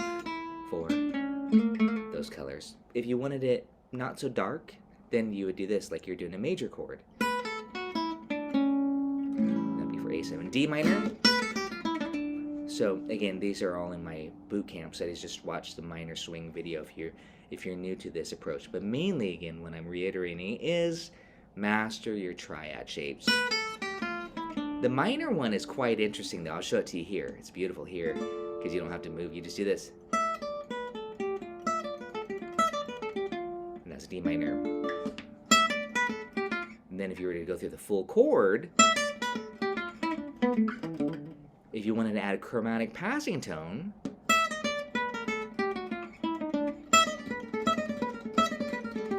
and you're just simply visualizing that D minor shape. You could do it here.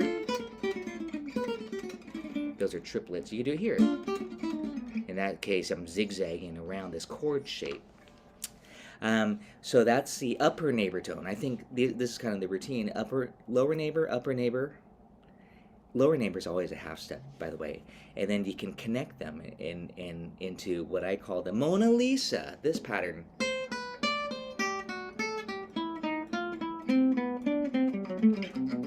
Where you're starting on the root, and you could do other variations. You can go from below it, above it, and then go into the note. That's called enclosure techniques. Very, very pretty. We're still just visualizing a C triad, but we're decorating, those type of lines and licks. It sounds really nice and starts to sound a lot more jazzy. Back to the Mona Lisa. E, half step below and above. Dark and A. Again, these are all on the worksheets there. D minor. And you get the idea with that. You can add, you'll see one that says a la Django, the slur. So it might sound something like this. or I'll do it slow.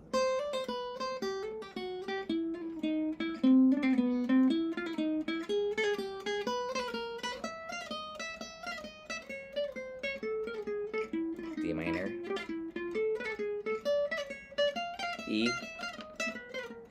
You know, you can just mess around all over the fretboard with these melodic embellishments. Very, very pretty. And I think that's all I want to talk about for the boot camp exercises there. So this Etude number 1 for all of me says Triad study. So this, before I even dive into this, this is what I think is very important to be able to do with all of these songs. It's just especially for guitar players, ukulele, to do something like this: C, E. Map out your triad shapes: A, D minor, back to E. This is why you got to make sure you know the progression. A minor. I'm just doing triads. D. It says D7 on the chart. D minor and G. Now I'm going to stay down here. E. A major for the A7. We could diminish it later. D minor. And the last 4 bars, I'll stay here. F minor, E minor, A. It's going fast. Last 4 bars, a lot of chord movement. G and C and G and top. E, A, D minor, E, A minor, D. Okay, I was thinking D9, but I'm still playing A minor 6. I'm subbing, so I wasn't doing what I call face value there. So again, that's kind of the preliminary study, is to make sure that you can just map out these triads. I always stay on the top 3 strings at first, just to sound. And I add little fills.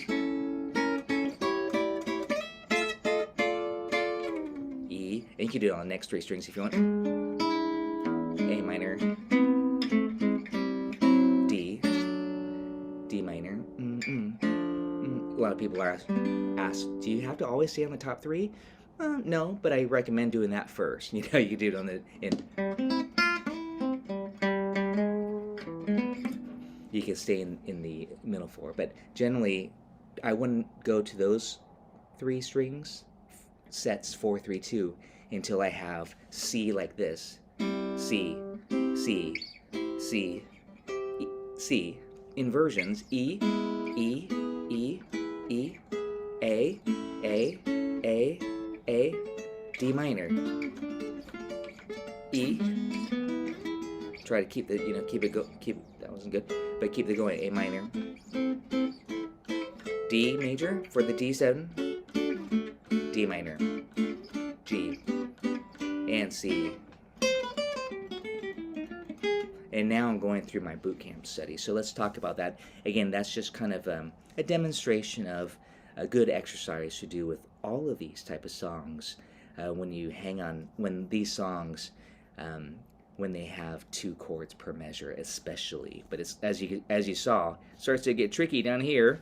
F major, minor, E minor, A, D minor, G, C. So you just want to map those out. So these exercises that I call the Gypsy Jazz Bootcamp, like I said, I started it with minor swing, but I was like, hey, these work really well for all of these songs where you have 2 measures per chord. And it's just a series of exercises. Basically, you're embellishing around those triad shapes. So you have C, E, A major, right, for the dominant, D minor, E, A minor,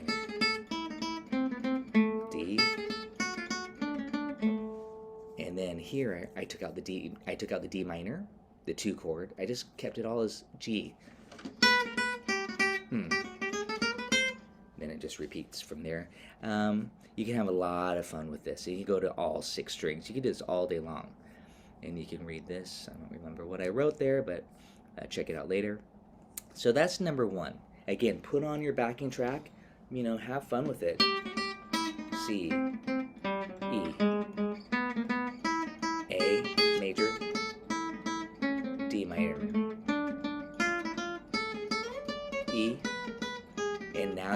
navigating through the song. A minor, add some syncopation.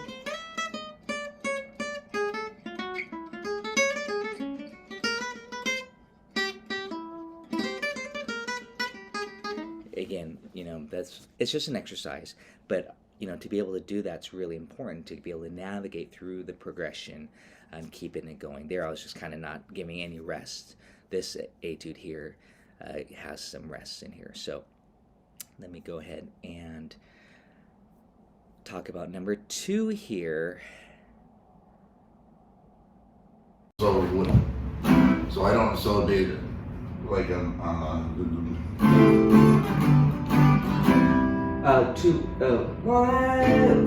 two full measure. Well, I was just playing the last measure. Okay, so yeah, but the turnaround would be so. So check it out here. Here's the turnaround. C, you can do C major 7, E flat dim 7, D minor 7, G 7. And let's practice that. That's a great. Yeah, I was just playing that D minor 7 last one there, but so I would so after I play that last D minor 7 G7. So I would hit that thing before I hit the chord, or do you hit the chord? Right on the chord. You would hit the chord? Loop, yeah, right there. Then it will loop your whole progression. Let's go through the whole progression. This is all of me comping. Assuming you're going to use a loop pedal, you want to just do the 4 on the floor. Just you're like a metronome. Why not take all of me? Can't you see? I know you're without you. No shuffle. Just keep it really straight. Oh. Take my lips. This is just for looping purposes. D7 right here.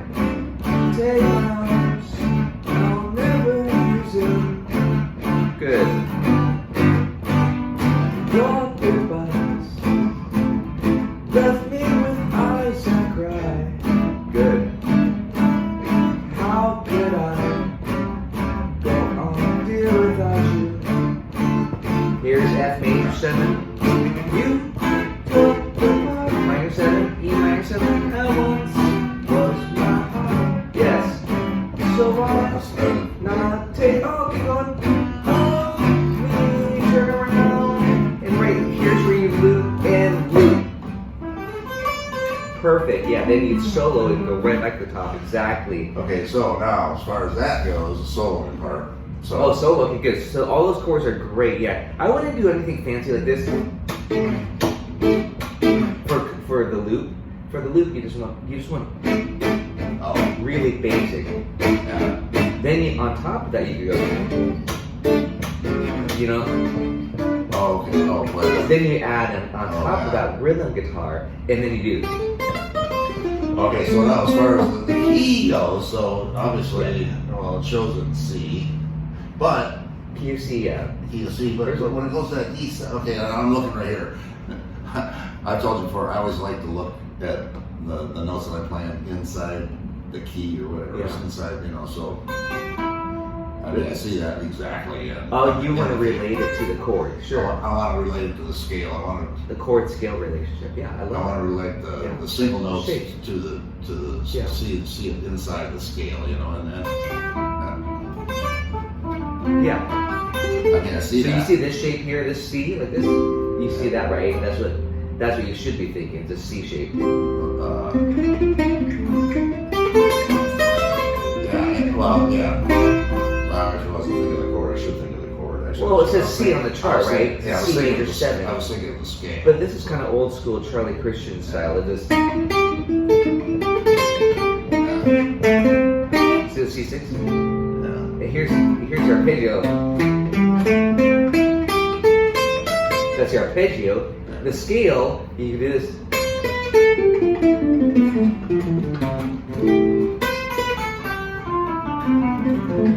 Yeah, it's nice to know the scale. Right. So I know that.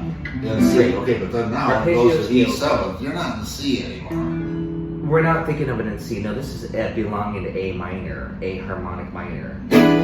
Just like we're playing minor swing, gypsy jazz like this. Think of this. You're talking about an E7 now? E7, you'd be thinking of an A harmonic minor? Exactly. E7 belongs to A minor. That's the 5 of the 6. Do this with me. Do this. And then ready? Minor. Don't look at all of me. We're isolating just this chord. So listen to this. Now listen to the scale. Keep going. Chord. Play the chord. Play the chord. Play the chord. Now listen to me. Play the chord. Right? So that's like the minor swing scale, right? The Gypsy jazz scale. So do that for me. Play the harmonic minor scale. A harmonic minor.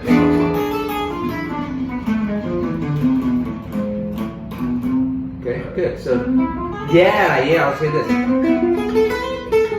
You want to have some shapes, some licks. Here I'm doing this shape. So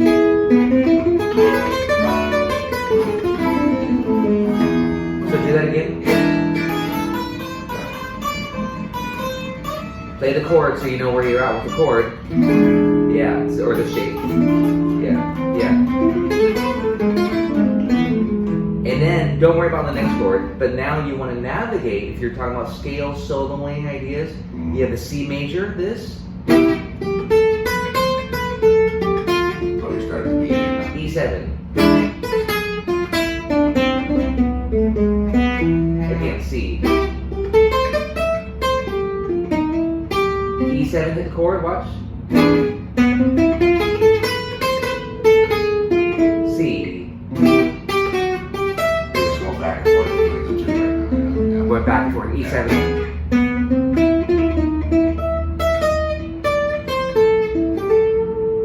And I ended on A7. Now what am I going to do on A7? It's the next question. But I want to see you do that much. Yeah. Show me C. Yeah.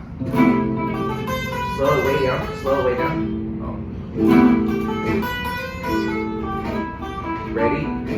E7. Whoa, slow down. 1, 2, 3, 4. Ready? Back to C.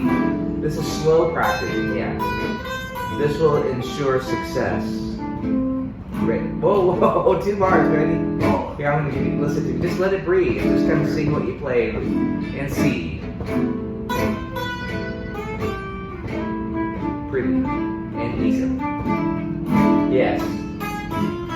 Lovely. And back to C. Wicked. E7. And C. Try to connect your ideas so it's smooth. Beautiful. Major 7. E7. Yeah. Nice. And C6. Let's speed up the tempo just a bit. E7.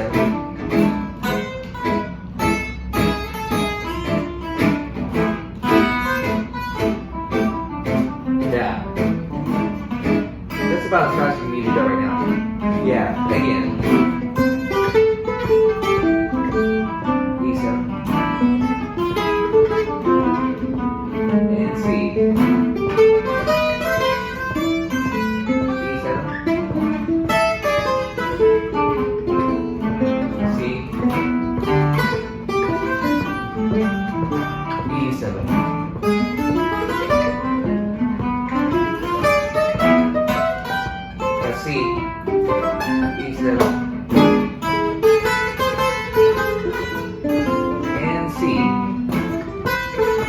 Get it so you're not thinking about it. E7. Yeah. You know you're free with it. So a lot of people overlook this step of just doing 2 chords. They try to navigate the whole song, like, or whatever. They put on iReal Pro and just go for it. Yeah. But they can't navigate 2 chords. Yeah. So you gotta stop, slow down, Yeah. and just do C to E7 to where you're free with it. I mean, we are limiting ourselves to a particular vocabulary here, right? But that right there, you got it. You are soloing through that change, even though E7, just so E7 is not in the key of C, but it belongs to A minor, which is a relative minor. So I was thinking, okay, so the way so E7, because I was thinking E7 was A, not A minor, because I was going A, B, C, D. It could be. I was thinking the 7th, the dominance, like the 5. It's subjective. It's totally subjective. I mean, if you want the E7 kind of a bluesy vibe,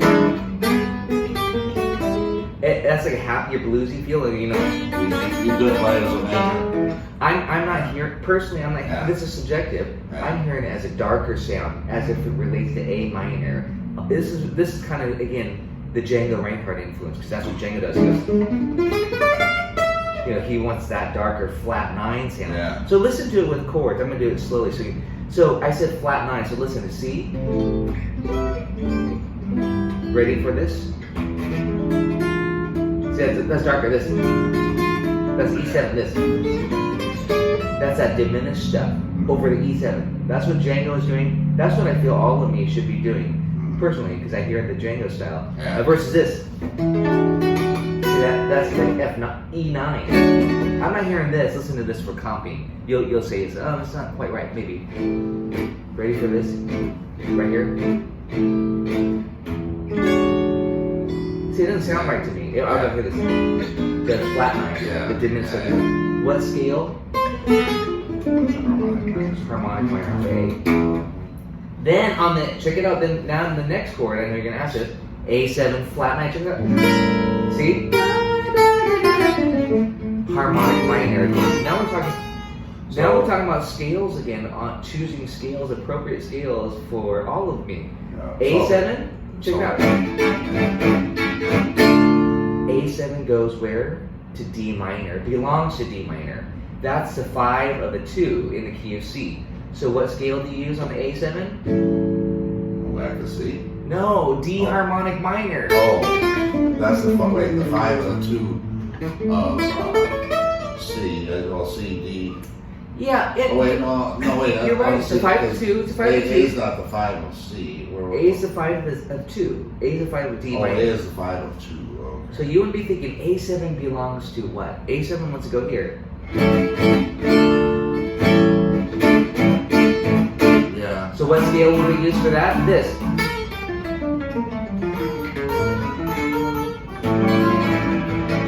Good, Miss Love. Right, just slow. Just follow me. It's okay, just follow me here.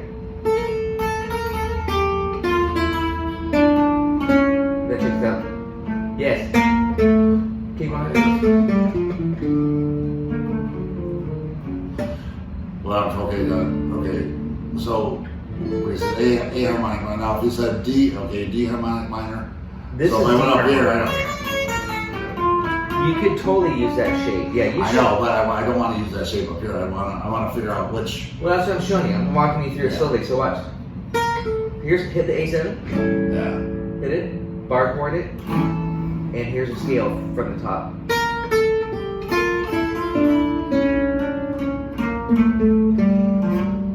Stay in that position. You're losing your position. Look at this.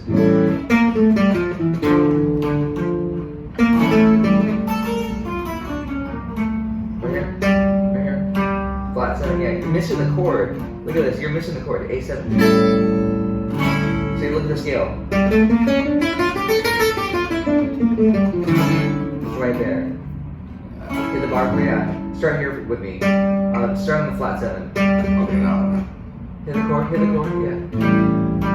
Yeah. Thank you. Now watch this. Just copy me. There.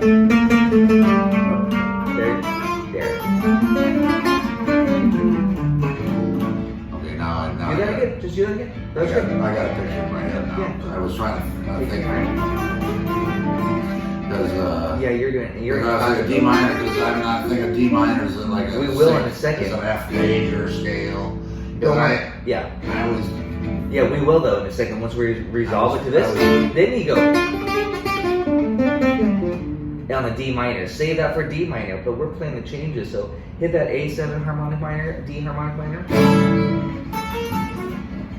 Take your time. Now give me that D minor blues lick.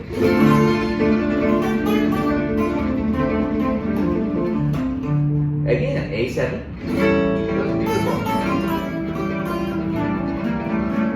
And resolve it.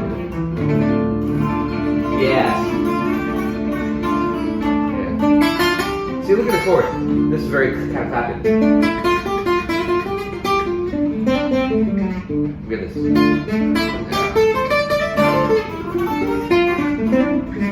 So ready? Let's practice that movement now.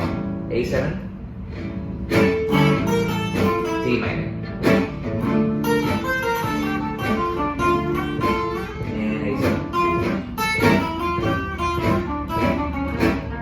D minor. Yeah, that's a blues. Yeah. Yeah. Now, I don't like this note, to be honest. On the D minor, it's bugging me. I want this. I want the natural 6 on the D minor. That makes it Dorian, not Aeolian. Does that make sense? Because the rhythm player would probably be doing D minor 6 there with this. So, this, that's Aeolian. That's flat 6. Yeah. That's what we want is the Dorian note. Yes, we want the Dorian note. That's all. That's key of C, by the way. Okay, try that. Or if you don't want to do the mode at all, Key of C. key of C. Oh, yeah. Key of C. Yeah, that's Dorian. Oh. Dorian. Or pentatonic blues if you don't want to worry about the mode.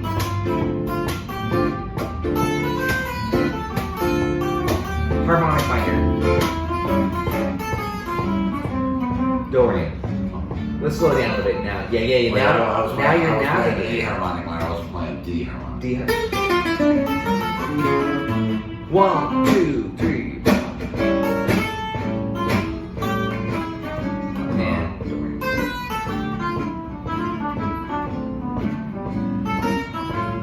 There you go. I'll do it for you.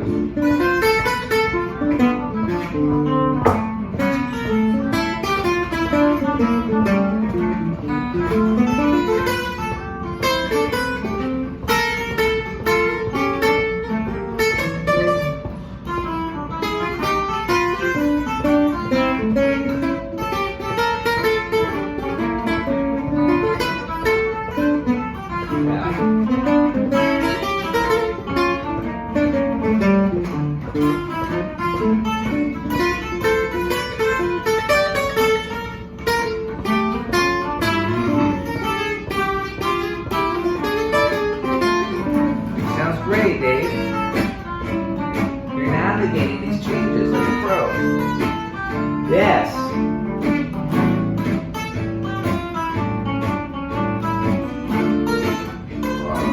You want to hit that one off? Yeah, I want you to do something with me. You gotta do the arpeggio. Do this. You gotta do that minor 6 arpeggio. Minor 6. Yeah, if you want to do the 7 and 6, you do this. Now it's beboppy. Yeah, if you want to get more beboppy, you do this. That's very Charlie Christian.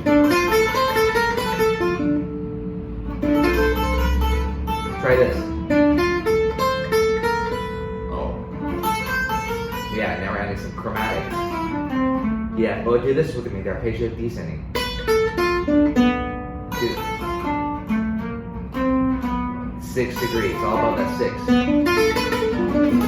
That's Charlie Christian, old school. A7, harmonic minor. And D Dorian. Yes, lovely.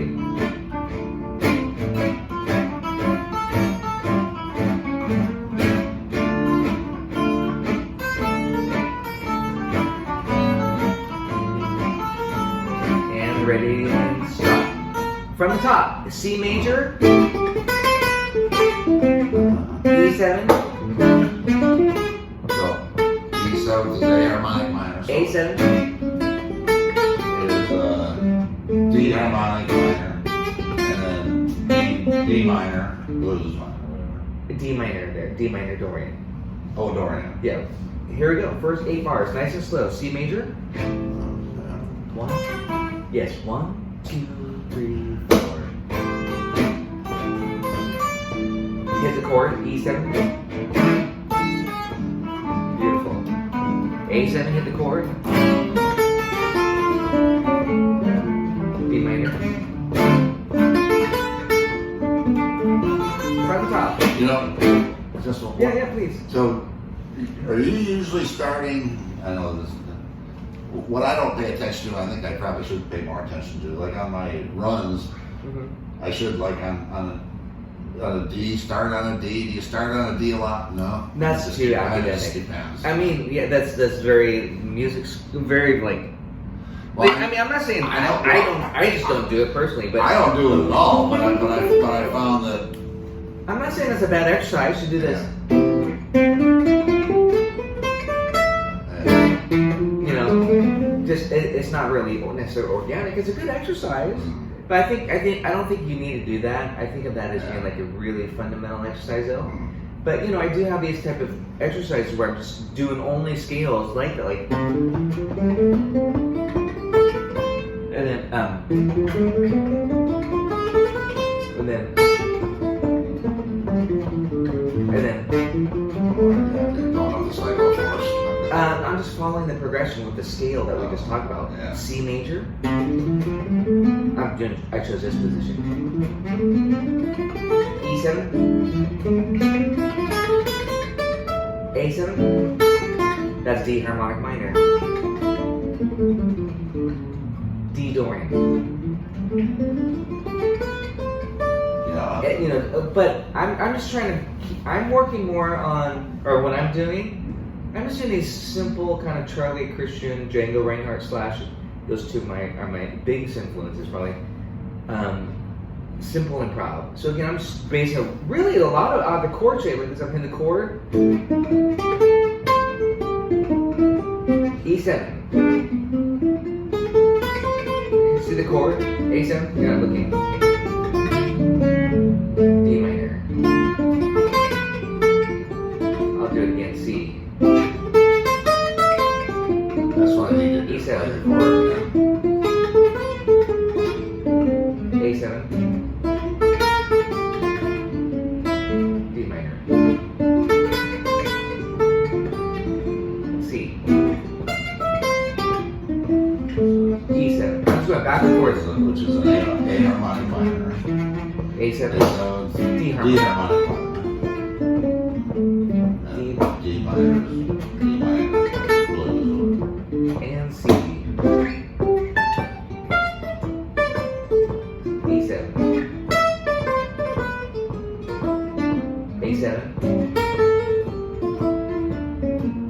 D minor. There's a pure arpeggio. What arpeggio? D minor 6. Watch. Are you on the D minor 7th there? I'm on the D minor 7 chord. I'm doing D minor 6. That's the preferred flavor for that Charlie Christian Django sound. The band might be doing D minor 7, but you're doing. It's just a beautiful sound. So to me, again, I would say like, you know, have the arpeggio. That's C6, E7.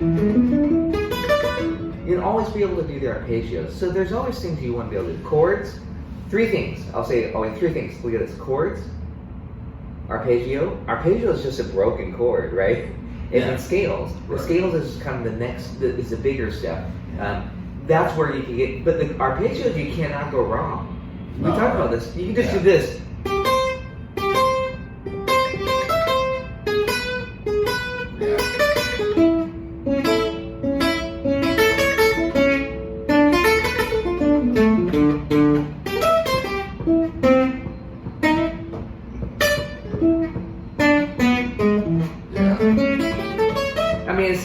And it's a little bit too much chord tones, right? Yeah, but it's still, that's a good thing. And I just did triad. That was just a triad. Mm-hmm. But you add in the sevenths. A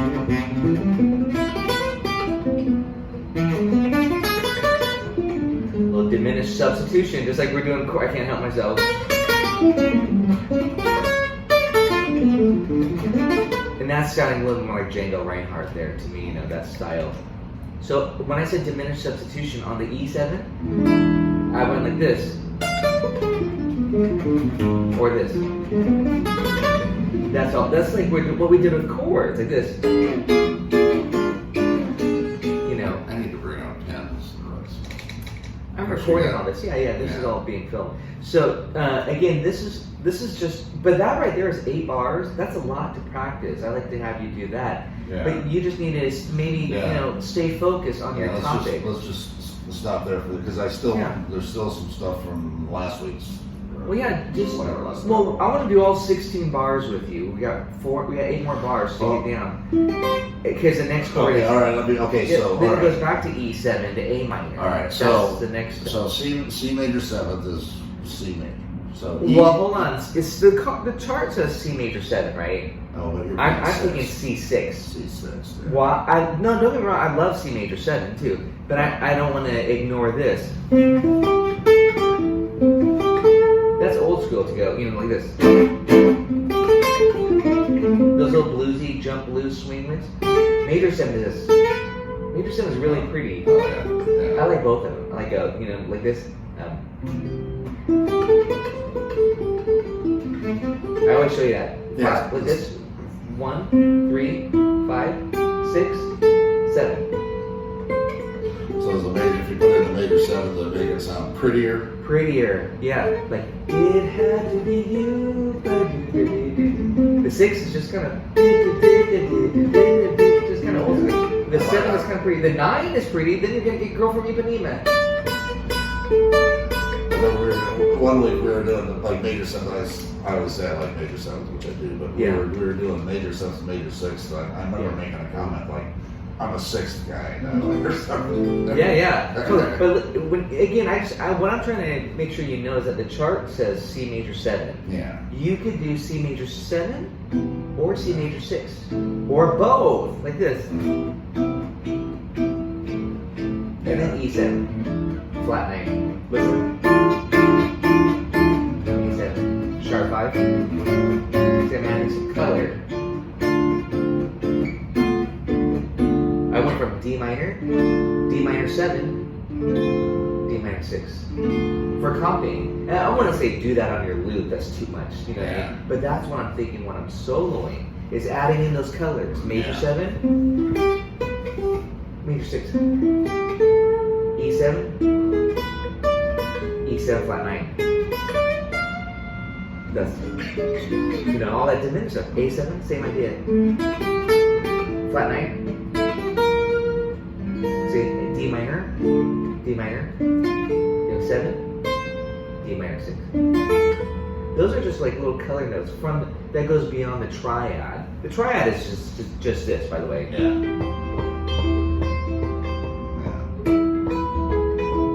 This is good exercise. D minor. What song is that sound out there? Well, I'm using the rhythm to get the mood. Yeah, I'm using that rhythm. That's this. Okay, so anyway, so the major 7, so I'm thinking scales now. 6th, like a C6 or C7th. Given 6th. It's a C major scale, but I can play the 6th inside the. Exactly, yeah. Okay. But you could also just play pentatonic. You could just do this. Yeah. Well, some sort of C anyway. Yeah. So then the E. So now I'm trying to think. E7, yeah. Yeah, so now that's going to be an A7. I'm thinking, why would I even think of that? Well, it's not obvious. Okay, so I came up with what I just said before. E7th is the 5th of A. So it is. I'm saying A major, but we're in the key of C major. And if we're in the key of C major, the A is what kind of chord? It's a relative minor. It's minor. So that's why you got to do A harmonic minor. Okay, I'm just going to be strict with that. Okay. We're not doing the E blues like this. That's not the vibe for that. I'm not saying you can't. That might be just a little bit of a jolt, a shock. But, the chord, it's subjective. I'm doing this. Yeah. Flat 9. Okay, well, I like the harmonic minor. So I play A harmonic minor, and then the A7th. Okay, so now I look at that A7th and D harmonic minor. D harmonic minor. Same idea. Why? Because A7 is a 5 of the 2, D minor, in the key of C. So we're still relating it to the key of C. I've got a good worksheet. I'll send it to you. It's a scale worksheet. It's all written out here. A is the 5 of 2. Okay. Well, A is the 5 of D. Period. And then you got to think. Well, in the key of C. In the key of C, check this out. So in order to determine my scale there, I have to look beyond it to the next chord. I know you're always. Not necessarily, because it doesn't necessarily resolve. So when you see that E7, You're thinking, well, E is the 5 of what? Because there's no E7 in the key of C. No. When you think about what It's an E A. is, E is the 5 of A, but there's an A minor in the key of C. So that's why I'm saying use A harmonic minor. That's the simple formula. Next chord is A7. There's no A7 in the key of C. It should be A minor. A7 is the 5 of D minor, right? In the key of C, it's D minor, not major. So that's why I use D harmonic minor. Hit this chord. Okay, and then D minor is a D minor.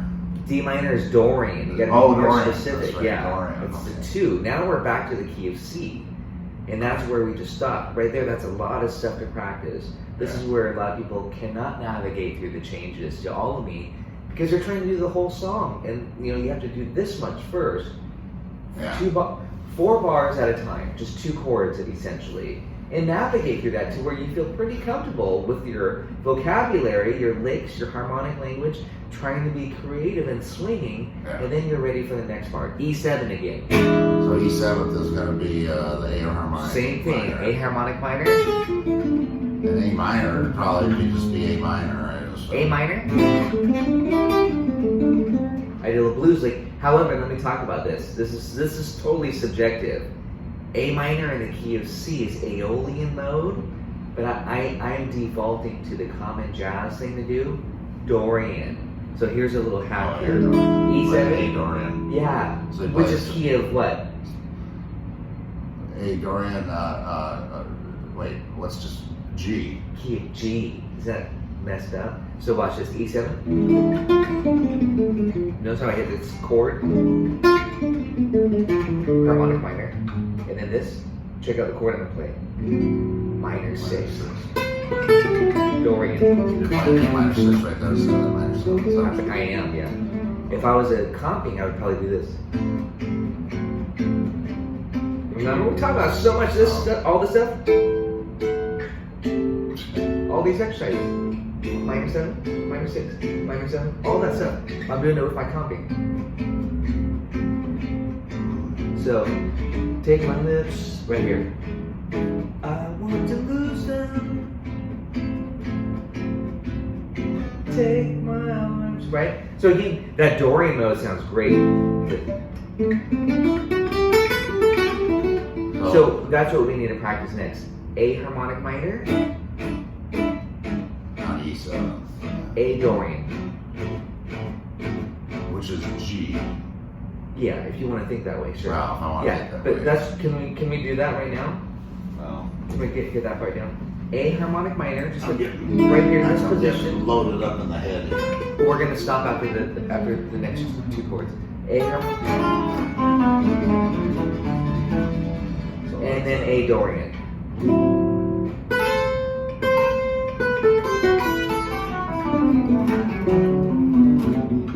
Do that again, please.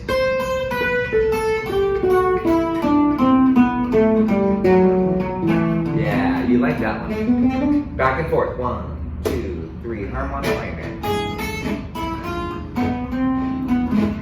I want to lose them. Again. Take my. Yeah. I want to lose them.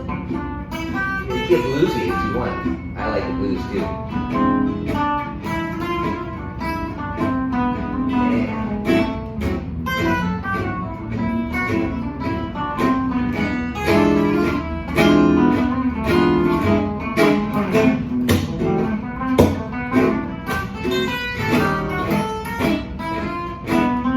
Beautiful. I'm going to show it with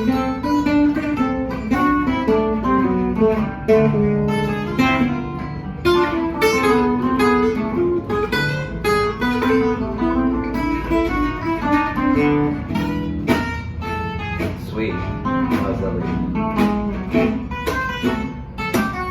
Yeah.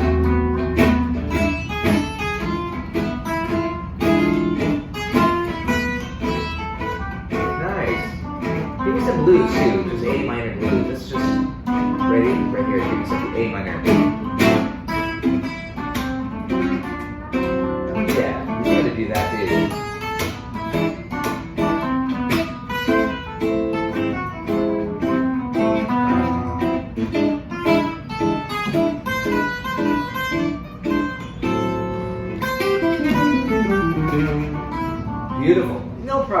So we're navigating. We're almost done here with the first 16 bars, and we can just loop that on your iReal Pro or on your loop pedal.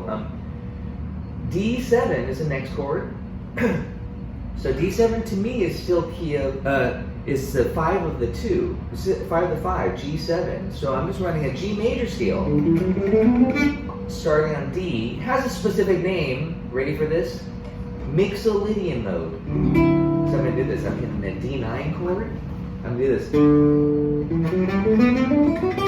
I'm still in the same position, but I have news for you. D Mixolydian is the same as A Dorian. You don't have to do anything different than what you just did. It's going to sound different because of the chord change, but you're still just going. And then you do this. That's for a D minor. The chart just might say G7. I'm not sure. Well, you're No, right. it says D minor 7. Good, G7. That's the key of C. So really for the D7, you do this. And then this. And then back to this. And this. And this. I'm just going through the changes now with you, but did you get that? I want to hear you do this. D Mixolydian. It's just A Dorian. Try this, please. Wait, A Dorian. And then minor, D Dorian. Key of C. There you go. And back to C major, A fret. Okay, oh, stay there, sure. Yeah, stay there. That was nice. So, the C scale, you can do this.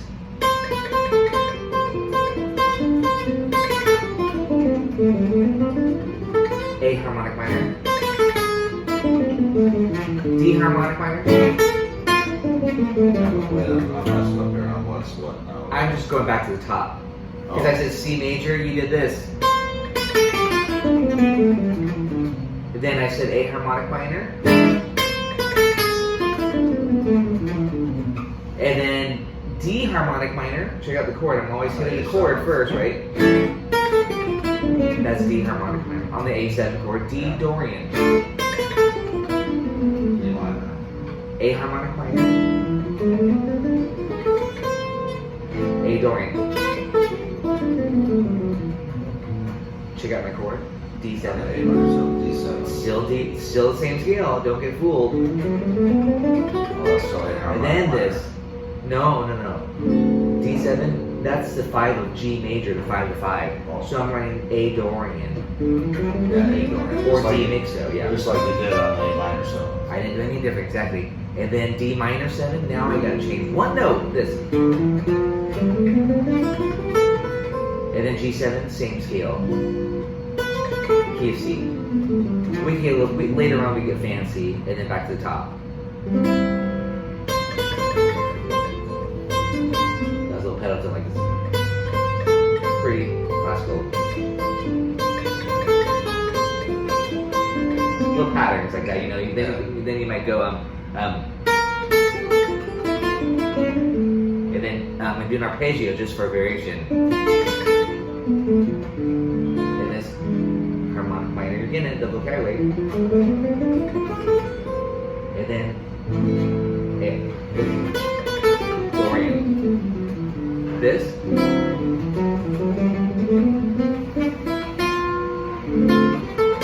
And then back to the top, C.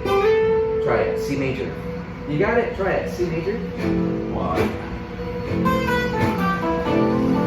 A harmonic minor. I'll navigate for you. You play it. D harmonic minor. You drive, I navigate. D Dorian. Back to A harmonic minor. A Dorian blues. Feel free to add a blues and keep same thing. And then D Dorian. Whoa. Oh, D Dorian. D Dorian, key of C. Oh, it's the G. Key key. Live. Oh, C.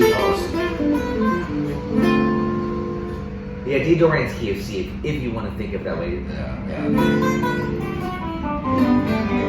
Good. Oh, whoa. D Dorian with me. Oh. No. Oh, just the regular key of C. If that's easier for you, yeah, exactly, yeah. But always be able to do the arpeggio too. Here's D minor 7. Straight here. Straight here. Straight here on D. Straight, is that with me?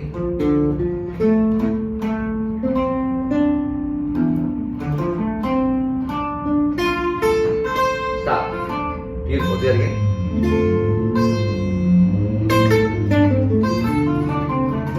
Now make it minor 6. You knew I was going to say that, I hope, because that's our 2-5. That's our little hack here. Minor 7. What do I always say? Minor 7? Minor 6. So you got to do it with your arpeggio. D minor 7. Minor 6. Ah, minor 6. There you go. Yeah, you got to find those. You got to find those 6s. Yes, 2 locations. Let's do this slowly. This is arpeggios now. Minor 7. Minor 6. Get the stretch. Thank you. Again, minor 7. Minor 6.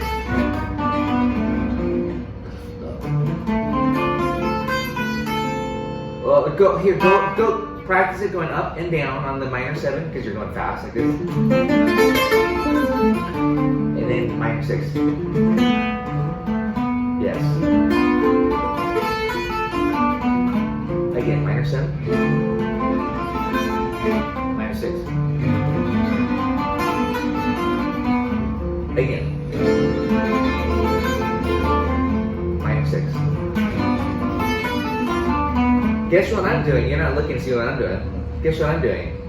Minor 7. Minor 6. G. Yeah, G7. I'm playing the 2-5 while you're thinking just off the 2 and you're doing the minor 7. Play me D minor 7 chord, please. Chord. G7. Right? That sounds great? Again. Minor 6. G7. Oh, that's all it takes is. That's targeting right there. Minor 7 to minor 6. That creates a 2-5. That suggests a 2-5. And then remember what else you can do. You can make it diminished 7. So you could go D minor 7. This is again, we'll do this next time. But check it out. D minor 7. D diminished 7. So the D minor 7 is the D minor 6. Where am I at? So You're at the last. You're on measure 15 and 16. D minor 7. G7.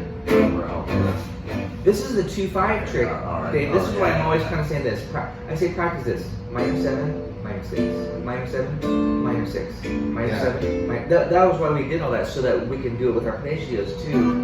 I do know all those. Like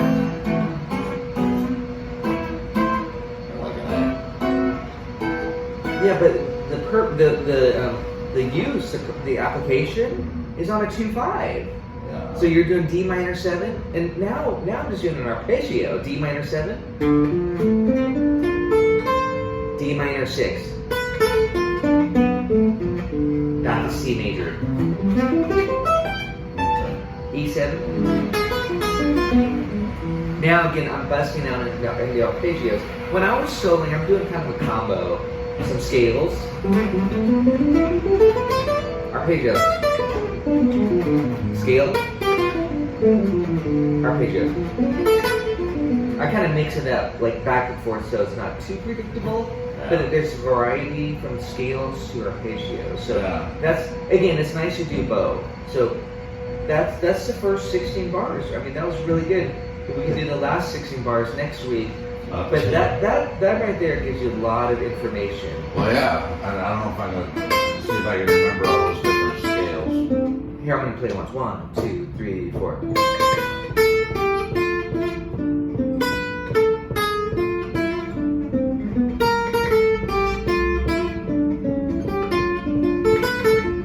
D7, A minor, D7, D minor 6, C, A harmonic minor, A, D harmonic minor, D minor, E7 is A harmonic minor, A minor Dorian, same thing, then C,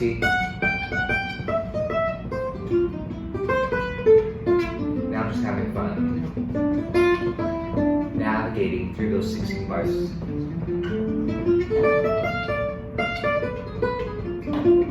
So, A.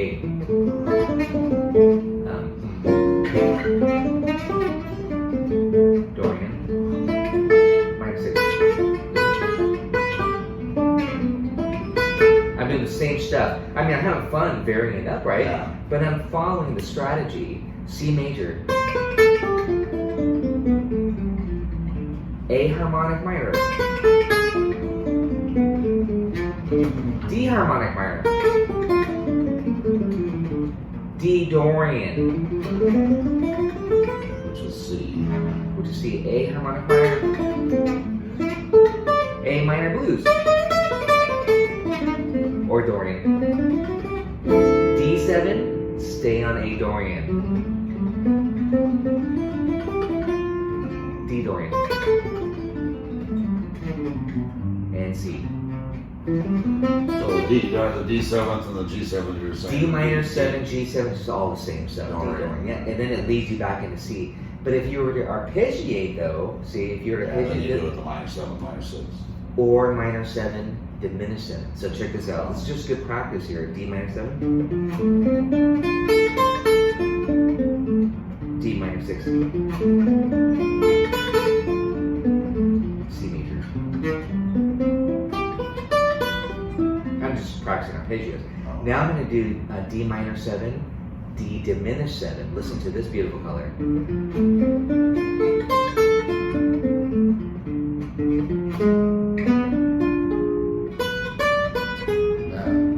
C major. Just arpeggios, but in context.